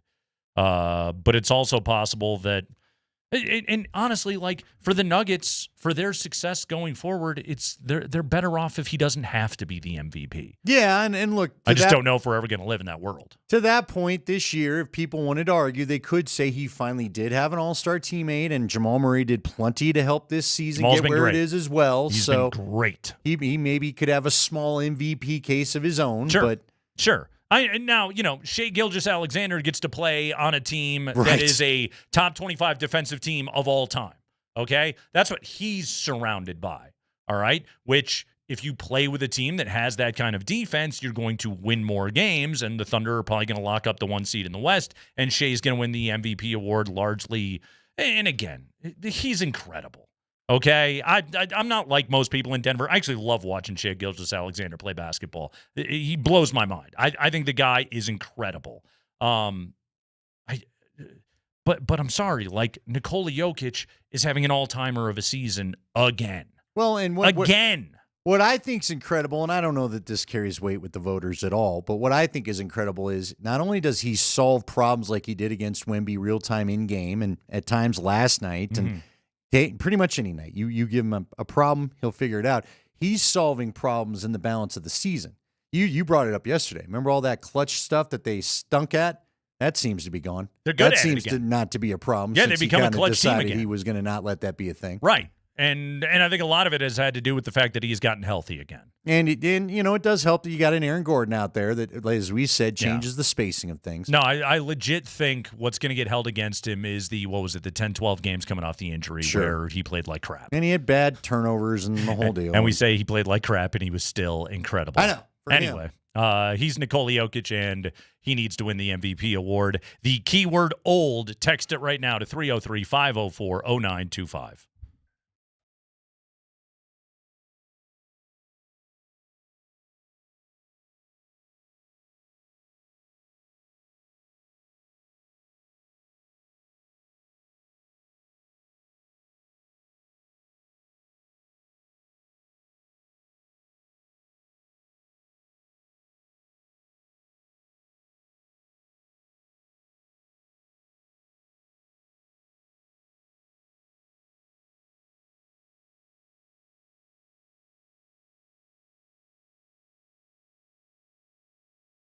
Guys, Andy Lindahl for the Rocky Mountain Men's Clinic. So first line of this script I have says, what is your story? And now I get to go off script. Here's my story. It's real easy. Been heading over to the Rocky Mountain Men's Clinic for the last 3 years now. Got my T levels checked a while back, and they weren't great. Did the testosterone for a bit, and then they came up with this new program that they're running now. At the Rocky Mountain Men's Clinic, you can not only get your testosterone levels checked and helped out with testosterone, but they also now have 4 targeted body composition plans that support metabolism, improve gains in the gym, and more that feature GH peptides, NAD+, GLP-1, PDA, and more. For me, it's the GLP-1. That's what I've been taking since back in August. Nate and I did an interview with one of the Broncos' offensive linemen, Alex Palczewski. I was bigger than he was. I hated it. Didn't like how I looked in the video we shot. Matter of fact, it never made the light of day, in part because of that. And so I went and talked to him about the GLP-1. I've since lost over 40 pounds. I'm closing in on 50 pounds of loss. I'm about to hit my goal weight. And it's all been through the help there. And it's not just because of the GLP-1. It's been because of their guidance. So go in there and set up your first visit with the Rocky Mountain Men's Clinic. Just takes, it'll be 30 minutes after they draw your blood to have your results for your T levels and all that. And then you can talk to them about what you want to get done. And maybe one of these body composition plans costs that appointment $99.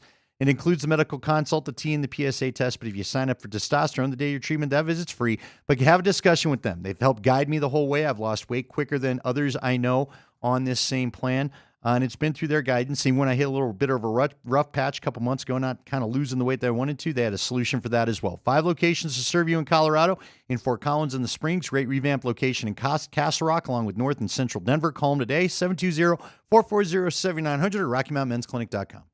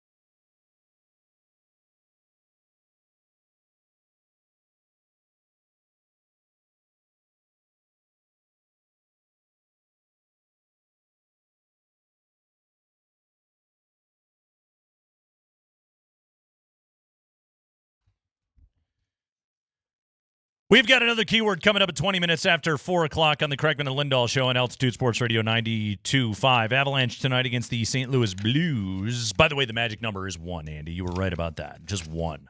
Yeah, so it should happen. Yes, so... let's do it tonight. What do you say? There you go. Just get nutty. Get it to OT and take your point, and you're good to go. Let's just win the stupid game. No more OTs. I'm good. No, you don't want to? Yeah. Hey, tune in for the Avalanche game with Connor McGahee right here on Altitude Sports Radio 92.5. Live coverage from St. Louis will start at 5:30 with the pregame show powered by Ramos Law, and then they'll drop the puck just after 6 o'clock on your home for the Avalanche. Altitude Sports Radio 92.5. The Nuggets were victorious last night in overtime, being able to ward off the Portland Trailblazers, who... that team is interesting, by the way. They're kind of a pain in the butt to have to play against. Mostly trying to figure out how to keep Denny Avdia out of the paint, which the Nuggets did not have a ton of success in being able to do last night. Avdia, by the way, I did not realize this. I knew he was from Israel. Okay. His dad is Serbian. Really? And his dad was playing professionally in Israel, and that's where he met his wife, Denny's mom, and then they had a child. But when he was of age to be able to start playing international basketball, he chose to play for his home country of Israel rather than his father's home country of Serbia. Otherwise, he could be on the Serbian national team with Nikola Jokic. Really? I did not know all of that. Does he have regrets? It's a good question, because he's probably got a better chance of being able to win a gold medal. Could you imagine the Serbian team if they had Avdia and Jokic on there, along with assorted Bogdanoviches and other itches? A lot of itches. Yeah. Mm-hmm. They might actually get that gold medal game. They might going, right? just get over the hump. Yeah. That guy is...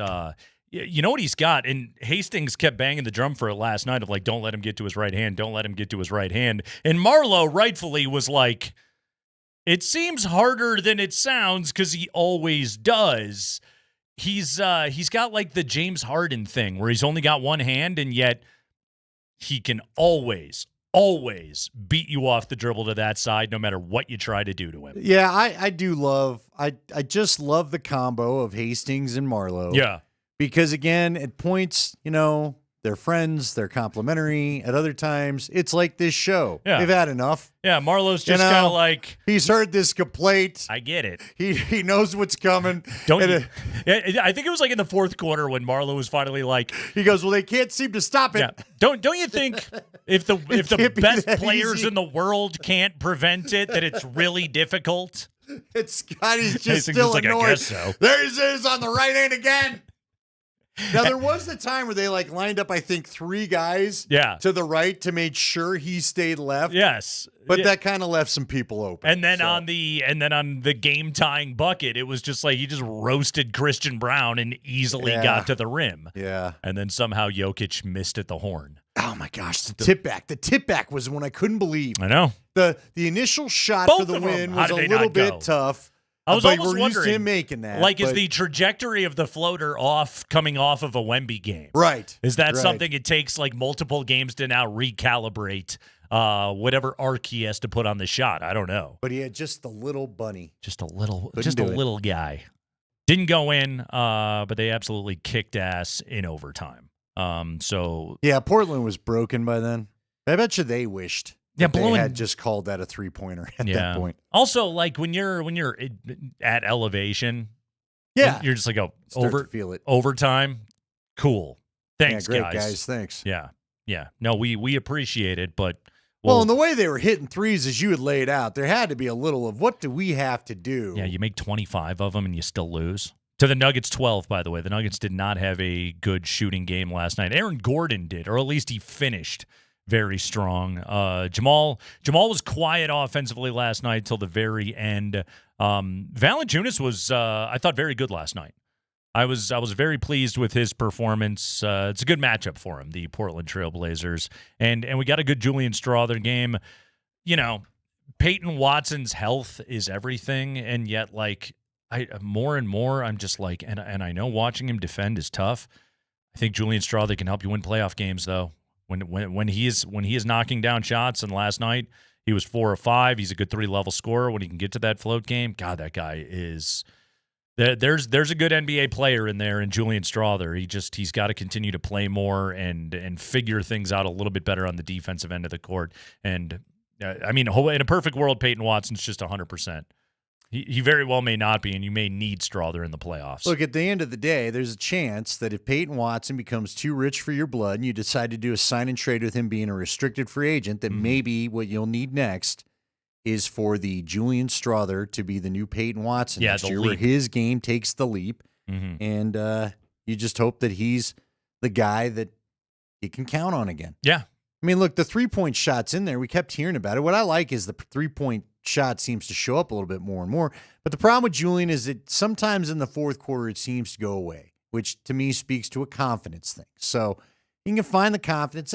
Isn't it amazing with a lot of these guys, it is just confidence, is it not? Because, again, Portland had all the confidence in the world for 3 quarters, and then all of a sudden, here come the Nuggets, and you know you haven't beat these guys, and you know they always do this to you, and all of a sudden, I don't know where that confidence went. You know what confidence looks like? Aaron Gordon in the fourth quarter last night. That's what confidence looks like. Yeah. How about Katie talking about him not having, kind of changing up his three-point shot style so he doesn't have to jump so much, just giving it a little bit more of a bunny hop. The other thing that's insane about it is how, and you know this is a product of playing with Jokic and how much you know he's worked on it. His release is so damn fast. And I think Joker even knows it. Like, throw that thing, throw it chest high at him, and he's just going to catch that thing. There is no reset. He will just fire it in rhythm. It happens so quickly. Yeah, he's got a little Dan Marino to him. Remember that back in the day? Dan was known for the quick release. He was, yeah. And the isotoner gloves. Gun is digging into my hip. Do you know I didn't get that joke till I was like in my 20s? That's good. I don't think I want 10-year-old Nate getting that one. I was gonna say that was like when I was like 11. That was like my favorite movie in the world, and I didn't get the joke. And then I saw it again in my 20s, and I was like, oh, all right, I get it. I see what you're doing. Was that post the old? Was that post what movie? Boogie Nights that you watched with your mom? Then all of a sudden you're like, oh. I was in high school when that happened. Yeah. With the Boogie Nights thing? Yes. Yeah, that's why you got the joke later. I think I was just generally more worldly. Well. Yes. Worldly. Worldly is. Had you traveled the world yet? Is it possible you were just country only? Is the term I would use? No, I had been international by then. All yes, right. I was. Where'd you go? I was more worldly. Did you do the backpack thing in Europe? My Spanish class, we did a 11-day trip to España. Nice. When I was in high school. We did not. We went to the south of Spain, the Andalusia region. Barcelona, as you know, Andy, is in the far north I don't know, but of Spain. I appreciate you acting like I do. Yes, exactly. We went to Madrid, and then we toured the entire southern part of Spain. It was rad. It was super cool. Did you fall in love? I did not. Nobody at a coffee shop. I did like that, even though, and you got to imagine when I was 17, I looked like I was 9. They still sold us beer. Yeah, they're like, we don't care. Yeah, they're Go ahead. Go by all means, American kids. Enjoy it. Yeah, you're going back home. Exactly. So we could wander into whatever bar we wanted to. Did you come home with a smoking jacket? In assorted different Spanish cities. I'm worldly now. Exactly. Let me tell you my views on life. I've seen the cathedrals. Yeah. So I had seen You're the 20 world. and holding court out there in Illinois. I was very worldly. In Spain. Uh-huh. Yeah. Did you drop a lot of that? Yeah. In Spain. By worldly, I mostly meant somebody had touched it. So it's kind of what I was going for, but I'll tell you about the trip. We all kind of got it. I'll tell you about the trip my Spanish class went on. That was it was that cool. Was great. But it didn't happen in Spain, you let us know. It did all not. that beer drinking didn't do you any good in Spain. I'd have been more impressed if it had happened with, something international. Yes. What was that? Yeah. Anyway. We won't remember in time for the break, and we've got Tad coming. We do. Tad Boyle coming up here in just a moment. We will talk to the Buffs head coach as the national championship is in the books. Dusty May and Michigan winning the national title last night at Lucas Oil Stadium there in Indianapolis. We're talking buckets with Tad Boyle after this.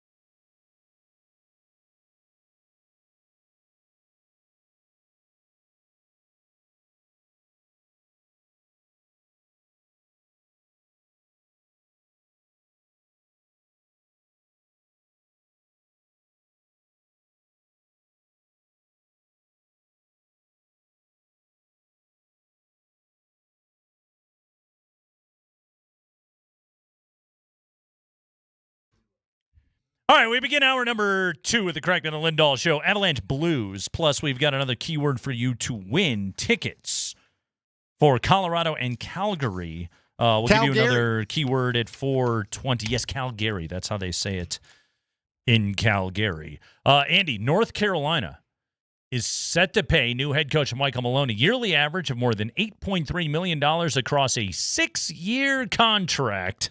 Sources confirmed to ESPN, putting him among the top 5 highest-paid coaches in the sport. So 8.6 a year? 8.3 mil a year over 6. We have 48 there? It's pretty good. Pretty good. Yeah, 50? Probably 50 to get it there? I think I know why he took a college job. Yeah, I think kind of makes sense. For that. You want me to take that money? I'll take that money. Yeah. In addition to that, and just like I love this quote right here. Okay, this is Rick Barnes talking about what it's like to recruit guys right now, and he said, we used to spend 80 man hours, 200 man hours trying to get a guy. Now you do it all in a week. How much do you want? You're recruited.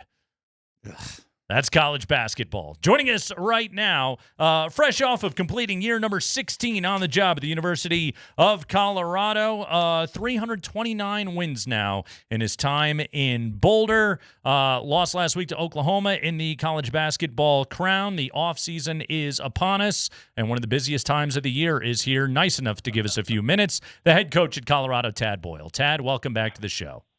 Yeah, good to be with you. No doubt. Rick Barnes is a smart guy. He is. and that's He's been around longer than me. I can tell you that. And Tad, that's pretty much that's it, right? Like right now, portal is open. You guys are going to work. As much as you can, tell us what this process is like and what your day-to-day is like right now. Well, it's crazy, and you try to monitor things as best you can before the portal opens. In the 5 years that we've been doing this with name, image, and likeness money and the transfer portal, even a year or two ago when the transfer portal opened, the kid's name would be there, the school, and it'd be an email address, a phone number. Well, now it's just here's my agent's phone number. Mm-hmm. So your first call is not even to the kid or the family. The first call is to the agent, and then the agent is filtering everything, and so your relationships with agents are vitally important. And you have all kinds of agents. You have USA agents, you have foreign agents, you have there was an agent we talked to today who's a college student. Wow. And but he's representing a player at the university that he goes to because he befriended him. So you get all, you get professionals, you get amateurs, you get all kinds, but it has definitely changed, and it's we try to make it relational as best we can, but the bottom line is it's becoming more and more transactional. Tad, is it, Mark Johnson's told me so many behind-the-scenes stories of you where you got to know the family and you got to know the parents and you pitched the education and you made the promises. I know that it's a new world. I have to tell you, are you frustrated with this system or are you okay still doing it? Where are you at? Where's your temperature check for all this? Well, look, I don't think it's good on a lot of it's good on one level, and that is the players are getting to get a chance to make money and participate in that are generated by college athletics, and I think that's a good thing. Now the pendulum, like anything, whether you're talking about political pendulums or economic pendulums, or it is gone from one end of the spectrum to the other, and I think there's a middle ground that we've got to find that is reasonable for everybody. But right now we're at one end of the spectrum and one end of the pendulum where it is it's crazy. Tad, you look at a team like Illinois, for example, and Orlando Antigua, their assistant coach, working the Adriatic League, and that's the direction that Brad Underwood took that program, and boom, he is in a Final Four. Is that something that you have explored as you have tried to find pipelines of talent to come to Colorado? Absolutely. Overseas, we had 4 international kids on our team this year. We'll probably have, I would guess, 3 to 4 next year. That's certainly a piece of the puzzle. And, what it's come down to, though, guys, is your payroll and how much money do you have to spend on your team. And that's really the underlying issue. And every school is different. Every program is different. And there's no transparency when it comes to that, unfortunately. So there's a lot of things that have to change. There's 30 NBA teams, and if I want to see the breakdown of their roster, I can do it in 3 minutes, on the internet and find out, how much is Jamal Murray making, how much is Jokic making, how much are there two-way players? We know what they're making, but in college basketball or football or any sport, there's no way to find that information out because there is no cap and it's free agency and no salary cap, and that's the world that we live in and that we've been living in for 5 years, and it's getting crazier every single year. So do you think about spending money? Because again, it is salary cap. Do you ever think about we got to go for depth? I mean, how much does a star eat into something like that? Are you thinking about how to remake a team so maybe it's not just the starting 5, Tad? Like, what do you look at now? Yeah, you look at everything. And you start with. I always start with our returning players. Like, so this year, we had 15 guys in our roster. We had 1 walk-on. We had 14 players on scholarship. So I look at those 14 players and what their compensation is this year. What are they going to need next year to stay? And you just go through your roster. But that, like, to me, that's where you start is the retention piece. And I have a pretty good feel for where we're at right now. And then you have, your incoming freshmen, and you have your late signees here in the spring, and then you have the transfer portal, and so you have to cobble together a roster with a in various ways, given those scenarios, and it's kind of like putting a jigsaw puzzle piece or a jigsaw puzzle together, and sometimes that last piece is the most important, and sometimes it's the easiest. But every puzzle's a little different. We're talking to Tad Boyle, fresh off of finishing up year number 16 at the University of Colorado, college basketball. The season is in the books. Michigan and Dusty May, national champions. Tad, we got the Big Ten winning the national title in both men's and women's basketball and in football as well this year. We know the resources that the Big Ten has. That's not to say that the Big 12 wasn't strong this year. Arizona was in the Final Four. Look at what Houston was. Look at what Kansas is on a yearly basis. But right now, where do you feel your league is at in the race against the Big Ten and the SEC? Well, I think in basketball we're right there. Last year I think the SEC was the strongest league. This year, the Big 12, I think, was, but the Big 10, like you said, they kind of hit the trifecta there, the thing about leagues is the top end of every league, whether you're talking about the SEC, the ACC, Big 12, Big 10, the top end of each of those leagues is really, really good. To me, where the rubber meets the road is the middle and the lower end of each of those leagues, and the Big Ten. And guys, I should know this. I think there's 18 teams there. I don't know how many are in the SEC. We've obviously got 16 in the Big 12. It's like the bigger the league is, the softer usually the bottom end is, and the smaller the league is, usually the better the bottom end is, and to me that's where the Big 12 was so good this year. Now, over the course of time, when you look at the payouts, that every Big Ten school is getting, whether it's from the NCAA tournament payout or whether it's from the college football playoff payout. And you do that 1 year after another, and the Big Ten is ahead of everybody else, and then the SEC is second and the Big 12 is maybe third, you fall a little bit further and further behind. So over the course of a 10-year period of time, there will be a major difference. Right now, we're still in the early stages of that, I believe. All right, Coach. Michael Malone signs on to go to UNC. Now, I know you haven't coached in the pros. Have you coached in the pros at all? I know if nothing else, it's been a long time. Like, what is he – if you were to call him up right now, what would you tell him? Hey, you better get ready for this. This is what's going to be different. Like, what would that warning be if you had one? Well, look, number one, I know Coach Malone. You know, he actually came up to a couple of our practices this year. I've developed a relationship with him. I think the world of him. He's a hell of a basketball coach. And I texted him when the news broke. Haven't heard back from him yet because I know he's, you know, on a plane doing press conferences and that sort of thing. I know I'll catch up with him at some point. But my text verbatim was, congratulations on your new job. You came to the dark side. And, so, you know, he's coming from the NBA where there is collective bargaining, there is rules, there are parameters. You don't have a guy just for 1 year. It goes back to the no salary cap and free agency every year.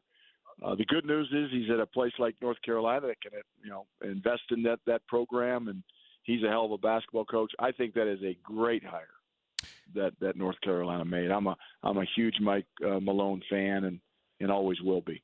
Tad, last thing, for your team, looking ahead to next season, and we've seen the names already that are in the portal and probably on their way out. But having watched this season, gone through another fight in the Big 12, having watched this NCAA tournament, what are the biggest things that you need to add to your roster next year to get Colorado back into a place where they're battling to go to the tournament?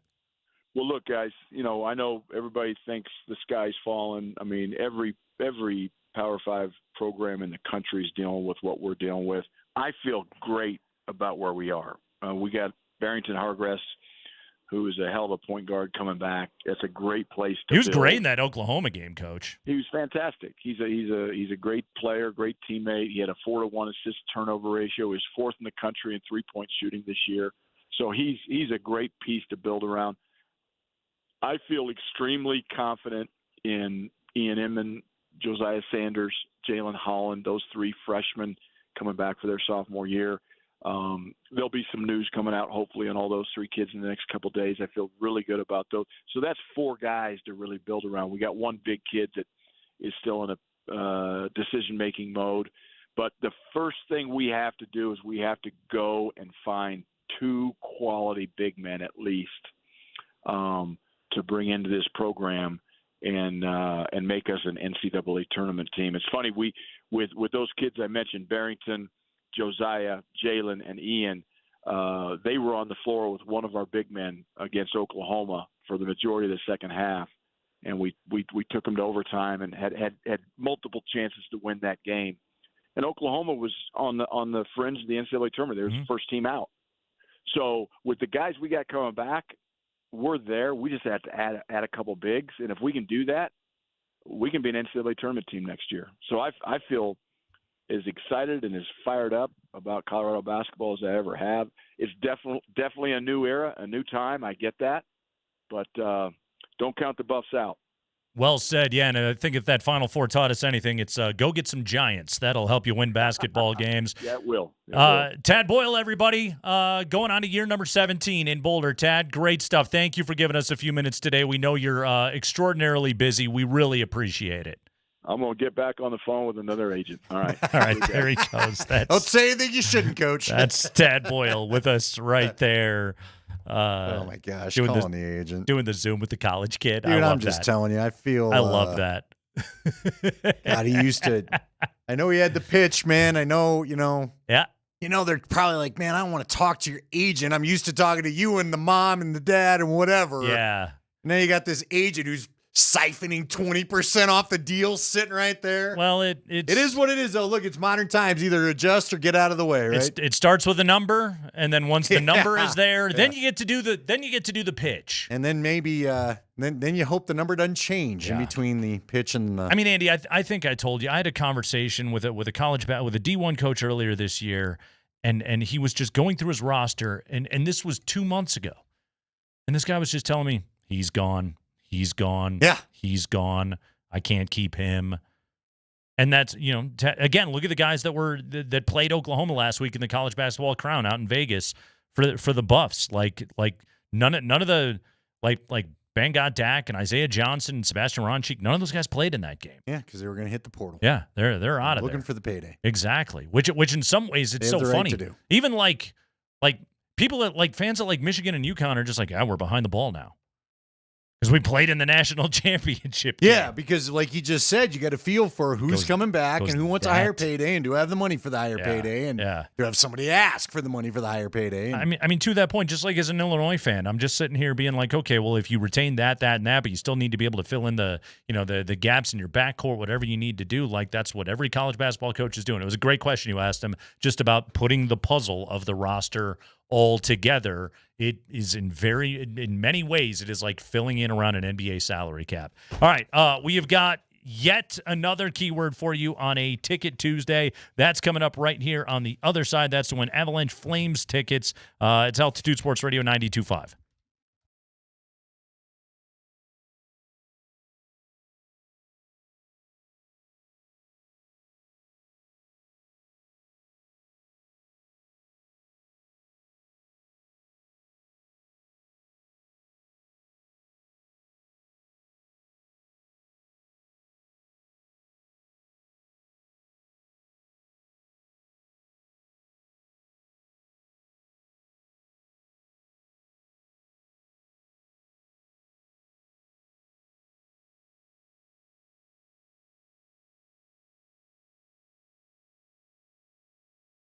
Hey, it's Nate Kreckman for Roller Auction. You have got until tomorrow morning at 9 a.m. to hit up the Roller Auction April 2026 Government Fleet Vehicles and Equipment Auction. If you are looking for a new daily ride, a great place to get a fantastic deal on a used car, go to Roller Auction's website. You don't have to deal with dealership hassle. And these cars are from government service, so you know that they're well-maintained. They've got a well-tracked service record, and they will make sure they get you in a quality automobile at a fantastic price. I'm looking at this 2016 Ford F-150 pickup truck, available for fewer than $4,000 right now. Go to roller.bid right now and check out everything available in this auction. Get yourself a great, well-maintained, well-cared-for used car from government service that you know is going to be able to last, and make sure you sign up to bid at roller.bid/altitude because you can win tickets from us. Again, that's roller.bid/altitude. But yeah, you got till tomorrow morning at 9 a.m., so go check out the Roller Auction Government Fleet Vehicles and Equipment Auction. Get on it now.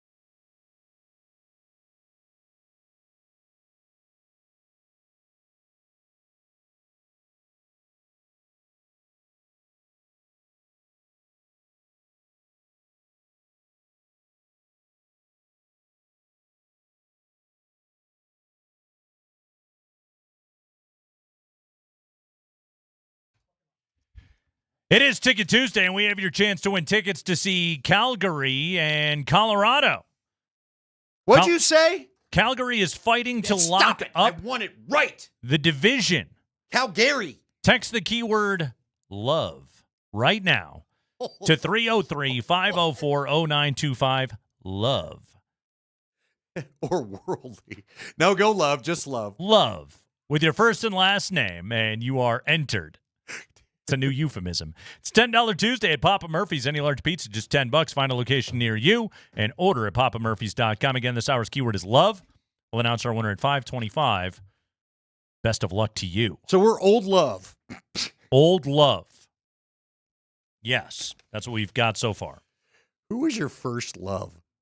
My first love? Yeah, like the ridiculous high school, never have a shot, but maybe you thought it did. Who was the first girl you wanted to be worldly with, but probably weren't? I feel like all of my because when I was in high school, when I was a freshman, my brother was a senior. Yeah. And he was like friends with all of like the cute girls. I get that. You're right. Yeah. Yeah. So as a freshman, while I was just like waiting for the hair to sprout, it's gonna happen any day now. Yeah. Just gazing as I walked down the hall, being like, maybe she'll find me charming. I was basically Anthony Michael Hall for my first 3 years of high school, let's be honest. Yeah. All right. I was trying. Not a name, not a Winnie Cooper or a... Oh, like the cute girls from that class? That you liked. Oh, yeah. Like Becky Norris, Lori Bomer, Jessica Japson. How about that? I can throw you the names of all the hot senior girls when I was a freshman. Like you back, though? No, none of them did. No, not at all. They didn't know I existed. I feel like maybe that doesn't count. Yeah. But those were my unrequited loves when I was 13 years of age, 14 years of age, wandering the halls of Wakanda High School. What age did someone return the favor? Return the favor? My junior year of high school. Good for you. Yes. That's when You're protecting the innocent? That's when it happened for me. Vic Lombardi in his class had a gal named Annie Pomponio that got a few people fired up. Pomponio. Annie Pomponio. Okay. I remember her. What's Annie up to these days? I have no idea. No idea. Barbie Politsky was another one. Again, no idea. Yeah. I can rip off some names of what you're talking about. Yeah. We don't even know if these people are alive anymore. I hope they all are. You're right. Yes. You are correct. I feel like Vic's class did quite well back there at the old Holy Family. Okay, good. He did quite Maybe that's why he was Don Juan there for a while. Don Juan. He had to compete early in life. Well, he was Italian. So was half the damn neighborhood. I live there. Yeah, like for him, that all happened when he was like 8. Yeah, that's true. Those are the kids that had mustaches in Little League. Vic did. I don't think Idalio did either. Okay. Mario might have. All right. Yeah. I didn't name them all. That was his uncle Tony, who coached his soccer. Uncle Tony. Tony, my favorite. Tony had a hell of a mustache. That was how you always knew, like in Little League, you were screwed. When you were like playing. Yeah, when they had a beard. Playing the team from the south side of Chicago, and they'd roll in with all these, let's be honest, Serbian kids that all had beards when they were 11. See, what was funny is Holy Family was an They had to Italian. go pick up their kids after the game. Holy Family was in an Italian neighborhood in North Denver back in the day before it all changed or whatever. But we had to play St. Anne's because we played in the Catholic League, right? Okay. And we always got worked by. There was a dude at St. Anne's. Did you call him Stans? I could have. That's a good call. See, had we had you on the team, we would have come up with that, but we didn't. But yeah, there was a dude there that I remember. I was playing forward, and the guy was twice my size and had the beard. And I was like, Irish kid ain't holding up to this. So you better come with us. And we had nobody else was the problem. We only had one big kid. His name was Daryl Berg. And then we had a stud athlete named Marcus Politsky. And that's it. At what age do you think Jokic was able to start rocking a full beard? Well, I don't know because the chubby-faced picture that goes around. That's true. How old was he there? I don't know. I didn't 4. see a lot of. I didn't see 6. 4. Come on.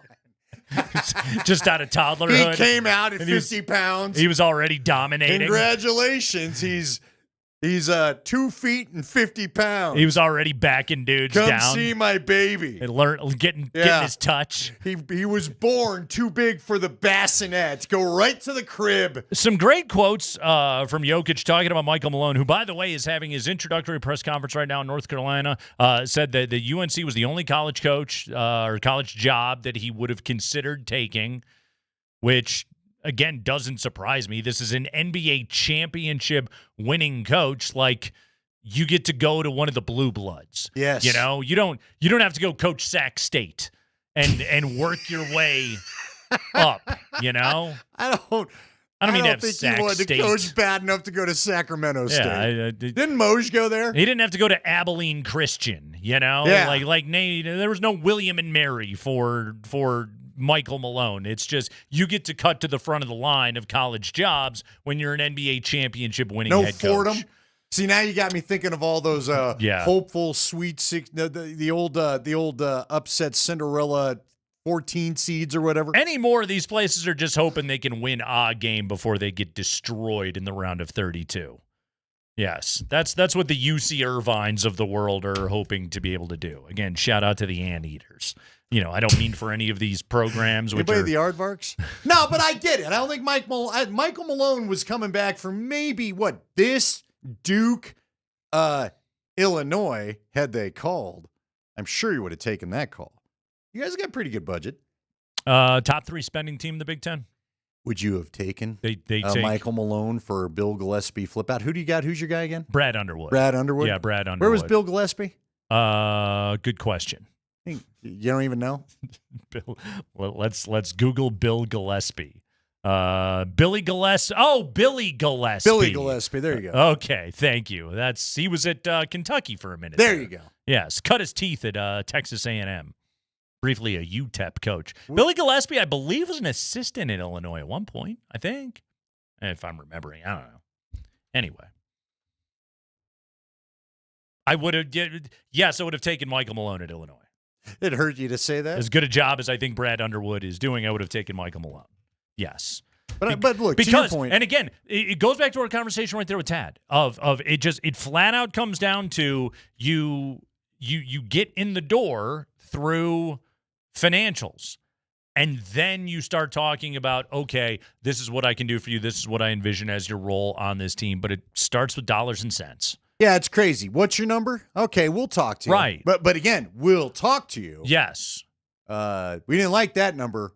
We won't talk to you. Oh, I mean, I just saw a tweet. There's over 2,000 names in the transfer portal right now. And there won't be schools for all of them when it's done. Yeah, it's not at least at the deal they thought they'd get. No. Some guys are going to have gone in the portal and they'll end up at Stony Brook or something like that. But there's going to be a lot of other dudes that will have entered the portal. And what's so tricky is you think about team like we're talking to Colorado and we're talking to Tad Boyle and you're talking about the Big 12. Like there are dollars in the Big 12. Like start talking about teams at the level of the West Coast Conference, the Mountain West, the new Pac-12. Okay, like where CSU is about to start playing. Like if your players are good enough, they're going to get siphoned away. If your players have the positional size that is required, and look like they have power 4 bodies, like they're going to get siphoned away. They're going to get paid, and they're going to leave.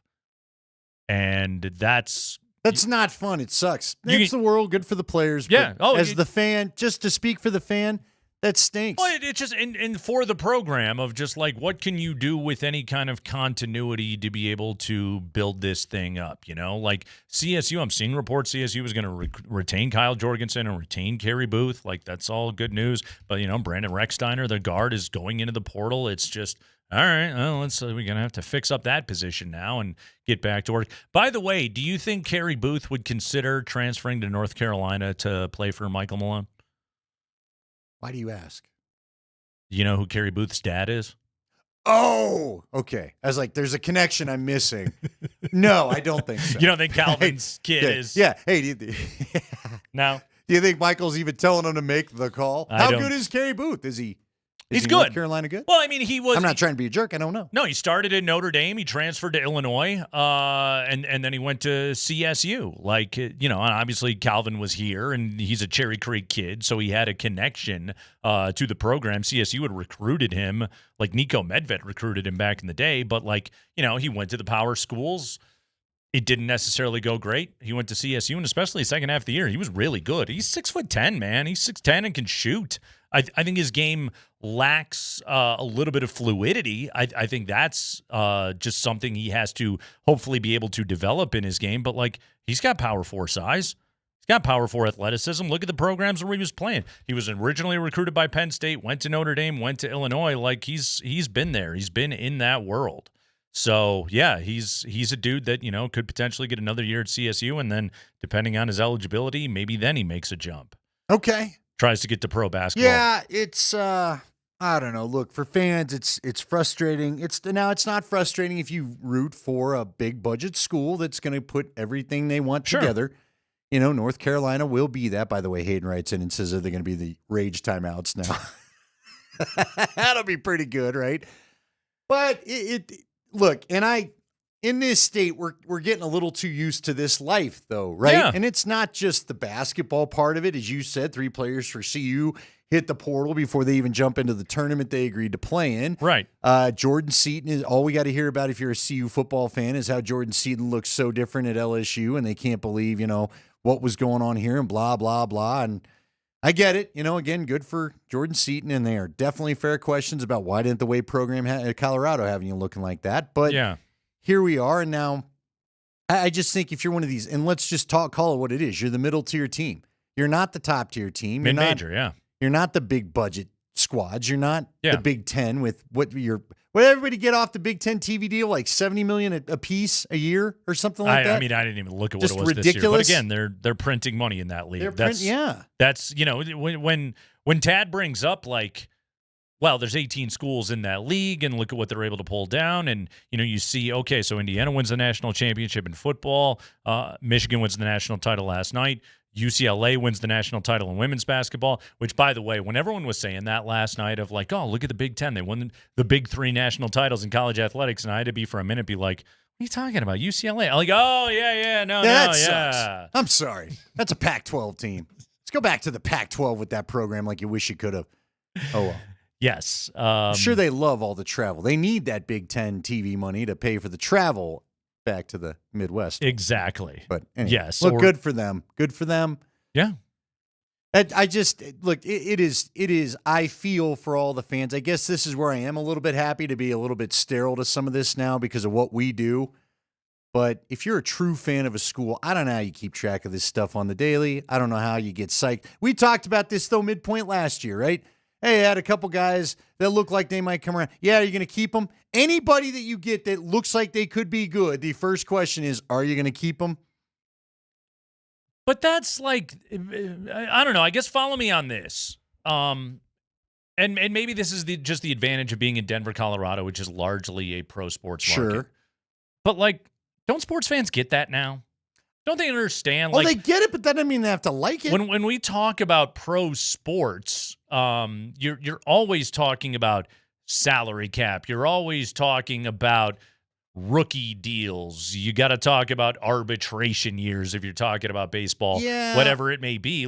There's no world where you get to just I mean, I suppose you could. You just wouldn't understand what the hell is going on all the time. But I'm just talking about fandom independent of the business of it all. It doesn't exist anymore. Real quickly, the key word is love, and we'll get back to that in a second. But the key word's love. But I want to finish a point on that. What's interesting is when you say in Denver, don't we get that? Mm-hmm.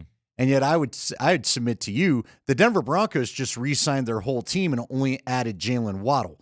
The Denver Nuggets made some changes to the bench last year, but we've largely been privy to watching that. You know what I mean? We talk about aprons all the time. Yeah. There's no planet in which we're ignorant of all of that. But we are watching the same guys typically play. Same with the core of the Avalanche, and yet the Broncos didn't do anything in free agency, and that now was they all did 3 years ago. Exactly, but that was all that anybody flipped out about. Like the business of sports is all that anybody talks about. No, you're right. But my point is, in college football and in college basketball, we're largely talking now. Look, if Tad is right about what he thinks is coming back, then he'll be okay. But for the most part, like again, I got to go learn a whole new roster next year of what Colorado football, and same with CSU. Who the heck are half these dudes? Sure. And it is unbelievable to me just how much this changes. And now, again, I thought both. Well, I'll tell you what, Andy. Based on the way that CU and CSU played last year, they need a new roster. No, of with the dudes. football, I get you. Yeah. But both basketball teams kind of had a little chemistry going towards the end, and now that next year, got to start it all over again. Exactly. It's the Kreckman and Lindahl Show on Altitude Sports Radio.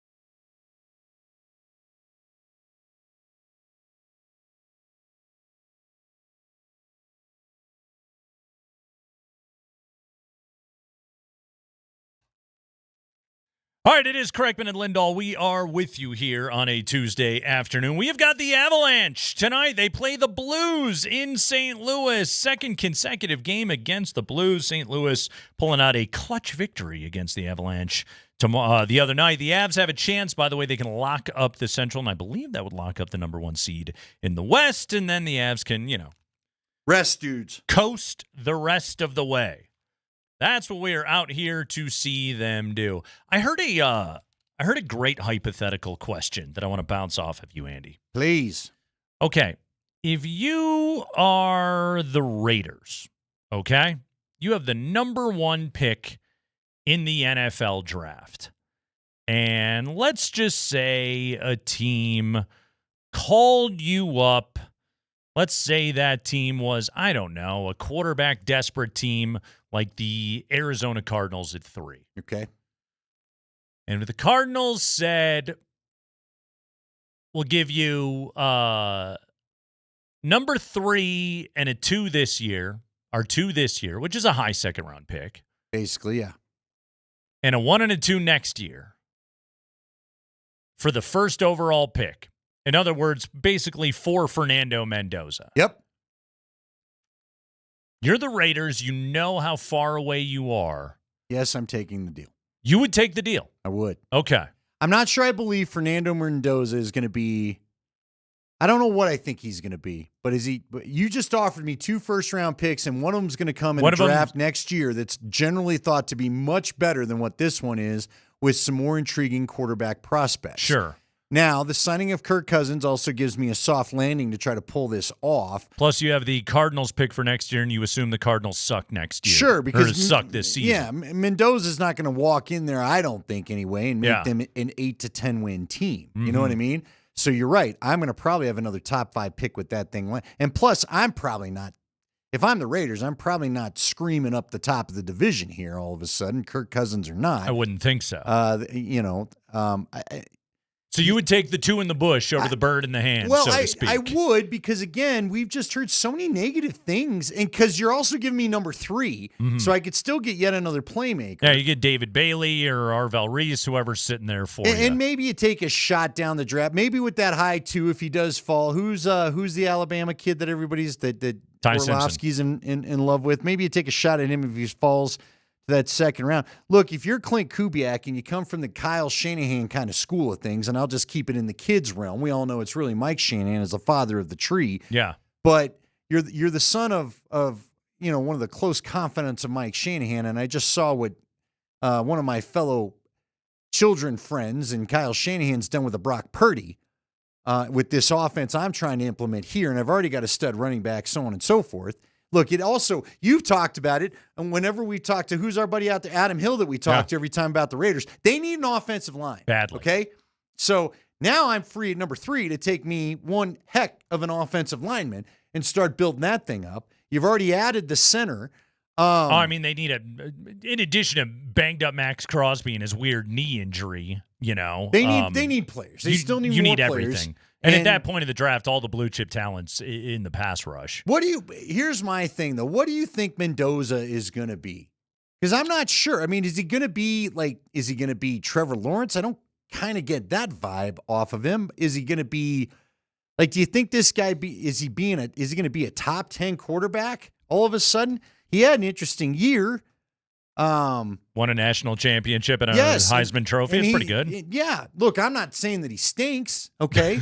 That would be a hell of a I'm take. not saying that. Yeah. I'm just not sure. Do you have generational special? Now, look, he knows his offense. I know Louis Riddick was wowed by him. Yeah. But here's the problem. You and I were sitting in here the other day when they had the Justin Fields Pro Day on. Turn that up, and Louis Riddick was wowed by Justin Fields that day, too. I'm not knocking Louis Riddick because we all just try to give our takes during draft season and whatever.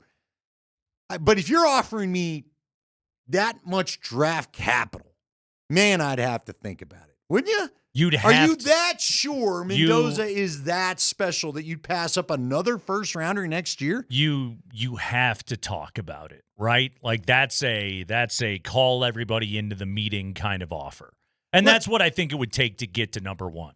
I think it would take number 3, next year's first, and 2-2s. That's generally the kind of going rate to make a jump with like the that. team that I don't think is going to be very good. So next year's number one is still prime real estate. Exactly. But you got to get a quarterback, and we know it. yeah, that's the thing about the Raiders is they have an opportunity right now. Follow me on this. They've earned this. Sure. They've suffered through their crappiness. Yeah. They have earned this. And it's like, yes, you could get David Bailey, or you could get Sonny Styles, or I'm assuming the Jets are going to take Reese at number 2. But you can get somebody that is going to transform your defense. And in the case of Styles, be the ultimate chess piece. In the case of Bailey, just hopefully fix your damn pass rush. That's what you're trying to do at that spot. And Arizona needs to do those things too, by the way. As I considered this and looked at it, I thought, that's a lot of capital. I can't pass up. You cannot pass up a blue chip quarterback like Mendoza, because that's the thing is the Raiders, they could haul in all that capital, but they might not be in position. They might not be in position again to be able to grab that guy, the unquestioned number 1 overall pick. And I just don't think they can pass that up. This is the one opportunity the Raiders have had. And it's pressure on Mendoza to be sure, but this is the one opportunity they have had to right, I don't know, what are we going on, 2 decades of wrongs now? At that fair position. enough, man. And I guess if he's as cerebral as everybody said, maybe that's the perfect fit for what Clint Kubiak's going to want to do. Yeah. Oh, I'm just it really is if you could project out but that's the draft world. If you could project out, okay, I know this is exactly where my pick is going to sit next year, and this is exactly who's going to be available to me in that draft. And I know they've got scouting reports prepared for what's going to go on in that draft. But also, how many times have we heard in our lifetime, Andy? Oh, next year's draft. Yeah, next year's draft. kind of right. It's kind of like the backup quarterback of the world. Yeah, he's really good, and you just gotta.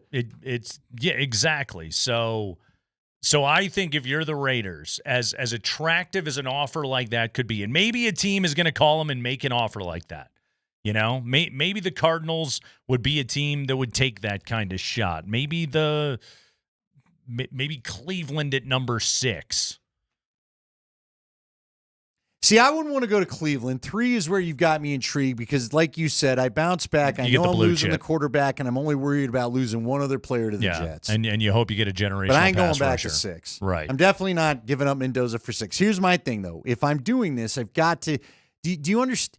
Are you with – I don't know. I guess this is – And again, guys, we're talking hypothetical. We're talking right hypothetical. Now. We but don't know here's if the other Arizona would ever make this offer. Here's the thing that I also think is kind of funny is I'm sitting here saying, well, is he as special? Is Mendoza as special as Trevor Lawrence, or as special as Andrew Luck, or as special as all the guys that I think is Joe Burrow is considered surefire, and it's paid off at that number 1 pick, right? How many other guys have been the surefire number 1 guy? But even Andrew Luck didn't give you what you thought you were going to get out of him. Even Burrow, it was he played 1 year.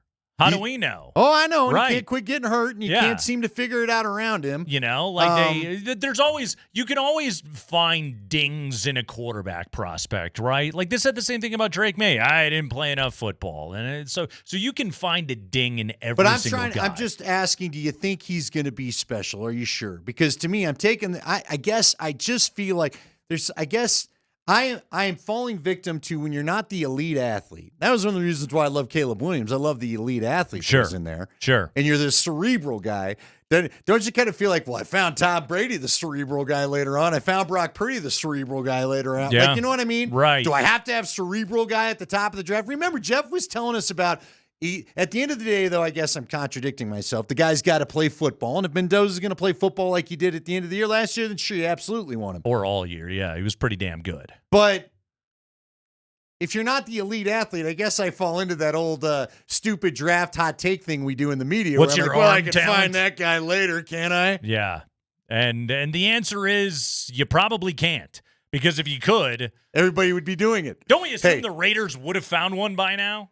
I mean, Bo Nix has done a fine job as the quarterback of the Broncos. Remember the period between Manning and Nix? Like if you're at that spot, I just think like organizational, in some ways, like organizational history, or I suppose a history of organizational failure is something that is working against the Raiders really bad. But I do believe Clint, I'd say this, if Clint says that's his guy because of the lineage he comes from, I trust him. Yeah, that's what you hired him for. I don't know that he's earned that yet, but I guess because I think so much of his father, I trust him. That's why you hire that guy. Because you trust in it. It is the Kreckman and Lindahl Show. We do have the Avalanche tonight coming up at 5:30 with the pregame and puck drop a little bit after 6 o'clock. We have got the 5 biggest stories of the day from around, let's see, we got college buckets. We've got the NFL in there today. And I think that's it. A little bit of everything. There you go. We'll some one shining moment and then NFL Films music all coming up next.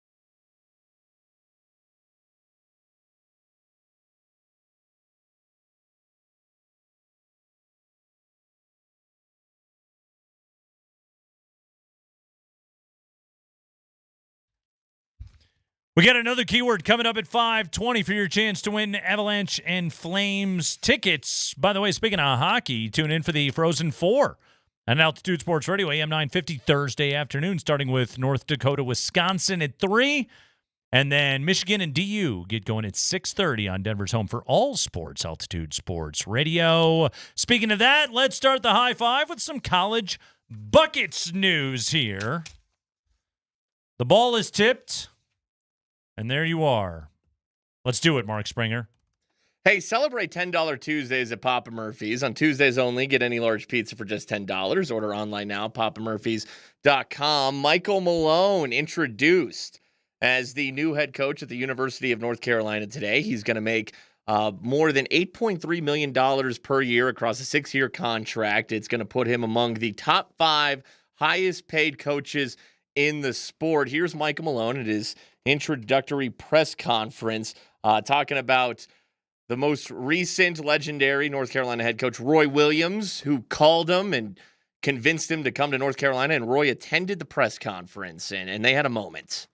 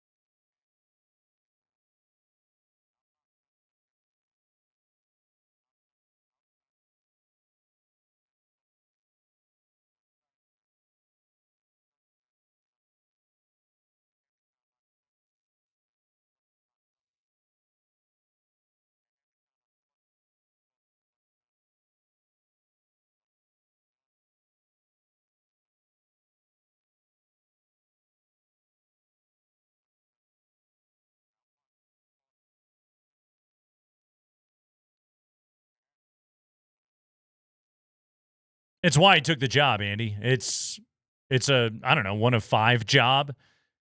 And in many ways, like as a gig, it's better than a lot of NBA jobs. Sure. Because you will have unending support. Like, ask Michael Malone, would you rather go back and coach the Sacramento Kings again, or would you rather coach at the University of North Carolina? With no salary cap. Yeah. A deep pocket for this basketball program, a true love for this basketball program. Yeah.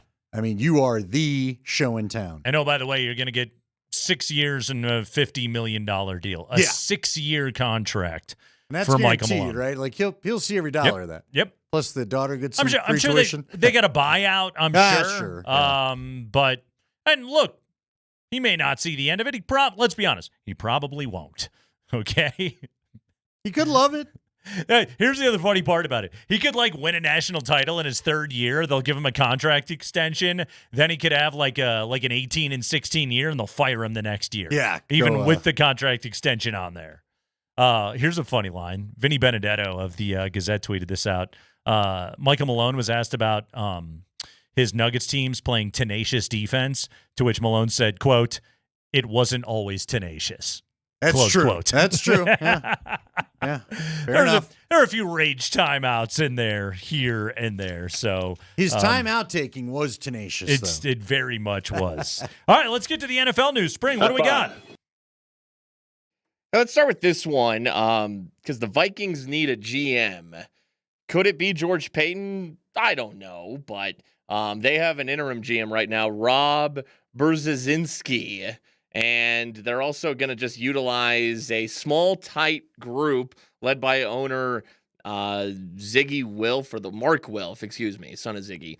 And that's how they're going to attack the draft process. And they will not hire a new GM until after the draft. Yeah, I got to tell you, not necessarily shocking because, again, most of the work that's done, as Jeff Legwald tells us, is throughout the year. To hire a GM this late into the program would almost be unfair to that person. Even if you'd hired the GM, the scouting staff would have to stay the same. Like the people in place to help you figure out your data and make the decisions, they were going to have to be those people anyway, right? We saw that with George Payton his first year here. Remember that? Where he got cleaned house through the after the and draft. then got done after the draft. So yeah, and then hired everything and put it all together. Obviously, it was a weird end with the Dofo-Mensa and the way that all went down. So yeah, not terribly shocking that they are going to do that. You figure they're invested in O'Connell in the long term, so they have got an idea as a scouting department, the profile of what they're looking for. Yeah, I agree with you. Not shocking, quite frankly. It's probably the right thing to do. Should the Broncos worry about George Payton bolting back to Minnesota? If you were Payton, would you leave? I mean, again, he's finally, I think, in the role he wanted. You and I both know. We used to talk about it when he had to kind of be the voice of this thing because he was the only one that had a 5-year contract. He wasn't natural to it at all. He didn't like doing all the pressers. He didn't want to be the face of all this stuff. Sean Payton's here to do that. He's got the richest owners in the NFL. They're building a palace for free agents to visit and a palace to play football in on Sundays. Do you think it really – I mean, what would the Vikings have to do to get him back there?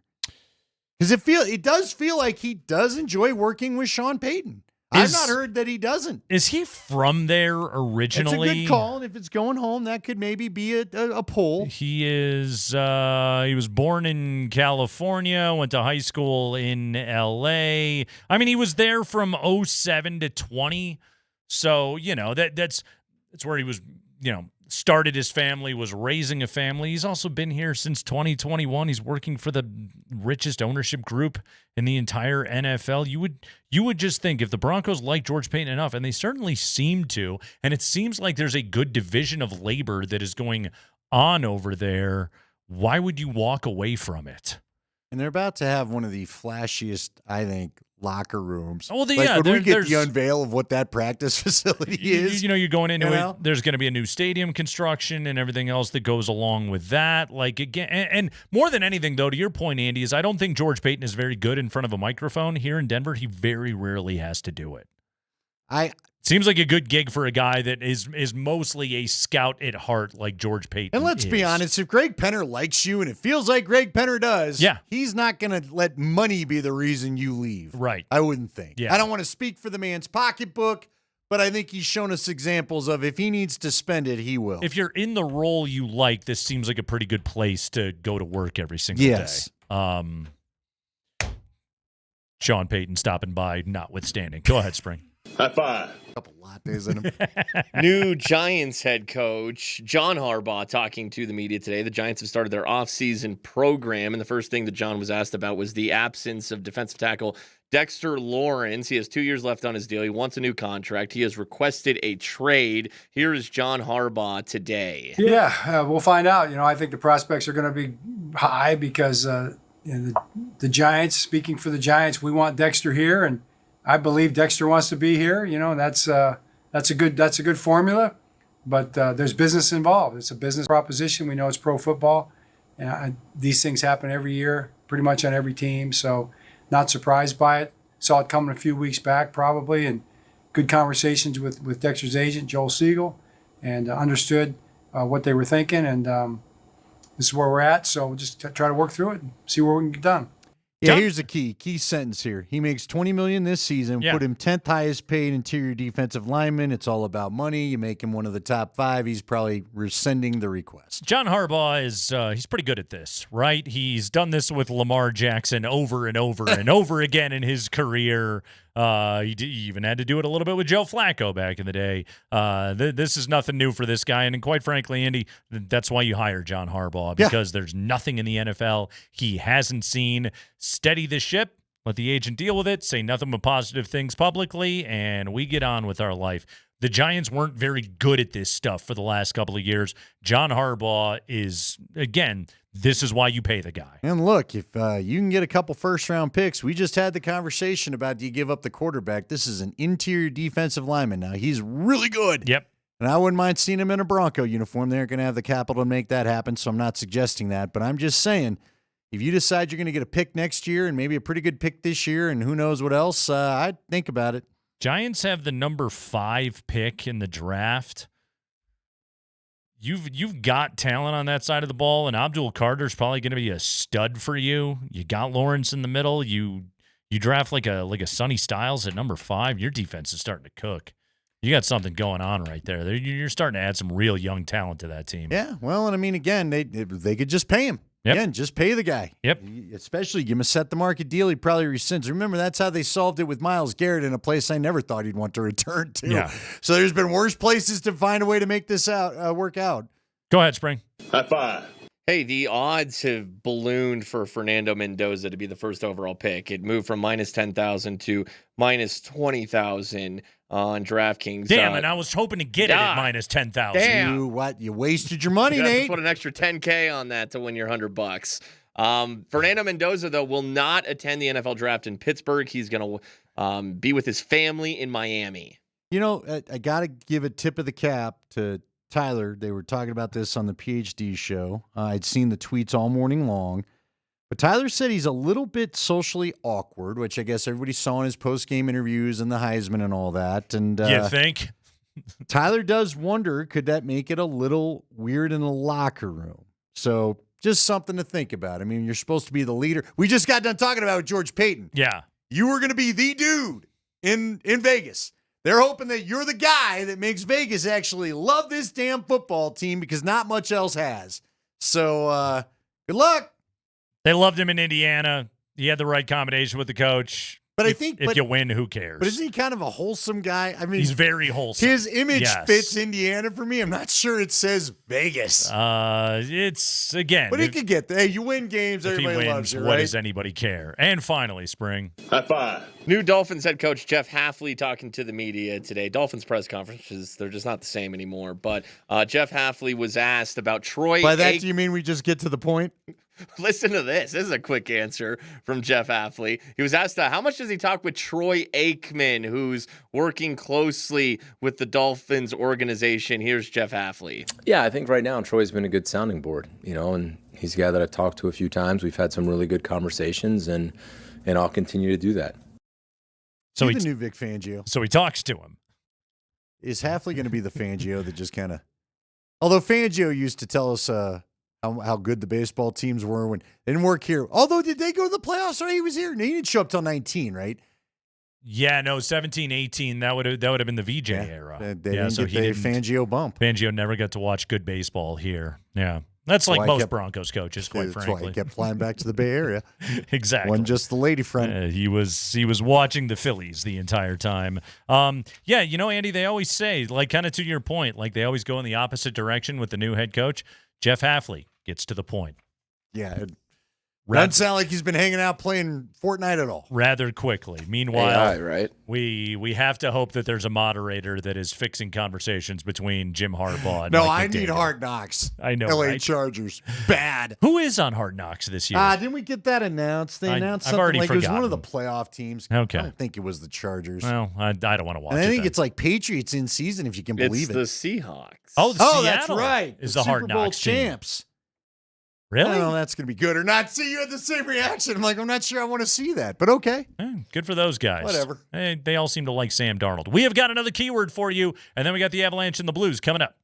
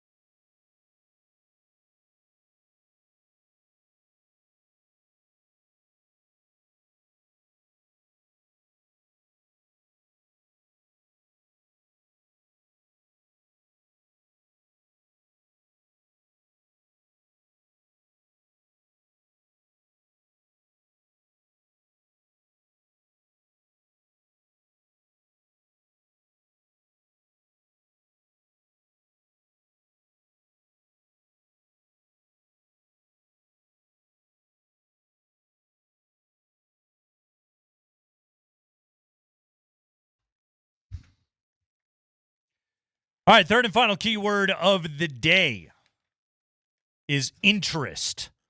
The keyword is interest on a Ticket Tuesday. Your chance to win tickets to see Calgary as Colorado fights to lock up the division. The keyword interest. Text it right now to 303-504-0925 with your first and last name, and you are entered. It's a $10 Tuesday at Papa Murphy's. Any large pizza, just $10. Find a location near you. Order at papamurphys.com. Again, this hour's keyword interest. We'll announce our winner in 5:25. That is 3 minutes from now. So get it in quickly. Interest. Text it to 303-504-0925. How about this? I had no idea. Shout out to one of our listeners, Steven, who I know loves the show, and we appreciate him. He sent me this from Bar Down. Despite only having 19 regulation wins on the season, the LA Kings now hold the second wild card spot in the Western Conference. So the Avs could be facing currently a 19-win team in the playoffs? What? Playoffs? Meanwhile, in the division. No. The Kings are 32, 26, and 19. 19 regulation wins, though. 32, 26, and 19. Only 19 regulation wins? Yes. Okay. It just doesn't feel like an awful lot for a playoff team, especially when we're talking about a division. No, 19. I mean, you go to overtime that often. It's a lot of loser points you're getting fat on. And dude, Nate, we're talking. See, what blows my mind about this division is, did I tell you they showed it the other day? Goal differential minus 25. How about the fact that Minnesota would lead the other division? Yeah. The third place team. Oh yeah, no. With 100 points, they would be 13 points up on Edmonton. Yeah, it's incredible how stacked the Central is versus every other division in hockey. They have 3 100-point teams. I guess the Atlantic does with Tampa, Buffalo, and Montreal. Carolina has 104 points right now. They're currently the top seed in the East. But yes, 3 100-point teams in the Central, in the Avs, the Stars, and the Wild. Why is this thing so broken? Why? I just want to know one day why Bettman won't change the seedings. Now, look, I guess the way things hold up, you'd still be facing the Kings anyway, right? But yeah, but the Stars and the Wild wouldn't have to play a first-round series. Yeah. They would be, what would be going, 1, 2, 3 right there. Yes, you're eliminating one of the top 3 teams in the West right off the jump, which is stupid. It's a terrible system. And frankly, I don't think the Avs and Stars should be facing second round either. That should be your Western Conference final if that's how it played out. By the way, your top wild card team in the West is the Utah Mammoth. They have a new Zamboni. It looks like a mammoth. A Zamoth. It's called the Zamoth. The Zamoth. It has like a giant mammoth head on it. Now I'll give them that. That's the first thing they got that the Colorado Mammoth don't have. Is this going to start to become a thing like themed Zambonis? Is it a bigger thing than I realize? I don't know. Spring, does anybody else have a themed Zamboni? Not that I'm aware of. It's kind of fun. Sure. Why not? Make them like parade floats. Dress them up a little bit. Sure. Give people something to look at during the periods. What would you like the theme for the Avs Zamboni to be then? Well, remember, because they used to have Howler. Sure. You know, wasn't Howler a Yeti? Wasn't that his whole deal? Yes, he was. Yes. He had the big foot. That's where the footprint thing came from on the jerseys for a while. I know Howler had to get canceled, but I'm sure you could have like a giant like I don't know, like furry Yeti Zamboni thing. You just don't want a big dog like Bernie? Like Bernie? Well, the Burn Boney? Hold on, say it again. The Burn Boney? It's a good name. Well, you can someone do that else as said, well. why not call it the Mamboni? Well, actually, here's what they could do. Whoa. You could make a St. Bernard, a dog-themed Zamboni, and call it the Shaggin' Wagon. Hey, listen, mutts and cuts? Yeah. Do the whole thing? Totally. Get Jim Carrey to come drive it once a year? Have it go really fast and jump? Jeff Daniels? Totally. You can do all that. Yes. This is going to become the new thing now in the NHL. Watch. Hey, your new NCAA champ, Michigan. And you heard it all right here on Altitude Sports Radio. Thanks to our sponsor, the Reputation Law Group. Specializing in divorce and DUI matters. To schedule a consultation, visit thereputationlawgroup.com. Can I get you to read their name a little happier? Don't be mad at them that Michigan won. You'd have been all about the Reputation Law Group if Illinois had won. They have a sterling reputation, I Andy. get it. The but law group. group. The whole thing was snide-laden because Michigan won. It is. All right? And it will continue At what to be. point did you decide that maybe you'd rather UConn win? Did you? No. You hated UConn the whole night? They were banking in threes again. It was the same crap they did against Illinois. It just rekindled your rage? No team has ever made more banked threes in a Final Four than stupid UConn. Hey, and the Not Another Bracket Challenge is over. Dan from Aurora finished with the most points thanks to having a nearly perfect 5 teams. Dan picked Arizona, Michigan, UConn, Illinois, and Tennessee. Nice job, Dan. To see where you finished, check the standings at altitudesportsradio.com/notabracket. The Not Another Bracket Challenge was powered by Groove Toyota. Start there, go anywhere on Broadway in Englewood or online at groovetoyota.com. Also, Dan from Aurora and then Dan Tanner. Didn't he live near Aurora? Sure. There's why some not? funny business going on here. Yes. Dan's all over the place. I live in Aurora. Where's Dan? I don't know live? I don't think he lives in Aurora. Mark from Aurora Yeah. did not win. All you TPs don't hang out. Apparently not. By the way, speaking of Aurora, did you see the story where Lauren Betts was in the press conference and she recognized a reporter that was in her stats class at Grandview. Well, that's cool. And she just ignored the other question and was like, wait a minute, I know that dude. It was a nice little moment. And they were in a stats class, no less. They were in a And stats she's class. got all the stats. At Grandview. And she has compiled quite a few statistics. Good for Grandview. Shout out Grandview. Shout out. Absolutely. You know, they've got a pretty impressive media group. They were at one of our high school games that you and I were doing. They asked me to pop over to the booth. I took a look. They had cameras set up. They had the whole thing going on. Cool. They were really doing a good job. Shout out to the kids. Nice hey, we didn't job. get to do that in high school. No, we didn't. No. I didn't think I was doing this in high school, so probably would have been too stupid to. Were you aiming higher or lower than this? Well, it's really tough. Yeah, I told you the story of Johnny Walker, my neighbor. Yes. Confront me in the kitchen over I'm going to be an accountant fake. You thought you were going to be an accountant? I know it. I know. You? I know. It was a different time and a few head injuries later. I've been concussed a lot while playing lacrosse. Spring, who is our ticket winner? Jason Stott.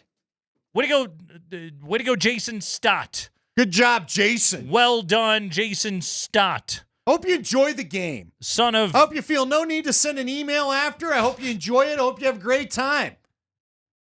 Hope you just appreciate. Just show up and enjoy have a the good game. time. Yeah. Enjoy the game with the people seated near you. I hope you're of the age of the people around you and you all can get together and enjoy life. We hate to punish anybody with free tickets to a game. That's right. Yes. It's a prize, Jason. Yes. It's hope you don't feel otherwise after. A fun thing that you get to go hockey to. Game you get to go to, and a lot of people would like to join you. So congratulations, Jason Stott, son of former Trailblazers head coach Terry Stott.